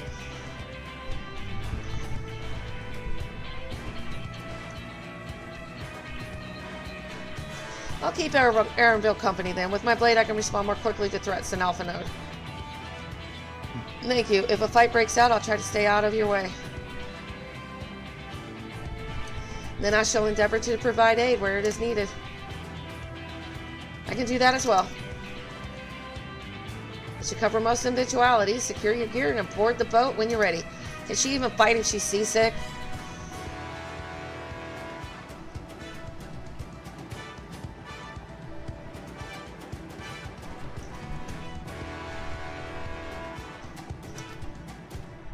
Ah, you again.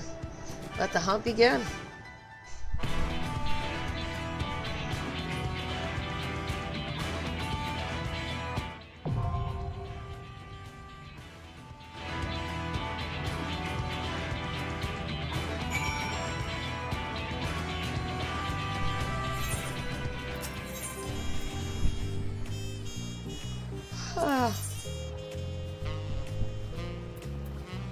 I guess I don't get a chance to pick.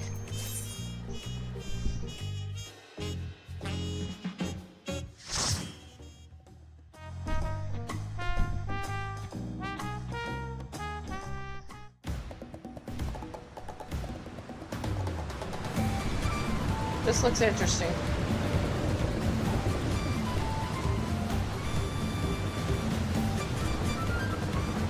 Are we gonna have to fight this a-hole? Yep, looks like.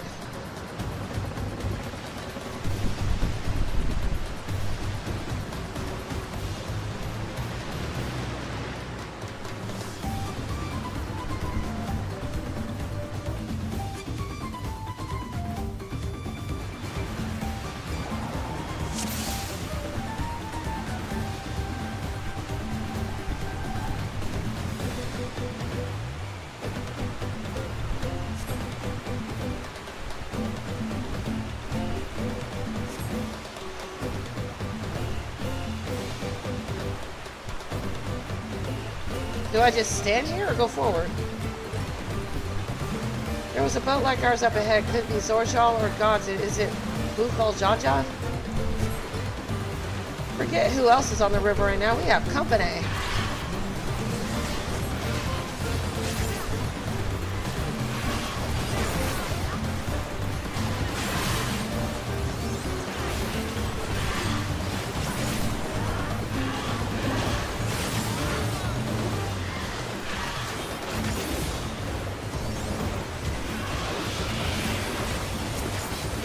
Man, it's different when you're fighting with all your abilities. I'm not used to that.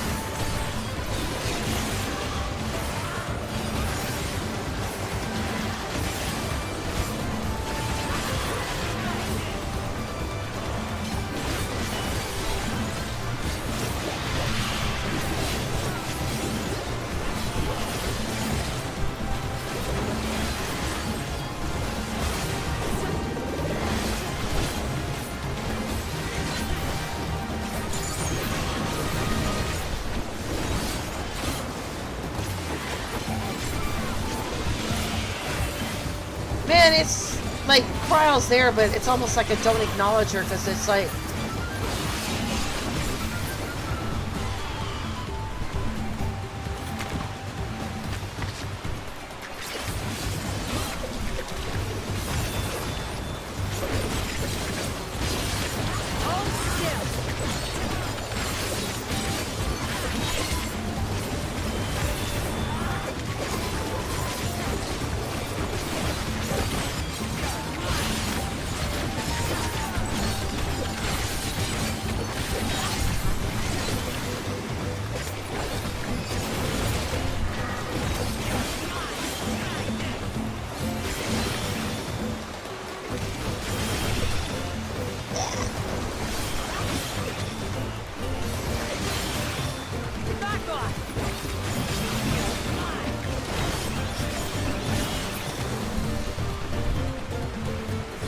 First boss fight coming up. We're in for some rain, it seems.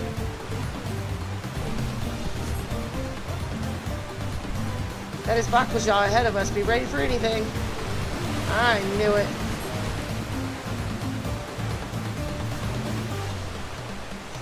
Yes, come closer. We have something for you.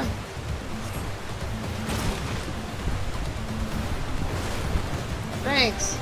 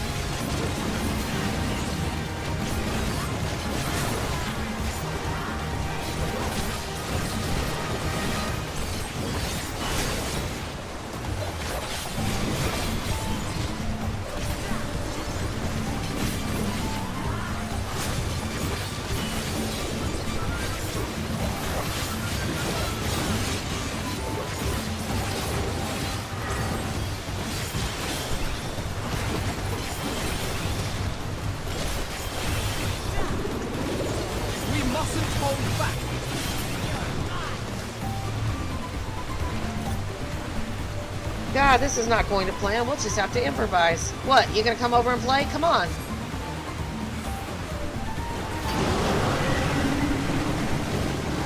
Uh-oh.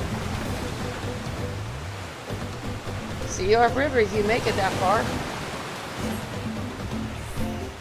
Crippling our boat was a cowardly move. Arabelle, we're losing speed.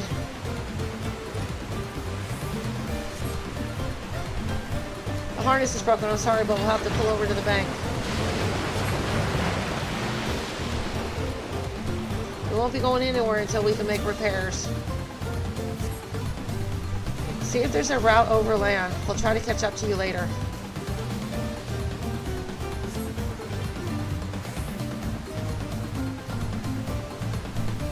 Okay, where am I going? This way?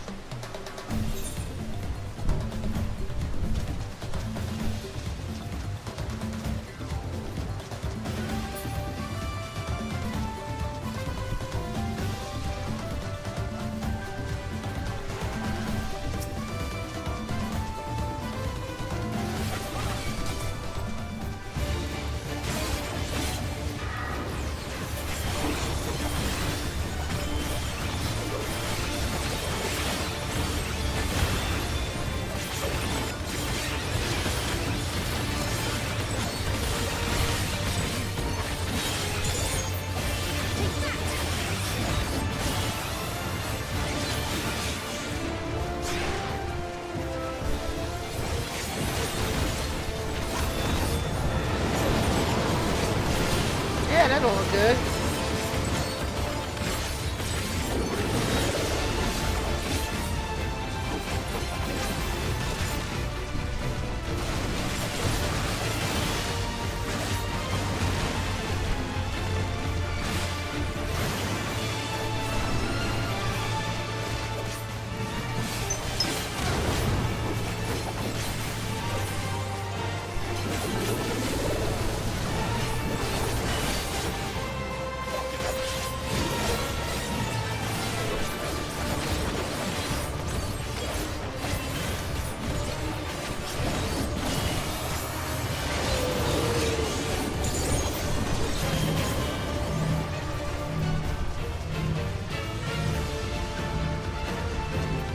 Oh, get the hell away from me, Alphino! God damn it! You stupid little... I got something to say about that shit.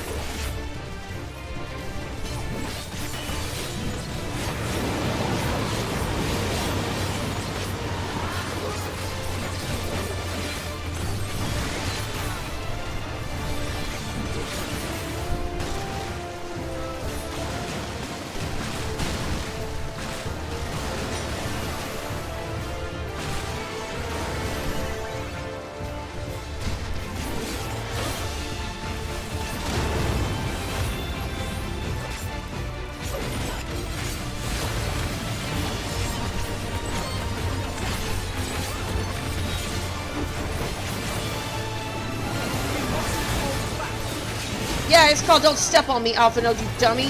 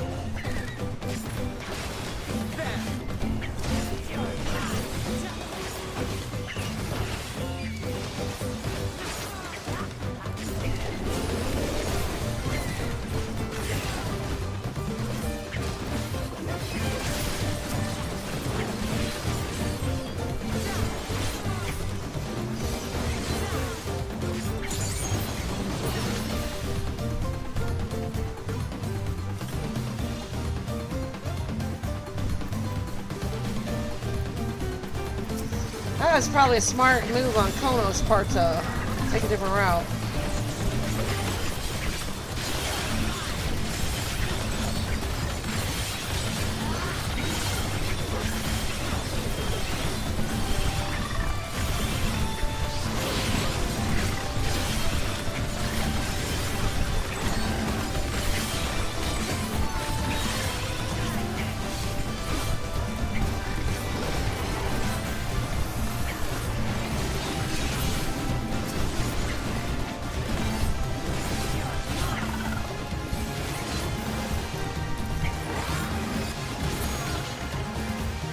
Oh, a ladder.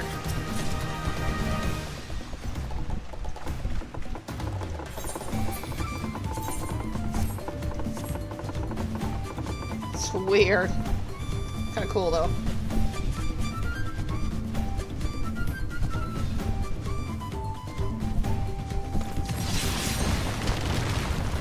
Hey, you asshole! Ooh, I'm so getting back at him. Excuse my language, but damn it. Ooh, oh.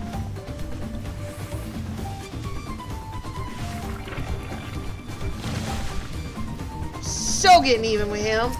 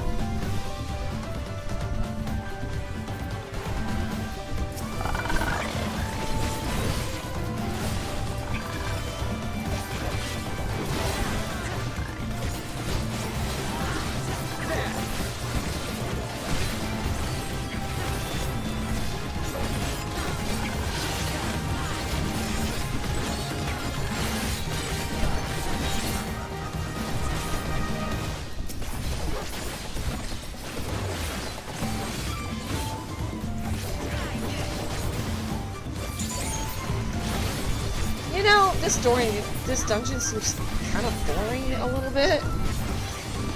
I don't know why, it just seems so freaking tame compared to Endwalker and Shadowbringers.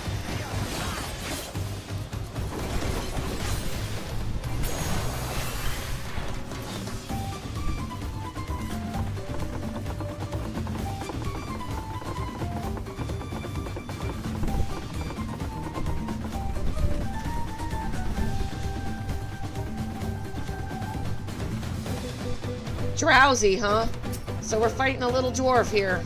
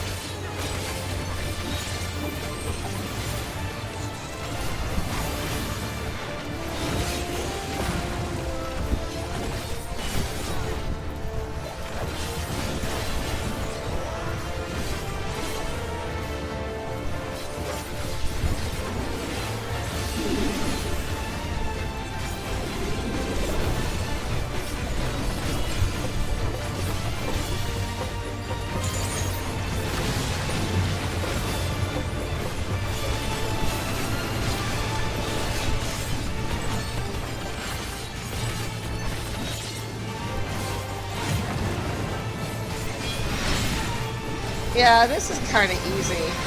Like, too easy. It's like they almost dumbed it back a little bit.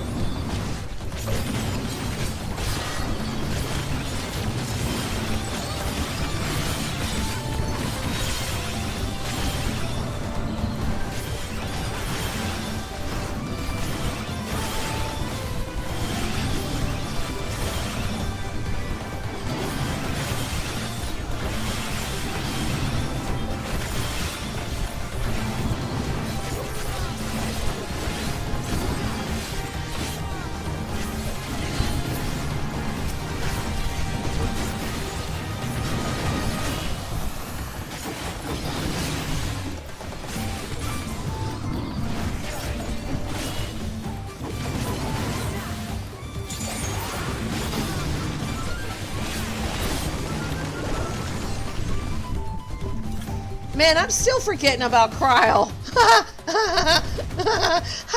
I completely forgot she was with me until I heard her little picto brush. Completely forgot about her.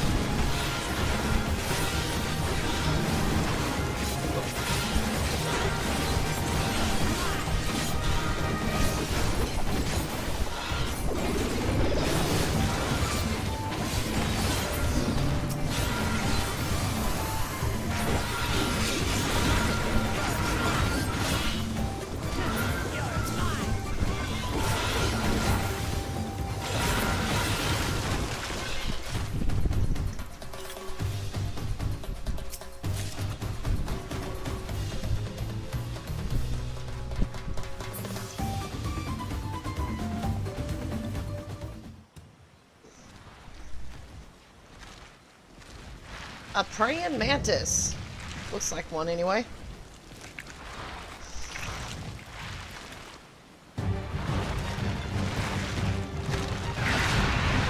Praying mantis on crack?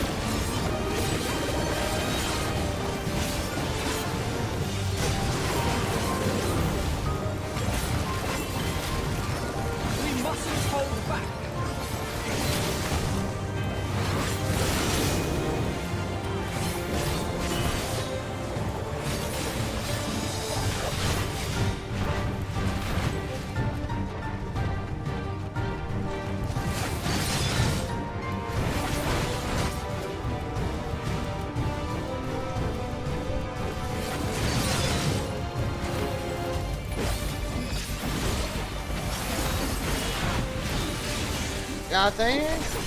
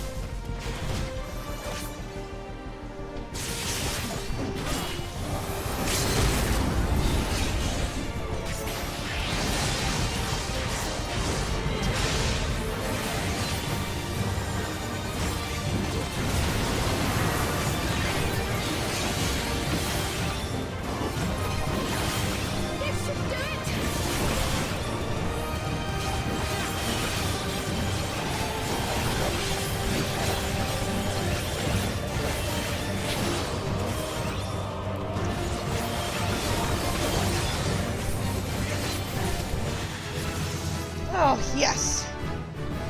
Leveled up to you.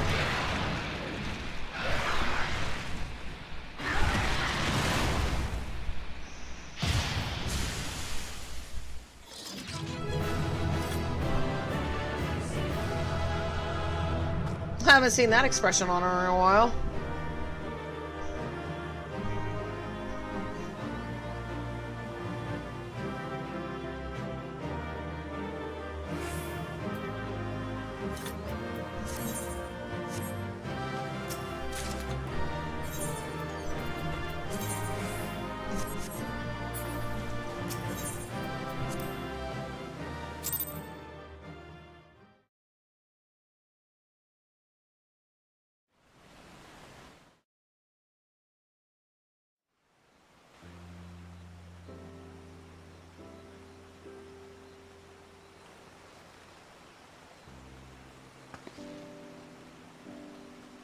This is as far as we can go on foot, it seems.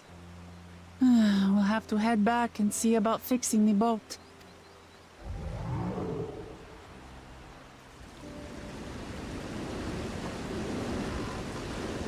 Hey! Everyone all right?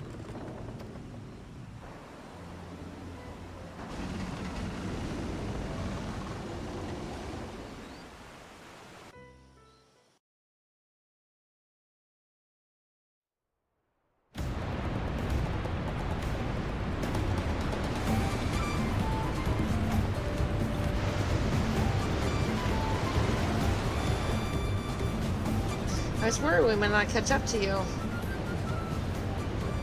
Those caverns you traversed were dug by the Yakhoi in their search for gold. Remnants of their excavations can be found throughout this region.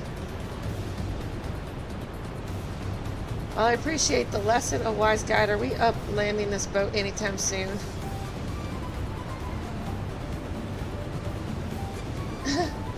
Our river journey is almost over. For proof of that, you need only look ahead.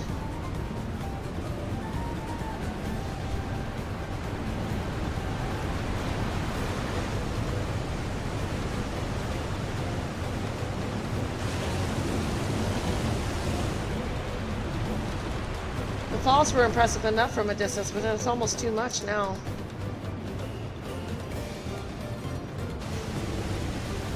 It's amazing. Now please let me off.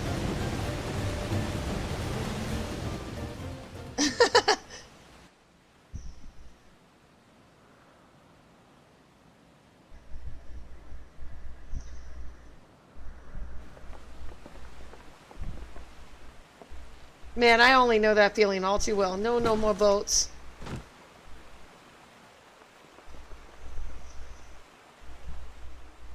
Are you, or you're not alright? Should be surprised if she was, even without the nausea. We're all spent. There's a mountain shelter nearby, a resting spot for those who've ascended the stairs. I suggest we make use of it. That would be a welcome respite. I'd be the strength for a short walk, Urqopacha. We can rest along the way, too.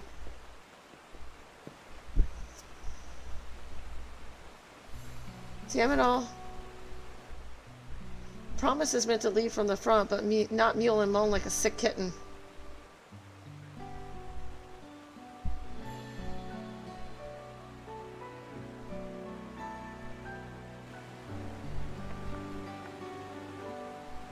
Urqopacha.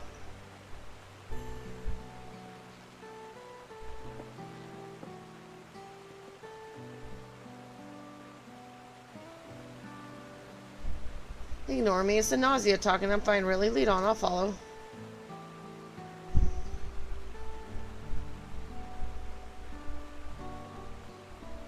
Very well, but if I might say one thing. Just because you're a promise or a claimant for the throne doesn't mean you can't be seen to struggle. You need to bear this burden alone, so please don't hesitate to talk to us. We're always willing to lend an ear.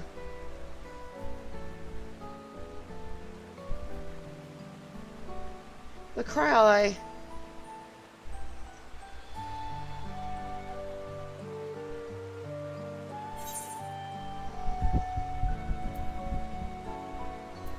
Leaning on others is a skill all leaders require.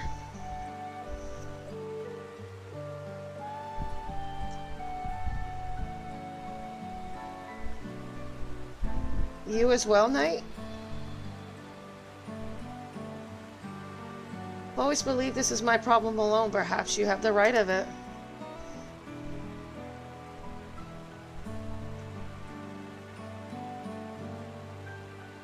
Those are some weird ass gloves. Alright, I'll talk about things. Just give me a moment to collect my thoughts. Of course, as long as you need. We'll be waiting at the shelter when you're ready.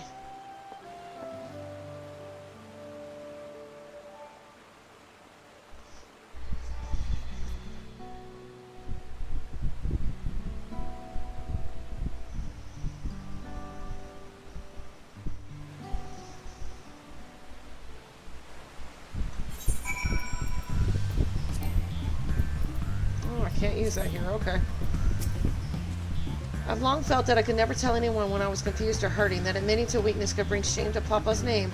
And if you say you're willing to listen, then there are things I'd like to talk about. Hey, Star, how's it going? Come on, let's catch up to the others.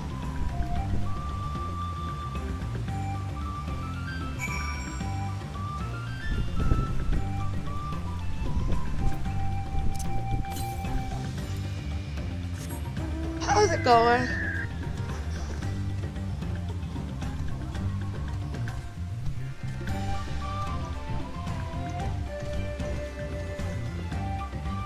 I wonder if what I'm looking for is over here.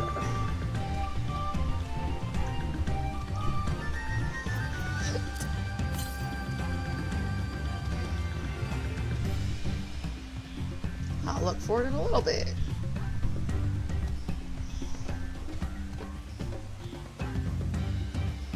Oh, congratulations. I'm hoping that's congratulations.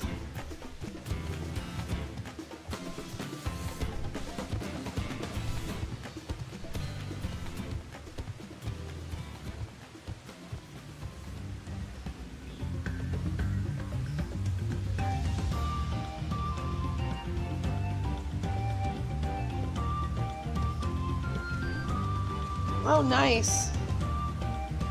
Well, there's not that many days left before the 1st.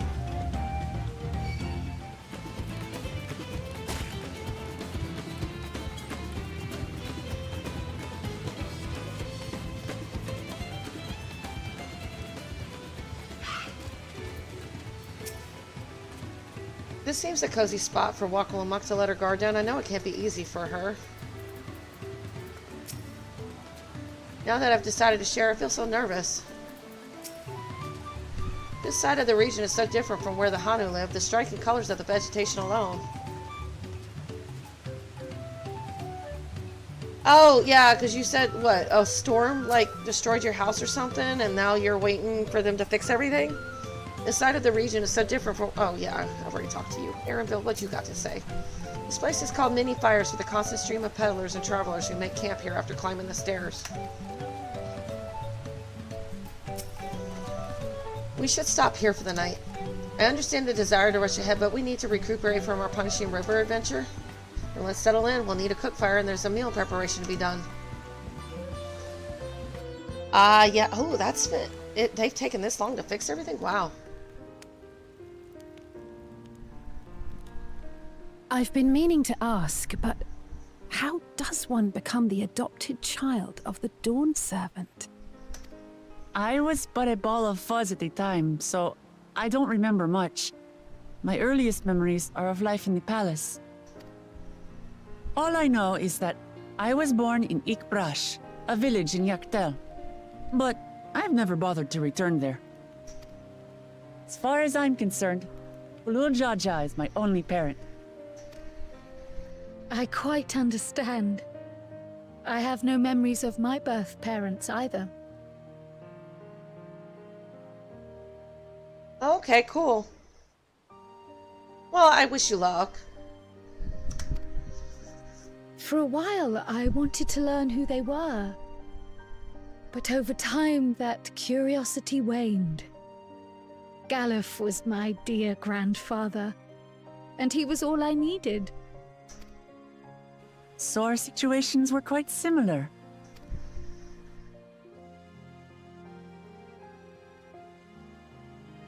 No, Even congratulations. though Papa already had a trueborn son, he raised me and Kona with no less love. One time, I'd wandered off alone into the forest and gotten lost. Before I became a meal for some beast, Papa dropped everything and came to my rescue. You're welcome. I was scared and sobbing and ready for a scolding, but the head of resolve praised me for surviving the ordeal. I did get my lecture from the head of reason, though. He went on and on about the dangers of the jungle and all the horrible ways I could have died. Growing up, Papa was kind and patient, but a tyrant when it came to training. Now, of course, I realize he was preparing me for my duties as a promise. For all the good it did. Okay. There's so much I failed to learn about my own country. Whether it's alpacas or Ihihana, I hardly know anything. I've lived such a sheltered life, yet convinced myself I understood Tural and its people.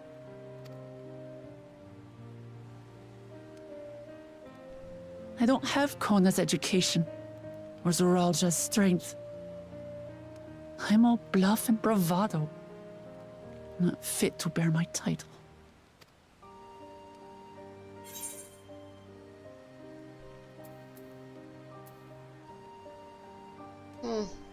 I don't know how to answer this.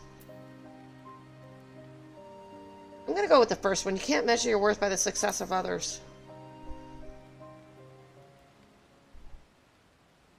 Don't compare myself to my siblings, you mean?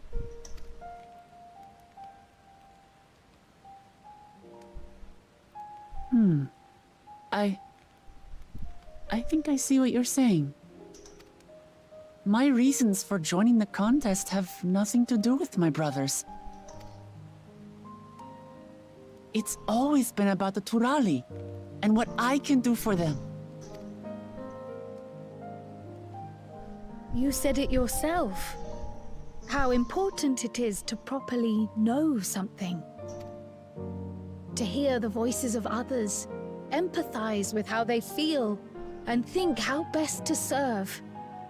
In so doing, you'll come ever closer to being the person you wish to be.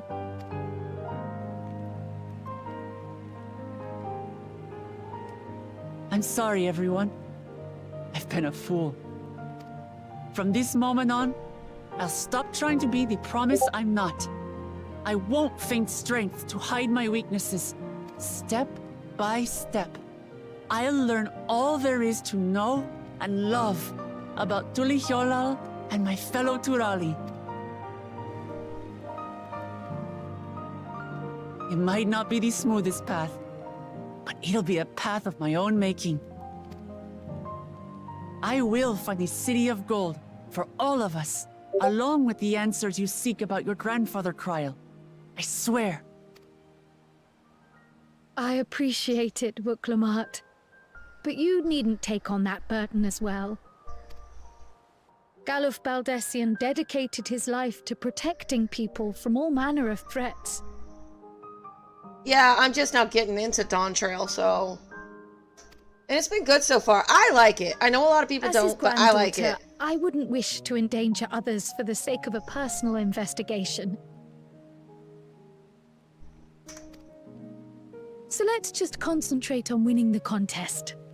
We have a shared goal, and, if at all possible, I'd rather we enjoy the journey. You know, because, you know, the Warrior Light, we were kind of just thrown into, like, being a hero all from the start and never allowed to be normal. Not really. Now I feel normal. Kind of. I'm a superhero trying to make a normal person a superhero. So there.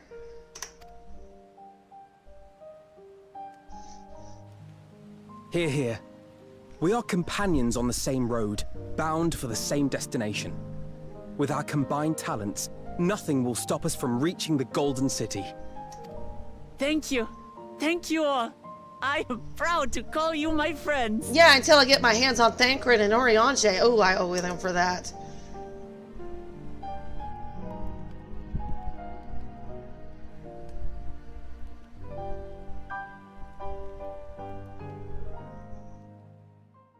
No, no, no, no. You can keep Thancred right now. I'm a little pissed off at him. That little stunt he pulled in the caverns.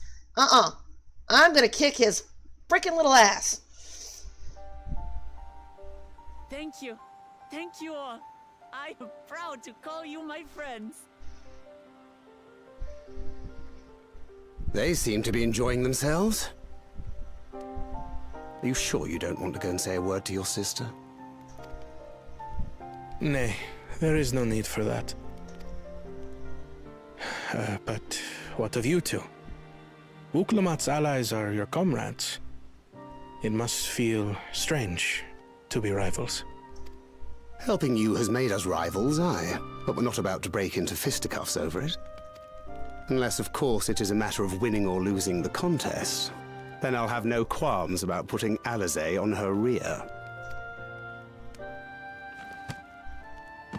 Despite our long history, never have I been given the chance to test myself against our companions. The thought stirreth within me a most unexpected sense of competition.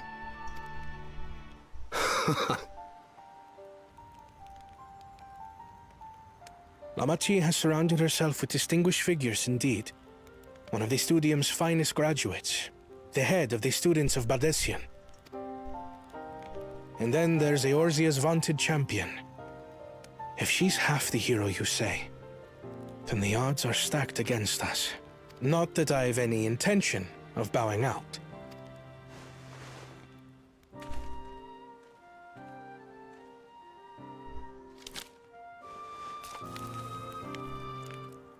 Our time in Urqopacha only served to strengthen my resolve.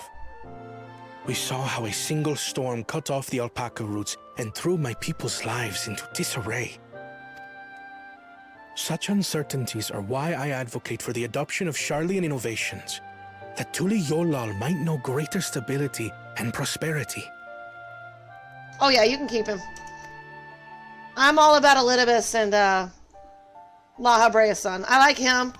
Elidibus can change for the the I'm better. cool. And I will be the man to change it.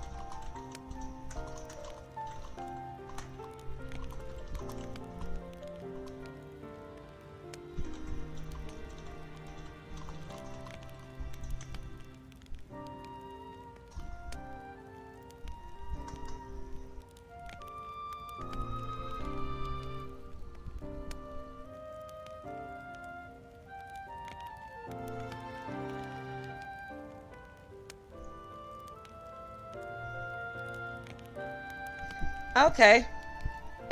It says 3 minutes on my end, so I was like, I always wait until it says it's done or something. So I'll just wait until it says it's officially done and I'll continue. It says I still got a minute. You know, I like Kona. He's pretty cool. He's a little too uptight. He needs to loosen up. He's too lonely. I don't know why. He's just as bad as Urqopacha.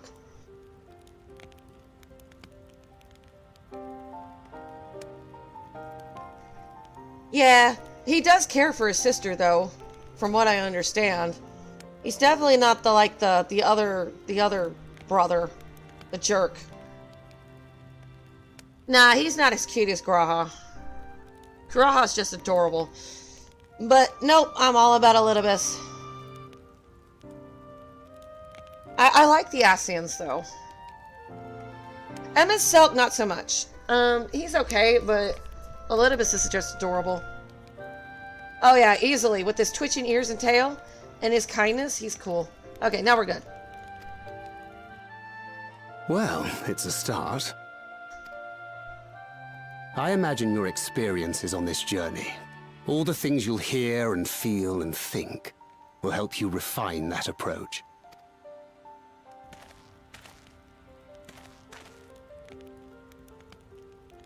But to return to the subject of the rite, I'm a touch concerned by the condition for victory.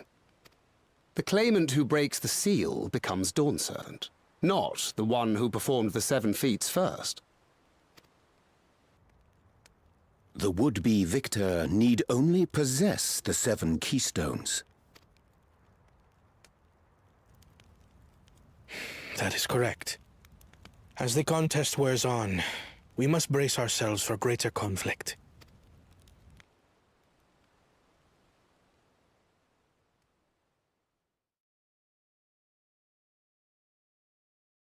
Meanwhile, with the First Promise, who is a jerko. I don't like First Promise. He's a jerko.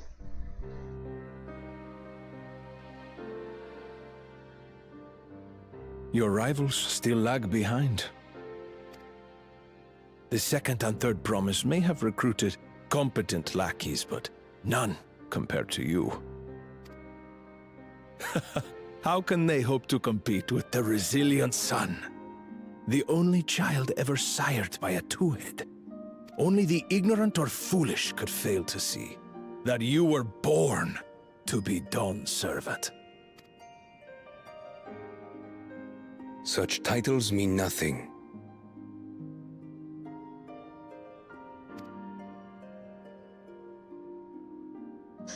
I don't know. There's something about him, though. He may be a jerk, but there's something bothering when him. I first heard the rumors that the contest involved Maybe he's got all this City, expectation lumped on him because he was born from something that was with not supposed to be Jaja's born. inner circle. They all agreed on one thing.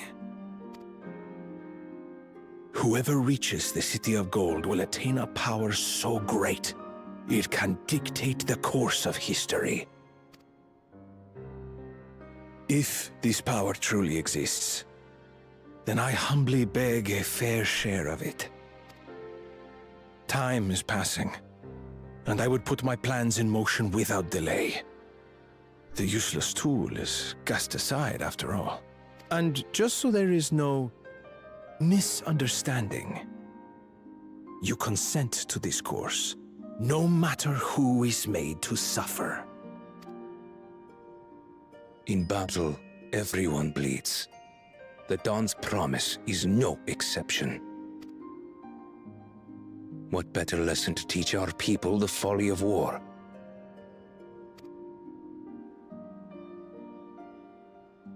Something's wrong. I get what he's saying, but that guy in the background, there's something wrong with him. All my money's bet on him being the bad guy. The other guy's being manipulated. There's something wrong with his emotions. I don't know what's going on there, but...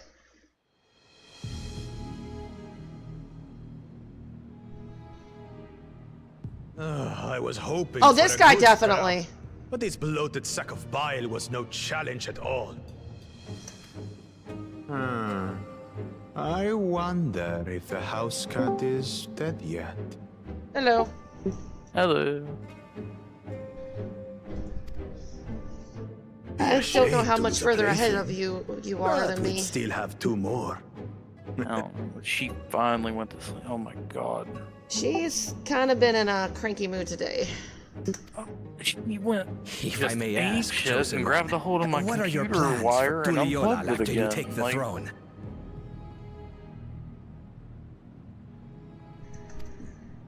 I got mad. What makes you think we care I about all know, that? and I'm streaming, by the way. Maybe we need to put a gate around it. Around the... There ain't no way to do that. About the contest. I don't know. And proving our superiority. That would surely please Mother and Father. Yes, and when we become Dawn's servant, we'll drive out the weakling masses and invite our kin to live in the city. See, at least the first promise is only wanting to teach people about the follies of war. This guy doesn't give a shit about anybody. It's the same thing Gollum did. Throw out the weakness, keep in the strong. Back to it then.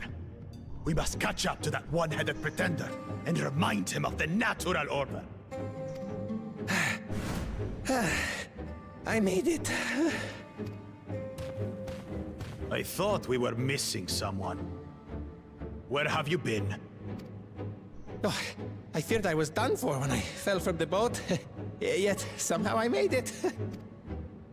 Oh, my arms, I can barely lift them. If I could just rest. He's gonna kill you. You expect us to wait for you? Those who can't keep up will be left behind. My brother has spoken. March, or be fodder for the beasts. But I followed the teachings. Everything I've done, everything I've sacrificed, all has been for the blessed siblings. Wait. Don't leave me behind! I'm begging you! Huh. Yep. He's a jerk.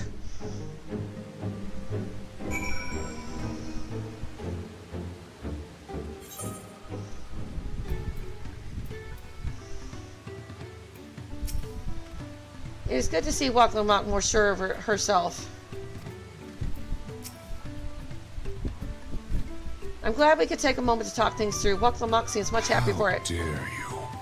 How dare you stand in my way? I got little Emmett Silk. I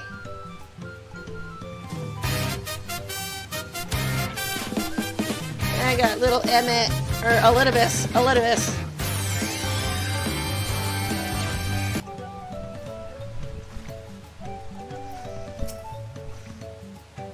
It doesn't matter if Urqopacha's scared of alpacas or gets sick on boat. It doesn't change who she is or what she means to her people.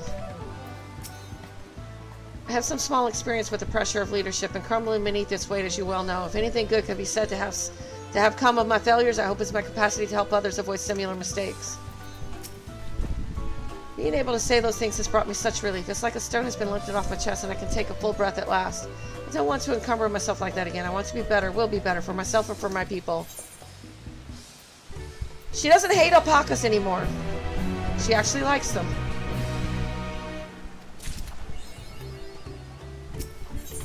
A leaking work pot. Erinville is concerned about dangers on the road. Yeah, she befriended them. The moblin settlement of Earthenshire is not far from here, but be warned, the road we'll be taking is a favorite hunting ground for bandits. With the stairs currently impassable, there'll be fewer travelers, meaning the brigands will be desperate for victims to ambush. Although considering present company, I suppose my concern is unwarranted.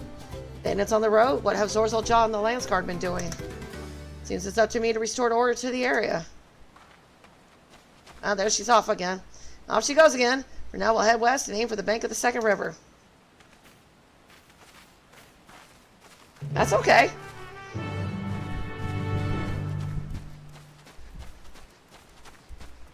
I mean, I'm just now getting to Dawntrail a year later. Oh, did I actually? I better do that.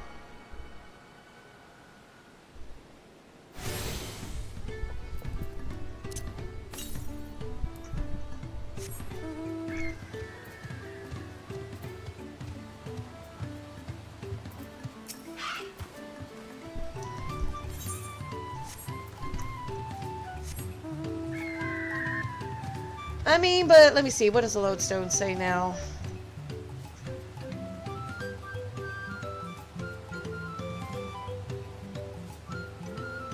Oh damn, internet's being slow today. Right.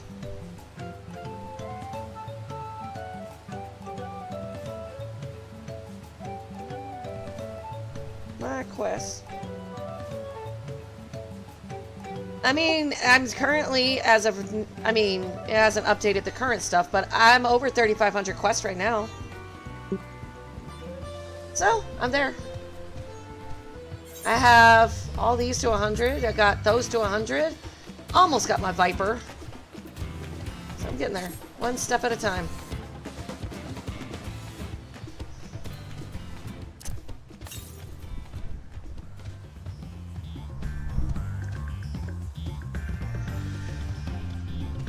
The reason I do it is because it's tied to the lore. You know, there's stuff that gets said if you have stuff up there. You don't get certain things if you didn't go through the stuff. And it took me a year to get that far, but hey, whatever. Oh, I see. This is the river which feeds the waterfalls above Urqopacha. Yep, there you go.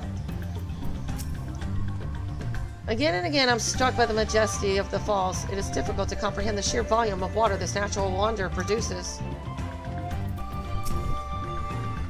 I felt eyes on us several times as we made our way here, though they soon seemed to lose interest. The bandits' lair is said to be somewhere near here, but I prefer we avoid seeking out trouble. Oh, don't worry, they're gonna seek us out. I'm calling it now. Well, where are these bandits? Don't worry, they'll come. Apparently, they're not foolish enough to attack a party of this size. Earthenshire is just a little further ahead, on the opposite bank of Kozama'uka, but let's remain vigilant all the same.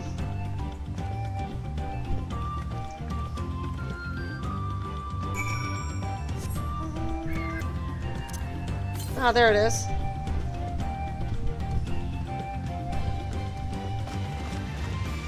Yeah, sometimes I won't even bother. I'll just come up with a nickname. A shortened version of it.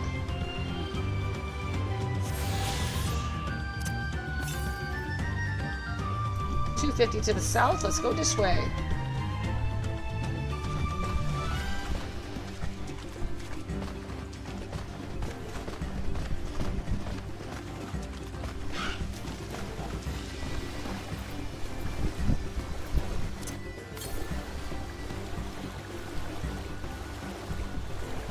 Bet you it's on this island.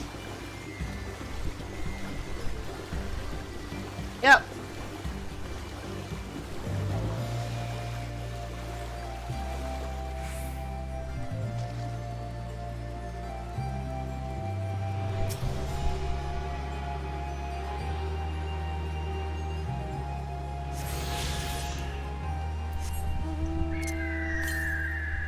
$400 to the west, this way.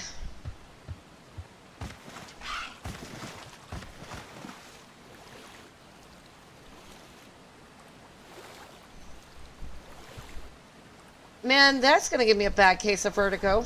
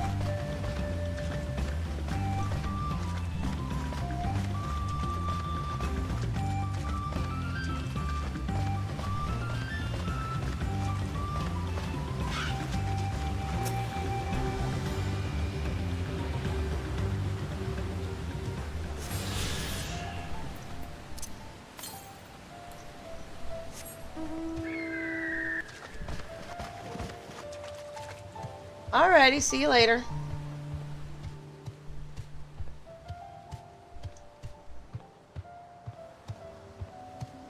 I probably won't be on much longer myself. My medicine's kicking in.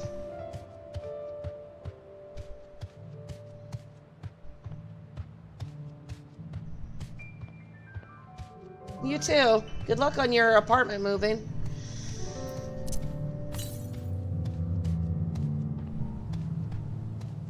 Go pick this up.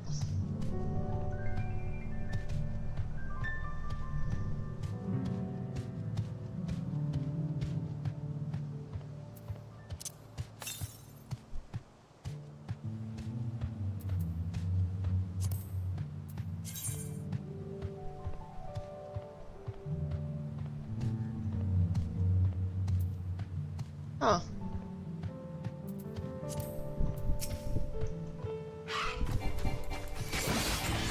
Now I realize where we are.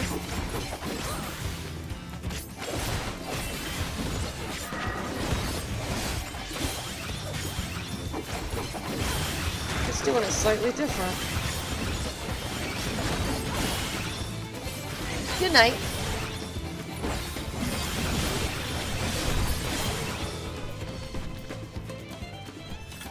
I need one more of those.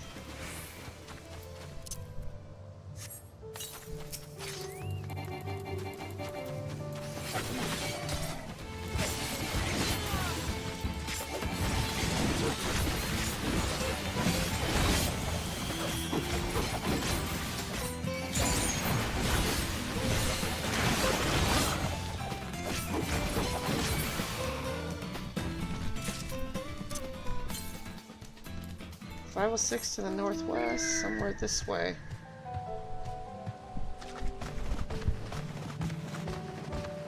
Oh, no, it's this way.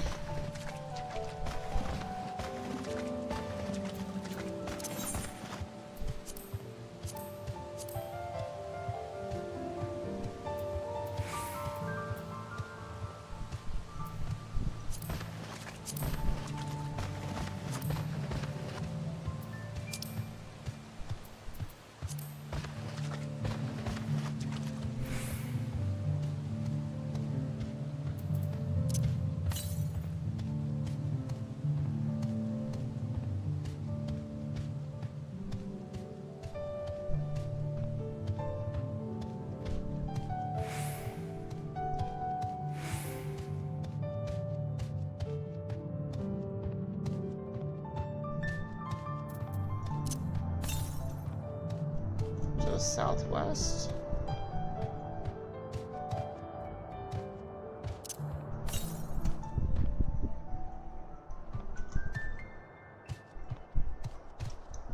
I'm missing it somewhere.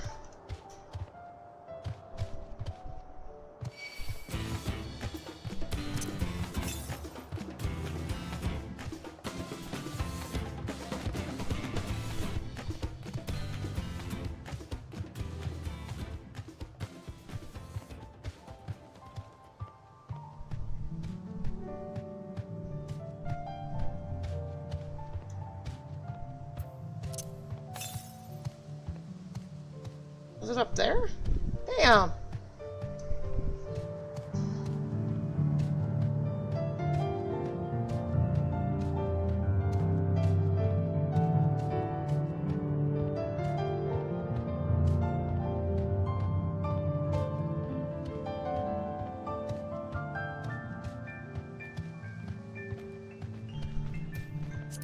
How many more do I need? 3 more?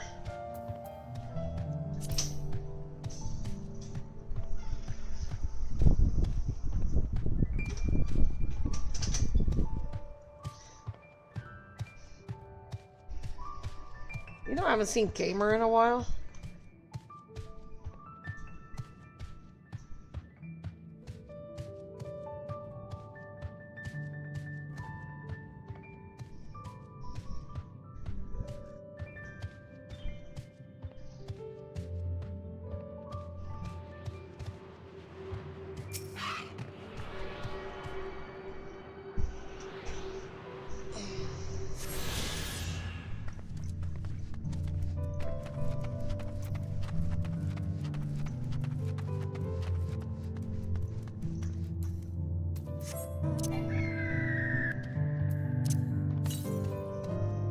.338 to the northeast.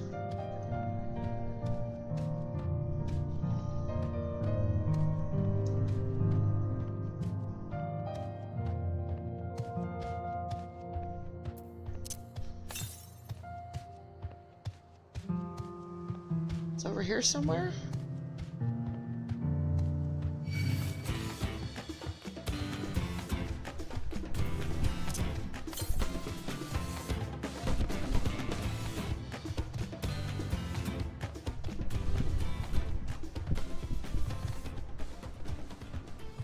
It's gonna probably be on top of this thing.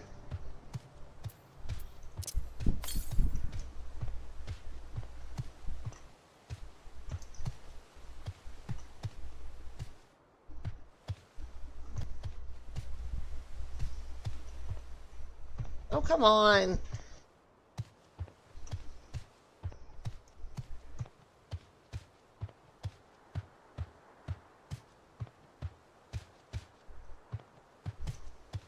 Okay, where is this damn thing? 119 to the north on the other side.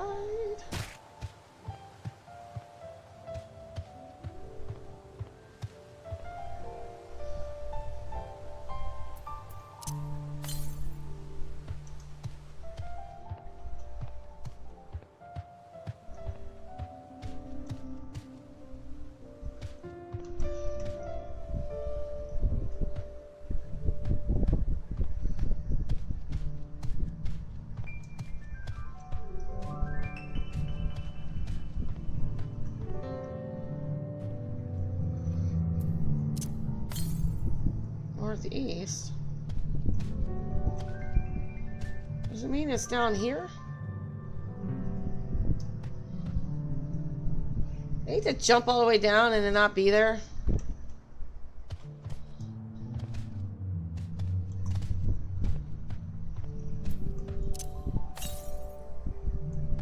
Oh, that's down.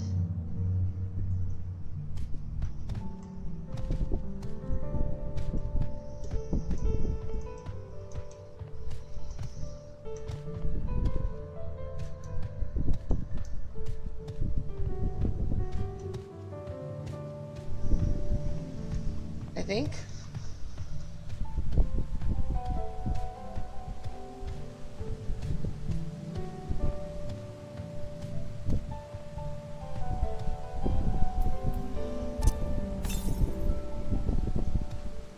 It's down there somewhere.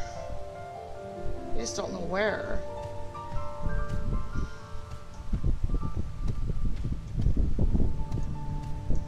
Maybe I can get over.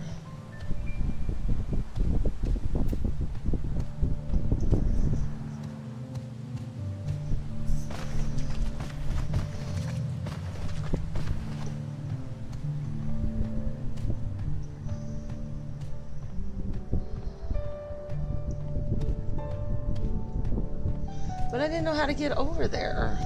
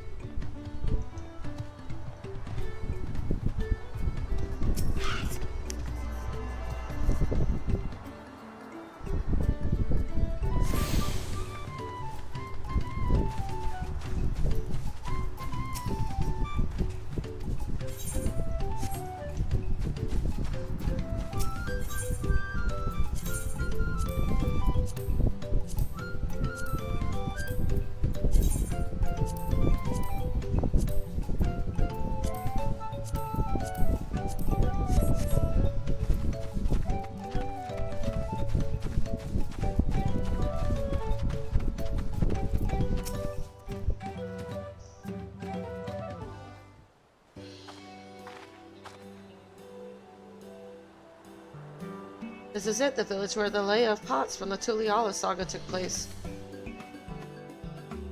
Earthenshire, Idleshire, might the similarity be a cultural inclination, I wonder? Settlements themselves couldn't be more different, though. This shire appears custom built to resemble pots, while others is repurposed town.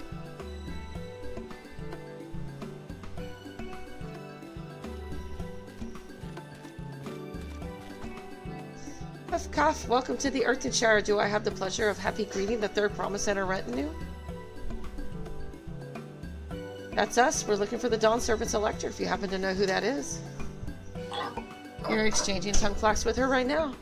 Red Rock is the Elector you seek. That's helpful. We can cut straight to the performing the feat. As much as Urqopacha would like to do just that, we have a much more pressing worry. Storm which hit our village, shattered the cliffs, and dropped rocks on our brain cases. Many help hands for the post-sworn were injured. There is no time for feats or metal tests. Sorry to hear that. After learning what the storm did to the stairs, I feared you've been caught in its path. And not to change the subject, but what are the pots-sworn? Goldsmiths contracted to work for the Moblins. The word comes from the pot-like workshops where they practice their craft. The Moblins provide these potsworns with tools, materials, living quarters, everything the artisans could possibly need.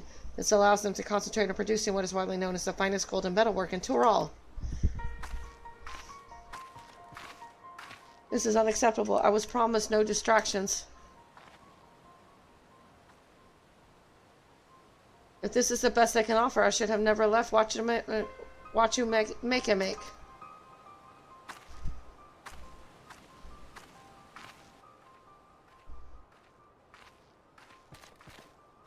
You see, the post won't desert us. Without enough healthy help hands, we are failing to uphold our side of the pot pact. Should all our potsworn leave, Earthenshire will grind to a halt. We have to do something and do it soon. Then let us stand in for the injured helpers. It would give me the chance to learn more about your people and your village. If that brings us closer to beginning the feat, then all the better. This isn't strictly part of the contest, so don't feel obligated to join in. Take a rest while you can. Of course I'll help.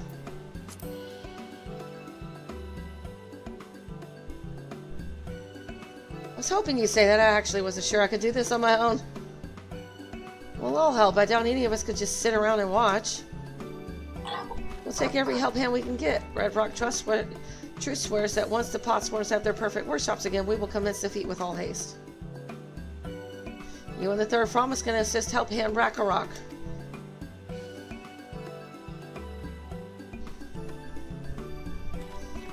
You other four fellow Redrock. There are other help hands in need of hand lending.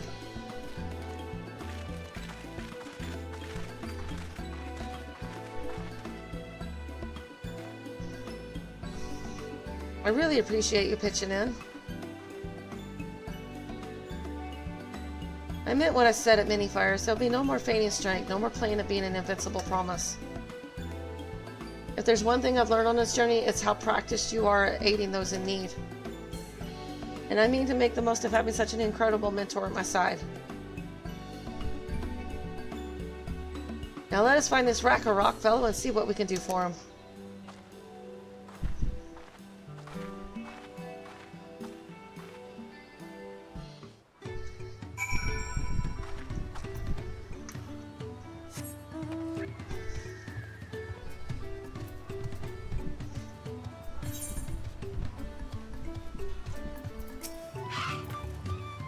Huffcough, Rakarok can't meet his obligations without more help hands. The pot pack is broken and the pots are emptying.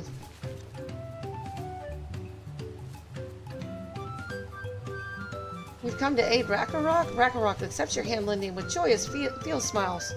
We can offer the potsworn their promised good living. We might save the day yet. Whatever you need.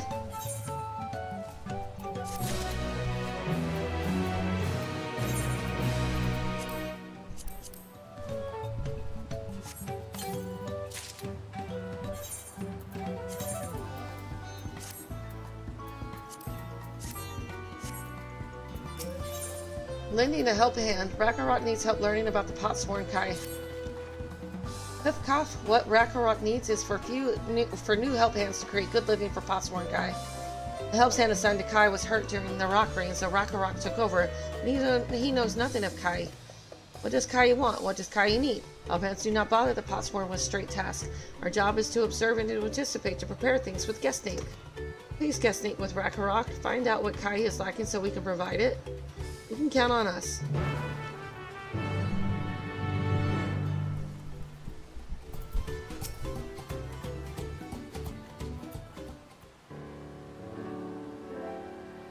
This is our Kahu work, is it? Let's take a peek inside then.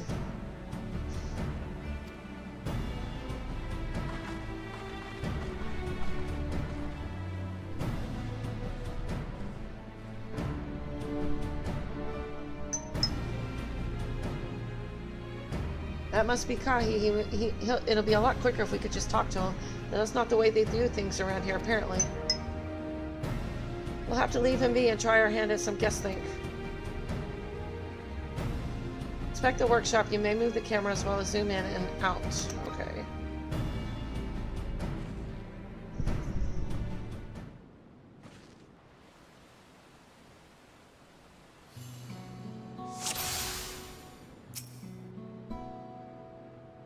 Well, he has no shortage of crafting materials. There must be something else he's missing.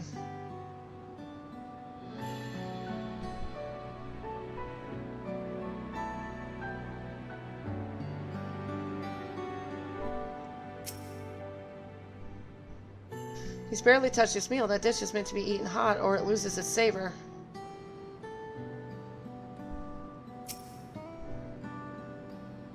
It must be boiling since so close to the furnace. There's no airflow to speak of. How can anyone work in that stifling heat?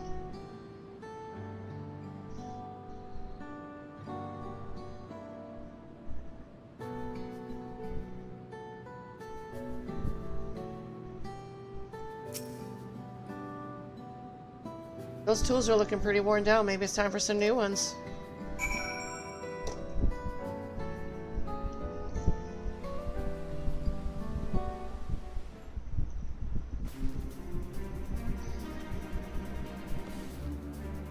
Alright, after taking a good look, I think I have an idea of what things Kahai might want to improve his working conditions. So let's head back outside and talk to Rakarok.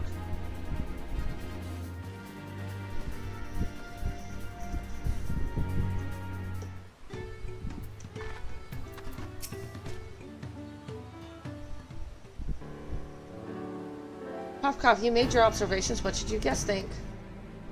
First off, I noticed Kahi hasn't touched his food, and an empty belly can't be good for his concentration.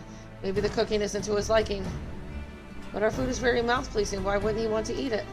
Ah, but Rakarok is sure of nothing when it comes to Krahi taste.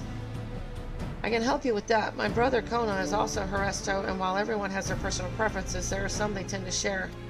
Like an aversion to piping hot dishes. If it was brought to him like that, Kahi probably wouldn't have been able to eat it until it cooled down. By the time he came back to it, he might have found it cold and unappetizing. The simplest solution is to serve dishes that taste good no matter the temperature. Bagger never would have thought of that. Would the third promise mind explaining these things to our cook? Not at all, but I don't think that was the only reason Kahi couldn't concentrate. The Hestral homeland is hot and dry, but even Kahi seemed to be suffering in front of that furnace. Is there any way you could cool down the workshop? Oh, we could try a drafty shard. They make a lovely breeze. You know where we can get one of those? You can gather them from the Shoals of No Return. There are many old boats there, abandoned by those who gave up their search for the Golden City. So we salvage them from the wrecks. Could you handle that for us, Knight?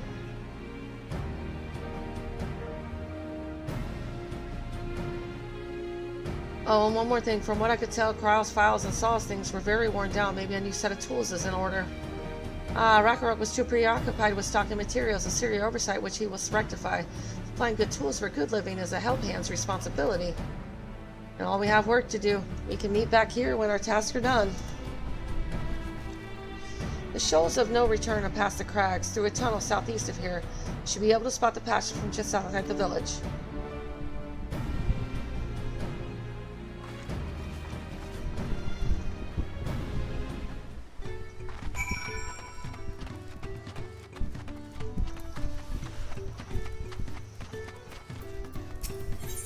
Take powder.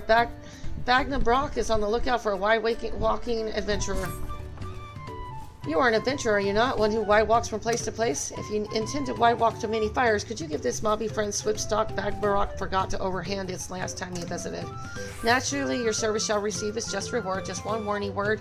Do not hold nose, clothes, very stinky stuff.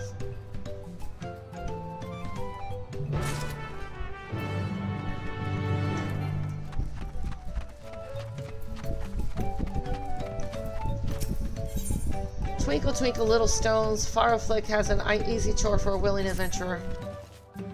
Visitor, what brings you to our underbearing abode? A love of all things arty and crafty perchance. Then perhaps you would stoop to assist us in our craft work. The task Farrowflick begs of you is but a cake piece. To collect the sparkle stones from the riverbank and make a Bekazoma. Come, lend him your land sketch, and he might finger point where such marvels have heretofore been found. Though it is not hard fixed that you will find any.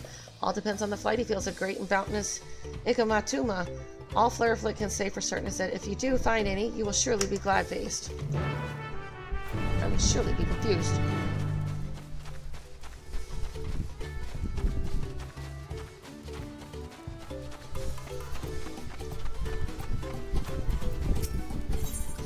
Broken vessels. Preps to pick his damp eyes over his pulverized pots. Woe is Prepstock, who can help poor Preps to pick? Lowlander can help poor Prestipic. Lowlander must help poor Prestipic. Early me Lowlander, Prestipic has one of the finest earthenware collections in all of Earthenshire. But then the storm comes and all his precious pots go smash shards. Need to crafty make replacement pots, but Prestipic is too busy shard sweeping to return to the dig site to collect dig stuff. The Lowlander collect dig stuff for Prestipic. Need good pot craft clay and fine fluxed out feldspar. It's already pug and carry bagged. All that he asks is that you bring it back from the cave near the Yakhoi prey place. That was a mouthful.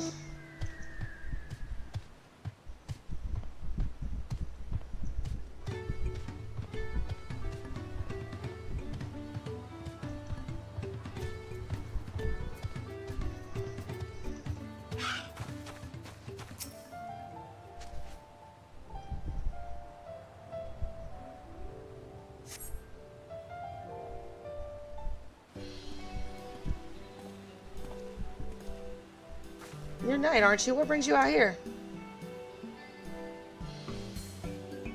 The issue with caring for the potsworn.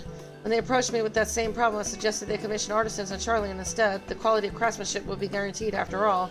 However, the Moblins did not care for the idea. Surely we've been more effective to engage a uniformly trained collective. I cannot understand their fixation on individual contracts. Perhaps the custom will make more sense once we begin the feat of pots. Till then, we've been deemed unfit to assist in the matter of help hands and are instead tasked with tending the injured. We were on our way back from procuring herbs for Oriange, in fact.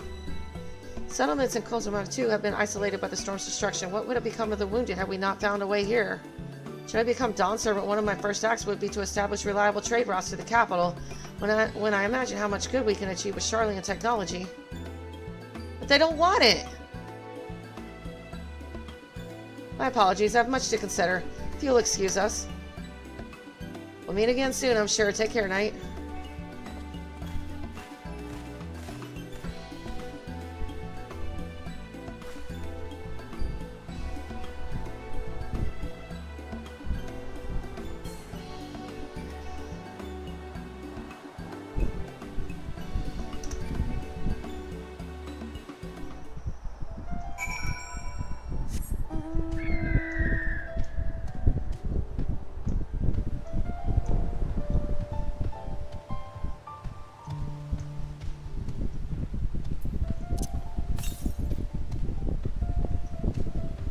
Everything to the north? It can't be.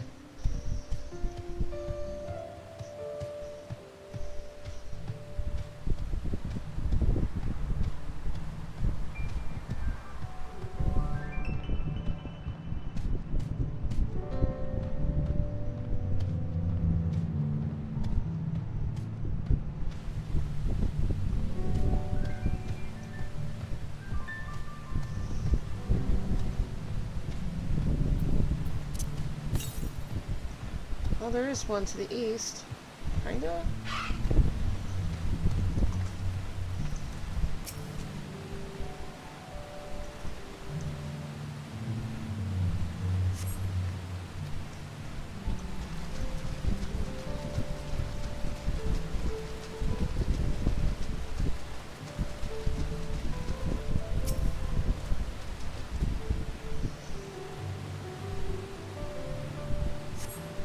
Search for them as it seems you found the crystal you want to salvage. Okay, cool.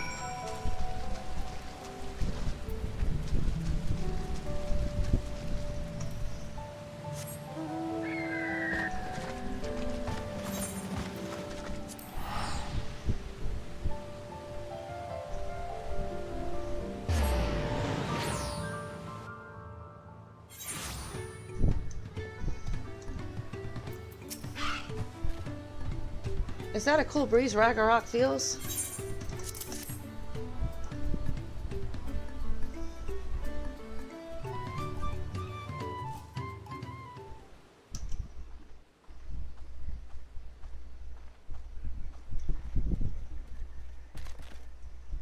Yes, thank you for seek finding a drafty shard. Ragnarok would add to the new set of tools you brought.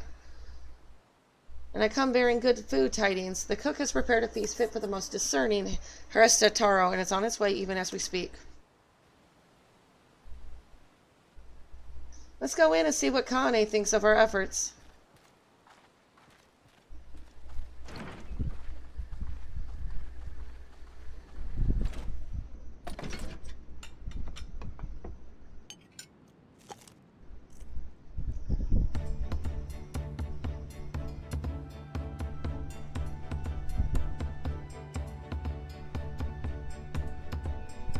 I was wondering what occasion called for me to receive so many visitors. Fine meal, new tools, and a welcome source of cool air. Now I remember why I signed a pot pact.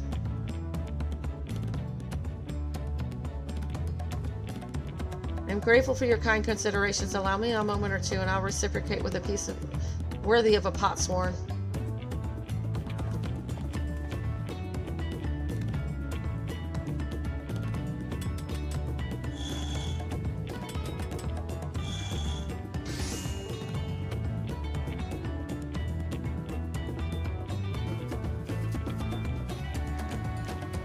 An oil lamp to brighten the halls of Valak Shuzna. Craftsmanship satisfies Earthenshire's reputation for quality, I trust.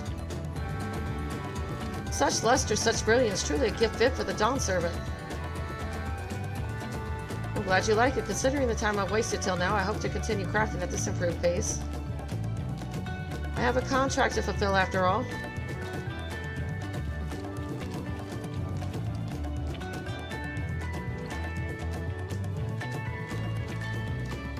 Forgive my interruption. Monty, I'm told the Elector has deemed the crisis past and is prepared to task us with defeat. That's great news. Thank you for letting me know. So this is the craft of a potsworn. It is indeed a masterful piece. Thank you for your words of praise, Second Promise. I drew inspiration from Kozama'uka's natural beauty and sought to capture it in my work. I wonder why the Moblins did not simply build a workshop in the city, and now I have my answer. Even Charlene goldsmiths could not easily replicate such exquisite artistry. One cannot create great things if one lacks creative impetus. Tulial fortunately does not want for inspiration. Anyone wishing to learn the basics of craft would do well to study it there. I was raised among Hesaro, more traditional than most, and the shared ingenuity of Tyrell's various peoples was eye-opening. You lived as a traditional Hesaro? I have a few fond memories of nomadic life.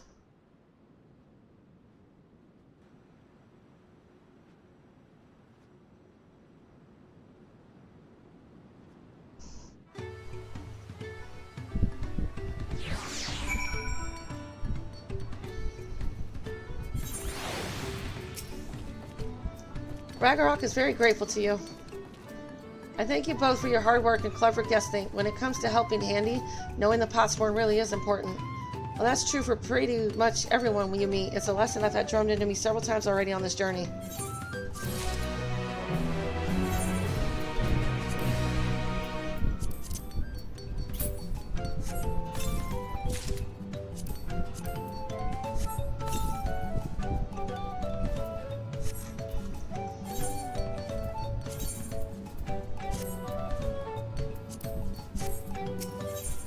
Feed of Pots. Kona has details to share concerning the forthcoming Feed of Pots. The Elector bids to claim its symbol in the large building on the west side of the village. I will head over after finding Thancred and Oriange. Also, I also ran into the Levier twins on the way here. I took the liberty of directing them to the venue. We're rivals. It's not his job to make sure I know the feed is starting, but even now he's conscientious to a fault. Anyway, let's not keep Red Rock waiting.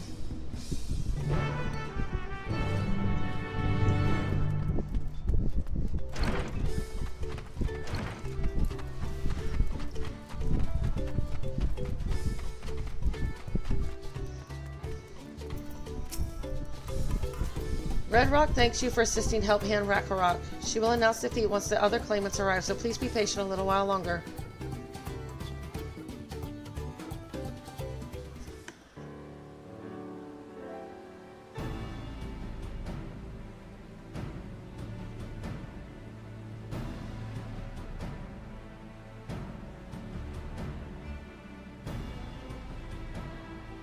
I have to report that we were able to convince one of the potsworn to stay. How did you fare?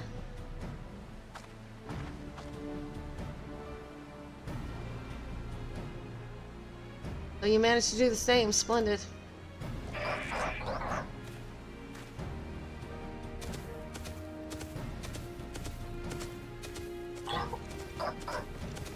Welcome to Earthenshire. First promise, we support your plans for salt crossings and the new potsworn they will bring. El Mighty Zorza Jaw, he cleared many piles of rockfall as if they were pebble stones, the resilient son of Dawn Servant.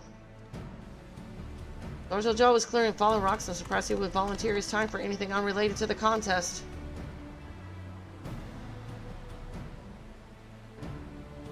Well, well, we meet again.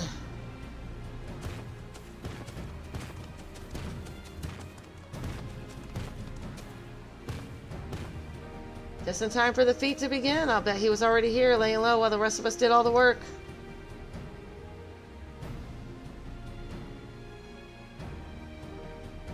Layman, to your attention, please. As Redrock has explained, many of our Potsworn left us following the storm. The precious metalwork crafted by those artisans bring in much jiggly shine from across the salt. Should our stream of trade goods dry up, Earth and Shire will suffer. Truly, all merchants will suffer. So Redrock sets you this feat. Each of you are to find one clever-hand goldsmith to bring back here to us. So we're to recruit new Potsworn. Makes sense for the feat of pots. Calling this a feat does not justify taking advantage of the claimants and their influence. How does finding workers for you demonstrate their worthiness for the throne? You are free to refuse Redrock's request. She would be happy to inform the Dawn Servant of Zorzar Jaw's disqualification. The right is a means to an end. The steps we take to get there are not important. And Redrock declares the feat of pots begun, but remember, a pot pack must be agreed to willingly. No gab snatching or deceitful tongue flaps.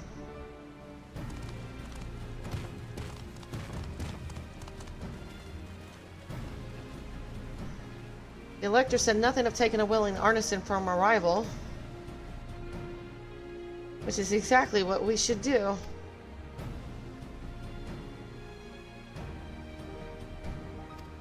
Damn, he's always cheating. A fine suggestion, brother. Do they ever do anything without cheating?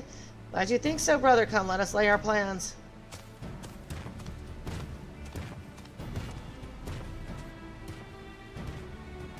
That nasty brute is up to something. Aye, he may seek to delay us again as he did on the river. We can but remain vigilant while we plot our course. What do you think, Urqopacha? Have you any candidates in mind to satisfy this feat? I know some artisans amongst my supporters, but they're all in their twilight years. Couldn't ask them to give up the comforts of Tulial to live in this remote village, no matter how beautiful the scenery. Meanwhile, Kona probably has 100 young craftspeople to choose from. Now that I'm comparing us, you understand that's just a statement of fact.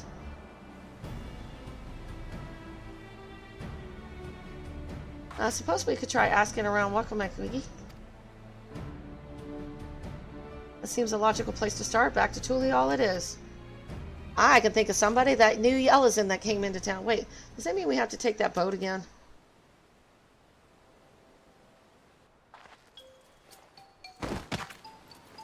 No, I can't. I can't stomach another boat ride.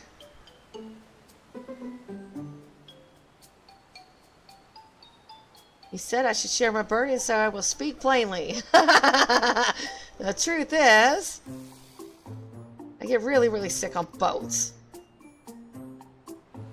Like we haven't been able to tell that before. Look, Lamalt, this is hardly news. But it was brave of you to admit. In any case, we won't be fighting the current this time. Heading downriver will be much smoother. It will? Are you sure? I'm positive, mostly.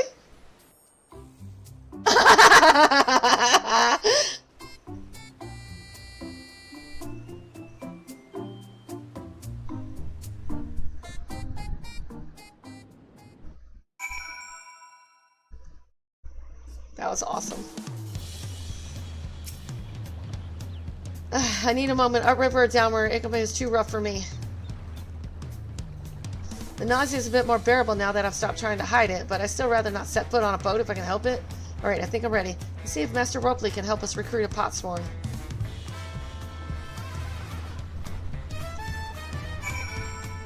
I already kind of know. Why introduce somebody that we ain't gonna, like, drag to wherever we're taking him?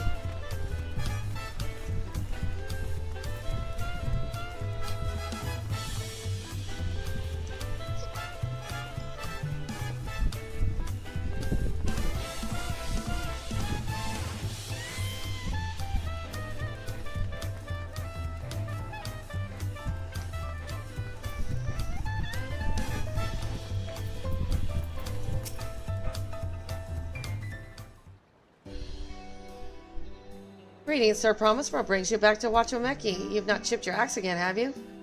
No, Master Roble. Actually, I have a favor to ask.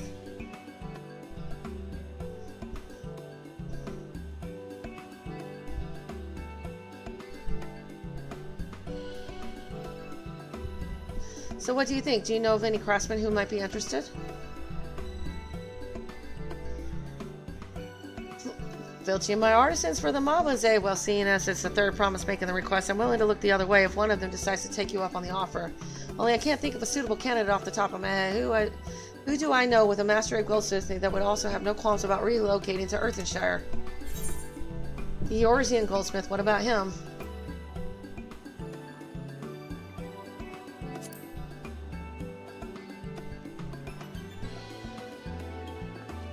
You mean Fortunatain? He did say he was employed at some fancy jewelry store across the salt. Considering the distance he's already come, I like to think he wouldn't mind moving a little up the river.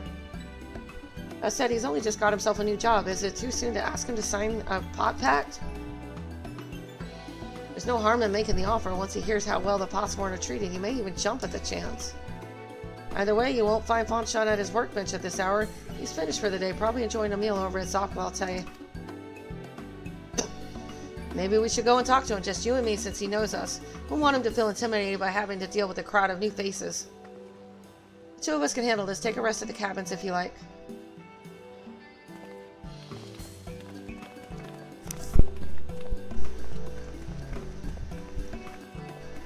Right, let's go and see a man about a pot.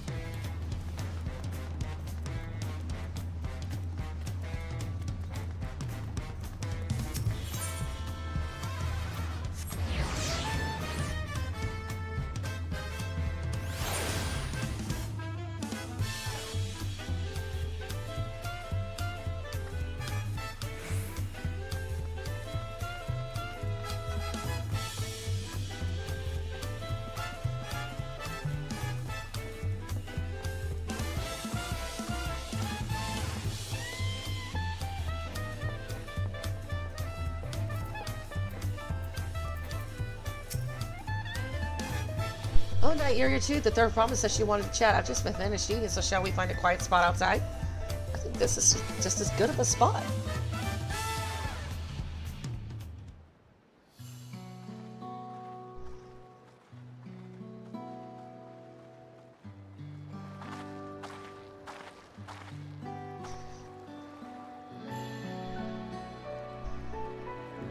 Last time we talked on this beach, you were in a miserable state.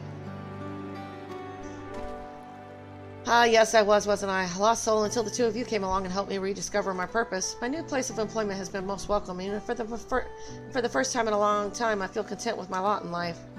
That's wonderful. So what is it you wish to discuss?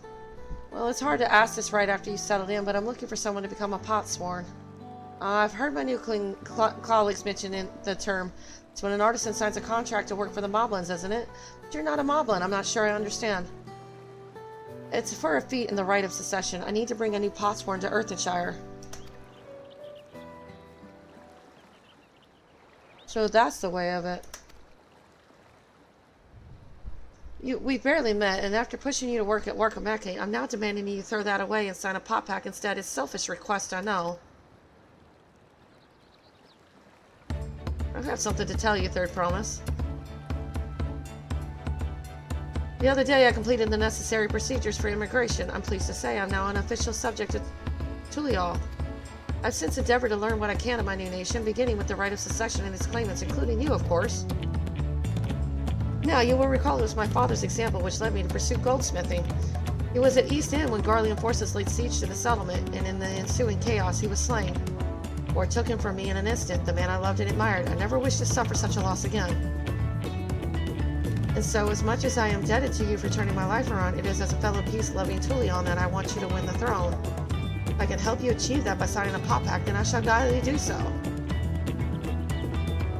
Important, thank you. I shall return to Master Ropley and inform him of my decision. Allow me, I'm the reason you're leaving, so I should be the one to deliver the news.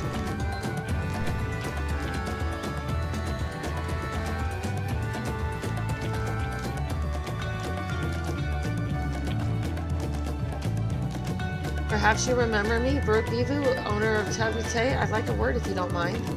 You're Urqopacha's ally from across the salt, right? And a hero of some renown too, if the gods have seen you leave. Well, as it so happens, I could use some heroic help. It doesn't need to be right now, but could you come by when you have a spare moment? Much appreciated. I'll be waiting for you at my shop then.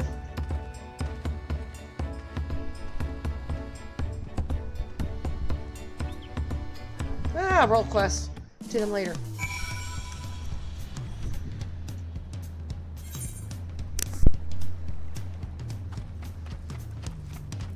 Well, I might as well unlock them.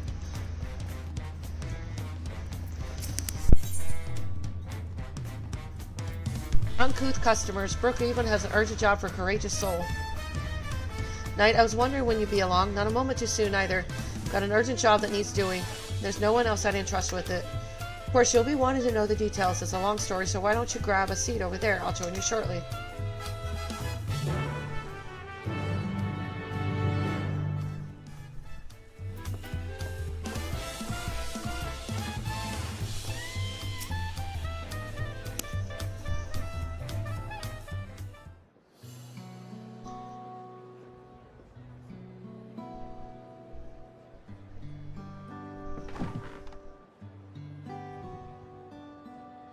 Now that we're all settled, allow me to introduce myself properly. I'm Urqopacha, proprietor of Zavalte.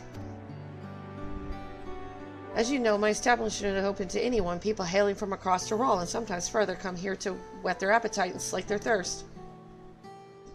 Given how we turn no one away, it's inevitable that a few bad apples might mix into my motley patrons, and therein lies the rub. A particularly rotten bunch was here not long ago.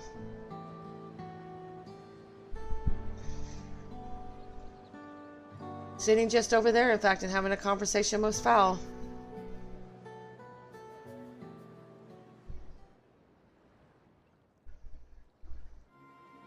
Thank you all for coming here so far from your respective homes.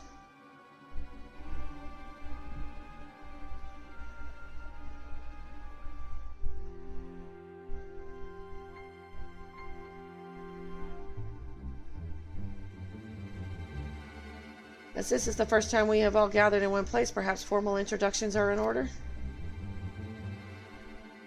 I am? Welcome, welcome. What will you be having? Could we have a moment, please? We are in the middle of something very important.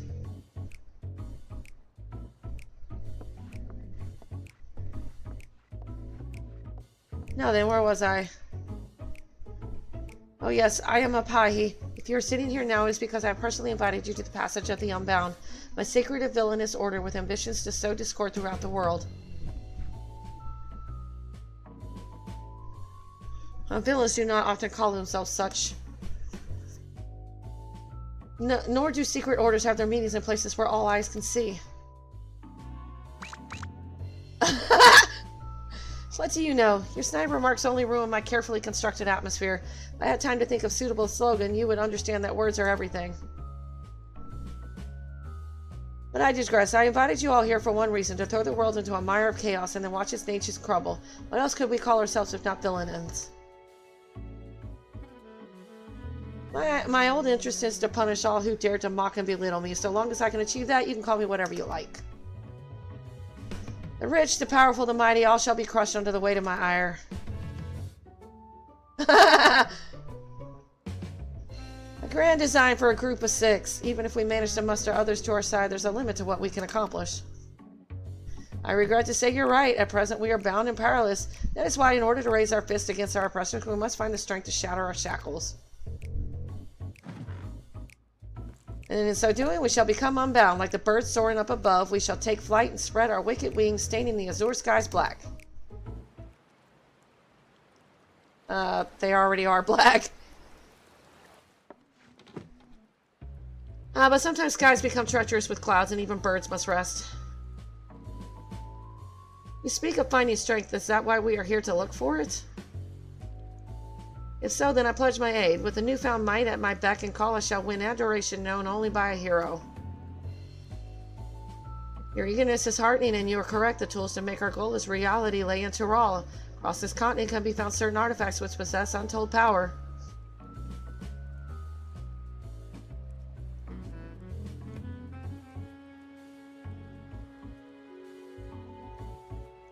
Did you say artifacts? Oh, I sense our adventure is hunt for instruments of devious delvery ahead. My imagination is overflowing with images of the new forms my trickery might take. I dare say the world is not ready.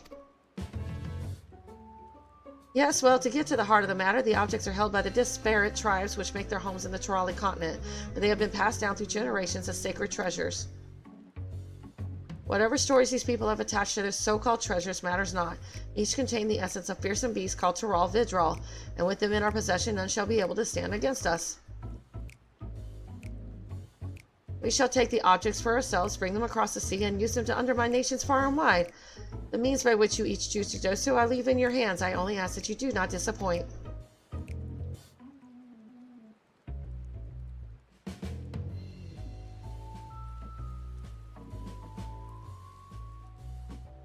I take it there are no questions. Then let the passage of the unbound open unto the world. We begin at once.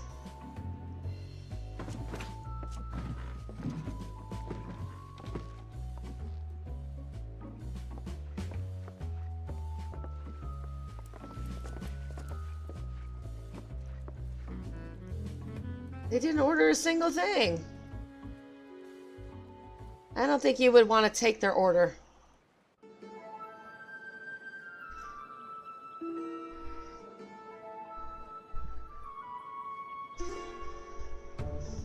That's the long and short of it. What do you think?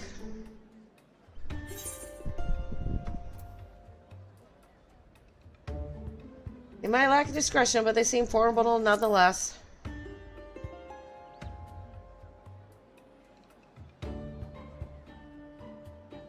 Of course, we had a duty to report what we heard to the Landsguard. We did, but it didn't make a damn difference. We assumed we learned those unwelcome guests had teeth. Not long ago, one individual from a remote tribe came here seeking help recovering a stolen relic, and another came with the same story, then another, and so on. By the time we realized the passage of the Unbound was a real threat, they had one and all made their way across the sea with their ill-gotten gains. Each tribe has sent one of their own to recover what was lost, but being in strange lands, they're at a disadvantage. That's why I've been looking for someone who knows every corner of Eorzea and beyond. Now, I know your business in Tyrol, or else you wouldn't be here in the first place. But if you could take the time to hear Urqopacha out, you'd be doing a service to many who could really use a helping hand. She freaks me out. She's freaky. Which roll crest did you start with? Yeah, I think that I'm in melee too.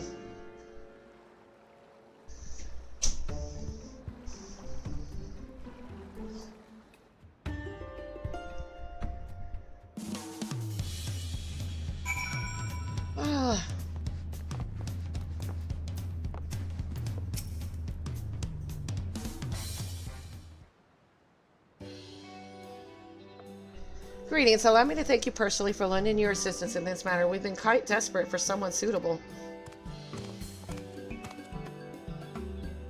Greetings, Urqopacha. At the risk of becoming a daily nuisance, I must ask, have there been any developments you might share? A nuisance? Why, perish the thought. You've come just in time, in fact. None other but the vaunted knight has agreed to aid the search. Finally, a fortune turn. So long as our sacred treasures are in wicked hands, our home shall know no peace.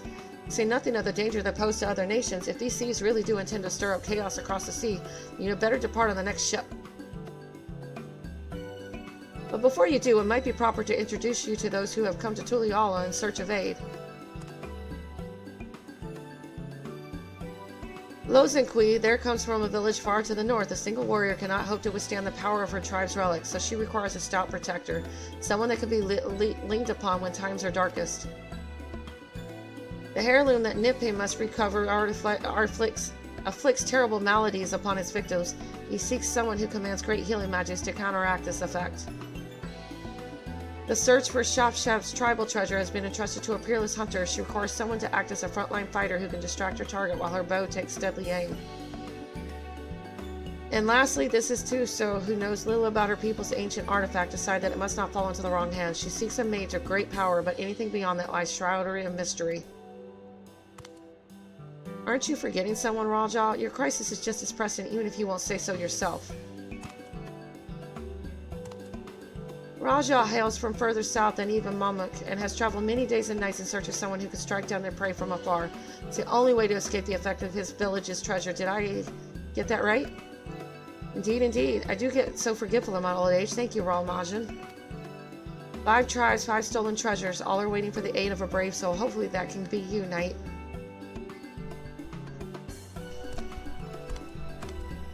Well, when I get up there, yeah.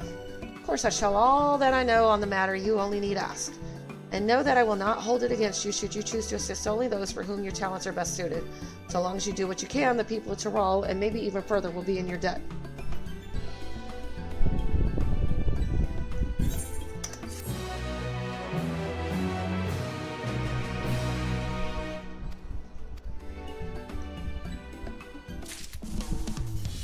Alrighty, got those unlocked.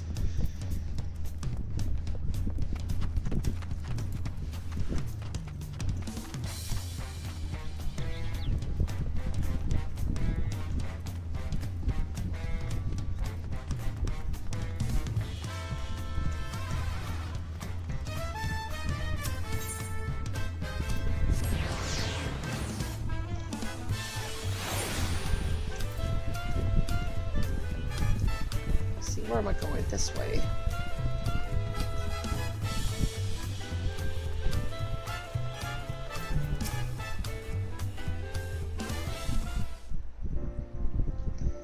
Master Ropley, I'm sorry to have to tell you this, but Fortuna has agreed to sign the pot pack, yes? While it is a shame to lose a capable goldsmith, to have one of our own handpicked to serve the third promises a great honor for Wachamaki and Meki. I appreciate your understanding. Of course, if you happen to know other talented artisans, regardless of their expertise, I hope you send them my way. It could even be yourself if you're so inclined. I'll keep that in mind. Though my time here was brief, I will not forget your kindness, Master Ropley. I am blessed to have these workshops be my first home in Tulial. Come back to us if the moblins cut you loose. You'll always have a job at Wachamaki and Meki. He's very young. I expect you'll want to leave for Earthenshire as soon as possible. I'll go and pack my things. And that two-headed guy's talking about stealing one of them. Like, he's just nothing but a cheaty and a boy. What became of Fontenjean? Were you able to find him? We did, and he's agreed to become a potsworn. We'll leave when he's ready, but you still have little time. Splendid, we shall meet you anon. I have plenty of reasons to win the contest, but now I have one more. Fontenjean's putting his faith in me, and I won't let him down.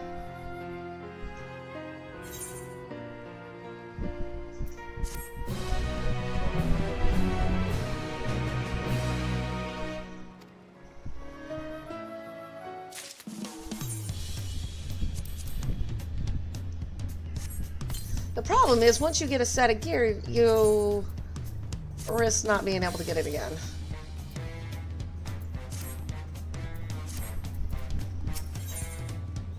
A father's fist. Lamont needs to pay a visit to the palace.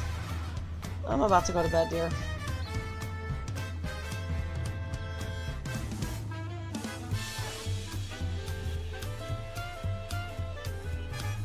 Right then, I have some things to take care of at the palace. Well, you can pass the time however you like. I suggest you head back to the cabins. After all, even heroes need to rest, and we still have a big journey ahead of us.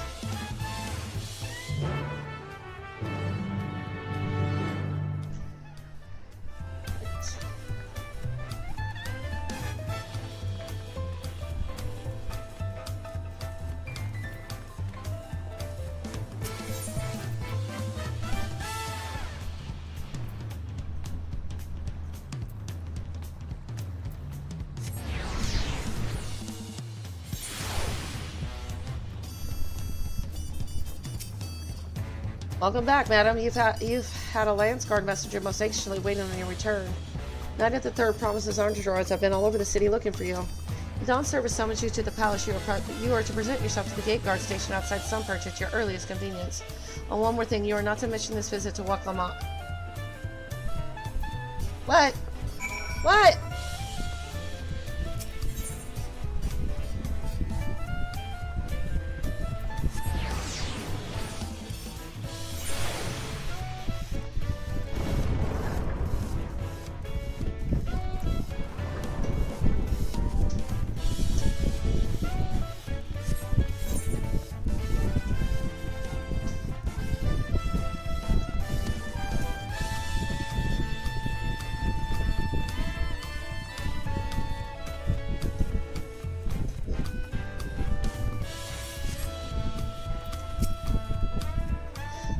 The Dawn Servant awaits you within. While I was not informed of the reason for your audience in terms of attire, I would suggest full battle regalia.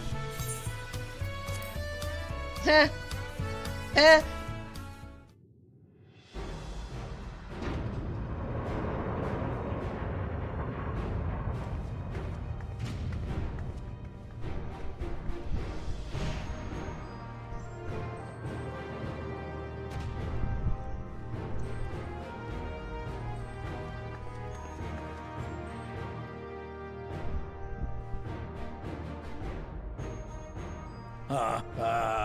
Forgive me this sudden summons. When I learned my daughter's champion was back in the city, I couldn't resist the opportunity.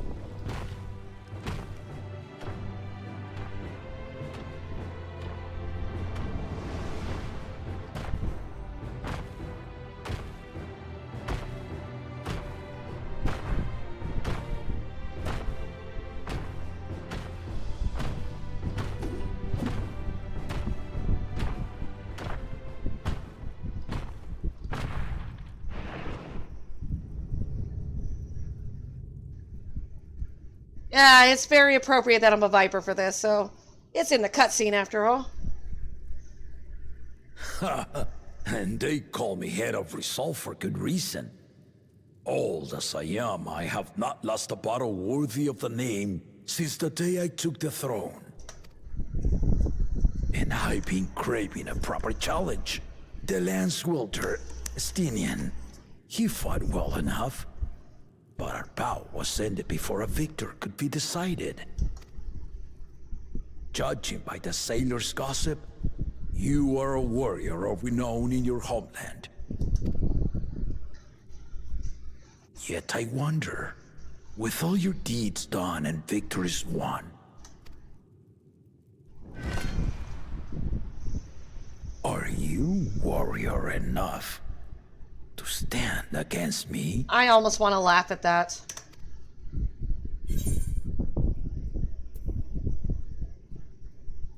Why don't we find out?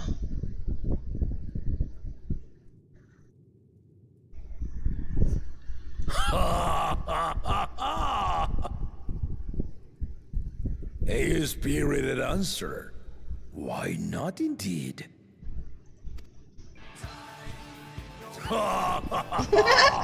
The battle rages upon me. I'll stop short of killing you, of course. But expect no other mercies. Come! Ready your arms and show me the truth of the tales.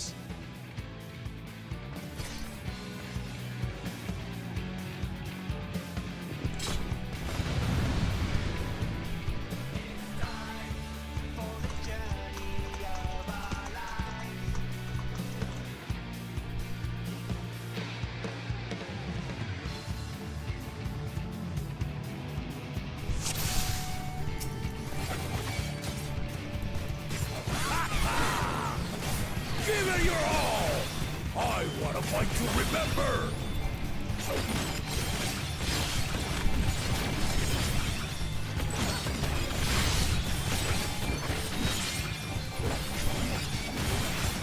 Let's test the waters.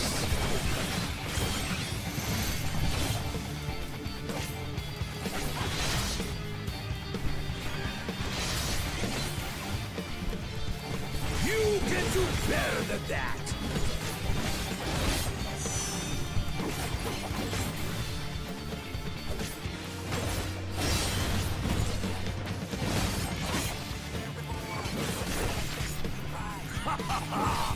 I see you know the Viper style. Ha! Let's see how you handle this.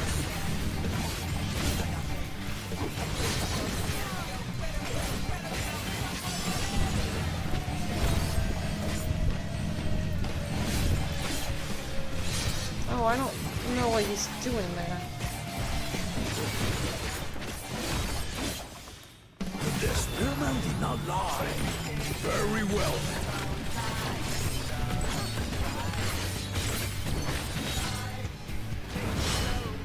Ow!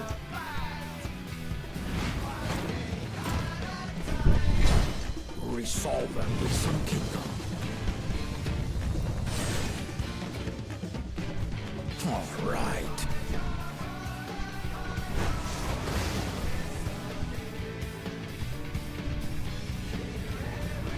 Is that head even alive?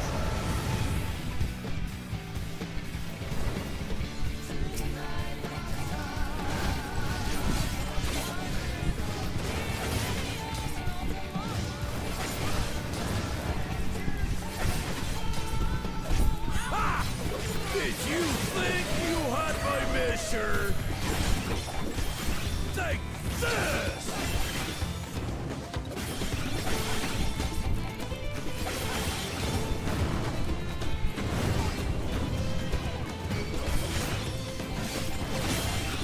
Still holding up?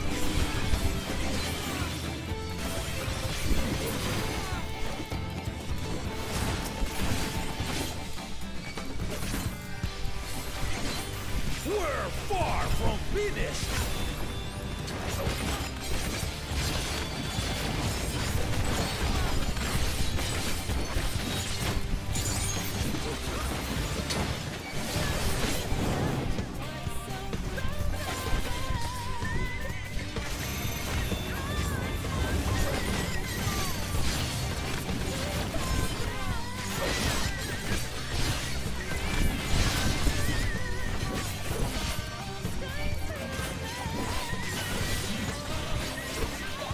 No more holding back!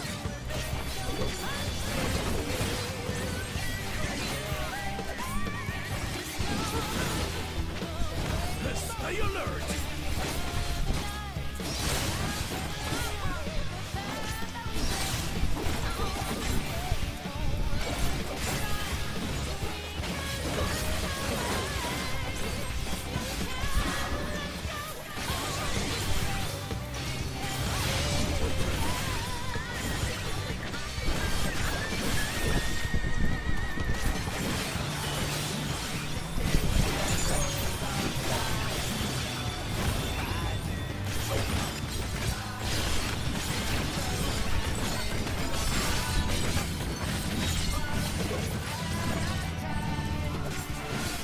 Oh, it was close. I wasn't quite sure about it. Shit.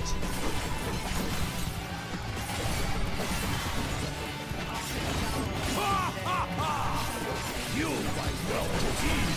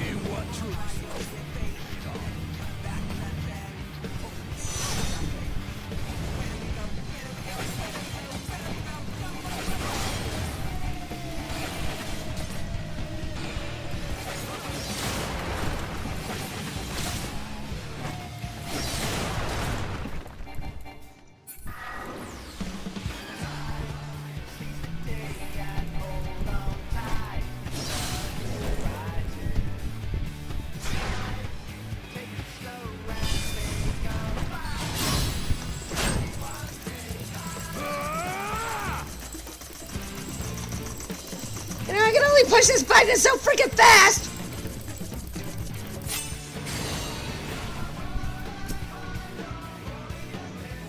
That will do. You've shown me more than enough.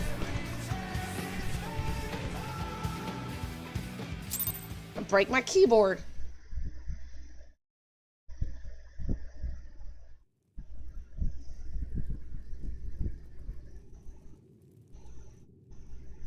I brought my full strength to bear against opponents before, but you are the first to withstand it.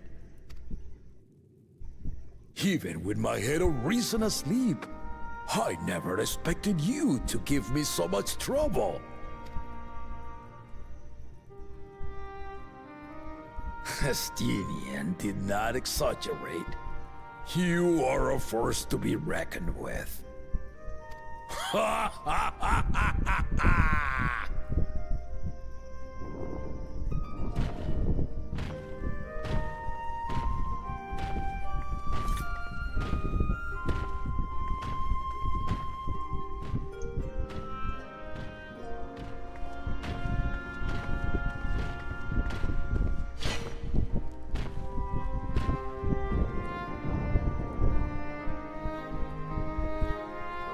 Now, a confession. I said I'd crave a challenge, and that was no lie. But I had another reason for calling you here. I had to judge for myself if you were fit to attend my beloved daughter. In some respects, she is much like me. Hard-headed and prone to rush into danger. But one with your talents could readily dispatch the threats that bar Lamachi's way.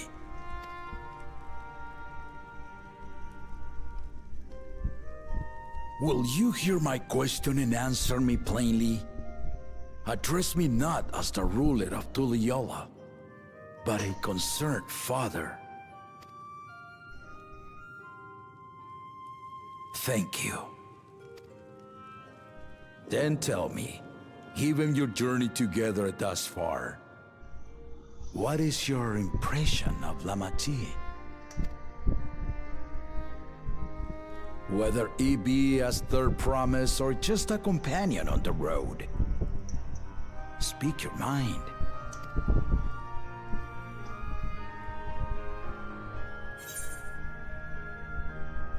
She is young but has potential.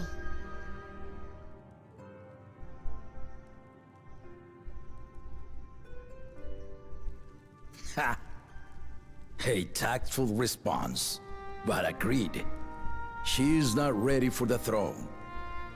Not yet. Lamachi thinks she understands our many peoples, their histories, their cultures, their beliefs. But she knows only what she's seen in the capital. And it's not only her who concerns me. Even this early in the contest, you must have realized. As potential rulers, all four claimants are lacking. Oh yeah, I've noticed that. This is why I elected to hold the right of succession. Not to choose a fitting candidate, but to cultivate one. And if no one has impressed me by the end of it, then to no one will I yield my throne. Oh, damn.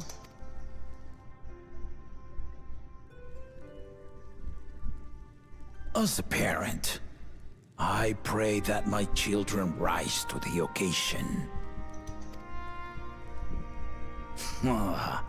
With outsiders dragged into my game, I am also hopeful that the different perspectives you and your companions have to offer will inspire them to grow. I imagine you in particular have traveled many lands, know many peoples and cultures, loved them and been loved in turn. Guide Lamachi as you think best. Walk at her side and, when needed, push her to walk ahead.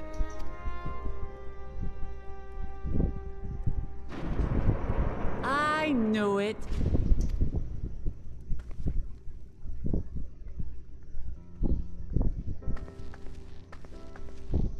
There I was, about to sit down for some of Namika's cooking, when I heard that Papa had sent for you. You were dueling behind my back, weren't you?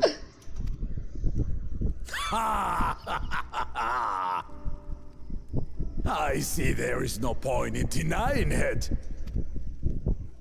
You needn't worry, daughter. I took care not to inflict lasting injuries. You and your ally may return to the contest without disadvantage. No harm done. I swear, just as I was learning newfound respect for my father. Let's take our leave of this battle-mad oaf before he calls on the rest of my entourage.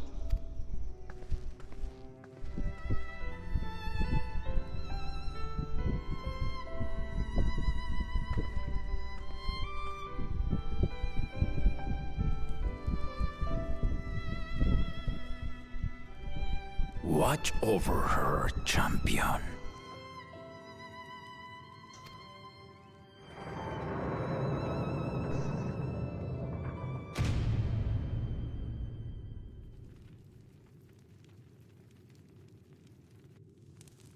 Kona's recruits are no less sharp, as one might expect of Galof's countrymen.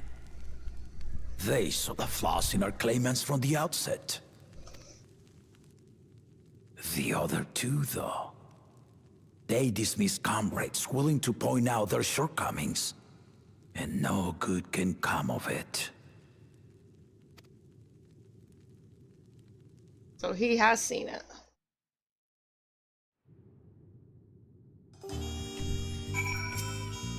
If he had his way, Papa would keep dueling until the day he dies. Even now I know of only 3 people who didn't need to be carried away after their bouts. Swordjaw, your lance-wielding friend Justinia, and yourself. You really do live up to your fearsome reputation. Curious though, did Papa want anything else of you? Small favor, nothing more.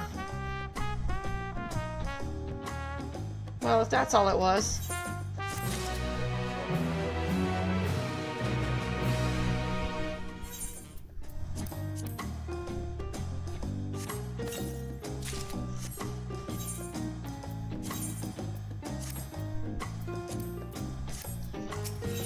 The shape of peace. Welcome thinks it's time to gather her allies for the road ahead. Still haven't had one bite of Namika's food thanks to Papa's nonsense, so I'm going back to finish my plate before I head out. I've otherwise asked everyone to meet at the Four Rods Crambans. Come and join us after you've had a moment to recover. Okay?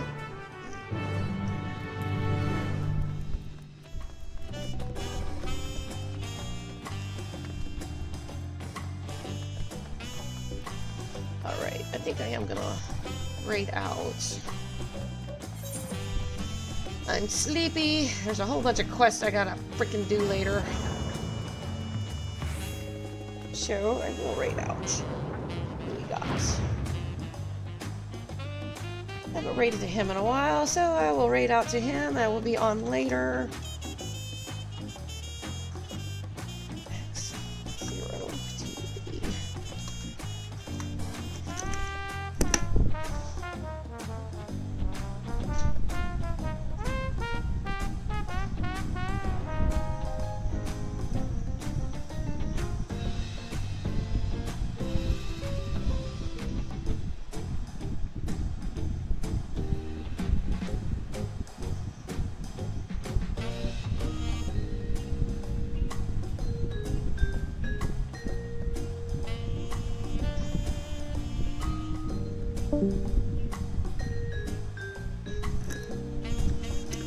Alright, thank you everybody for hanging out with me tonight. I will see everybody later after I get some sleep and stuff like that. So,